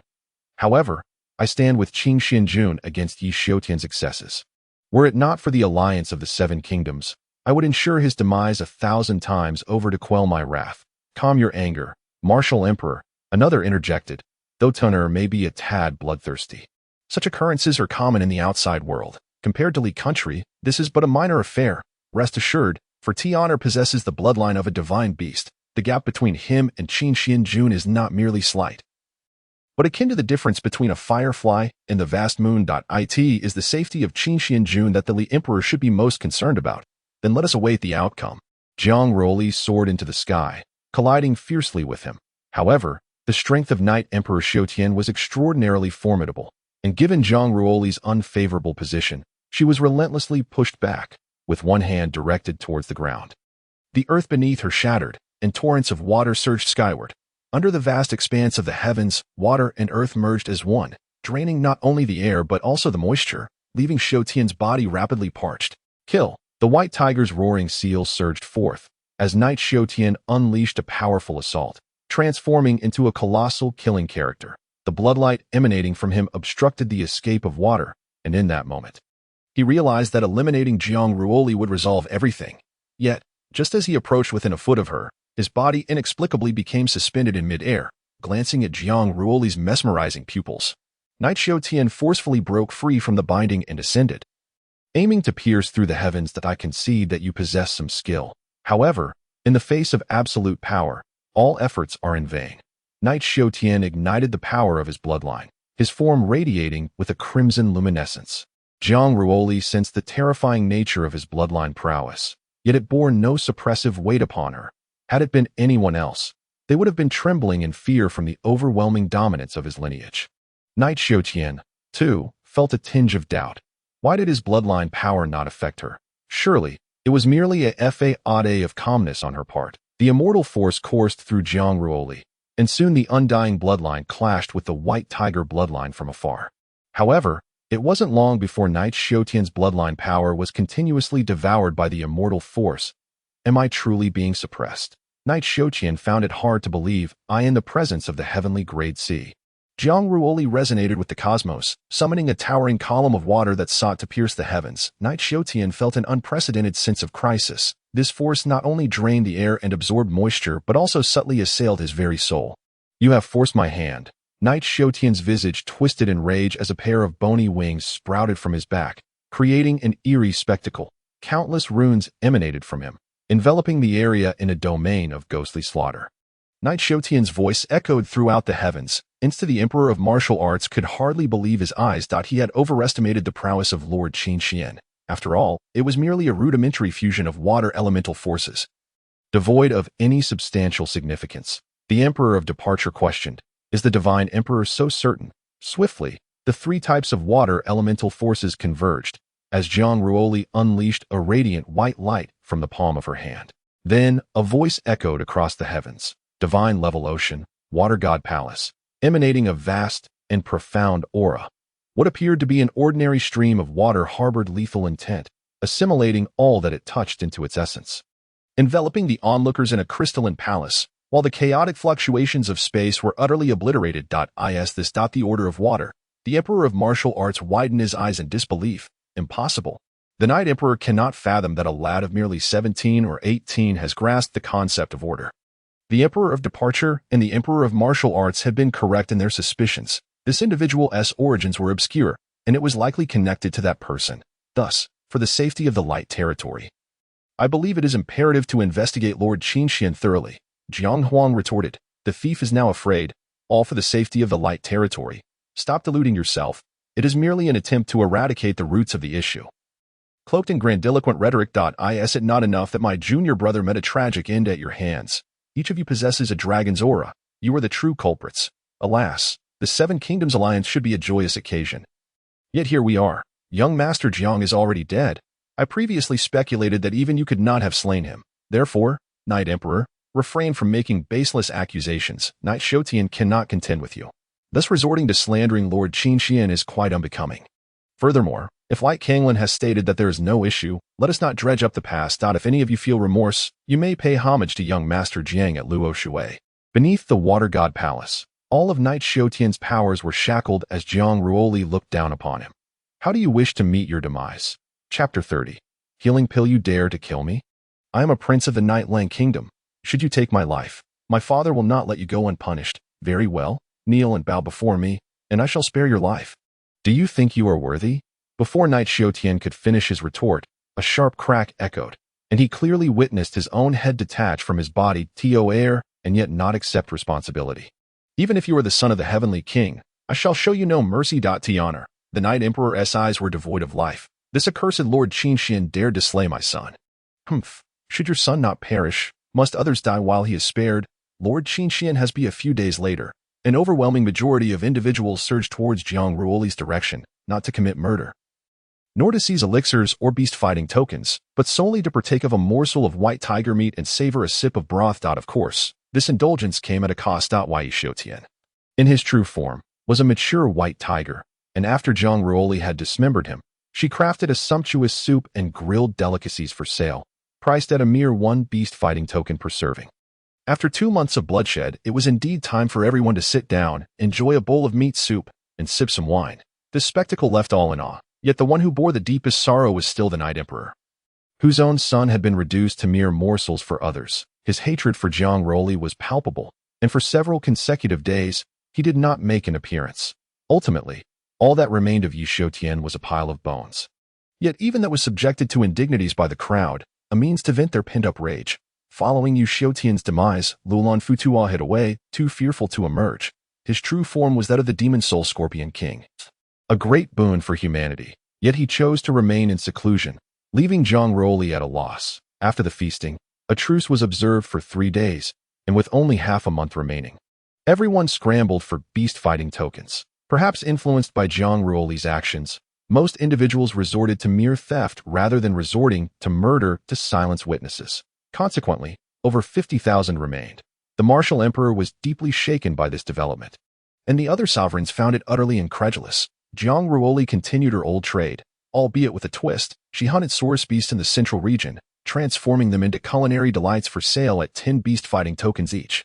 Thus, while Jiang Ruoli's tokens soared in value, others experienced no such change. Men were charged 10 tokens, while women paid 5. Jiang Ruoli found herself drawing ever closer to Tang Yufeng, the gap between them narrowing to around 1,000 tokens. Due to Jiang Ruoli's influence, large-scale bloodshed had long ceased, as most merely wished to survive. Many willingly came forth to assist Jiang Ruoli in procuring meals. This Qing Xinjun has turned the beast-fighting secret realm into a grand culinary festival. Truly a remarkable individual. In this climate, anyone daring to strike would undoubtedly face merciless retribution from all. Thus, the violence had dissipated. Jiang Ruoli enlisted the help of several charming women to assist with meal preparations. Most had simply wished to live, and upon discovering that Jiang Ruoli offered food, wine, and lovely company, they set aside their weapons. After a hearty feast, embracing the beauties, who could resist such an allure, as the teleportation array illuminated? The crowd materialized, with an astonishing 50,000 having passed through. The martial emperor was compelled to partake in a new round of beast-fighting slaughter, for the sake of the Seven Nations Alliance. He made the unprecedented decision to open the land of martial gods, a relic believed to be left behind by ancient martial deities, accessible only to members of the royal family of the martial nation possessing the bloodlines of the vermilion bird and the phoenix. The martial emperor was indeed generous, seemingly confident in the success of this Seven Nations Alliance. Not at all. I am merely acting for the future of the Seven Nations. This time, I misjudged. Qing Xinjun has truly lived up to the expectations of the departing emperor, claiming the top position in the beast-fighting secret realm. However, do not be disheartened, for the land of martial gods is soon to be unveiled. Everyone, return and rest. I hope to see you achieve even greater feats in a month's time. Jiang Ruoli and Yi Huang exchanged a fleeting glance, and he understood that Yi Huang harbored intentions of ending his life. Yet, constrained by the presence of the crowd, he refrained from acting out. Yi Huang, do you not feel a sense of displeasure for the troubles I have alleviated for the Seven Kingdoms? Jiang Ruoli chuckled. You? Very well. Qing Xinjun. We have ample time ahead. Qing Xinjun. It has been quite some time since we last met. Your Majesty, it is a pleasure to see you. Congratulations on securing the title of champion this time. However, the land of the martial gods is fraught with peril. Do take care. Thank you for your concern, Your Majesty. I shall remain vigilant. Lancei has also arrived. Make sure to spend time with him. The future of my nation relies upon your efforts. Yes, Your Majesty. Due to Jiang Ruoli's influence, there was little change in the rankings thereafter. 10th was Zhao Nan, and 9th was Lu Qinya. Goodness, Qinya has also made it into the top 10. Lu Qinya, standing behind, remarked, am I not allowed to enter the top 10? Qinya, allow me to share a piece of news with you. What is it? Your bosom has grown again. Might I steal a glance? The surrounding crowd fell into a moment of stunned silence. Indeed, Qing Xinjun seemed to flirt wherever he went. Get lost. Lu Qinya's face flushed crimson. This rogue dared to tease her in such a public setting. 8th is Lan Se-jun, yet I have not seen him around. As soon as he emerged, Jiang Yu whisked him away. But what of you? You reside with me. Yet your woman is not the least bit concerned. What is there to worry about? I merely assisted Sister Qinya in alleviating her loneliness with my hands and mouth. Beyond that, I did nothing else. Scoundrel, how shameless. What is so surprising? You turned the beast-fighting secret realm into such a spectacle. Is there any enjoyment left? As they spoke, the crowd watched the two in disbelief. Are they actually going to sleep now? This is rather swift. What are you saying? Lu Qinya shot Jiang Ruoli an indignant glance and aimed a kick at his groin. Jiang Ruoli did not evade. Taking the blow squarely and collapsing to the ground in a fit of groans, the onlookers felt a pang of sympathy for him. Qinya, wait for me. Next time, I shall simply sever your connection. How can you profess such love for your wife yet frolic with others daily? Truly a cad. I merely indulge in a few trivial pleasures, Jiang Ruoli said while caressing Lu Qinya's posterior. Indeed, feeling a distinct difference. You shameless rogue, Lu Qinya scolded, yet she did not seem to mind his advances, merely shooting him a fierce glare. Qinya, considering our lengthy acquaintance, do you not think it is time for us to deepen our bond? I am unworthy of you. My body is no longer pure. So please cease your advances. I am aware of your thoughts. No, I meant to suggest you become my sister, and in due course, I shall find you a worthy man. Who would desire me? I cannot bear children. Who would not want you? With that lovely face, you have captured my heart. You possess quite the silver tongue. In truth, I do not wholly blame you for my elder brother's demise. Ever since you saved me last time, my feelings towards you have softened. Then shall I remove my clothing? What nonsense is this? You wish to be my brother while also desiring to share my bed. What is it that you truly seek? I have always regarded you as a sister, although I must admit to having some thoughts in that direction, yet I am a person of principles. I refuse to believe you. You are nothing but a scoundrel. Hurry and call me brother, or I shall spank you. I have yet to decide. Grant me a few days to ponder. Just wait until I deal with you. Jiang Ruoli will certainly give you a slap for holding Lu Qinya's backside. It hurts, brother. Qinya, be a little coy with your brother. I want t. Knock, knock, knock. Xing Xinjun. Miss Lu, you have both achieved a place among the top 10, hence I, the Emperor, have personally come to deliver your rewards. Your efforts are commendable. I am Qing Xian. I apologize for the interruption, but due to the special nature of Qing Xinjun's reward, I have come myself to present it. 10 healing elixirs, a millennium-grade immortal herb, a 4th-grade superior magical artifact, and a 4th-grade battle armor, along with 100 water pattern elixirs. The others shall each receive a 4th-grade superior magical artifact and 100 healing elixirs. Thank you very much. My apologies for the disturbance. I take my leave. This reward is rather splendid. Are you pleased? Compared to yours, mine seems rather meager. Boss, come here for a moment. Coming, Qing Xinjun. You have caused me great distress. My little shop has suffered a loss of 10 billion this year. All in the red. Is this my fault? Not at all. What command does Qing Xinjun have? What is the purpose of the healing elixir? The healing elixir, such a precious concoction. Even the martial emperor is willing to part with it? Enough with the chatter. What is it actually used for? The healing elixir is a 7th-grade potion, and no one in the 7 kingdoms or 3 sects can concoct it anymore, making it exceedingly rare. Each one is worth at least 10 billion gold and can heal all external and internal injuries. Is the water pattern elixir of the water attribute? Yes, the water pattern elixir is merely a 5th-grade potion. Although it is not as precious as the healing elixir, it is still valued at 80 million gold per piece. Jiang Ruoli gasped in astonishment. The martial emperor truly is generous. Qing Xinjun, that axe of yours does not seem fitting. Shall I assist you in selling it? How much can it fetch? At least 3 billion gold. Very well. How about a 2/8 split? Thank you, Qing Xinjun. I shall take my leave. Haha, we are wealthy now. Qinya, with the healing elixir. Your wounds can be healed. Take one now, and later, we shall dissolve it in water for your treatment. But brother, the healing elixir is extremely precious. This feels like a waste. Fear not. I shall ensure your recovery. Boo-hoo. Brother, you are truly kind. Lu Qinya leaped into the steaming water, and as the healing elixir's potency surged into her body, her rough skin transformed into a translucent sheen, all scars vanishing.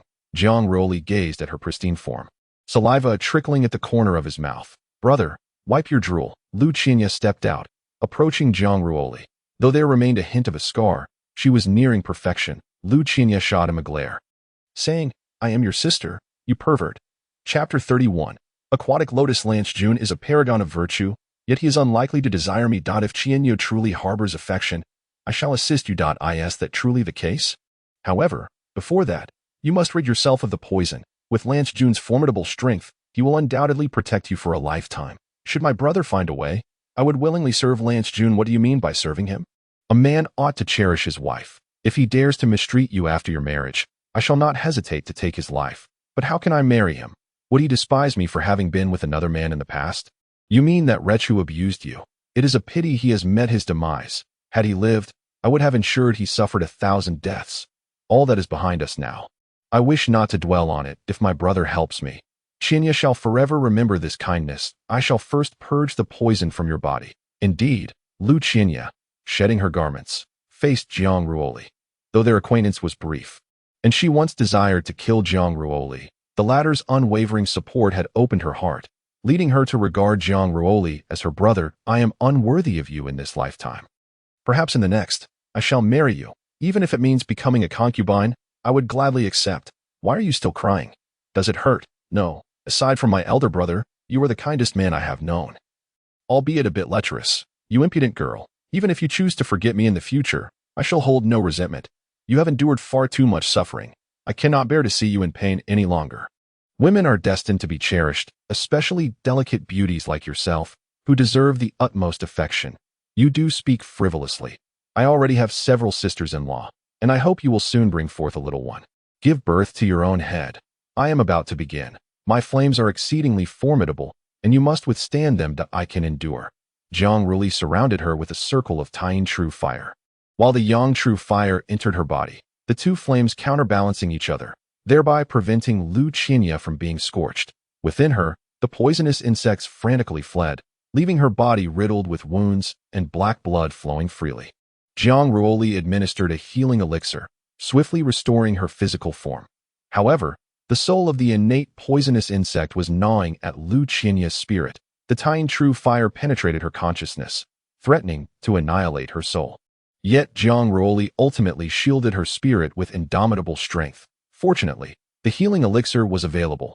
Otherwise, the situation would have been dire. After cleansing herself, Lu Xi'er donned a blue dress, looking pristine and even more striking than before. Wait here.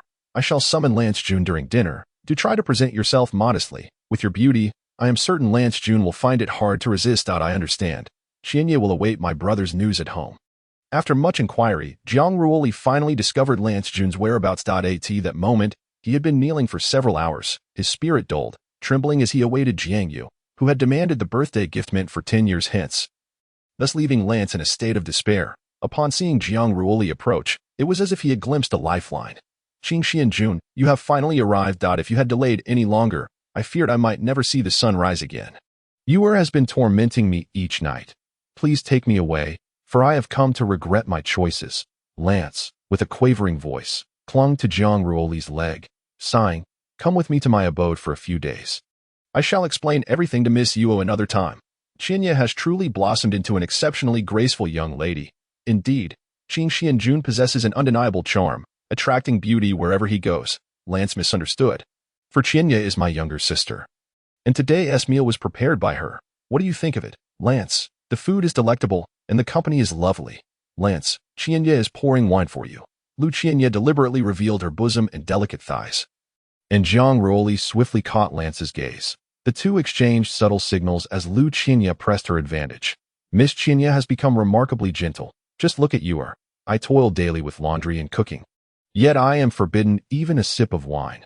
Lance, allow Xi'er to serve you. Xi'er, fetch my treasured fine wine for Lance. Make sure it is strong. In an instant, Lu Xi'er grasped Jiang Ruoli's intent. Lifting 3 cups of exquisite wine. In her haste, she accidentally spilled some on her skirt, momentarily revealing a tantalizing glimpse. I apologize, Lance, it was an oversight on my part.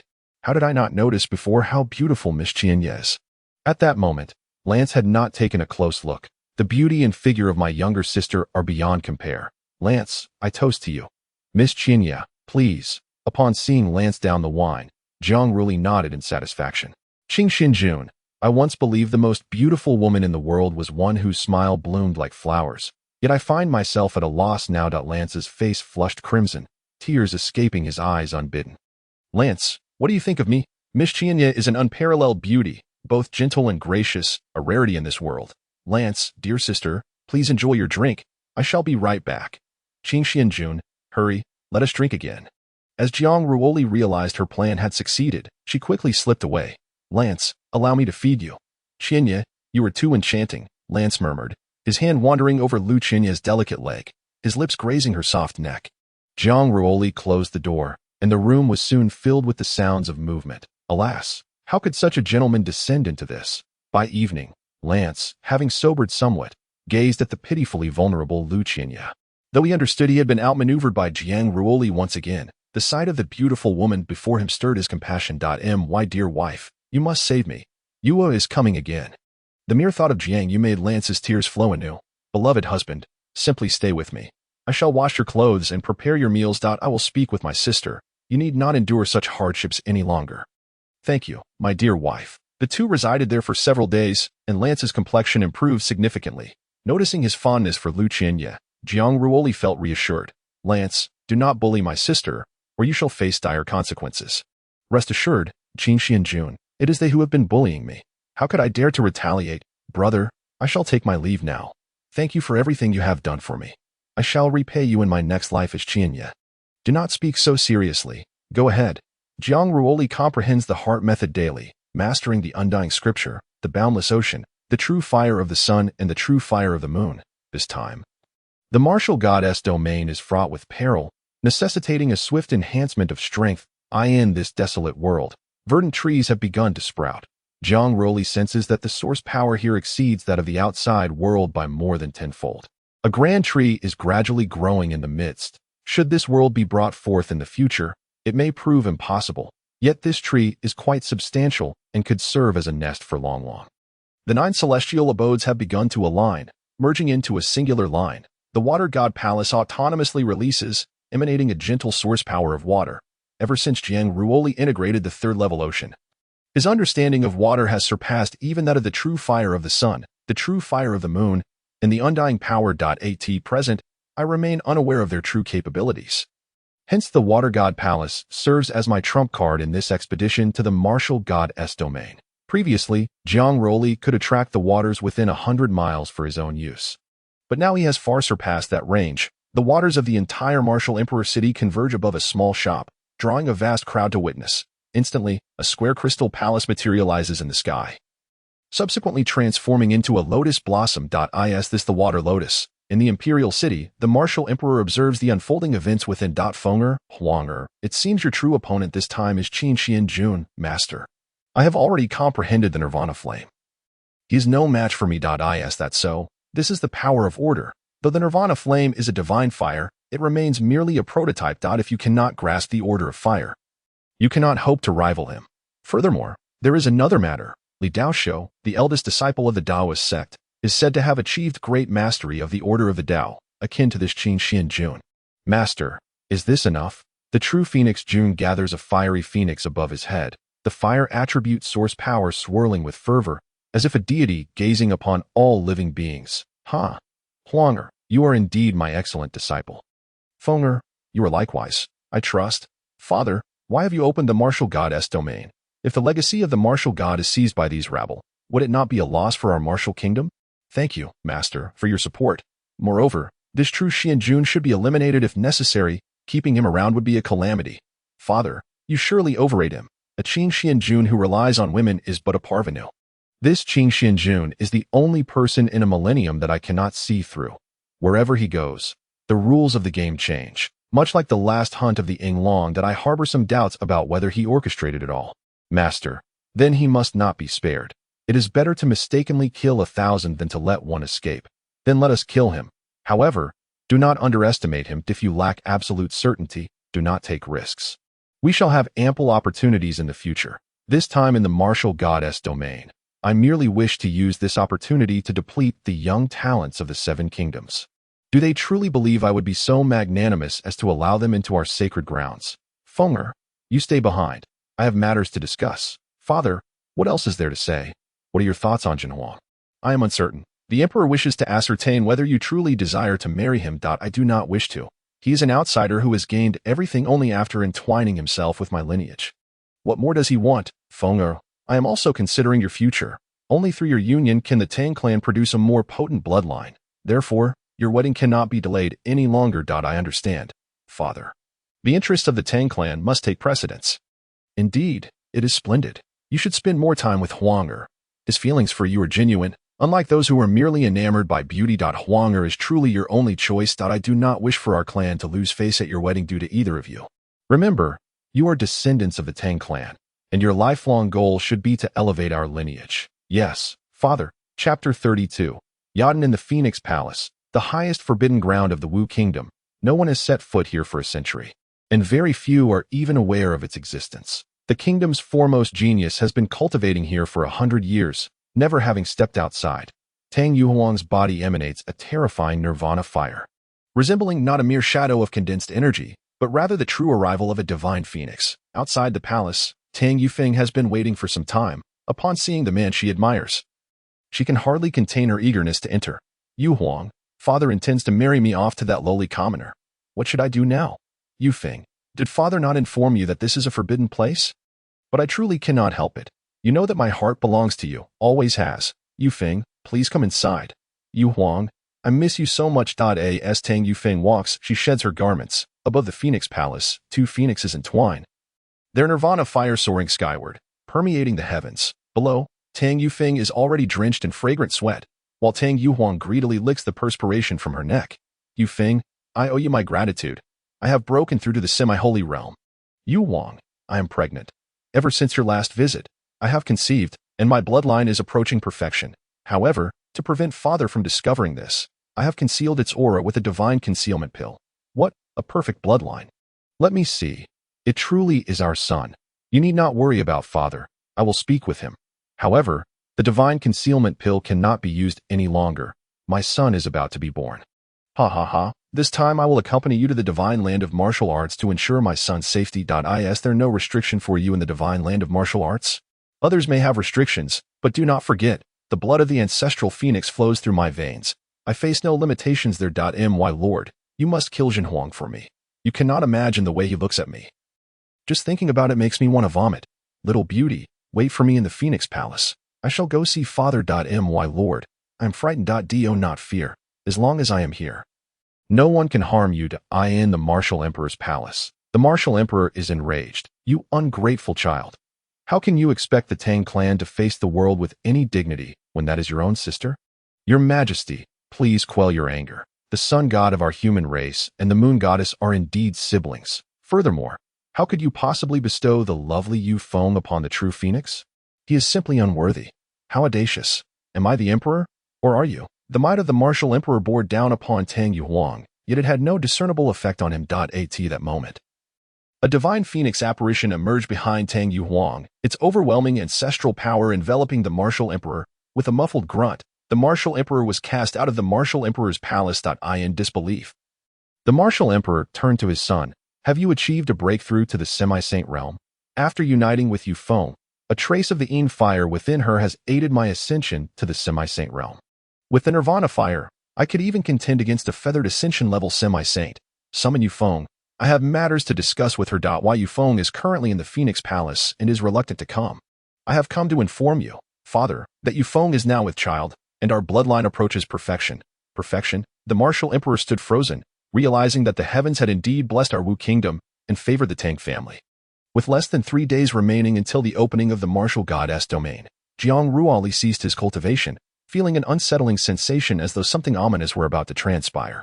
Surely, it was merely the absence of female companionship that had driven him to the brink of madness. He ought to indulge in a hearty meal to remedy this. An elderly man seated across from him remarked, Young man, I see darkness clouding your brow. If you do not perish within 7 days, you will be severely injured. Old man, are you addressing me? Who else could I be speaking to in this place? What calamity do you speak of?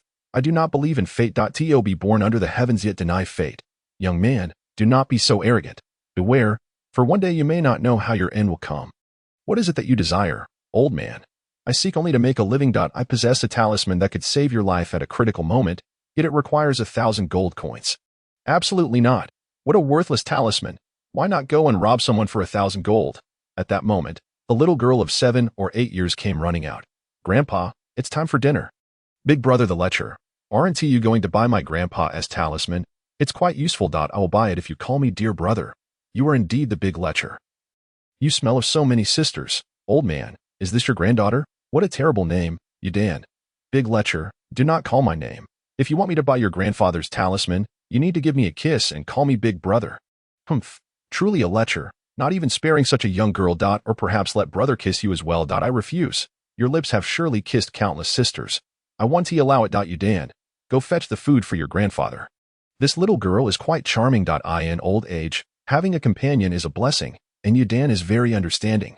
Big lecher, try the meatballs and lotus seed soup I made. Not only is Yudan's cooking delicious, but she is also quite lovely. Humph, I shall not fall for your ploys. For the sake of Yudan's beauty, I shall purchase 3 talismans. Vulgarity manifests in a mere fixation on appearances. Yet the true essence of a person resides within their heart. Culinary prowess follows closely, with beauty ranking third. What a whimsical little girl you are. Young man, are you about to embark on your journey to the land of warriors? Might I receive some guidance from you? Esteemed elder, the secrets of heaven cannot be divulged. Here it comes again. However, I can share a tidbit with you. The phoenix has awakened. Should you encounter it, do not attempt to oppose it. Fleeing is your wisest course of action. The phoenix? I find myself somewhat bewildered that it matters not if you do not comprehend, for in due time, clarity will dawn upon you. Oh, lecherous brother, my grandfather's talisman paper is quite formidable. Do not underestimate it. Understood. Little one. Do not call me small. Each of these 3 talismans possesses unique abilities. The first grants you unparalleled speed. The second bestows supreme attack power. And the third can transport you from the land of warriors. Thus, 1,000 gold for each is not exorbitant. Is it truly that powerful? Jiang Ruoli, somewhat skeptical, carefully stowed away the talismans. In light of the delectable aroma of the dishes prepared by Yudan, I shall purchase them. Grandfather, I am off to wash the dishes. Yudan, I shall accompany you in your task. I refuse, you big pervert. Yudan stood upon a stool, scrubbing the dishes, while Jiang Ruoli lifted her from behind. Mischievous one, put me down. Yudan, how long have you and grandfather been here? Silly girl, your brother likes you very much, so I shall not depart tonight. Instead, I will craft a little trinket for you. Jiang Ruoli embraced Yudan, conjuring a flame in his palm, as a blood crystal swiftly melted into shape, gradually transforming into a transparent heart-shaped necklace. Another flame joined in, and as the necklace cooled, it became a deep blue eye. Is it beautiful? Big brother, is this for me? Jiang Ruoli planted a kiss on Yudan's cheek. Of course it is. Lecherous brother, why did you kiss me? One might end up with a baby. Ha ha ha. What a little rascal you are. Young man, tomorrow I shall move away with Yudan. Take care of yourself, for there may be a chance to meet again in the future.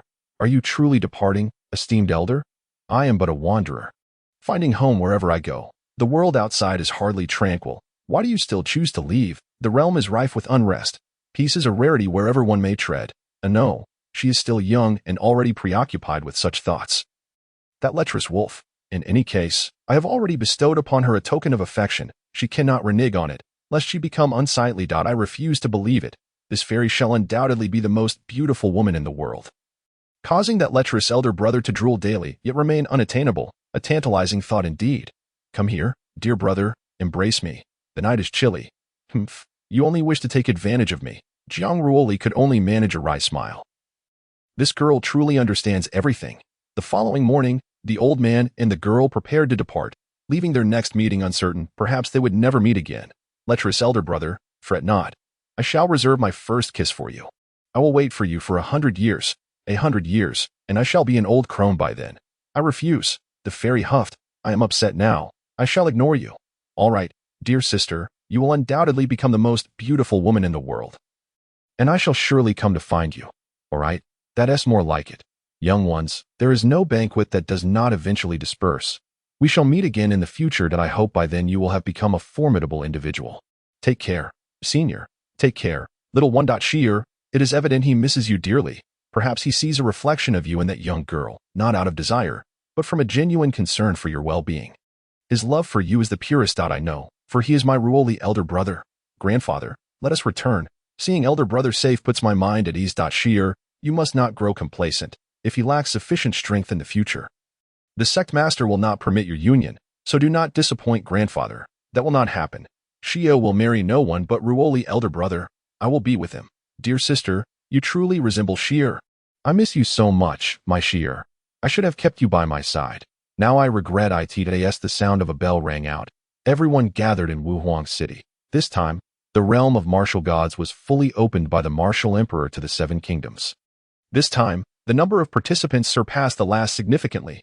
Those who entered would leave their fates to the heavens, just like the beast-fighting secret realm, each person possessing a martial god token. Elder brother, Lu Qinya dashed into Jiang Ruoli's embrace. Why do you smell of other girls? Have you been deceiving young maidens again? Little sister, you are becoming more beautiful by the day.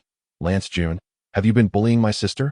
Good morning. Qing Xianjun young lady Xi'er has also arrived. Indeed, two great beauties accompanying one another. How enviable. Qing Xianjun, you truly consider my husband, even offering your own sister to Lance as a wife. That it seems my little sister does not get along well with sister Xi'er. Not at all. We are as close as siblings, though sister has some grievances regarding elder brother. What nonsense. Let me share some good news. Elder brother, it seems I may be pregnant. Already pregnant after just 1 month? Lance Jun is indeed formidable. Qing Xianjun, please do not mock me. I am also contemplating whether to enter the realm of martial gods. If something were to happen to me, what would become of Xi'er and Xi'er? What would happen to my child? Dear Xi'er, my beloved wife, I no longer dare to take risks. Please take good care of yourselves, especially Xi'er. Do watch over our son. Rest assured, my dear husband. I in the celestial realm. The seven emperors have gathered once more, with the martial emperor presiding over them. Esteemed guests, the realm of the martial deity is about to be unveiled. I have only set foot there in my youth. And while there are opportunities, they are invariably accompanied by perilous dangers. Anyone may fall, so I urge you all to proceed with caution. Do not weep. You are to become a mother soon, my dear. Farewell, Lance Jun. Take care. Qing Xianjun. Be well. The martial emperor opened the ancient door. A wave of scorching heat enveloped the vast expanse, causing those who attempted to enter to be reduced to ashes by the fierce flames before even touching the door. The true Phoenix Jun boldly shattered the fiery barrier, her voice resounding like a phoenix's song, leaving behind a vivid crimson silhouette. The crowd erupted in applause, acknowledging the prowess of the true Phoenix Jun. Such a barrier could hardly impede her. Many others attempted to follow, yet without exception, they were met with the overwhelming flames left by the phoenix. Those of lesser cultivation were obliterated, their very souls unable to escape. Then came Tang Yufeng, who, witnessing others yearning to enter, unceremoniously cast them into the ancient door, eliciting cries of despair. A group of ignorant commoners, believing they could enter the realm of the martial deity. The audience was incensed. Tang Yufeng, emboldened by her status as the martial emperor's daughter, displayed such ruthless tyranny, a stark departure from royal dignity. Esteemed guests, it is merely a case of Yufeng's immaturity. I hope you can forgive her. Alas, who could blame her, given her lineage? In our next lives, may we all be reborn as princes. Jiang Ruoli, too, harbored a deep disdain for those who regarded human lives as trifles, although Tang Yufeng possessed the capability to guide others inside. She chose instead to annihilate them, an act devoid of any semblance of humanity. At that moment, Gongsun Yushu, Yulin Jun, Lance Jun, and Li Daoshou made their entrance as well. Did Tang Yufeng not look down upon the common folk? I shall not grant you your wish. Jiang Ruoli summoned a water lotus above her head, enveloped in the true fire of the lunar eclipse. Instantly, the elemental clash of water and fire erupted in the boundless space, extinguishing the flames of the ancient door, which then dissipated. Qing Xianjun displayed his might, eliciting great joy among the crowd. Many had begun to lose hope, yet upon witnessing Jiang Ruoli's triumph over the fiery barrier, hope ignited anew within their hearts, prompting a throng to surge forward. Although the martial emperor was displeased by this turn of events, he could not voice his discontent openly. Instead, he found himself increasingly wary of Jiang Ruoli's formidable abilities. Indeed, Qing Xianjun's approach was unmatched by mere pretenders. Did Tang Yufeng truly believe that her phoenix bloodline rendered her the foremost in the realm? What a farcical notion. Ally Huang's words were indeed astute. Individuals like Qing Xianjun are indeed rare, a true anomaly compared to those who feign concern. Does the Feather Emperor share this sentiment? This time, both you and I have achieved great success. Ha ha ha. The martial emperor's countenance darkened, for it was undeniable that his kingdom had erred in permitting such wanton slaughter before the eyes of the world. It was only natural for others to feel discomfort. Divine Emperor, is it true that the greatest talent of your divine nation has failed to secure a place among the top 10? Why the haste, Knight Emperor? It has only just begun. After Jiang Ruoli entered, he was teleported to a volcano, where the magma churned and the heat assailed him. It seemed this was yet another random teleportation, just like the last time, and he was alone once more. Jiang Ruoli noticed a vast expanse of fire spirit mushrooms growing at the crater's edge. Ha ha ha. I've struck it rich. I must collect these. While descending the mountain, he encountered a century-old fire python. Seizing the opportunity, Jiang Ruoli wasted no time. By nightfall, a sumptuous dish of spirit mushroom stew was ready. After a hearty meal, it was time for repose. The temperature here was exceptionally high at this moment. Death lurked everywhere. The heat from the magma could dehydrate individuals, leading to their demise. However, Jiang Ruoli remained unperturbed. Within his Dao palace lay an ocean, and even if he were roasted for 100 years, he would not perish. Alas, my water-patterned pill is of no use now. I should sell it. I truly am a genius. Jiang Ruoli continued his northern expedition. Although he would not suffer from thirst, the heat was unbearable, and he sought a suitable place to rest. At that moment, he spotted two young ladies struggling to advance near a precipice. It was Miss Z and Miss Xi'er. How fortuitous, there are women here. Upon noticing his approach, the two displayed a wary demeanor, but upon closer inspection, they relaxed when they recognized Jiang Ruoli. Jun, why do you appear so unaffected? My sister and I are nearly perishing from the heat. Ah, tranquility brings coolness. Of course, who told you to wear so many layers? What? My sister and I cultivate wood attribute source energy, so we are severely constrained by this fire. Observing their plight, Jiang Ruoli offered them his water-patterned pills. Reminding them that he expected compensation, Z shot him a disapproving glance. You lecher, always seeking to take advantage. Ancient wisdom states, food and lust are nature's desires. Z playfully punched his chest. Humph. Haven't you already taken enough advantage in the beast-fighting secret realm? Taking advantage is one thing, but the rest is his alone. Could it be that the two young ladies are? He chuckled to himself. Go to hell, lecherous Jun. Noticing that Miss Xi'er seemed unwell, he offered, allow me to carry you. I refuse. You big lecher, then I shall leave you both to your own devices. Infuriated, Xi'er trembled, crouching down. Do not act recklessly. Otherwise, I shall have my revenge, not one to shy away from opportunities. Jiang Ruoli grasped Zu's waist with both hands, reveling in the softness, so delightful, and even larger than last time. Scoundrel, I shall crush you. Since the environment here is unsuitable, why did you venture in? Did you miss me? Who would miss you? Z interjected. You two are not of the human race, are you? We are from the Purple Creek Mountain Demon Clan. My sister and I snuck out this time. So beautiful. You must be fox spirits.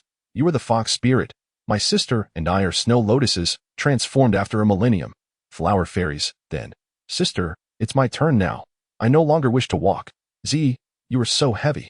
What nonsense. That S called being voluptuous. Don't men prefer women of ample form? With such a generous figure, you are certain to bear a robust son in the future. The lecherous man, clad in purple, playfully struck Jiang Ruoli with his small hands, her bashful demeanor prompting Jiang Ruoli to grasp her even tighter.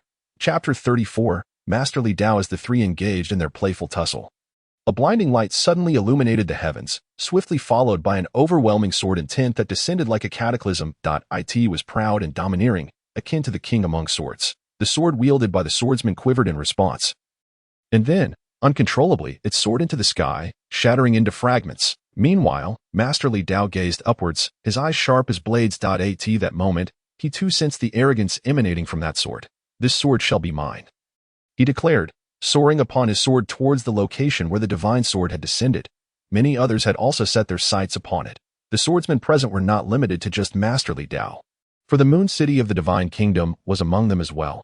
Yet, none dared to make a move. The standoff persisted for quite some time until Jiang Ruoli's arrival prompted action. The divine sword was embedded in a meteorite, having fallen alongside it moments before. Although Jiang Ruoli held no particular interest in swords, such an opportunity was rare and not to be overlooked. Jiang Ruoli addressed the assembly. Esteemed guests, this stalemate serves no purpose. How about we allow whoever can extract the sword to claim it? Moon City responded. That sounds splendid. Let everyone rely on their own abilities. Masterly Dao remained silent, but from his gaze, Jiang Ruoli discerned his absolute confidence. You may proceed, he implied. A group of individuals cautiously approached the divine sword, one of them exclaiming, ha ha ha, the divine sword is mine. He rushed forward to grasp the hilt, only for the sword to suddenly unleash a surge of sword intent, instantly reducing the man to nothingness under its overwhelming pressure. No one dared to make another attempt. Masterly Dao looked disdainfully at the others. Fools, how could you possibly hope to seize a sword of this caliber so easily? Brotherly, are you not going to try? What if someone else takes it? That would be a loss. Brother you, please go ahead. The sword will choose its rightful owner. Forcing it is futile. In that case, I shall not hold back, Yu Cheng declared, seizing the hilt of the sword. Immediately, the divine sword's aura enveloped him, and divine light swirled around him, rendering the sword's intent ineffective against him. Indeed, Yu Cheng had previously concealed his true power. Young master, do you not desire it? This sword is at least a grade 5 masterpiece. A rarity in the outside world. If little Z wishes for it, kiss me and I shall retrieve it for you. No, my sister and I practice wood element techniques, while this sword contains the flames of the phoenix. Rendering it useless to us, it would instead backfire with its flames. Though I also cultivate fire source energy, I do not practice swordsmanship, so it offers me little benefit. Humph, if you cannot obtain it. You cannot. Do not pretend otherwise. With a thunderous roar, the sword intent within Yu Cheng surged violently, two wills of swordsmanship clashing, creating a powerful airflow in the atmosphere. At that moment, the sword intent escaped uncontrollably, and those struck by it instantly vanished, not even a sound escaping their lips, leaving only a solitary figure behind. Arise for me.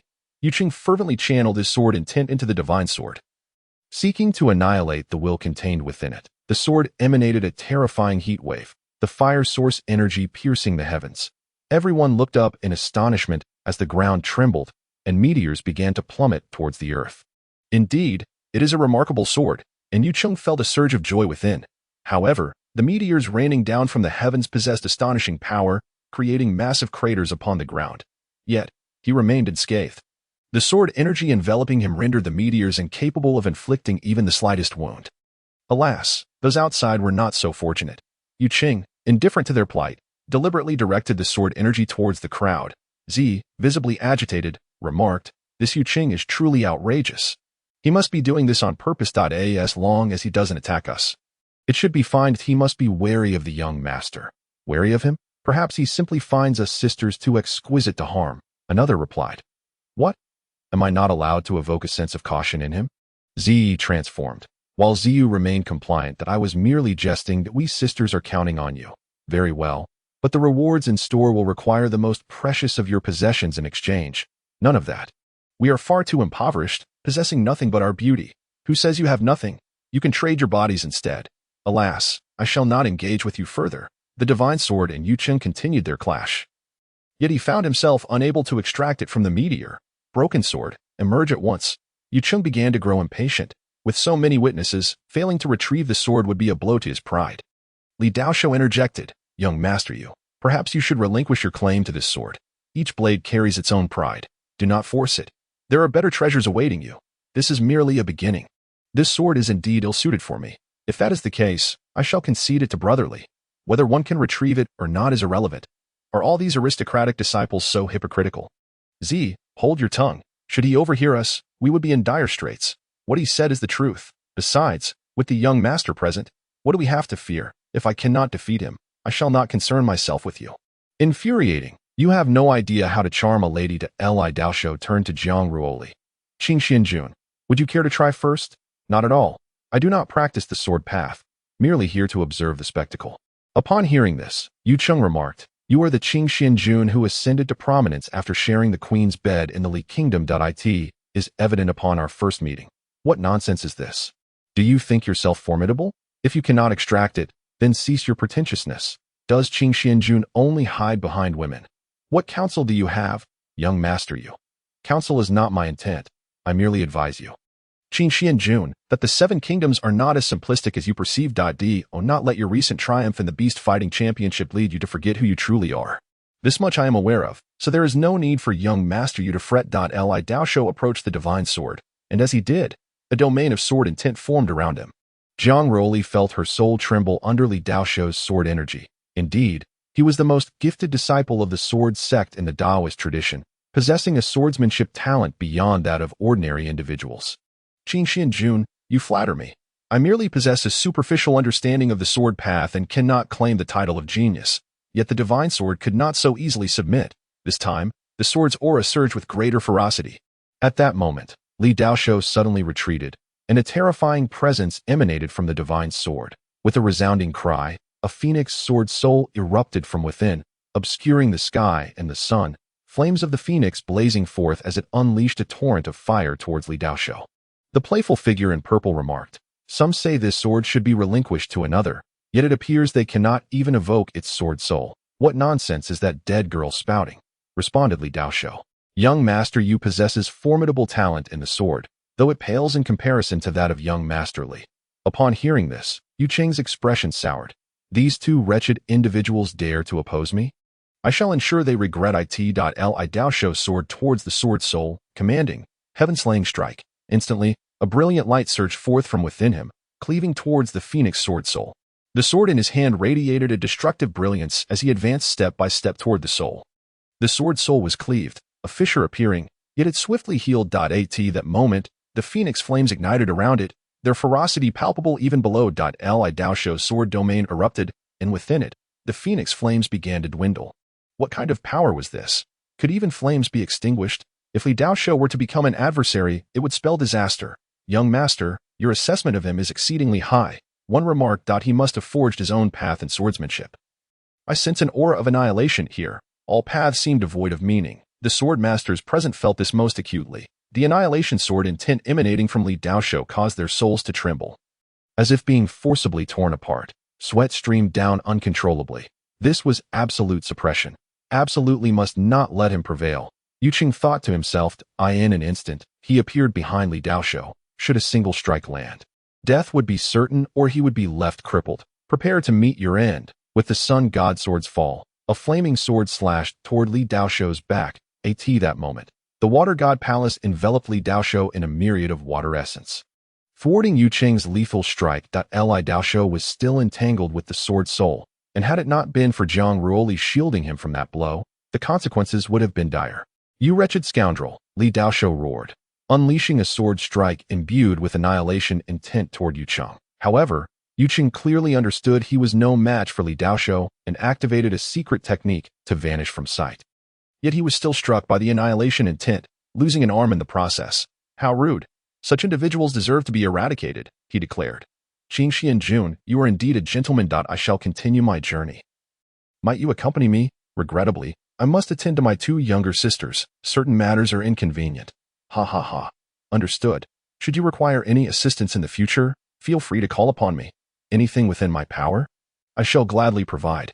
Brother Li, you exaggerate. I merely intervened as a matter of principle. It is but a trifling affair. Since Qingxian Jun is in the company of two young ladies, I shall not intrude further. We shall meet deep within the martial god realm.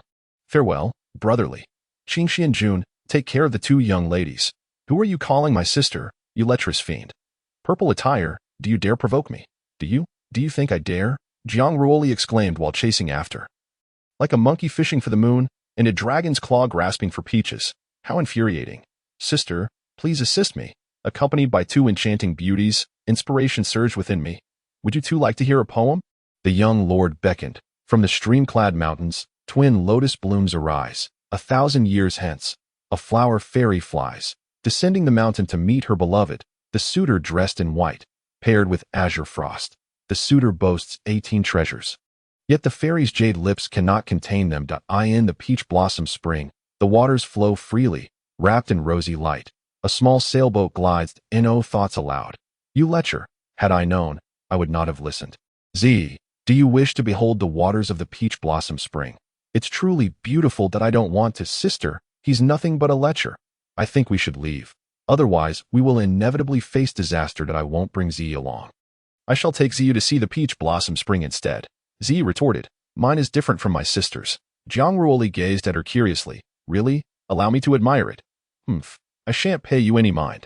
Chapter 35. Sisterly bonds. Brother Jia, must we truly proceed with this plan? Of course, his power has become a significant threat to us. Xing Neng is already dead, and Lu Qianya has become his sister. She is now Lan Sijuan's woman, but if the emperor learns of this, our lives will be in jeopardy. Isn't it normal for someone to die in the martial god's domain? Besides, who would know? Very well, we shall do as Brother Jia suggests. That scoundrel has killed fourth brother and gifted the woman I desired to another. This time, I shall ensure that the two lovely maidens by his side pay dearly. Wang Ben, have you forgotten how Xing Neng met his demise? He was consumed by desire and was pierced by a sword through his heart. There is no need to lose your life over two women. I understand. Brother Jiet, I will eliminate him first before indulging Do as you will, but he must die. Rest assured, Brother Jia, this matter will be handled with utmost care. 3 days later, Jiang Ruoli received news that Lan Se had been trapped in the abyss of fallen gods. Despite sensing the peculiarity of the situation as his brother-in-law, he felt compelled to investigate for the sake of his sister's future. Reluctantly, Zi and Ziyu accompanied him. The trio hastened to Wang Bin leered at Zi and Ziyu, saying, "Two charming maidens, come and attend to this young master. If your service pleases me, perhaps I might spare your lives." Zi, with a face full of disdain, retorted, "The sight of you makes me want to vomit. Even the maggots and excrement are more appealing than you. Truly disgusting." Her sister chimed in, "How can you speak so, sister? Those maggots are tender and pale. They are merely the result of your foulness, which is beyond redemption. You little wretches, you shall pay for your insolence." Wang Bin warned. "Aren't you both repulsed by that maggot? I'll leave it to you. Very well. Just watch as we strike down your foul progenitor." Qing Xinjun, prepare to meet your doom, Xiao Jie declared, wielding a dark spear that radiated ominous energy. At that moment, a flash of white light pierced through the dark clouds, followed by a black blade that seemed to descend from the heavens, tearing through space and lunging directly toward Jiang Ruoli, breaching the water god palace and striking her. A sound of shattering echoed as a lotus flower gathered above Jiang Ruoli, retreating into the sky, leaving her with the wound inflicted by the black blade. Gazing upward, she noted the formidable aura of Wang Long, yet the dark energy attached to the blade had already infiltrated her body, possessing a terrifying corrosive force. Soon, her wounds began to mend. Under the influence of the undying scripture, they were merely minor injuries. However, Jiang Ruoli could not underestimate Wang Long's might, as he had pierced through her defenses and harmed her, a feat previously unaccomplished. The auras of Xiao Jie, Wang Long, and Wang Bin were strikingly similar, with dark energy swirling around them, eroding vitality. Both launched their attacks, simultaneously locking onto Jiang Ruoli, producing a sharp, piercing sound, standing her ground. Jiang Ruoli enveloped the two within the water god palace, instantly draining the surrounding air. Yet, Xiao Jie and Wang Long pressed on, shattering the palace with a thunderous crash. A terrifying source of water power emanated from Jiang Ruoli. Expanding relentlessly, the boundless ocean birthed lotus flowers, and her form now seemed composed of countless orders of water, exuding an overwhelming aura that was stifling in its intensity. Black Dragon Spear, Sea Demon Annihilation. The dark spear transformed into a black dragon, while the black blade morphed into a sea demon, charging directly at Jiang Ruoli. The water lotus met them in a clash, generating a massive energy vortex in the air. At that moment, the magma of the fallen god abyss surged upward, forcing the three to retreat, while Jiang Ruoli felt a slight numbness in her arm, as the hidden energy from her adversaries had shaken her meridians.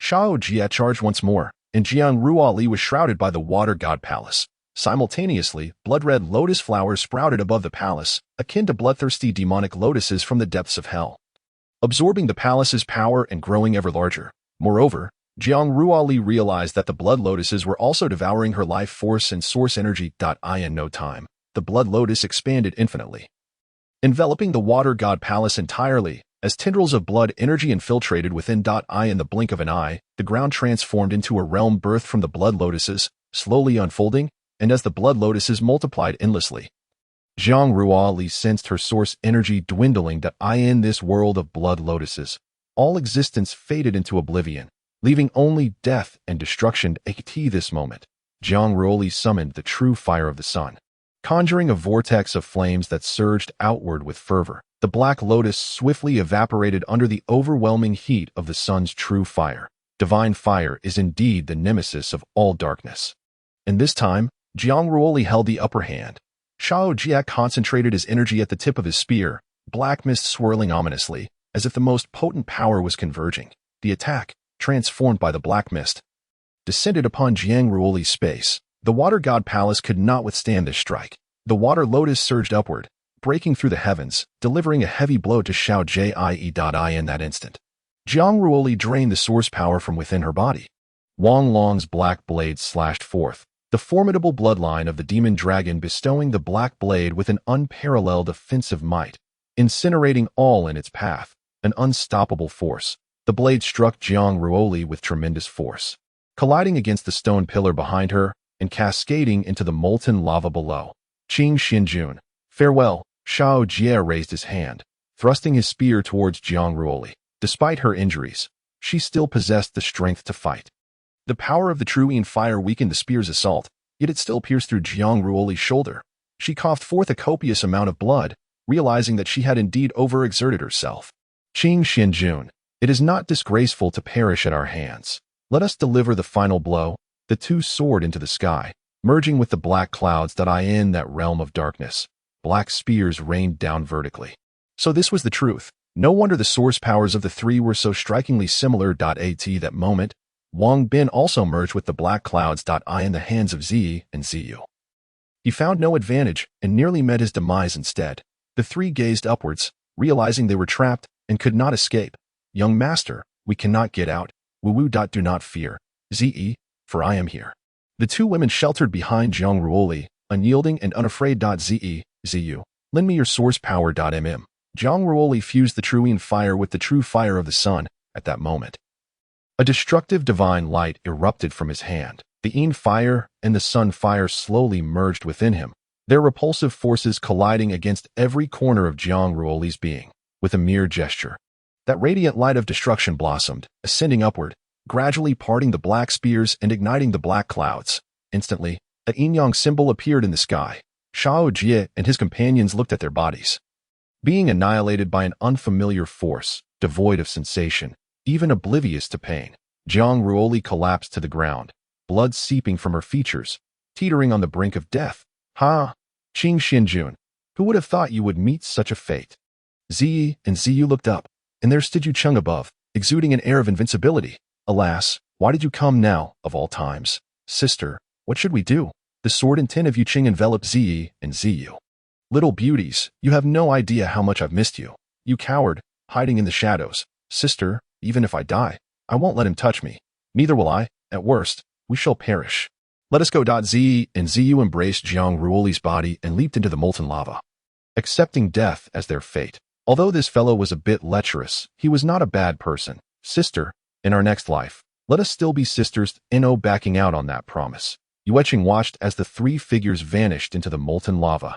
Pondering the folly of two fools, was it truly worth it for the sake of a deceased? Chapter 36, The Revival of Flora and Fauna. Outside, Lance had hurried to the abyss of fallen gods at the swiftest pace. Yet he arrived too late. Yuecheng, was it you who killed Qing Xianjun? If so, what of it? If not, what then? Alas, those two lovely maidens. Very well, a year from today will mark your day of reckoning. Prepare to accompany Qing Xianjun to the netherworld. Lance pointed skyward, and in an instant, a sword cleaved towards Yuecheng. Its aura was so potent that it altered the very environment of the abyss, tearing apart distant peaks. Lance directed his sword straight at Yuecheng.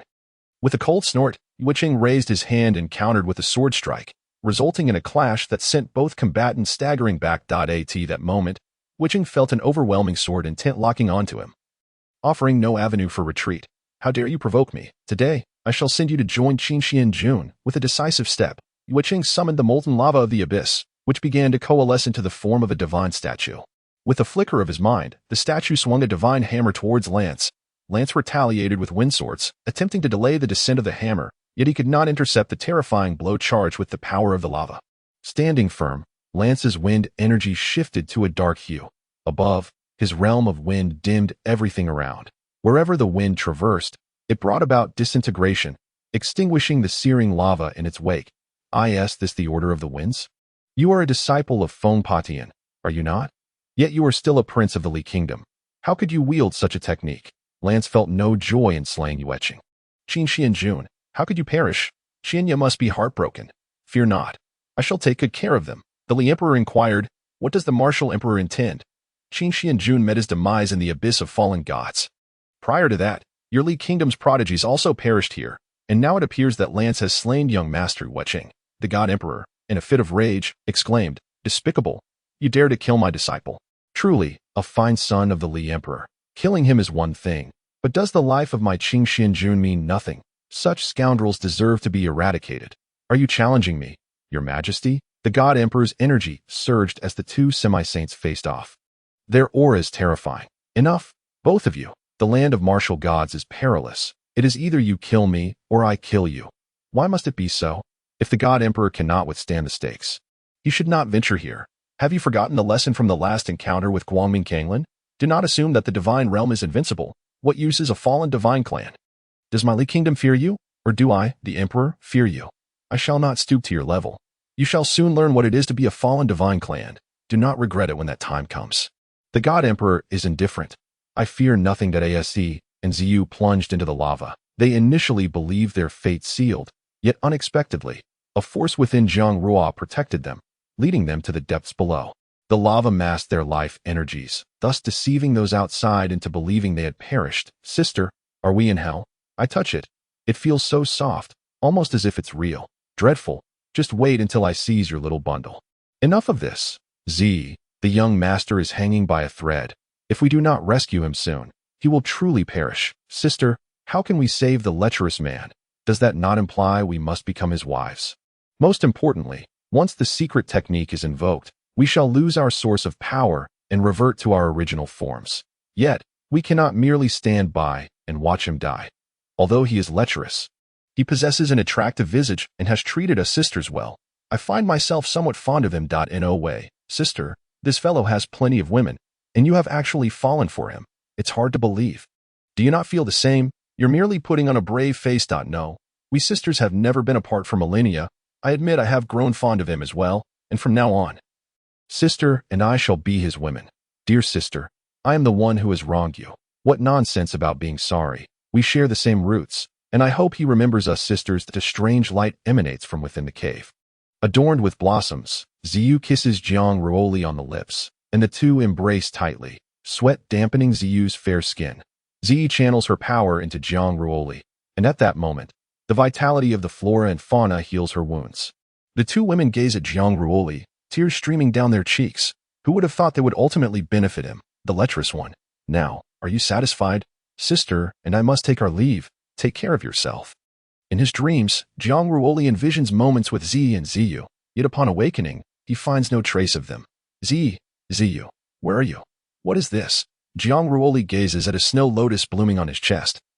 One white and one purple. Was that real just now? Unable to contain his sorrow, Jiang Ruoli weeps uncontrollably. How could you be so foolish? Tears fall upon the snow lotus, gently brushing Jiang Ruoli's hand as if to console him. Urging him not to grieve, Jiang Ruoli weeps for 3 days and nights. Though he had always teased Zi and Xiu, and their time together was brief, he never anticipated that they would exhaust their millennia of cultivation to save him. This must be love. Some people can capture one's heart at first glance. I must depart now, but I will continue to visit you both. A thunderous roar erupts as the abyss of fallen gods collapses, and a fiery figure emerges from within. Jiang Ruoli gazes into the distance. At this moment, the solar true fire within him stirs, and something extraordinary appears on the horizon, where multicolored rays of light cascade from the sky. As if celestial wonders are descending, Jiang Ruoli produces the martial god token, revealing a figure of 30,000. Looking at others, Tang Yufeng stands at 150,000. How many must be slain? Meanwhile, the names of Zi and Xiu fade dimly. Jiang Ruoli sighs, then strides toward the radiant spectrum. Outside, the onlookers are left in disbelief. Has he truly returned from the dead? What is the meaning of this? Jiang Huang also breathes a sigh of relief. All is well. In the expanse beyond the heavens, an ethereal, colorless divine stone descended, inciting a multitude of formidable beings to vie for its possession. Among them were the illustrious Shen Huangjun and Li Daoshou. Both prodigies in their own right. However, during their confrontation, Shen Huangjun was repelled by Li Daoshou's sword strike. The annihilating intent of his sword was insurmountable, even when Shen Huangjun summoned the flames of nirvana. They were extinguished by a single stroke, rendering the battle cataclysmic. The subsequent intervention of the Lolian Pagoda did little to alter the outcome, as Li Daoshou's world of annihilation swordsmanship subdued all. Ultimately, both adversaries were forced to retreat in haste. Jiang Ruoli, upon learning of this, was left in awe.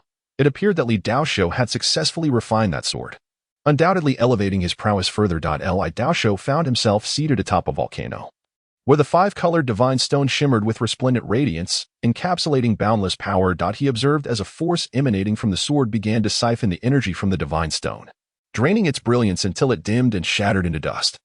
At that moment, as Li Daoshou grasped the hilt of his sword, the very fabric of the void suddenly tore apart, and a colossal hand descended upon him. The might of this force was so overwhelming that even the annihilating intent of Li Daoshou's sword was momentarily stifled. Yet, this was merely a suppression stemming from the disparity in realms. Li Daoshou, undaunted by any opponent, declared, "Come forth. Have you been hiding like a coward all this time?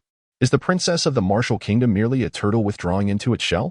Tang Yufeng retorted, Li Daoshou, with a single strike you have grievously injured two great prodigies. Your strength is indeed remarkable. Why not join the martial kingdom? We can offer you wealth and status beyond measure. Li Daoshou replied, I lack neither wealth nor status. What audacity does your humble martial kingdom possess? Your ancestors were not but fallen gamecocks, and you lack the right to make me such offers. Truly, he was the esteemed disciple of the sword sect of the path. However, this time, he had no choice in the matter. Tang Yufeng unleashed a fiery handprint, and Li Daoshou's world of annihilation clashed against it. The handprint shattered his sword domain, casting Li Daoshou through the void, from which he expelled a mouthful of blood. Now do you comprehend the chasm that lies between us? He muttered as he prepared to take his leave. Yet, as he attempted to depart, Tang Yufeng pointed skyward, immediately sealing the space around him. At that moment, a massive boulder plummeted from above, crashing into the confined space. Who dares? They challenged each other with a clash of palms. Jiang Ruoli felt an overwhelming force surge within him. Is it you? Seeking death, the palace of the water god enveloped the two, propelling them toward the magma below. In the depths of the earth. Li Daoshou's aura became disordered, as that palm strike had obliterated his meridians, causing a backlash of sword energy. Thank you, Brother Qin Xian. I never anticipated we would meet again. What is your opinion of Tang Yufeng?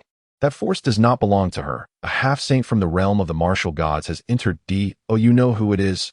Tang Yuhuang. This is a trap. The martial emperor seeks to confine us here indefinitely. Indeed, our situation is perilous. Chapter 37. The Hall of Martial Gods. Where have the two ladies gone? Why are they not with you? They are no longer here. I encountered an ambush by Shao Jie and his companions in the abyss of fallen gods. And Ziyu perished while attempting to save me. They were both noble ladies. Lansigen has avenged them by annihilating Moon City, which serves as some solace. Did you come here for that extraordinary treasure? Merely a 5-colored divine stone. I did not expect it to attract so many, and it seems there are even more powerful entities within.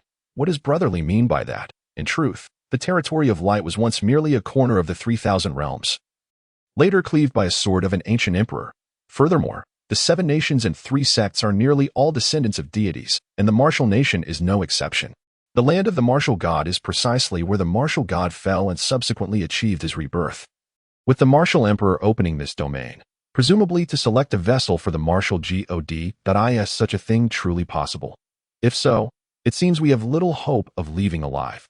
This matter is likely unknown even to Tang Yuhuang. Otherwise, he would not have come to protect Tang Yufeng. Since it involves resurrection, a suitable physical form must be found, and direct descendants are indeed the best choice.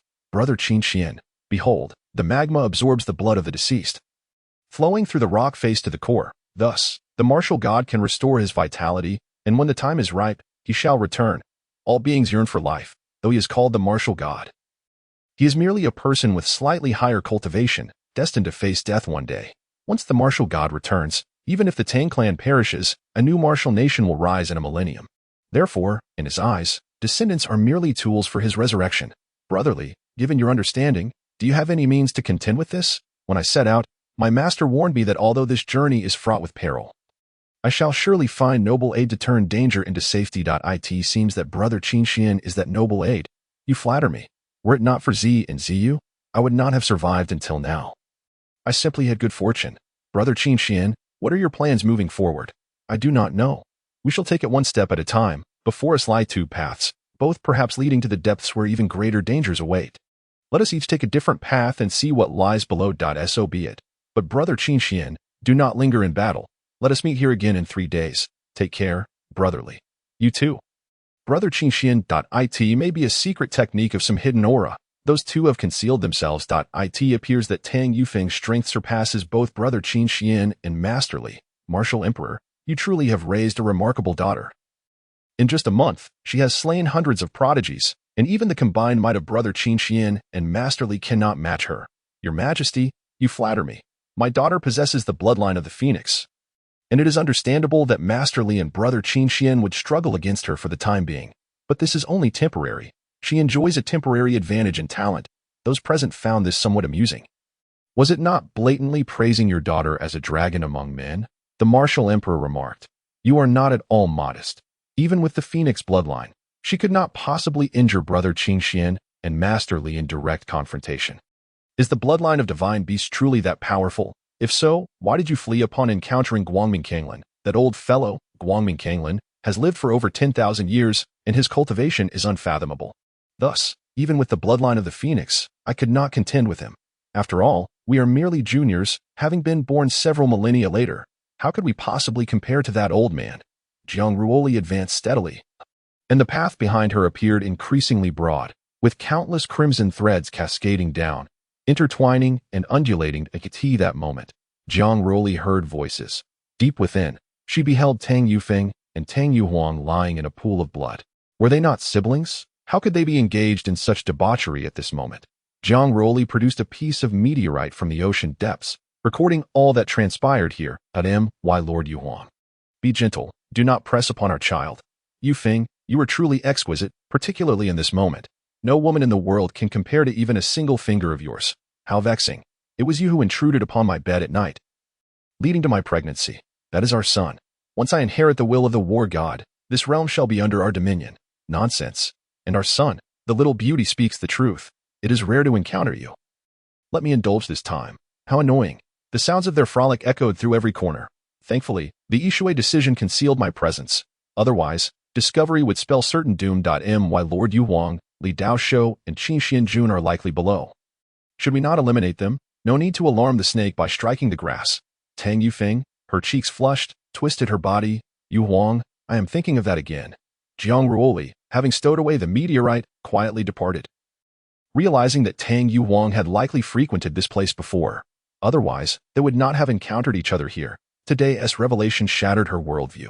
It was a sight to behold, how the unparalleled beauty, once deemed unattainable by ordinary folk, could only flaunt her allure before the strong. How absurd, how laughable. Brother Qin Xian, have you made any discoveries? Indeed, Tang Yuhuang and Tang Yufeng are below. What are they doing there?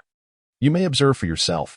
Jiang Ruoli unveiled the stone, and the lascivious scene startled Li Daoshou, who hastily shut his eyes, nearly destabilizing his sword heart. Brother Li has not encountered such matters before? Brother Qin Xian, do not jest out. I have never witnessed such a spectacle. I merely did not anticipate the depths of their debauchery. Does Brother Li not have a woman he admires? My master cautioned me that beautiful women are often deceivers. Thus, I harbor no affections. May I inquire the name of Brother Li's master? Master Yuluin of the Taoist sword sect is my teacher. I have heard of her, the foremost beauty of the Taoist sect.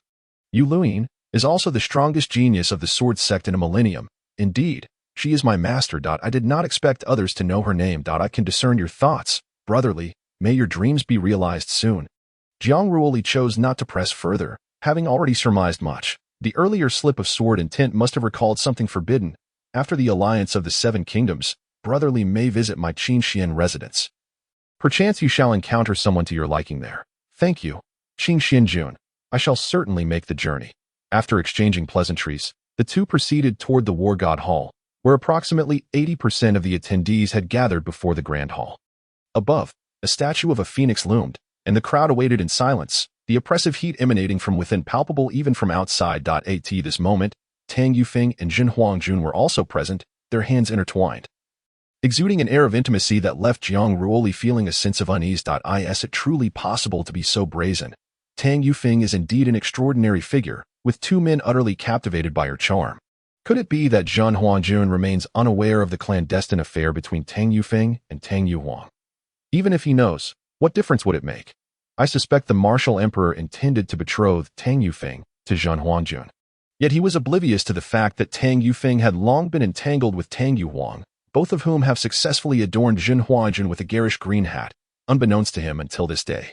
The complexities of romantic entanglements between men and women are indeed profound. It is no wonder that my master remained unmarried throughout her life. Such matters cannot be aided by others. If Brother Li harbors feelings for a certain lady, he must speak up, lest he be consumed by regret in the future. Thank you, King Xuanjun, for your enlightening words.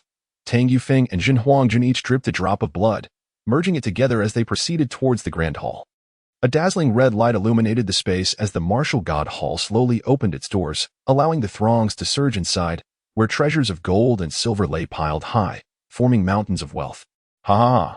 We have struck gold. The crowd clamored to seize the riches, gold, silver, and jade, gradually descending into madness, with some even resorting to murder for treasure. In truth, each individual could hardly carry away even 10 items.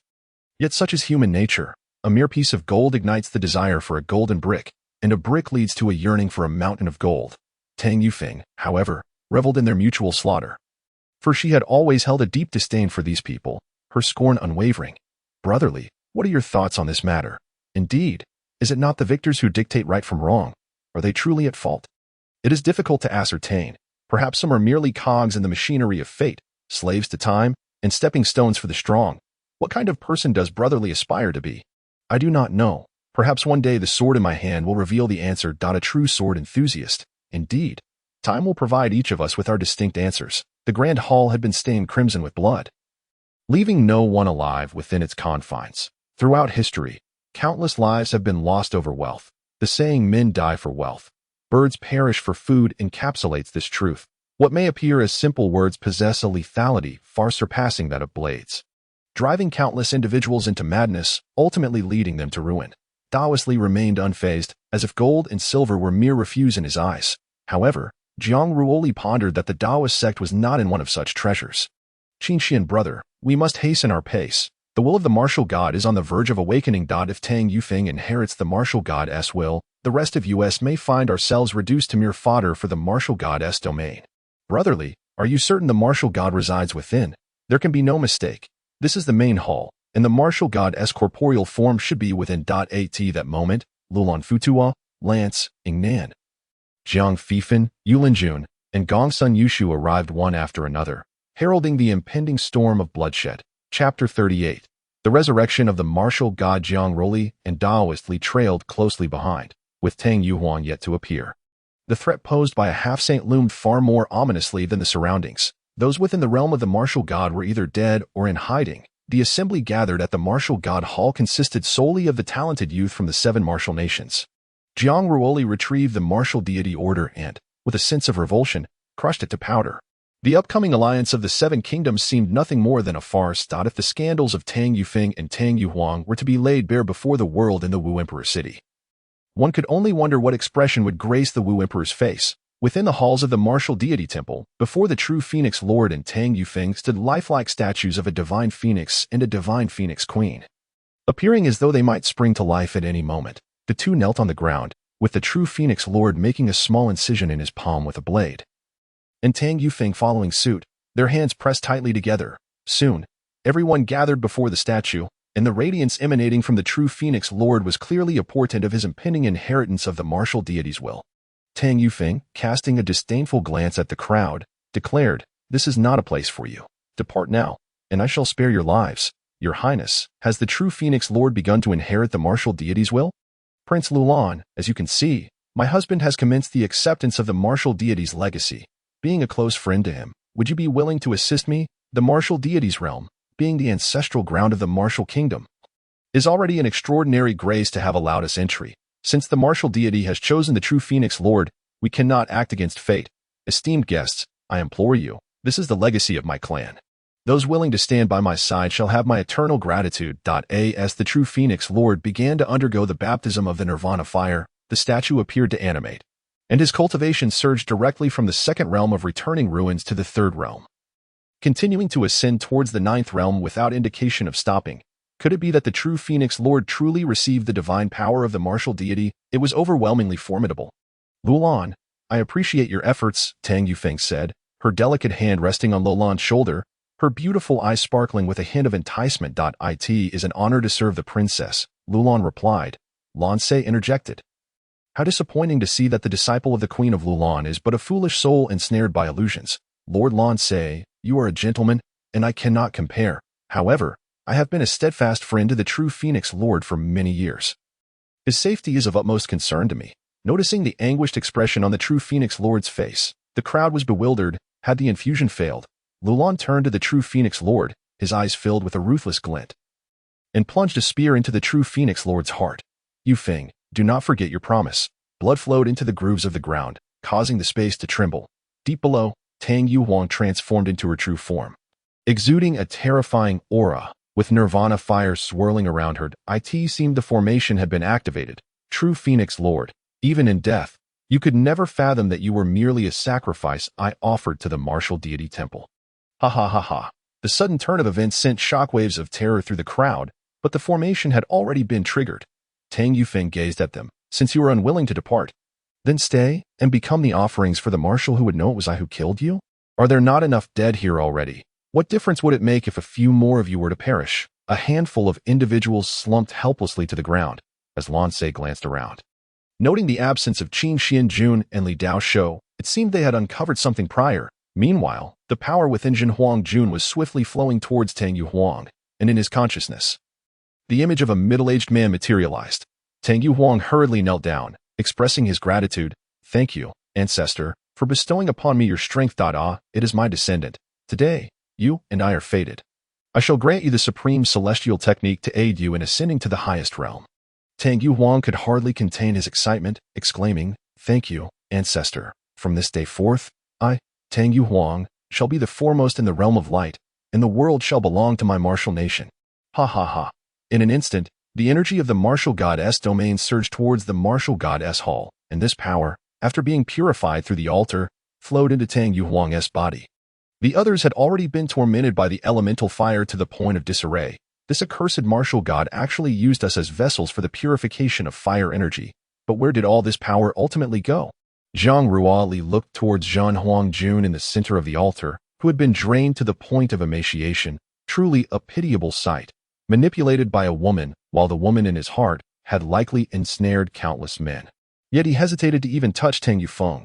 Qin Xian, we must combine our strength to break through. Otherwise, they cannot endure much longer. It is you two again. Have you forgotten the lesson from last time? Merely borrowing Tang Yu Huang's power. What sense of accomplishment could that possibly bring? This princess is unaware of what Qin Xianjun speaks of. If I am not mistaken, all the power here has been refined by Tang Yu Huang. Has it not? Do not ask me how I know. I witnessed things in the blood pool beneath that were not meant to be seen. How pitiable Jin Huangjun and Prince Lulan are. Deeply infatuated with you. While the term despicable fails to encapsulate your essence, Tang Yufeng's countenance darkened. What did you see? Why must you inquire? Are you not aware of your own actions? I watched for a day and a night. Princess Yufeng's lasciviousness truly captivates the masses. No wonder Jin Huangjun has been unable to forget you. My brother Tang Yu Huang has indeed arrived. All of this is for my brother to inherit the legacy of the martial god. You are merely pawns in this game. Lan Se remarked. Qin Xianjun, your words are rather perplexing. I find myself struggling to comprehend. Lan Se Jun, step outside and I shall show you something remarkable. Princess Yufeng is indeed the desire of all men. Her prowess in the arts of seduction is unparalleled. Ha ha ha. Qin Xianjun, you may insult me, but you shall not tarnish Yufeng's reputation. Prince Lulan must be a true romantic, willing to turn against his longtime friend for the sake of a woman. Such courage and resolve are beyond the reach of ordinary men. Qin Xian, let us together break the formation and obliterate the Dao world. The sword divides into 3,000, as Li Daoshou's eyes radiated a sharp sword intent. Jiang Ruoli, embodying the essence of water, summoned petals imbued with the power of water, and together they struck the formation, urging, break for me. Just then, a terrifying oppressive force emanated from the depths below, and Jiang Ruoli and Li Daoshou's attacks froze mid-air. As despair washed over the crowd, had it truly come to an end, a silhouette ascended with unparalleled speed, transcending even the might of a half-saint, embodying the very essence of divine power. Jiang Ruoli, enveloped by the water god palace, summoned a colossal hand from the void, which descended with overwhelming force, causing all but Jiang Ruoli and Li Daoshou to succumb to unconsciousness. The giant hand clasped the water god palace, and blood seeped from Jiang Ruoli's mouth. The sheer momentum was enough to injure him. Ha ha ha, my presence has finally returned. Two young ones, surrender. Be obedient and serve as the sustenance for my resurrection. One of you is a genius of the Taoist sect, while the other remains shrouded in mystery. By devouring you both, I shall undoubtedly restore at least 1/10 of my peak power. Tang Yu Huang had indeed fallen under the control of the martial god. Brotherly, let us divert his attention first, Jiang Ruoli declared, producing a talisman, hoping it would prove effective this time. Come to me, Tang Yu Huang commanded, only to find an unusual force obstructing his grasp. In an instant, the light emitted by the talisman enveloped Jiang Ruoli and Li Daoshou, whisking them away 1,000 miles. Tang Yu Huang's expression faltered. Was that a talisman? He vanished from the spot. Here, in any place where fire could be found, none could escape his gaze. Soon, he pinpointed the locations of Jiang Ruoli and Li Daoshou.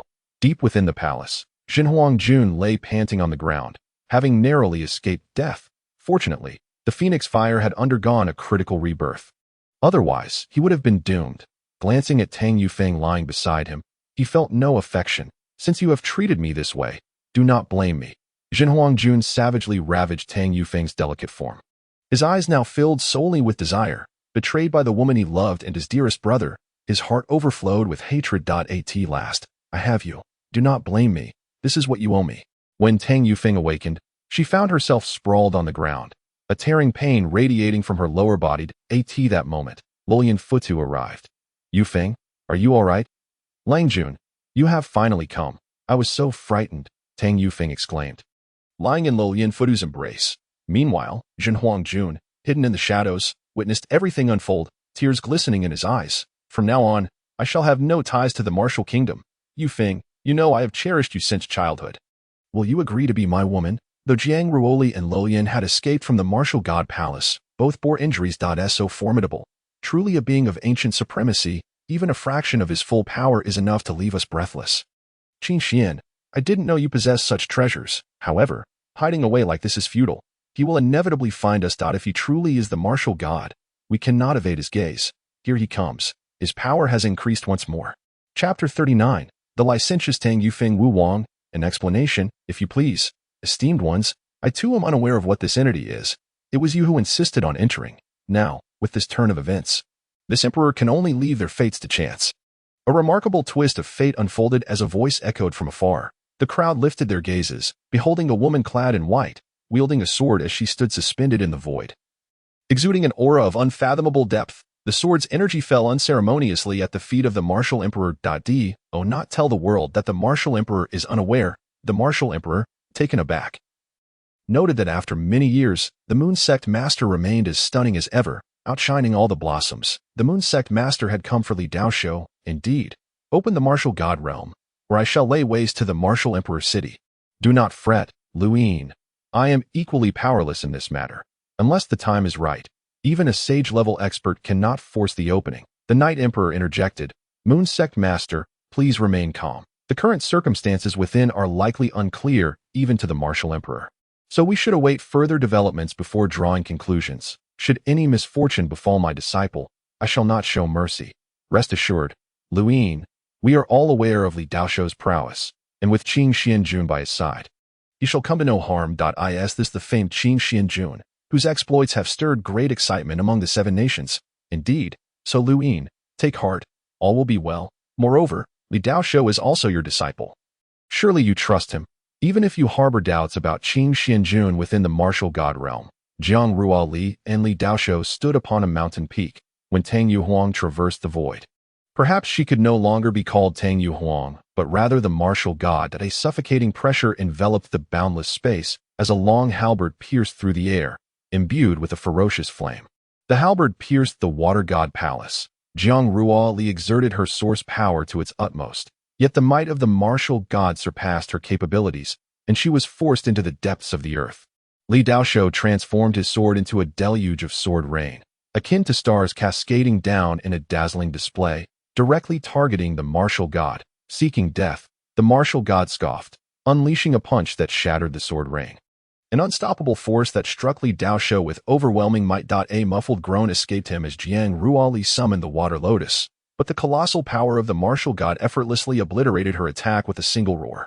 At that moment, the annihilation sword intent enveloped the scene, and the martial god laughed heartily. Truly a genius, your blood must be the finest offering. Come to me. A potent force overwhelmed Li Daoshou, shattering his spirit. An assault from the very essence of his soul. Jiang Ruoli's tiny true fire froze the space around them, the temperature plummeting. Even the nirvana fire was encased in ice. The martial god fixed his gaze upon Jiang Ruoli. Is this tiny true fire? No wonder you do not fear my flames. He extended his halberd, and in an instant, golden totems manifested in the sky, the golden light converging into divine halberds that cascaded downwards. It has been a while since I last fought. Today, I shall spar with you, but I will not hold back. The divine halberd surged towards the ground, and purple light radiated from Jiang Ruoli's eyes, significantly slowing its descent. Nevertheless, it did not halt but continued its lethal trajectory. Li Daoshou's sword intent swirled around him, transforming into a realm of swordsmanship, as a violent tremor resonated, and the divine halberds fell like meteors. At that moment, both of their defenses reached their limits. Yet the martial god remained unsatisfied and unleashed a palm strike, sending fire symbols crashing down, propelling Jiang Ruoli and Li Daoshou from this celestial expanse. The martial god looked down from above. Do you now comprehend the chasm between mortals and the divine? Brother Qixian, what shall we do now? We can only strive to buy ourselves some time. How much can your sword in tent space slow him down? At least 3 breaths, albeit just a fraction. His speed remains astonishingly swift. 3 breaths should suffice. Have we given up? I shall refine you with the nirvana fire. The martial god seals the space with a mere thought, transforming the world into a furnace. As the nirvana fire swiftly engulfs the two. However, at that moment, the martial god perceives that the nirvana fire seems to harbor a sense of trepidation, as if the primordial fire of their phoenix clan fears the flicker of flame held by a mere youth. The true sunfire is the progenitor of all flames. When the ancestral fire emerges, all other flames bow in submission. The 2 supreme fires collide across the void, and the martial god gazes intently at Jiang Ruoli, inquiring, "Where did you obtain this? Does it concern you?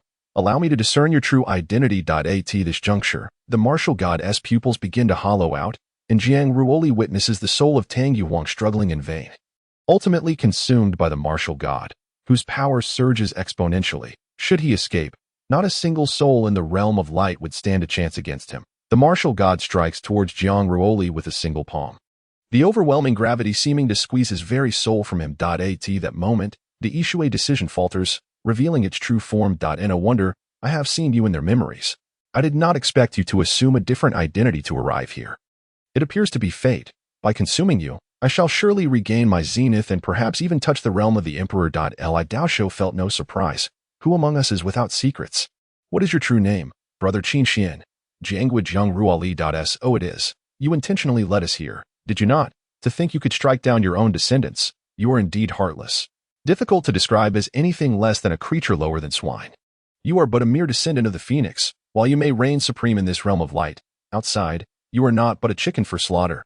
Impudent wretch, come here. Jiang Ruoli activated the talisman, unleashing the power contained within it instantaneously. Even the martial god was taken aback by this ancient attack talisman. How could you possess such a treasure? Yet, it cannot alter the outcome. Li Daoshou's annihilation sword intent cleaved towards the martial god, halting time and space for 3 breaths. Jiang Ruoli infused the talisman with all his source power, and an overwhelming aura erupted from it. Though it lasted but an instant, Jiang Ruoli felt assured that this strike would surely wound the martial god. With a blaze of fire illuminating the heavens, the martial god was pierced and shattered through the firmament by the energy unleashed from the talisman. How formidable! Jiang Ruoli could not help but marvel at the power of the talisman. Had he known, he would have procured several more. Jiang Ruoli retrieved a teleportation talisman, only to find it damaged, likely ruined by the unleashed source power during the earlier skirmish. Now, it was dire. He needed to find a concealed place to hide, as the martial god's domain must harbor areas unseen by him. 2 months later, after being injured by Jiang Ruoli, the martial god recuperated atop a mountain peak. Though this body was commendable, it still fell short in certain aspects. This lad's talisman was actually crafted by the ancient Zhuge clan. No wonder it was so formidable. At this moment, Tang Yufeng trembled as she approached the martial deity. Bowing before the ancestral figure, "Rise," he commanded. "You have truly brought disgrace upon the Tang clan. Engaging in an illicit affair with your own brother and bearing his child, I would gladly strike you down. Ancestor, is my brother no longer with us? Dead, and this fate is of your making. Initially, I intended to borrow his body merely to venture forth, yet you and your paramour have prematurely marred the offering, nearly causing my very soul to scatter. You are indeed deserving of death. Forgive me, ancestor. All my actions were for the sake of the Tang clan, with no ulterior motives. One dares to claim there are no motives?" The martial deity waved his hands, conjuring vivid images of her and Tang Yuhuang, the true phoenix monarch, and the decadent scenes of the Lulan Pagoda. This wretched being had the audacity to insult me whilst I was in a stupor. "Ancestor, you must uphold my honor." With a sharp slap, the martial deity sent Tang Yufeng crashing to the ground. "Wretched girl, how could I have such a despicable descendant? Though I, the martial deity, have committed many transgressions, I did so with a semblance of dignity, while you are nothing short of a disgrace. Depart. Yufeng, are you unhurt? Langjun, do you believe I was in the wrong? No, they are the ones at fault. I will always stand by your side. I fear a day may come when you no longer love me and abandon us, mother and child. Yufeng, you were with child. I am to be a father. I have long envisioned this moment. And now that we are together and expecting a child, rest assured, I shall care for both of you diligently. I trust you, Lang Jun, but the true Phoenix Monarch still lives, and given your grievances with him, he will surely seek vengeance. Thus, it is imperative to find an opportunity to eliminate him to prevent future calamities. I shall do so. I will ensure he does not live. Let me feel our child. Lang Jun, be gentle. Do not frighten him. Yu Feng, you are of the Phoenix lineage, and I am of the Demon Soul Scorpion lineage. Our offspring will undoubtedly possess the talents of both lineages, destined to surpass us. It is still your doing that has caused such great suffering to them. Little beauty, I am willing to do anything for you. Even if it costs me my life, I would not hesitate. Really? Would you poison the Lulan Queen for me? The Queen is my mentor. She saved me in my time of need. Thus I would spare her. Humph. So the Lulan Queen holds a higher place in your heart than I do. She has turned her back on you. Do not be angry, little beauty. Aside from my master, I am willing to do anything. Very well. After we leave, let your master come to Wu Huang City to propose. That is simple. I shall surely persuade my master. Chapter 40. The immortal elder Lan Sijuan. What shall we do now? If the martial deity has truly been resurrected, is there any hope for us? Do not be agitated, everyone. We can only pray that he does not notice us before the martial deity's domain is activated.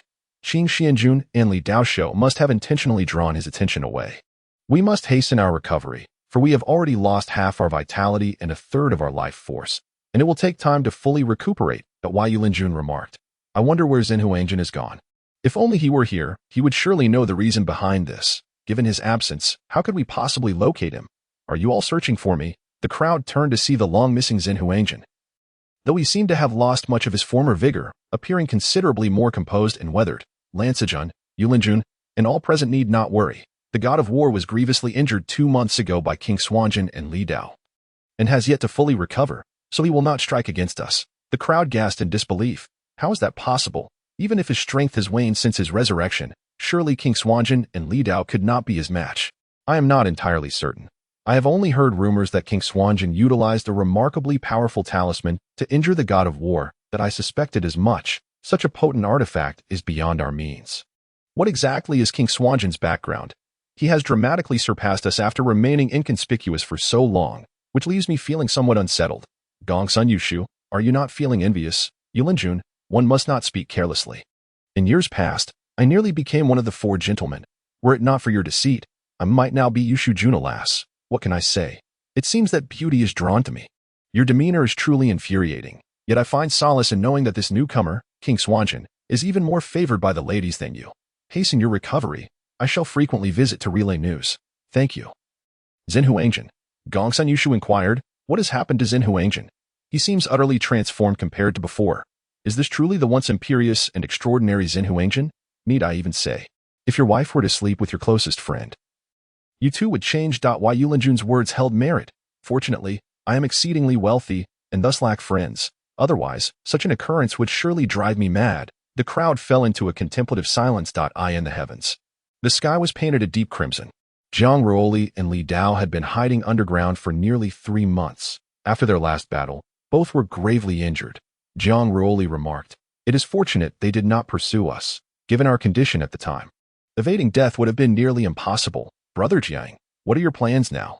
There is little we can do. We must confront the soldiers when they arrive and shield ourselves from the flood.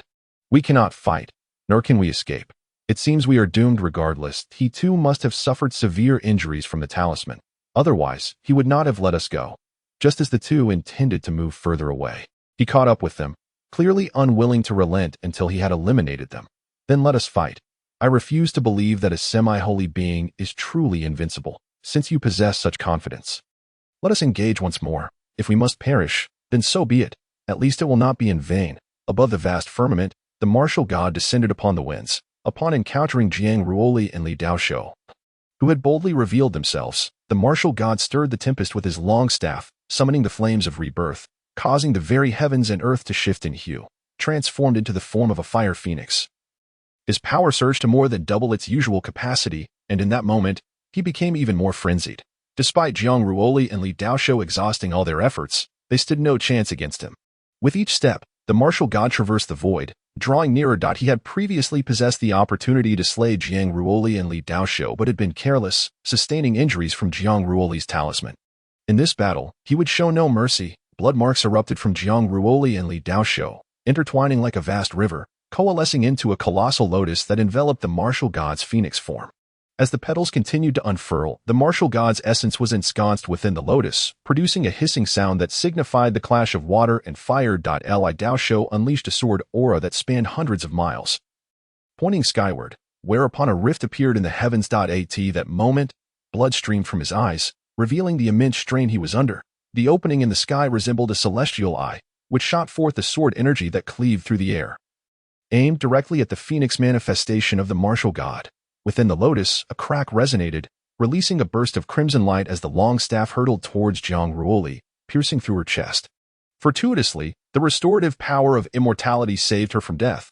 With a mere gesture, the sword energy reached its target, inflicting a gash upon the martial god's true form, his sword still stained with blood. What did resurrection matter? Had we been of equal standing, a single strike would have sufficed to vanquish you. How audacious! I am an ancient deity, and today you dare to attempt the slaying of a god with mere mortal flesh. You are truly deserving of damnation. Descend into the abyss. Jiang Ruoli fused two flames into one, the yin-yang totem re-emerging, her eyes a mesmerizing blend of purple and red, exuding an otherworldly allure. Simultaneously, it seemed as if the very fabric of this space reversed. The cosmos turned upside down, instilling even the mighty martial god with trepidation. The martial god forcefully suppressed the influence Jiang Ruoli had wrought upon him, his resolve to eradicate the two of them growing ever stronger. He could not afford to spare them. Otherwise, they would become a bane to the martial kingdom in the future. Once, Jiang Ruoli had nearly perished while merging the true fire of the sun and the true fire of the moon. Today, she found herself employing that very power again. Gazing at the fiery orb in her hand, she unleashed it into the air, where it erupted with the destructive breath of the true fire of the sun and the chilling grasp of the true fire of the moon, relentlessly battering against the phoenix's form. Ha! Truly, a rare prodigy. The martial god emerged from the swirling black smoke, appearing somewhat disheveled, yet only lightly wounded. The two were now at their wits' end, feeling utterly drained. Ha ha ha! What a thrill!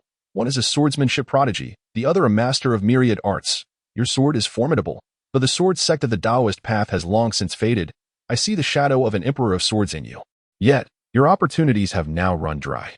Sometimes, personally obliterating the future of a formidable contender is one of life's greatest pleasures, and it is you, Jiang Ruoli, whom I have the highest regard for. The ability to refine even the chaos fire suggests you harbor secrets.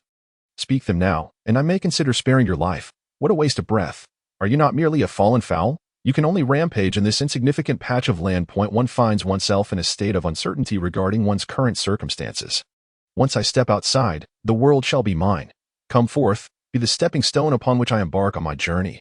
The martial god seized Jiang Ruoli by the throat, his soul surging into her consciousness. Under the overwhelming force of the martial god's soul, Jiang Ruoli's awareness began to fade.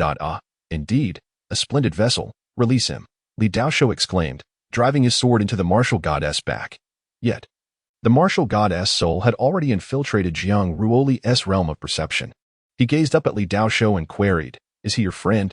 Alas, you are powerless to act. Before absolute strength, all your efforts are but fleeting illusions. I, Li Daoshou, am devoted to the path of the sword. Brother Jiang has saved me on several occasions, and now I find myself unable to aid him. I can only summon every ounce of my strength to unleash the mightiest sword before the specter of death." The martial god, taken aback, exclaimed, "Have you lost your senses? This will lead to your demise. What fear is there in death?" Li Daoshou's form began to grow translucent, yet the intent of his sword surged forth tenfold to strike at the martial god's soul. Trembling, the martial god knelt and wept, "Elder, I was wrong. I did not know he was your disciple. Otherwise, I would not have dared to entertain such thoughts. Please, spare my life that I can no longer hold on. I must disperse. The only lingering concern is for my master. Elder, could you relay a message to Brother Jiang and ensure my master is well cared for? That is a matter you must address yourself." The elder began to infuse Li Daoshou with a gentle energy, and gradually, his ethereal form regained solidity. He then regarded the sword in Li Daoshou's hand. "The sword of heaven's path belongs to that individual. I hope you can restore its former glory. May I inquire your name, Elder? Those who fear me call me the Undying Elder. Those who respect me refer to me as the Supreme Elder. Such titles are mere illusions, unworthy of mention." The elder smiled at Jiang Ruoli before vanishing. "This is the realm of the martial god. Let us depart." "Where has the martial god gone?" "Dead. and now resides within your grasp. Just moments ago, an elder sealed the martial god, granting us this moment of safety. Indeed, we have been fortunate. Let us proceed. You cannot appear in such a manner. True. Chapter 41. Poetic Elegance. As the talents from various nations emerged, the crowd collectively exhaled in relief. The martial emperor fixated on his daughter, yet saw no sign of Tang Yuhuang, instead witnessing Tang Yufeng and Yulo Lanputuo holding hands as they stepped forth. Martial emperor, we demand an explanation. Was it your intention for your son to enter and hunt down the remaining geniuses from the other 6 nations? Your Highness, such words are unfounded. My daughter has been in seclusion for a century. I had no knowledge of her entrance. Moreover, my son's strength surpasses theirs. If he truly intended to silence them, he would not have allowed Qin Xianjun and Li Daoshou to emerge. Father, they speak in falsehoods.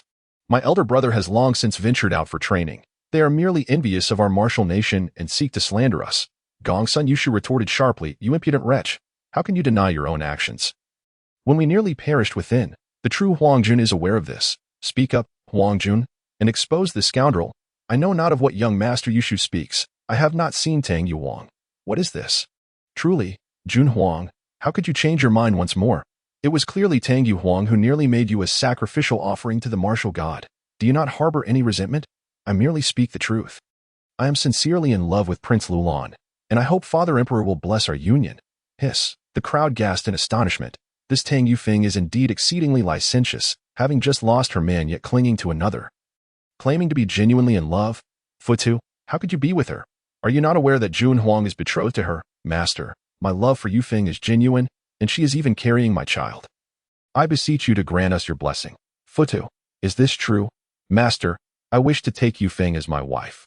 I hope that both the martial emperor and you will support our union. How absurd.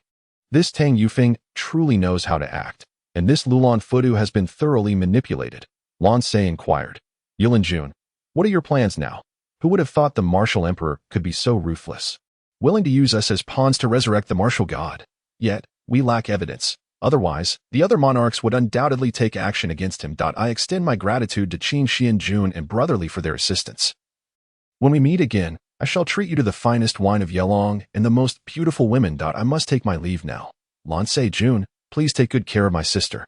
Fear not. With me around, Xian, you shall come to no harm. Master has already waited too long, and furthermore, there is no point in prolonging this.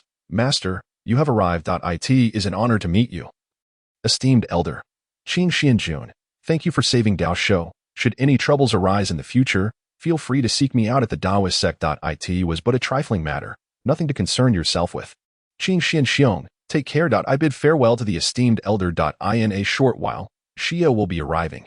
I wonder how I should speak to her. Shoyin huffed indignantly, you wretched man, only now do you remember to see us.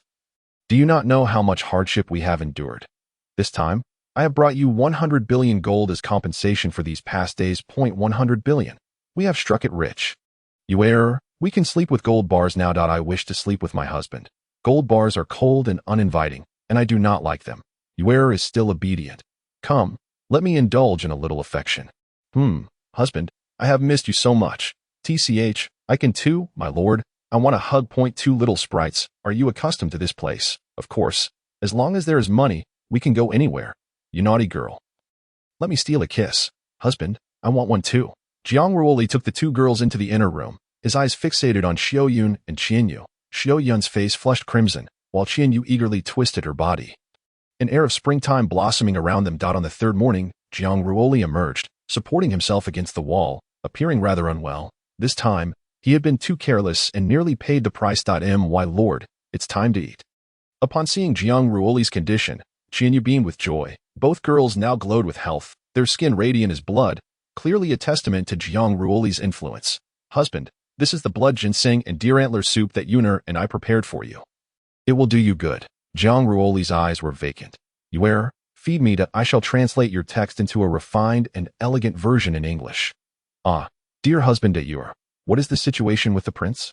After so many years in the palace, he has yet to lay a finger on you, leaving the opportunity squandered for me. Now that you are my husband, I shall confide a secret. The prince is quite peculiar, never approaching the feminine. Moreover, his physique resembles that of a woman, with skin as soft as silk. Could it be that the prince is a woman? Yet, that seems improbable that I have spent many years in the palace and have scarcely seen him. His temperament is equally strange. One moment he embodies gentleness akin to a woman, and the next, he is filled with rage. Just the other day, he struck me. Oh, how I weep. A sweet kiss will suffice. Do not see or my heart is heavy with grievances, yet I find solace in your affection. I in the future. My time away may be prolonged. If you sisters cannot wait, perhaps you should find someone else to marry. What are you saying? Do you not want me and Xi'er anymore? Is it because we are not beautiful enough? My lord, I am already yours. Your words deeply sadden Xi'er. Husband, I am aware that I am slightly older. But I assure you I will bear you a son. You cannot cast me aside. That was not my intention. I may be less present with you henceforth, should you change your minds one day. I shall not hold it against you. I shall not waver. Xi'er's heart belongs to but one man, and I shall wait. No matter how many years it takes. Xi'er feels the same. We have but two choices in this life, to accompany our husband or to perish. You are both such foolish girls. Do you fear disappointing me? That will not happen. In the past, I believed that encounters between men and women were merely fleeting. However, meeting Ze and Zu has made me realize that you truly love me. Ze and Zu. My lord. Where are my two sisters? They perished in the land of the martial deity while saving me. Resurrection may take a century. Ze and Zu are truly fortunate. Knowing how much you miss them will surely bring them joy. You great lecher. 6 wives already. And who is this long? A little dragoness, currently residing in the kingdom of My lord. Your taste is quite indulgent. Even courting the daughters of the demon clan. Ze and Zu are also from the Zixi mountain demon tribe, akin to a snow lotus. Ah, how dreadful, you incorrigible lecher, it is my fault. I am too indulgent, unable to control myself in the presence of beauty. However, I assure you, I shall treat only you few with utmost care henceforth. Let us not dwell on such matters. It is rare for us to meet. How about I compose a poem for you? Another lewd verse. Xi'er will not listen. My husband. Do share? Xi'er, he intends to tease us once more. It matters not. We have endured countless instances of your teasing. And I rather enjoy this sensation. Oh, how perverse. Listen to me as I recount. Peach flesh blushes like crimson pear blossoms, hand grasping peach flesh, lips tasting pear. Peach white supports half the sky, pear white collides with a face of jade. Raging tides, my desires unquenched, peach and pear nectar flows endlessly. A single sip of sweet dew, for 3 days and nights, its fragrance lingers. Xi'er, this fellow has struck again. I find my husband's descriptions to be remarkably apt, especially regarding Xi'er's fair pear. How vexatious. Just wait until I bring you to your demise. My apologies, I cannot help but indulge in poetic fervor. The beauty of this moment would indeed amuse the two enchanting ladies. You may meet your end. Chapter 42. Discussion. Ah, I see. I was worried that my younger brother might struggle with life outside the country. I have caused my elder brother concern. What? Is she not among the Titan race? How is it that she has now gone to the Devourer's sect? It seems I must pay a visit to the Devourer's sect. No rush. Xi'er is exceptionally talented, her gifts rivaling your own. And those who are enamored with her are certainly not limited to Su Shan. So it will not be so simple when the time comes. That reassures me. Ruoli, there is something else I must inform you of. Xi'er may not be from the realm of light. The Devourer sect is a branch of the ancient Devouring Divines sect, and she possesses a pure bloodline, which may have already drawn the attention of those above. Soon, you may find yourselves separated once more. Where is the Devouring Divines sect that you speak of? It lies within the 3,000 realms, but do not worry, it is quite distant from here. Even a holy realm expert would require a decade to reach the realm of light, granting you 10 years to grow stronger. I understand, Master. I shall not allow anyone to take Xi'er from me. Knowing that you think this way brings me great relief. Elder brother, do we have any news of Jiang Yao? Not yet. She has been missing for quite some time, and I cannot fathom why she has suddenly changed so drastically. She carries a demonic seed within her, which could potentially spell disaster for us in the future. She may have sought refuge in the darkness, which is why we cannot locate her. Where do you refer to? Beyond the realm of light lies the realm of darkness, where any human cultivator who dares to tread is doomed to perish. Hence no one has ever dared to enter. How formidable is the realm of darkness? It surpasses the realm of light. Why then have they waited until now? I cannot say. The only one who knows the realm of darkness intimately is the leader of the Light Clan. Guangming Kanglan. He has lived for 10,000 years, surviving the last great war between the realms, his cultivation level unfathomable. Master, during my last encounter with my inner demons, I slaughtered everyone in a small town. Alas, this is not entirely your fault. My younger brother has faced such an ordeal. I have only heard of inner demons, and Xiaoyun and Qianyu speak of you daily. It appears that the younger brother is somewhat intimidated. Xiaoyun and Qinyu often visit me, an old man, at Luoshui residence to engage in conversation. They are two fine young ladies. As for the elder brother, refining the phoenix essence in 10 stages is no trivial matter, as it possesses the formidable fire source power while the phoenix yet lives. It is indeed commendable. I see that you have now reached the 10th realm of the celestial mansion, suggesting that you have encountered even greater opportunities. Teacher, please observe the two flames in Jiang Ruoli's hands. The phoenix essence in Jiang Huang's grasp reacts to the flames and begins to stir. How is it that there is the aura of the Taiyin Yueying and the Taiyang Zhao? Are you familiar with these two divine beasts? I once inadvertently encountered a fragment imbued with the true fire of the sun, hence my familiarity. Just now, no wonder you have no desire for the phoenix essence. It holds little significance for you now. You truly are an extraordinary individual. The chi of the 9 dragons should be fully restored by now, correct? Indeed, it has been restored, but I have given it away. Jiang Huang was taken aback, thinking he had misheard. You say you have given the chi of the 9 dragons away? No, not long ago. I set a trap to have the 7 kingdoms and 3 sects hunt the lake bottoming long. But later on, Guangming Kanglin and the demon dragon reached an agreement. During that battle, I saved Long Long and subsequently fell in love with her, so I gifted her the chi of the 9 dragons. Jiang Huang's heart ached. The chi of the 9 dragons could be given away so nonchalantly. Younger brother, you are indeed rather unreserved. Regardless, she is to marry into our family eventually. It matters not whether she is here or there. Generally, Dragon Clan women are quite proud and look down upon the human race. The fact that this Long Long has shown interest in you is, in my view, a fortuitous event. I must concede that you have outdone yourself. Even managing to win the heart of a Dragon Clan woman. It was she who took the initiative. I said nothing at all. Alas, it is indeed disheartening to compare oneself to others. Teacher, you mentioned earlier that Guangming Kanglin survived the last war between realms. Is he a descendant of the Guangming Lord? I have only heard tales. Back then, Guangming Kanglin served as a guardian under the Guangming Lord, single-handedly slaying dozens of equally ranked dark cultivators. He then ventured deep into the dark territories. That battle shaking the heavens and earth, and thus the name Guangming Kanglin became known to the world. However, for millennia, he has remained exceedingly low-key, to the point where people have forgotten his existence. From your perspective, it seems he is indeed plotting something. He is undeniably powerful. Even if other semi-saints banded together, they would not stand a chance against him. Time has passed far too long, and no one knows what truly transpired. The Guangming clan once ruled the territory of light until the fall of their lord led to the present circumstances. Yet, that is merely the surface. The 7 kingdoms and 3 sects may not necessarily be the strongest forces in Guangming Kanglin's territory today. It is simply that the timing has not yet come for them to reveal themselves. For instance, the Tunling sect, additionally, the Taoist sect, the Zixi Mountain Demon Clan, the Phoenix sect, and the Tianhua sect, among others, were once top-tier forces, yet they have seldom made their presence known in recent years. How well do you know the Zixi Mountain Demon Clan? Teacher, I visited once in my youth. It is a splendid place. A rare sanctuary. I shall make a point to visit when time permits. Do not go there just yet. In recent years, Zixi Mountain has suffered from the massacre of human cultivators and has since prohibited entry to mankind. Little brother, do you have some business to attend to there? No, I am merely curious. In due time, when my strength is sufficient, I shall venture there. It appears that the situation is merely superficial. Many talented disciples from various sects have yet to emerge, and the world has lost some of its vibrancy. The Tao sect you encountered previously was once the foremost sect. Even the Light Clan held it in great regard. However, it was later besieged by other sects, leading to its current state.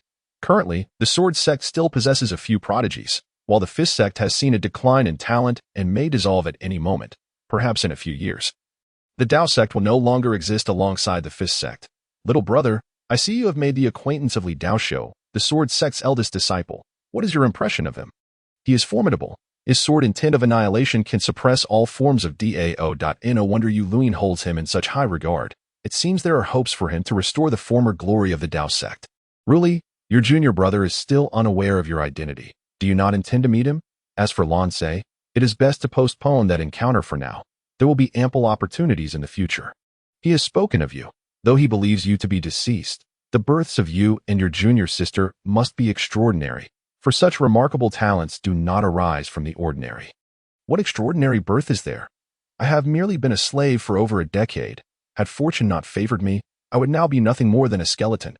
Ruoli, can you vividly recall your mother? Just a fleeting memory. I remember being held by her when I was about 4 or 5 years old, but at that time, I was not yet a slave. After that, it all faded from my mind.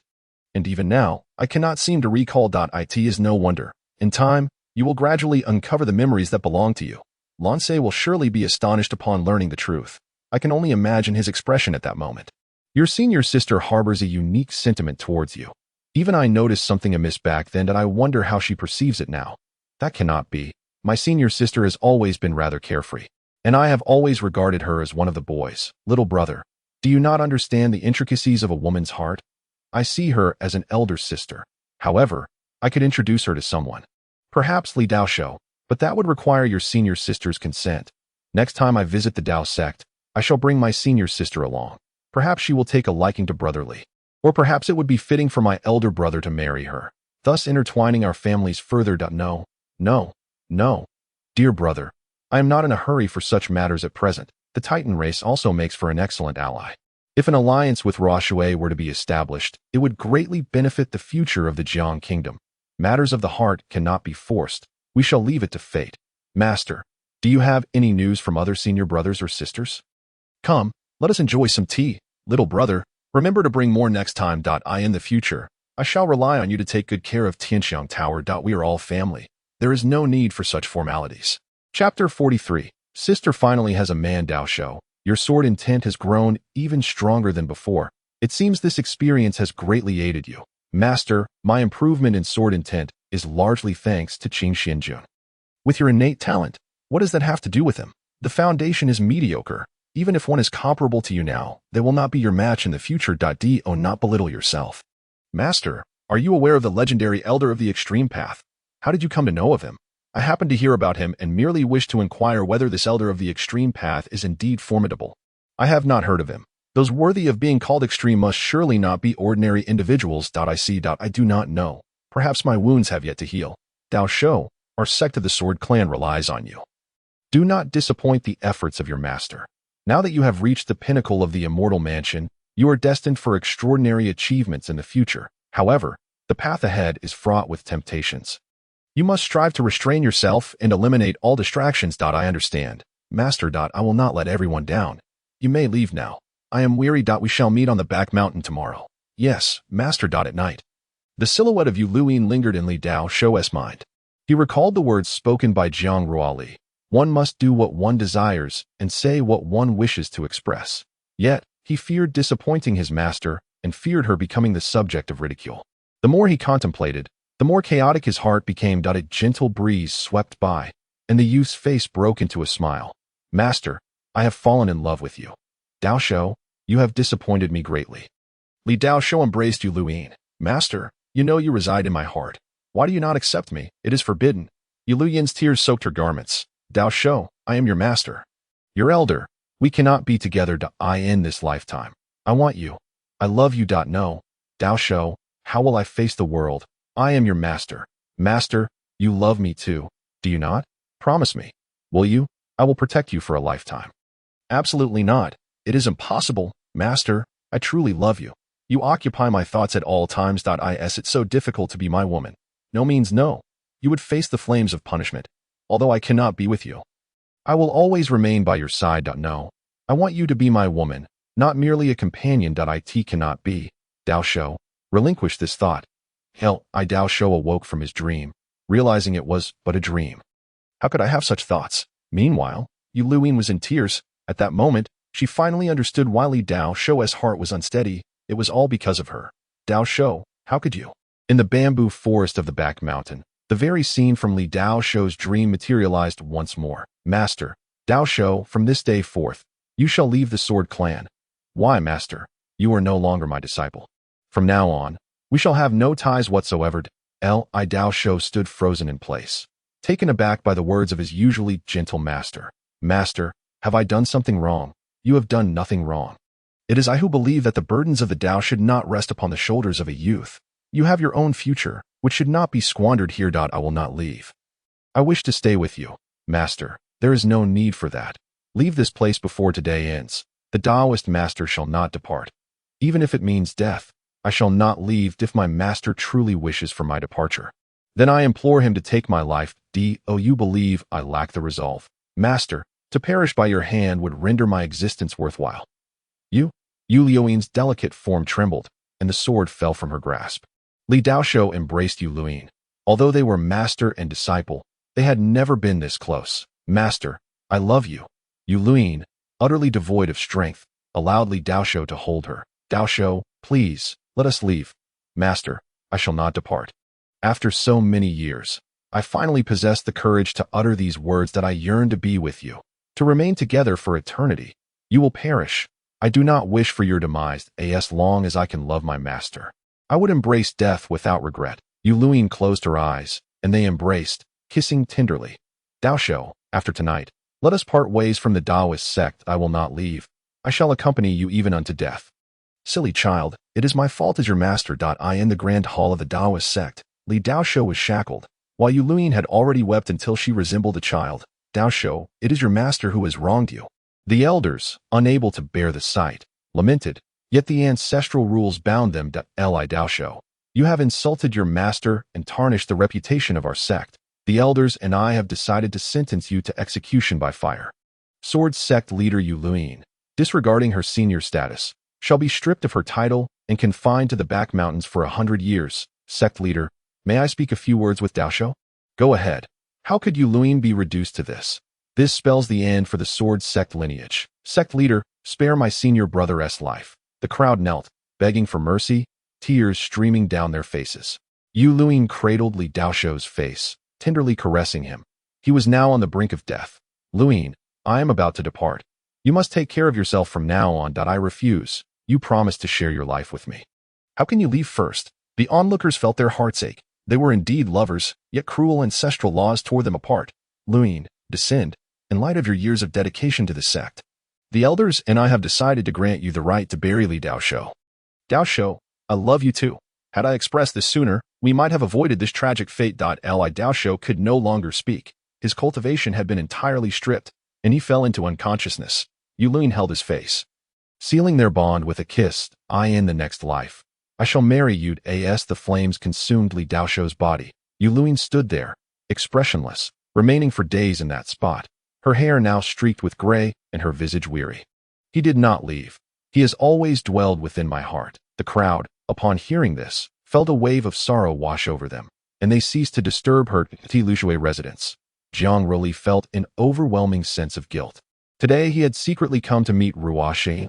If those two little ancestors were to find out, the consequences would be dire. I ask you, is it necessary?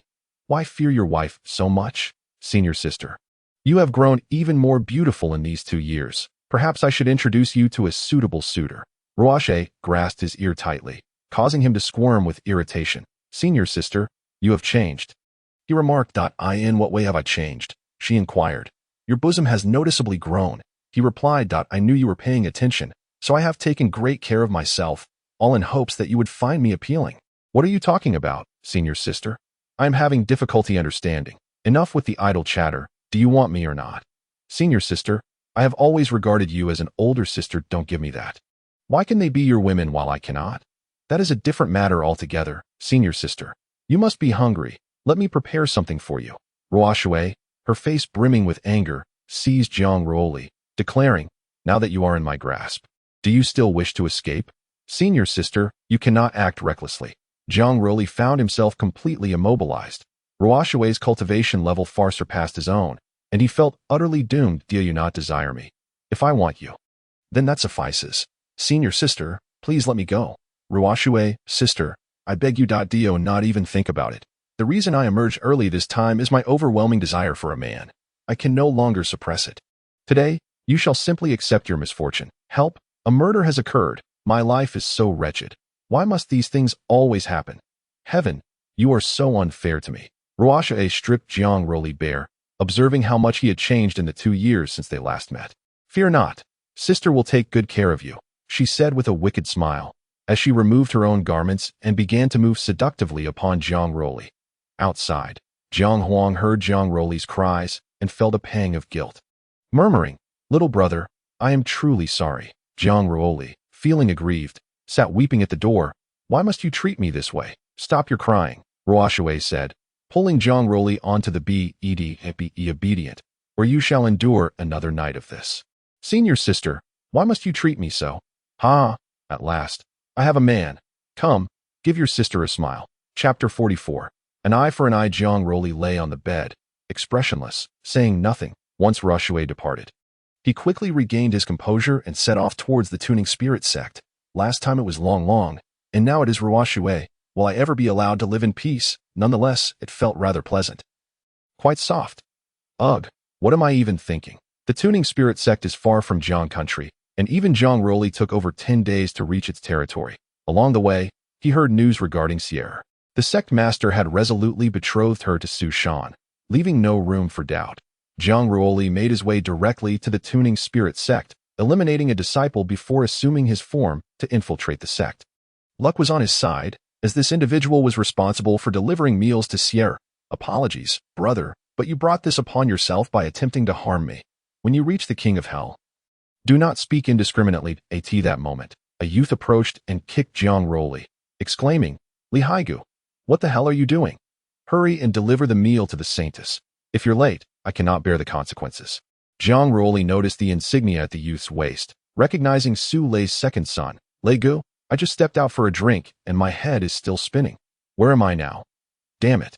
You've gone to the brothel again, can't you aspire to something greater? What's so appealing about those women who are ridden by countless men? Wouldn't it be better to have your brother introduce you to a proper wife?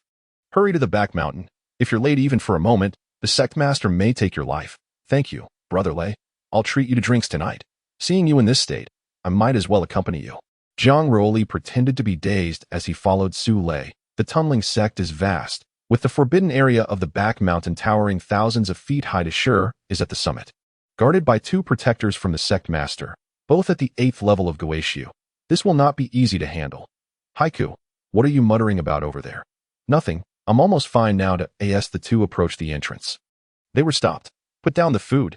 You may leave. Haiku, you better hurry. These 2 are notorious for being the harbingers of death. What is so frightening about 2 women? What do you mean, 2 women? They are far less appealing than the ghostly maidens. How long will the saintess be locked away? How would I know? It's none of our business. We're just 2 kitchen hands. You're such a busybody. Hurry up. I've already prepared the food and drinks. Jiang Ruoli retraced his steps to the forbidden area of the back mountain. With his cultivation, evading ordinary practitioners was no problem, but dealing with 2 8th-level Guishu experts was beyond his current capability. Wait, Su Shan, how could I have overlooked him? Jiang Ruoli lingered for quite a while before locating Su Shan's residence. At that moment, he was peering from the rooftop, observing Su Shan's every move as he sketched Xi'er's likeness. Even planning a kiss on the drawing. Jiang Ruoli felt a wave of nausea. How dare he covet my woman? Just wait until I settle the score with you. At that moment, a woman approached. She appeared to be around 40, yet possessed a voluptuous figure and striking beauty.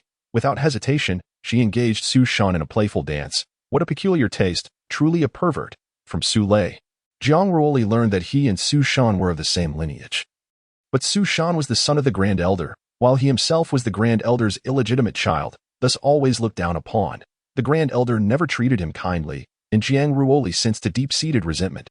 Brother Lei, don't you wish to usurp his position? Haiku, what nonsense are you spouting? Do you not realize that in this world, apart from birth, talent dictates everything? That may not necessarily be the case. Perhaps one day you will become the sect master of tunneling. You truly overestimate me, but I appreciate your words. Brother Lei, do you have any knockout drugs that cause a person to faint upon contact? Haiku, what do you skim? Does Brother Lei bear no interest whatsoever?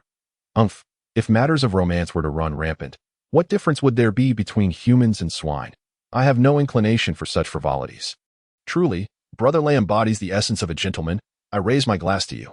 You, my friend, speak with veiled implications, mocking my lack of experience with women. I presume, not at all. Let us not dwell on that. Let us partake in our meal. Afterward, Jiang Ruoli arrived at the dwelling of the widow, preparing to visit Su Shan. From behind, she struck her unconscious and stealthily placed the prepared drug in a clandestine spot. My apologies, but there is indeed a peculiar allure in the physique of a woman in her 40s. It is no wonder Su Shan is so infatuated. Upon awakening, the woman believed she had merely taken a nap. Entirely oblivious to the preceding events, she clutched a red pill and proceeded towards Su Shan. In recent days, Jiang Ruoli had become a frequent visitor to the rooftop. The beautiful woman arrived as promised, And Su Shan, entranced, inhaled her fragrance. They wasted no time. With a shriek, Su Shan felt a wave of dizziness and collapsed onto the woman. "Young master, what is the matter?" Before she could finish her query, she too succumbed to unconsciousness. "This drug is remarkably potent." Jiang Ruoli seized everything of value from Su Shan, drawing forth the Qing Shuang sword to end his life. A pity he perished in slumber. One might blame his intentions towards my woman that a spark ignited, and Su Shan's corpse was reduced to ashes. Having completed this, Jiang Ruoli assumed Su Shan's identity to approach the lord of the Tunling sect. Without the lord's consent, he could not take Xi'er away. Since placing Xi'er under house arrest, the lord had not ventured outside. Jiang Ruoli strode directly into the grand hall, and in his guise as Su Shan.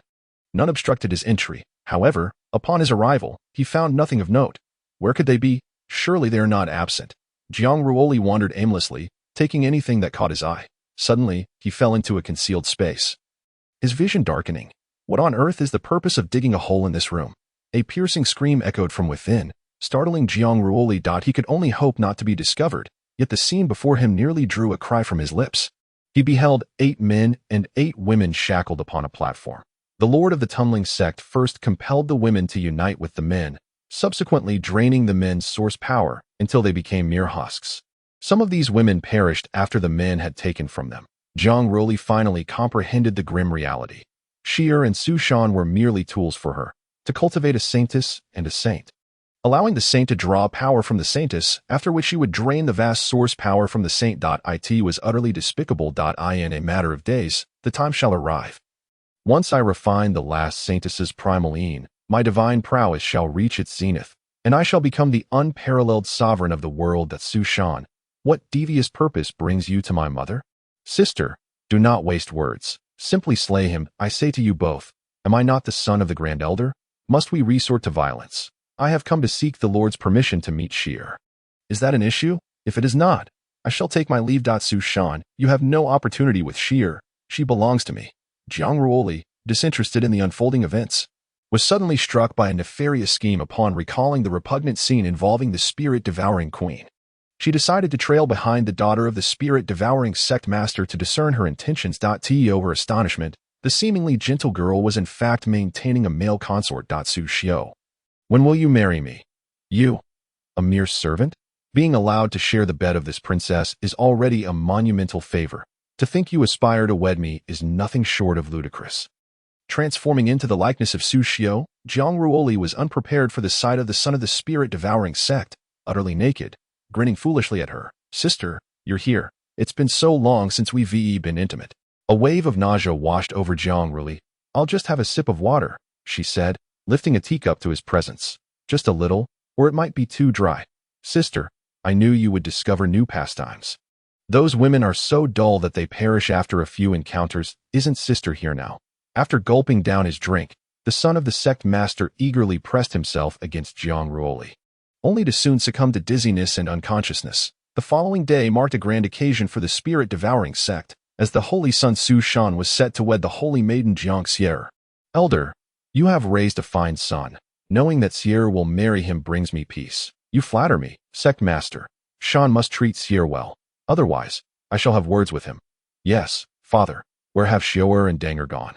Sect master, cousin and brother have gone out to play, apparently to Wamanlu. Sect master, may I see Xi'er now? Judging by your impatience, you must personally go to fetch her. Only then will your sincerity be evident.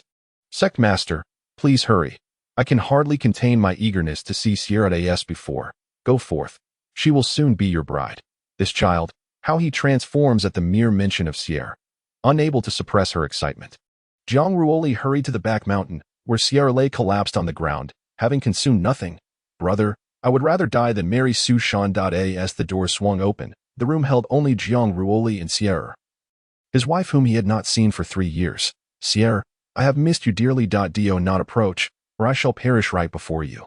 Xi'er, it is I, Jiang Ruoli, he declared, reverting to his former self, prompting Xi'er to suddenly leap into his embrace. Brother, what brings you here?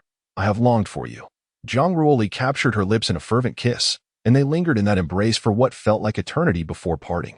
Xi'er, I have a plan, he revealed, recounting all that had transpired. How infuriating. No wonder grandfather wished to take me away, but alas, it was too late. The sect master confined him. Xi'er, you have suffered.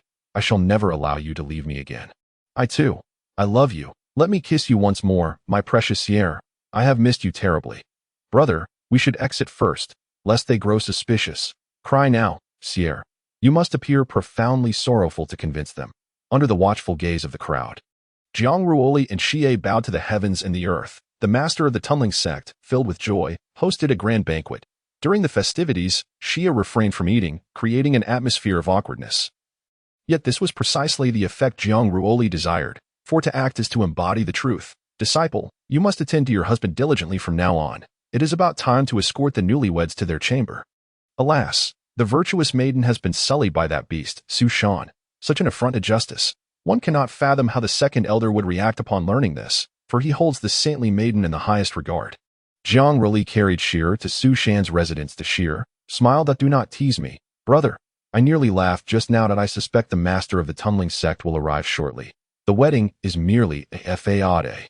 Thus we must act swiftly. Jiang Ruoli pulled two figures from beneath the bed, utilizing the transformation technique of Yishui to alter their appearances into those of herself and Xi'er to her surprise.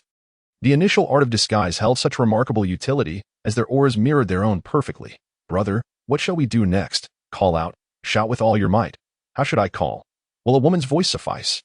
How embarrassing that if we do not call, they will not believe us. There are many people outside. No. Ha! Xi'er, you are finally mine. No. The onlookers outside felt their hearts bleed, witnessing the degradation of their revered saint. Inside, Jiang Ruoli rocked the bed, and both nearly burst into laughter as midnight approached. Jiang Ruoli sensed an ominous presence drawing near. They hid beneath the bed. Soon, a plume of black smoke wafted to the foot of the bed. It was the master of the tunneling sect. Ha ha ha, the ninth primal Een. The master severed both of their tongues with a single stroke, transforming into black smoke and vanishing. Jiang Ruoli and Xi'er dared not breathe, but the crisis had finally passed. Xi'er, let us leave. Not yet. Grandfather is still here. Very well. The master of the tunneling sect will require several days to refine the primal Een. We shall make use of this time. Brother, have you been unfaithful to me in my absence? Brother, I truly miss you. I should not have come here. Xi'er slowly shed her garments. I have grown up now. Do not reject me. But no buts. I am destined to be your woman. Jiang Ruoli gazed with fervor as they embraced. Xi'er swayed her body, their breaths rising and falling in unison, drenched in perspiration.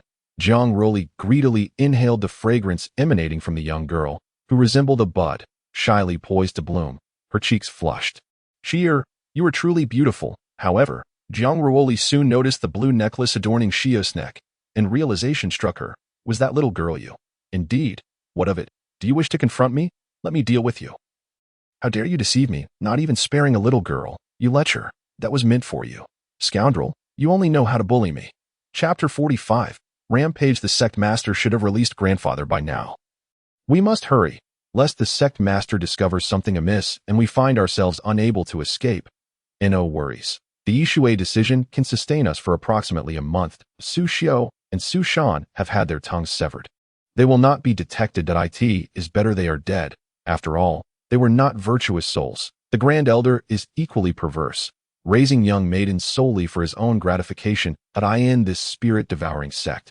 Only grandfather possesses true integrity, which has led to his continuous isolation by them. At that moment, a knock resonated from outside the door. Jiang Ruoli suddenly recalled that the beautiful woman had come again. Xi'er gazed at Jiang Ruoli in astonishment. At your age, you still indulge in such affairs? Not at all. She is Su Shan's mistress. She visits every 2 days, and I seized this loophole to eliminate Su Shan. I never anticipated he had not even mentioned his marriage. I shall drive her away. No need. I will handle it. My lord. Why is it so late before you open the door? I have been eagerly waiting. Isn't it merely a matter of marrying the saintess? We could simply retreat to the pavilion and indulge. My father is coming. Today is not appropriate. Very well, but do remember to visit me. Go on. I will await your return at home. My lord. I have run out of money, the beautiful woman said, looking pitifully, seemingly unable to bear the thought of leaving empty-handed. Certainly, I shall consider it. What a spendthrift.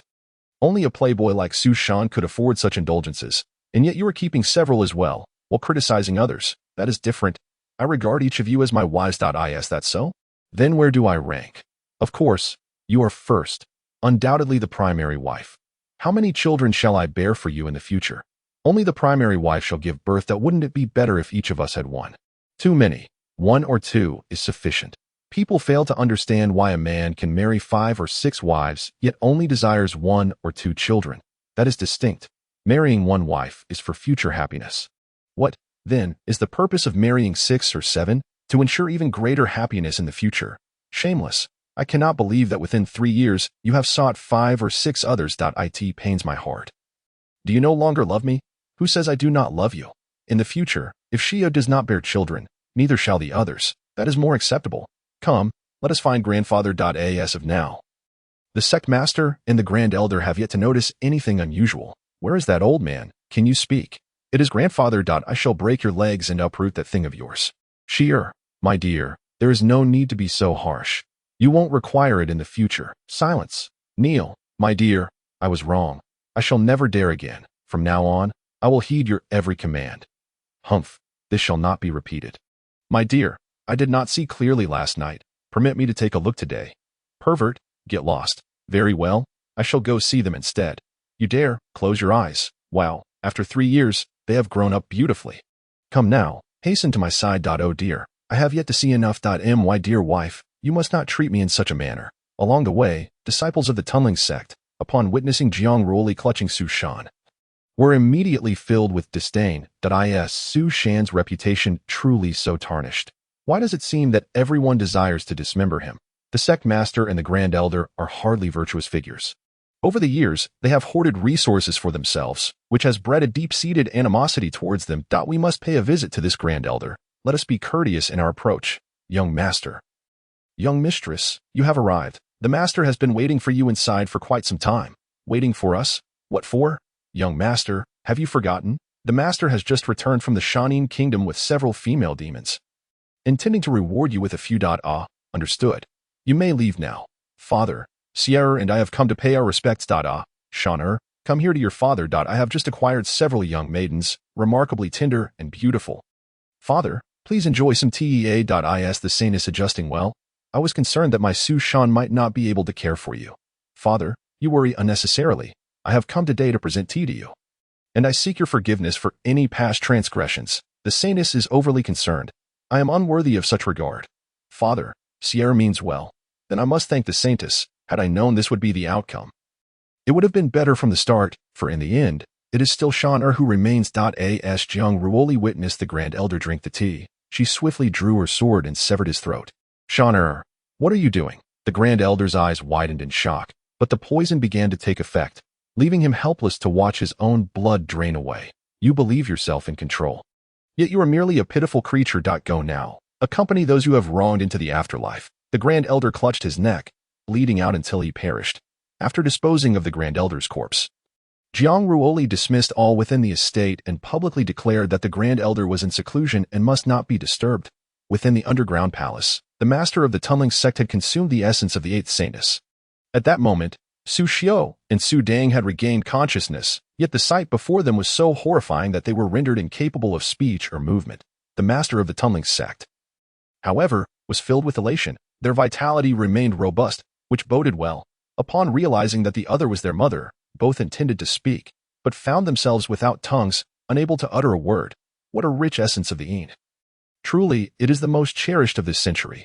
Today, I shall ascend to the legendary semi-saint realm, and then the tunneling sect shall once again reclaim its prominence in the world. Both trembled uncontrollably. But their fate was sealed. The master of the tunneling sect could hardly contain her impatience, having drained the saint child entirely, leaving not even a bone behind. He is dead. You shall follow him, she declared, swiftly twisting Su Xiao's head from her shoulders, allowing blood to cascade upon her face. Yet, in the next moment, the severed head tumbled to the floor at her feet, eyes wide open, unblinking in death. What? This cannot be. The master of the tunneling sect was paralyzed with fear. How can this be? It cannot be. I must be mistaken. Yet the head before her was undeniably Su Xiao's. No. Who is it? The lord of the swallowing spirit sect bore a grotesque visage, her form transformed into that of a hideous spider. My son, I shall undoubtedly avenge you, she vowed. In a single night, the lord devoured half of the disciples within the sect. Growing ever more powerful, Even the elders of the Swallowing Spirit sect found themselves no match for her, yet she did not linger, instead pursuing something into the distance. What manner of creature is this?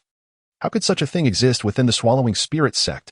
Third Elder, the sect leader, and the Grand Elder are both in seclusion. What shall we do? Do not panic. Its target is not us. So there is no cause for concern. The most pressing matter is to tidy this mess before the sect leader emerges from her retreat, that we must assess the extent of the casualties in the city. Other matters must be set aside. Third Elder, come quickly. A grave incident has occurred. What is the matter? Why the flurry? Sect leader, that monster emerged from the sect leader's domain. And we have discovered the princess's severed head along with several desiccated corpses. Preposterous. How could that monster have escaped from the sect leader? Third Elder, I sense something amiss. The sect leader has grown increasingly peculiar over the years, and this matter is likely far from simple. We must summon the second Elder. Only he can salvage our Swallowing Spirit sect now. Alas, the second Elder is also missing, that we are unaware of his whereabouts. And furthermore, both the Holy Son and Holy Daughter have vanished as well. Go and search for them. We must see the living or the dead. 800 miles from the Swallowing Spirit sect, Jiang Ruoli and Xi'er carried the nearly lifeless second Elder when Jiang Ruoli found him. His vital essence was nearly depleted, sustained only by a flicker of life. Grandfather, what has happened to you? Speak to me. My dear, I am well. I was merely ambushed by the ENG, that a few days of rest will suffice. I say, old man, the Swallowing Spirit sect is in shambles because of her, and you choose to remain idle. What have the disciples become? I am powerless to intervene. The sect leader has succumbed to darkness in her quest to attain the semi-saint realm, allowing the Grand Elder to act with impunity. The sect has now become a disjointed assembly. Brother, let us rest for the night before we proceed. They should not be able to catch up. I am untroubled, yet I sense an exceedingly potent dark force approaching our direction. Did the sect leader leave a mark upon you? None at all. Xi'er, it may be upon you. The cultivation method the sect leader bestowed upon you previously may have been flawed, allowing her to sense your presence. This is dire news. Chapter 46. The death of Reshape. Beneath the blood-red sunset, Jiang Ruoli and Xi'er retreated towards the Titan human race, pursued relentlessly by the Lord of the Swallowing Spirit sect. Her wrath palpable, as myriad malevolent energies transcended time and space, demanding the return of her son's life. Young man, what have you done to provoke her? I merely killed Su Shan and transformed Su Xiu and Su Dang into reflections of myself and Xi'er. It appears I have drawn her personal ire. You are exceedingly reckless. However, there is one point I fail to comprehend. With the sect leader's cultivation, how could she not have noticed? My disguise technique was so masterful that even Guangming Kanglin could not discern it. How could she possibly know? The sect leader has fully succumbed to darkness. She will not relent until we are dead. Xi'er, prepare for battle. Her speed is astonishingly swift. Grandfather, you should rest aside. This matter is entrusted to my brother and me. Alas, my talismans were exhausted last time. Otherwise, I wouldn't have to trouble myself so. Come forth, take your life. The master of the Swallowing Spirit sect is enveloped in swirling black mist, with a ghastly visage and fangs, and protruding bone spurs on his back, resembling a grotesque humanoid monster. Old hag, does the sin of your son please you? Was it you who did this? Indeed, it was I. Su Shan met his demise at my hands, and I have ventured into the basement. Your nefarious deed should have come to light by now. While others' children perish, yours must not. This Lord shall uphold the heavenly justice. Wretched scoundrel, how dare you collude with outsiders? Today, I shall take the heads of you two vile beings as offerings for my SON. Do you not know the ecstasy of copulating with your own offspring? Is it not heavenly? A son neglected is the father's fault. A daughter's depravity is the mother's sin. Do you not deserve this fate? Ah, come forth, take your life. At that moment, the ENG emitted a dark energy from her eyes, and a black liquid surged toward Jiang Ruoli and Xi'er. Simultaneously, numerous eyes sprouted from her body, oozing crimson tears, an exceedingly chilling sight. The terrifying, sinister aura left Jiang Ruoli feeling suppressed. What is this? Young man, this is a dark symbiote. You must tread carefully.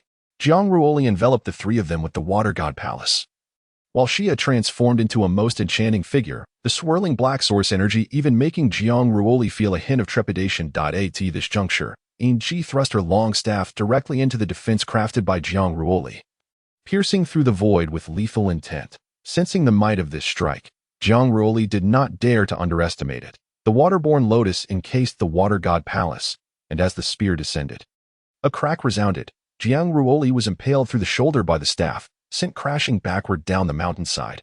This lad possesses such remarkable treasures. No wonder Xi'er is so devoted to him. Xi'er unleashed the swallowing spirit disc, enveloping Ji, and Jiang Ruoli felt the source energy in the space being drawn into the disc, transforming into a formidable attack that struck Ji. Is there not a chance for survival? How did I end up with a wife more formidable than the last? Will I have any standing in the future? Ji's body was reduced to a pulp, yet she swiftly regained her form. I have become one with the darkness. You cannot slay me. Jiang Ruoli shot 2 beams of light from his eyes, piercing through Ji's body, yet she remained unscathed before them, as before. Young man, the symbiote is represented by those eyes. If you blind them all, she will perish. Xi'er expanded the disc, firmly pinning Ji beneath it, while Jiang Ruoli raised his hand. From the yin-yang totem descended a terrifying silver spear, infused with the essence of the moon, raining down like a storm of lethal projectiles. Ji's blood-red eyes retreated into her body, followed by black silk threads that pierced through heaven and earth. Slicing the disc in Xi'er's hand in two at the two, then realized that the area was now ensnared with threads. Any movement would result in being cleaved and twained at that moment. Ji lunged towards Jiang Ruoli, while simultaneously, a figure flashed past Jiang Ruoli's side. In an instant, Ji's sinister claws pierced through her chest. Jiang Ruoli stood frozen in place, exclaiming, "Senior sister, why are you so foolish?" The intruder was none other than Reshape, whose heart was now crushed in Ji's grip. Gently, she caressed Jiang Ruoli's face, remaining silent. Senior sister, Xi'er, wielding a precious pagoda, suppressed Ji to the ground before rushing over to embrace Reshape. "Please, don't leave us," she cried, tears streaming down her face. Jiang Ruoli's expression turned to stone, helplessly watching as death claimed her vitality. "Ruoli, kiss me, senior sister." Jiang Ruoli wept uncontrollably. "Why must you be so reckless? Grandfather, is there any way? Please save my senior sister." A portion of Reshape's soul had been consumed. Even a saintly powerhouse could do nothing now. "Reshape, my beloved, do not depart from me. Ruoli, I am grateful to have met you. Please keep me in your heart." Reshape's form gradually became ethereal, eventually dissipating into the void. "Reshape, it was my failure to cherish you." Jiang Ruoli's entire being radiated a dark aura, her eyes blood-red. From the depths of her darkness, a shadow emerged, identical to Jiang Ruoli, yet devoid of vitality. The dark body. "Old man, you know of the dark body? Who are you? Why have you emerged from my brother's body?" "Xi'er, do not be so fierce. I am here to rescue you." At that moment, the pagoda shattered, and Ji, furious, lunged at Xi'er, only to be pinned to the ground by a single hand. Ji looked up, terror etched on her face. "My lord, it was my subordinate who was disrespectful. Spare my life. You have slain my Reshape.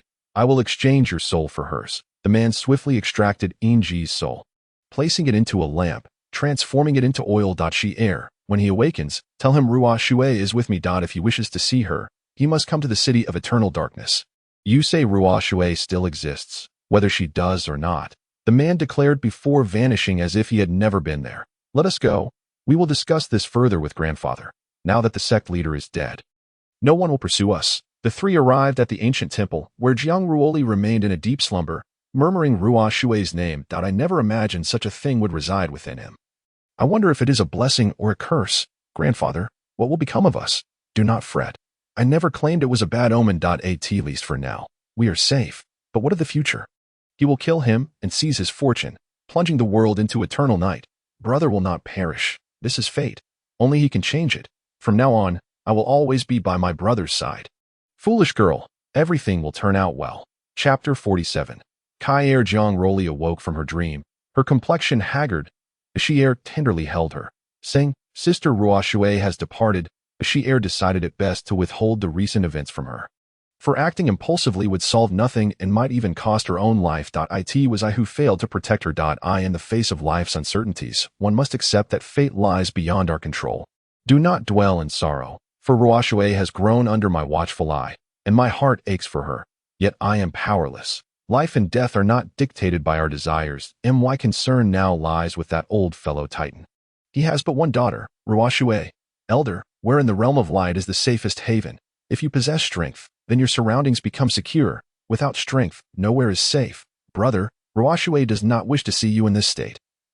There remains much for you to accomplish. Is it truly impossible to grasp life and death? The inability to do so now does not preclude future mastery. A long journey still awaits you. Very well. I shall return to see you once I have resolved all matters at hand. The elder, observing the tender exchange between the two, sought an excuse to leave them in solitude. Xi'er, you must safeguard yourself. Should any misfortune befall you, I would follow you into the abyss. That shall not come to pass. This farewell leaves me uncertain of when we shall meet again. Xi'er glanced at Jiang Ruoli. Her countenance radiant like a peach blossom, their hearts resonated, and the warmth of spring enveloped them. After a considerable pause, Jiang Ruoli took Xi'er to the door, where the elder had already succumbed to slumber. Grandfather, why are you still asleep? Alas, age has taken its toll. I am not what I once was. Elder, we are departing. Brother, remember to think of me 100 times a day. Xi'er shall think of brother 1,000 times daily. I say, you too, this is not a parting of life and death. It is not so grave. The kingdom of Jiang and the Titan race are not far apart. You may visit whenever you wish. My lord, Xi'er understands your sorrow, yet you must not remain in despair daily. Each day I witness your unhappiness. My heart aches alongside Qianyu's. Husband, should you find yourself troubled, you may strike Xi'er, as long as you can be as you once were. Xi'er would willingly endure even the harshest blows. Two foolish maidens. Jiang Ruoli embraced them both, fearing she might one day be unable to protect them, dreading the day they might depart from her side. That shall not occur. Xi'er will always be by your side. My lord, cannot you bring us sisters along with you? Tianxiang Tower requires oversight. Xi'er will go. I am familiar with Tianxiang Tower. The two young women blushed. Realizing Jiang Ruoli's intentions, should loneliness ensue, we may find solace in one another. Oh, what are you saying? Where? Deal with him. No, I shall heed my husband's words. Then you shall listen. I will fetch some food from the kitchen. Upon seeing Shoyun depart, Jiang Ruoli abruptly tore apart Qianyu's gown, turning it inside out. Husband, cease at once. Xi'er is approaching. Jiang Ruoli feigned ignorance, delivering a playful slap to her rear, the crisp sound echoing throughout the room, causing Qianyu's face to flush crimson. Shoyun entered, carrying food, and inquired, could you not create such a ruckus? Yet the next scene sent her heart racing. Xi'er, do not gaze, for Qianyu presently yearns to find a crevice in the earth to burrow into. Yet Jiang Ruoli shows no mercy. Shoyun, attempting to flee, is unexpectedly embraced by Jiang Ruoli, the previous scene igniting a swift blush in their minds, leading the two women to hastily exit in a flurry of embarrassment. The denizens of Tianxiang Tower have long grown accustomed to such spectacles. Qing Xianjun truly stands as a paragon among men, and we fear we may never attain such an opportunity. My dear wife, I was wrong. I shall no longer behold other women. Onlookers shook their heads. The kingdom of Jiang is unlike any other, as the ravages of war in times past have led to many women being taken by enemy nations, thus rendering women revered as ancestors, with few daring to provoke them. Jiang Ruoli spent an entire day at the grave of Reshape in the company of Feng Patian and the Emperor of Jiang. Before finally departing, riding out of the city atop an ox, many gazes were drawn to her. Qing Xianjun was undeniably handsome, a veritable idol in my heart. Qing Xianjun, do come again. I am ever ready to bear your offspring. Jiang Ruoli felt a pang of headache. Indeed, being handsome can be a curse. Yet, what successful man is not handsome? Even one with the visage of a pig can be deemed attractive if he possesses wealth. Roar, roar, roar. The ox, a Nyo, seemed spurred on, charging ahead, while those behind could only hear Jiang Ruoli's cries of lament. Although their figures vanished from sight, many women lingered at the entrance until Jiang Ruoli's silhouette melded completely with the setting sun. Upon reaching Qingxian residence, Yang Xiaolang clung to Jiang Ruoli's leg, weeping as if wronged. Young master, you must advocate for me. Jiang Ruoli disdainfully kicked him away. Keep your distance. Young master, I am nearly 25 and still without a wife. You must intercede on my behalf. If you lack a wife, go seek one for yourself. Why inquire of me? Young master, I fancy the beauties of Yelong, yet none will have me, claiming I possess a dog-like visage. What can I do if they refuse? Young master, I harbor little hope. I no longer desire a Yelong beauty. Could you betroth me to Xi'er instead? Xi'er, pursue her yourself. I cannot assist you. Currently, Xi'er is the mistress of my Qingxian residence. And you are quite audacious. What must I do? Remember, simply maintain a thick skin. Nothing else bears significance. Yang Xiaolong's eyes nearly glistened with anticipation. Sister Xi'er, you grow ever more beautiful. Keep your distance. Your presence sickens me. Xi'er, it has been so long. Your figure has grown ample, and so too has your temper. How tiresome, young master. You have no use for me. Merely a decorative piece. Yang Xiaolang, with a mournful countenance, lamented, I am scolded for my compliments. Yet when the young master teases her, she seems elated. What manner of logic is this? Ah, dear steward, you are unaware. For a woman, being courted by an exceptional man is an achievement, while being pursued by the mediocre brings shame. Thus, the steward must remain open-minded. I see. Xi'er, I find Xiaolang rather commendable. Will you not consider him? Young master, why do you not consider me? With a delicate bosom, lovely legs, and ample posterior, I charge you nothing. Recently, I have been feeling unwell and should refrain from indulging in romantic pursuits. Kaya shot me a skeptical glance, as if to say, who would believe that? Is there any recent news? The Seven Nations have been rather tranquil of late, yet a significant incident transpired within the Taoist sect a month ago, the death of Li Daoshou. The esteemed disciple of the sword sect, Jiang Ruoli accidentally sprayed wine onto Xi'er's chest, exclaiming, "Who, young master, you've dampened her clothing," Xi'er remarked. Jiang Ruoli hastily reached out, feeling the softness. How infuriating. Li brother, this cannot be true. This matter is indeed verifiable. It is said that he was in love with his master and was punished by the sect leader according to the rules, facing capital punishment, while his master has been confined to the back mountain for a century. Sighing, I sensed this calamity would occur. It seems I must visit the Taoist sect first. We shared a bond akin to life and death. Perhaps I shall see him one last time. It is said that his master's hair turned white overnight, and she has remained by his grave ever since. Such a tragic fate. Xi'er, Yuner misses you dearly. Why not pay her a visit? No, I often write to my sister. She asks me to take good care of the young master. I am capable of looking after myself. I am not a child. The young master misunderstands. My sister wishes for me to attend to your comfort in bed. Jiang Ruoli smacked Xi'er on the backside. Warning, if you speak such nonsense again, I shall make you regret it. Woo, young master, you've hurt me. Such a small chest did a great deal of mischief. Is there no other news? Who claimed I was small? Just now, you certainly felt otherwise. Is it not satisfactory? Mediocre at best, barely acceptable. It will suffice in a pinch. Young master, you are rather lecherous. Today, Xi'er has come to understand. Has nothing extraordinary occurred in the nation?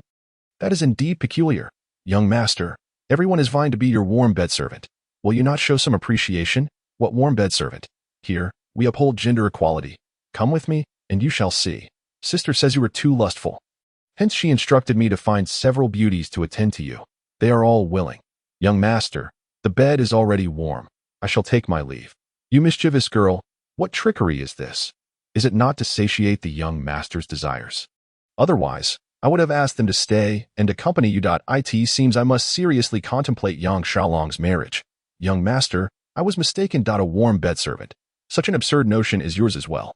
If you are unwilling to have them as your warm-up girls, then they must be sought to satisfy the young master. Begone. Young master, strike me if you wish. I would feel much better. Xi'er, what madness has overtaken you? You wish for me to pummel your chest with my fists? Come now, indulge freely. You foolish girl, you are quite ill. Young master, why do you show no reaction? If I were in better spirits these past few days, you would have a spectacle to behold. Chapter 48. A soldier dies for his beloved. A woman beautifies herself for her admirer. Jiang Ruoli embarked on the path to the Taoist sect alone, unaware that in just a month's absence, his beloved had departed from this world. What right do lovers have to judge one another? Why must one be sentenced to a cruel death? These old fools, perhaps due to their advanced age, can only view matters through the lens of worldly norms, thereby extinguishing the opportunity to restore the former glory of the Taoist sect. Jiang Ruoli felt a profound sense of loss. Though he had heard of the name of the Taoist sect before, its desolation was stark upon his arrival. There wasn't even a decent plaque to mark its presence. Who approaches? I am Qing Xianjun of the Li Kingdom, here to pay a visit to an old friend. It is the renowned Qing Xianjun who graces our Taoist sect with his presence. What wisdom do you bring us today? I have merely come to see a friend and shall depart shortly. Who is this friend you seek? Li Daoshou, Qing Xianjun. You must be aware that my senior brother has passed away. Was he not executed by your ignorant sect leader? Qing Xianjun, the sect leader acted in accordance with the rules. Rules? To destroy a once-in-a-thousand-years talent for the sake of rules is sheer folly. Bold words, insulting our predecessors. You speak with great arrogance. Second senior brother, this is Qing Xianjun of the Li Kingdom. He has come to visit Brother Li and does not wish to engage in combat. Leave while you can, lest you provoke my wrath. You speak with great bravado. Today, I, Yanju, invite you to enlighten me. With a thunderous roar, Yanju's body radiated silver light as he brought his arms crashing down toward Jiang Ruoli. Jiang Ruoli raised his gaze, thinking to himself, "You are no match. It is Li Daoshou who would be a worthy opponent." Jiang Ruoli enveloped himself in the water god palace, his fists colliding with the onslaught. The shockwave shattered the crumbling entrance, yet they failed to breach Jiang Ruoli's defenses. In that instant, Yinju manifested a long spear, thrusting it with overwhelming force toward the water god palace, mere inches from Jiang Ruoli. "Humph. Is that all you have?" With a resounding crash, Jiang Ruoli crushed the spear effortlessly. The boundless laws of the sea ensnared Yinju, and in an instant, the source of power within the space dissipated. The air and moisture were drawn away, and Yinju realized with horror that the water within his body was swiftly vanishing, his throat ablaze as if set alight. "Qing Xinjun, my senior brother acted without intent. I beseech you, for the sake of the eldest senior brother, do not hold this against my second senior brother." With a mere gesture, Jiang Ruoli caused Yinju to collapse in convulsions. Indeed, the gap between the eldest and second senior brothers was substantial. "Oh, is that so?" A voice chimed in, and Jiang Ruoli turned to see a woman. Though her beauty was not striking at first glance, her presence was unparalleled. Cradled in her arms was an ancient guqin, her delicate fingers gliding over the strings, sending forth a melody that swept toward Jiang Ruoli. The water god palace enveloped her, yet she remained unperturbed. As the music rose again, the palace shattered, and the notes imbued with attack surged toward Jiang Ruoli. Jiang Ruoli brought his palms together, from his fingertips blossomed a lotus flower, gradually expanding on the ground until it formed a massive water lily. The petals cocooned him within, and soon, tendrils began to sprout around the water lily. The melody played by the young woman grew dim, a wave of sorrow infiltrating Jiang Ruoli's consciousness, an essence of melancholy, sorrowful and poignant, tinged with sympathy. Meanwhile, behind the woman, a statue of the thousand-armed Guanyin slowly ascended, its presence striking towards Jiang Ruoli under the influence of the music. The lotus, born from destruction, experienced rebirth in a cycle without end, although the two were evenly matched at present. The sheer strength of this young girl astonished Jiang Ruoli. Verging on the unbelievable, the clash of their powers reverberated through the environment, darkening the sky with ominous storm clouds. "Cease," a resonant voice echoed from the vastness afar, dispersing their assaults, though the voice was heard. The figure remained unseen, suggesting a formidable expert. Jiang Ruoli inquired, "May I know your esteemed name, young lady?" "Tianqing," she replied. "Tianqing, I am Qing Xian, and I offer my respects. Are you here to visit the senior brother?" "Indeed." "Thank you." "Young lady. However, the elder has explicitly forbidden anyone from going to the back mountain. Not to worry, it is understandable that the young master misses an old friend. I trust the elder will be compassionate." Li Daoshou and Tianqing, such names carry a formidable weight. As Jiang Ruoli traversed the back mountain on foot, a thicket of bamboo concealed the crimson foliage, leading to darkness. Upon entering, he found only a solitary bamboo dwelling and a silver-haired beauty. Jiang Ruoli scarcely recognized this figure. Was she truly the most exquisite woman of the Taoist sect? "Master you, I am Qing Xian. I have come today to see brotherly, and I hope for your understanding. Does it matter whether one sees the dead or not, the deceased or gone? What difference does it make, master you? Do not torment yourself. If brotherly were alive, he would not wish for this. Are you here to comfort me, Lord Qing Xian? Master you overthink. Life and death are in the hands of heaven. This was brotherly's fate. Fate? Is it a deathly tribulation? I know not. Please, take a seat, Lord Qing Xian. What are your views on love between men and women? Do you truly intend to remain here for a lifetime, master you? Does it matter where one lives?" Jiang Ruoli drew forth the Qing Shuang sword and placed it before Li Daoshou's grave, offering it as a final gift to brotherly. Who knows when he might return again? Does Lord Qing Xian have someone he loves? Indeed, I love them, and they love me. That is sufficient. What would you do if they were to leave you one day? There is nothing I could do. I cannot bring them back to life. It is simply impossible. Indeed, once life has departed, it cannot return. I still hope for the day when Daoshou stands before me. Brotherly has spoken his heart. That is enough to find contentment. Why must some be separated by the realms of yin and yang? When will this world attain fairness? True fairness is unattainable for humanity. Even in the face of time, some live long while others do not. Fairness is merely a discourse of the powerful to control the weak. Lord Qing Xian possesses a profound understanding, yet those who perceive the world clearly often suffer more. For they are acutely aware of the pains that others cannot fathom. The deeper one sees, the more intense the suffering. Life is inherently a journey of enduring suffering, with joy remaining ever fleeting. Yet, each of us toils throughout our existence in pursuit of those transient moments of happiness, oscillating between gain and loss, engaging in an inequitable exchange of life and time. Had I encountered Qing Xianjun sooner, I might not have lost the position of Tao Master. I in the past, I was the leader of the sword sect, always believing that my life's purpose was to restore the Taoist teachings. It was only later that I came to realize that what I sought was merely a fragment of my existence, while the remaining part was habitually overlooked by me, until it vanished completely from my sight. It was at that moment that I comprehended it had already taken root and flourished within my heart. So, does this mean that I share a deep understanding with the Moon Sect Master? I would not dare to be a lecher's confidant. Ha ha ha. I shall pursue my own desires, regardless of how others may label me, whether as a lecher or a wastrel. Jun is indeed unique. No wonder no maiden can refuse you. Only the strong possess the privilege to refuse. The weak do not. I am merely a fox relying on the might of a tiger. We simply adapt to the strong and become weak before the weak, spending our lives oscillating between the powerful and the powerless, with no room for choice. Has the Moon Sect Master discussed this with Brotherly? No, he is but a blockhead, fixated solely on the sword. There is no one else but me to guard him.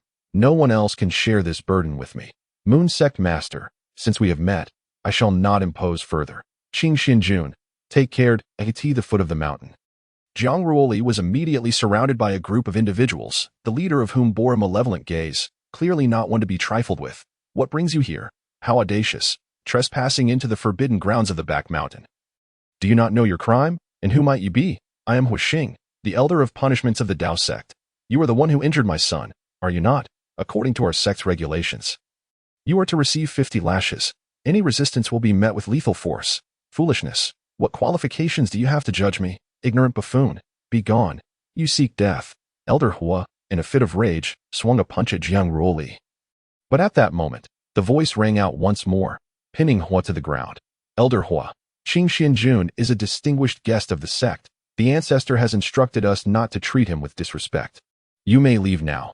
Yes, your highness. Tianqing, since we have met, Qingxian shall not trouble you further. Farewell. Please, take your time. The ancestor requests your presence. Who was that just now? He was the previous sect master of our Tao sect.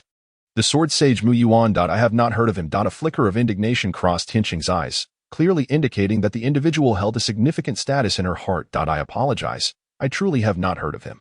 Perhaps this old man is simply too low profile. What a clueless individual you are. You shall stay here for the night and accompany me to meet the ancestor tomorrow.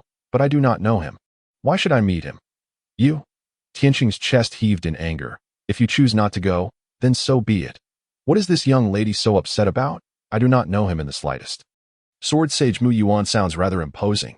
You will stay in the next room tonight. Feel free to seek me if you require anything. Tianqing, do you have any food? I am quite hungry. I in the kitchen. One must fend for oneself. The Taoist sect is indeed impoverished, lacking even a single chef. Whether you indulge or not, Tianqing stormed in, leaving Jiang Ruoli standing in place. With such a fiery temper, who would dare to seek her hand in the future? Jiang Ruoli entered the kitchen alone. It was tidy, suggesting that she resided there alone. The knife glided through the radish with the grace of flowing water, sculpting it into the likeness of a beautiful woman. Placed at the center of the plate, encircled by slices of perfectly pan-fried meat. Additionally, there was a small pig, its surface coated in honey, roasted to a golden crisp, exuding an irresistible aroma that wafted into Tianqing's abode. Could this individual truly cook? Jiang Ruoli had her own intentions, drawing upon her audacity to meticulously prepare each dish. She simmered beef and pork bones with an array of spices until the broth turned a milky white. Then added greens and mushrooms, resulting in a rich and flavorful soup. Tianqing, come and taste my culinary skills. After calling out for quite some time without a response, Jiang Ruoli began to eat by herself. It was not long before Tianqing could no longer resist the enticing fragrance and emerged, lacking any semblance of poise. Did she not realize she was to wait for a lady? I assumed Miss Tianqing had already dined. Upon seeing the sculpture on the plate resembling herself, Tianqing shot Jiang Ruoli a glare. Indeed, Jun was aptly named. You misunderstand. This is merely a garnish. The meat is the main course. There are far too few beautiful maidens within the Taoist sect.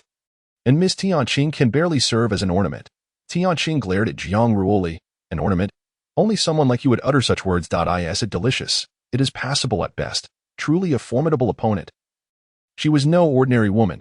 Had she been like Yuner and Xi'er, those foolish wives, they would have been all over me by now. What are your thoughts on Brotherly's predicament, Miss Tianqing? I do not know.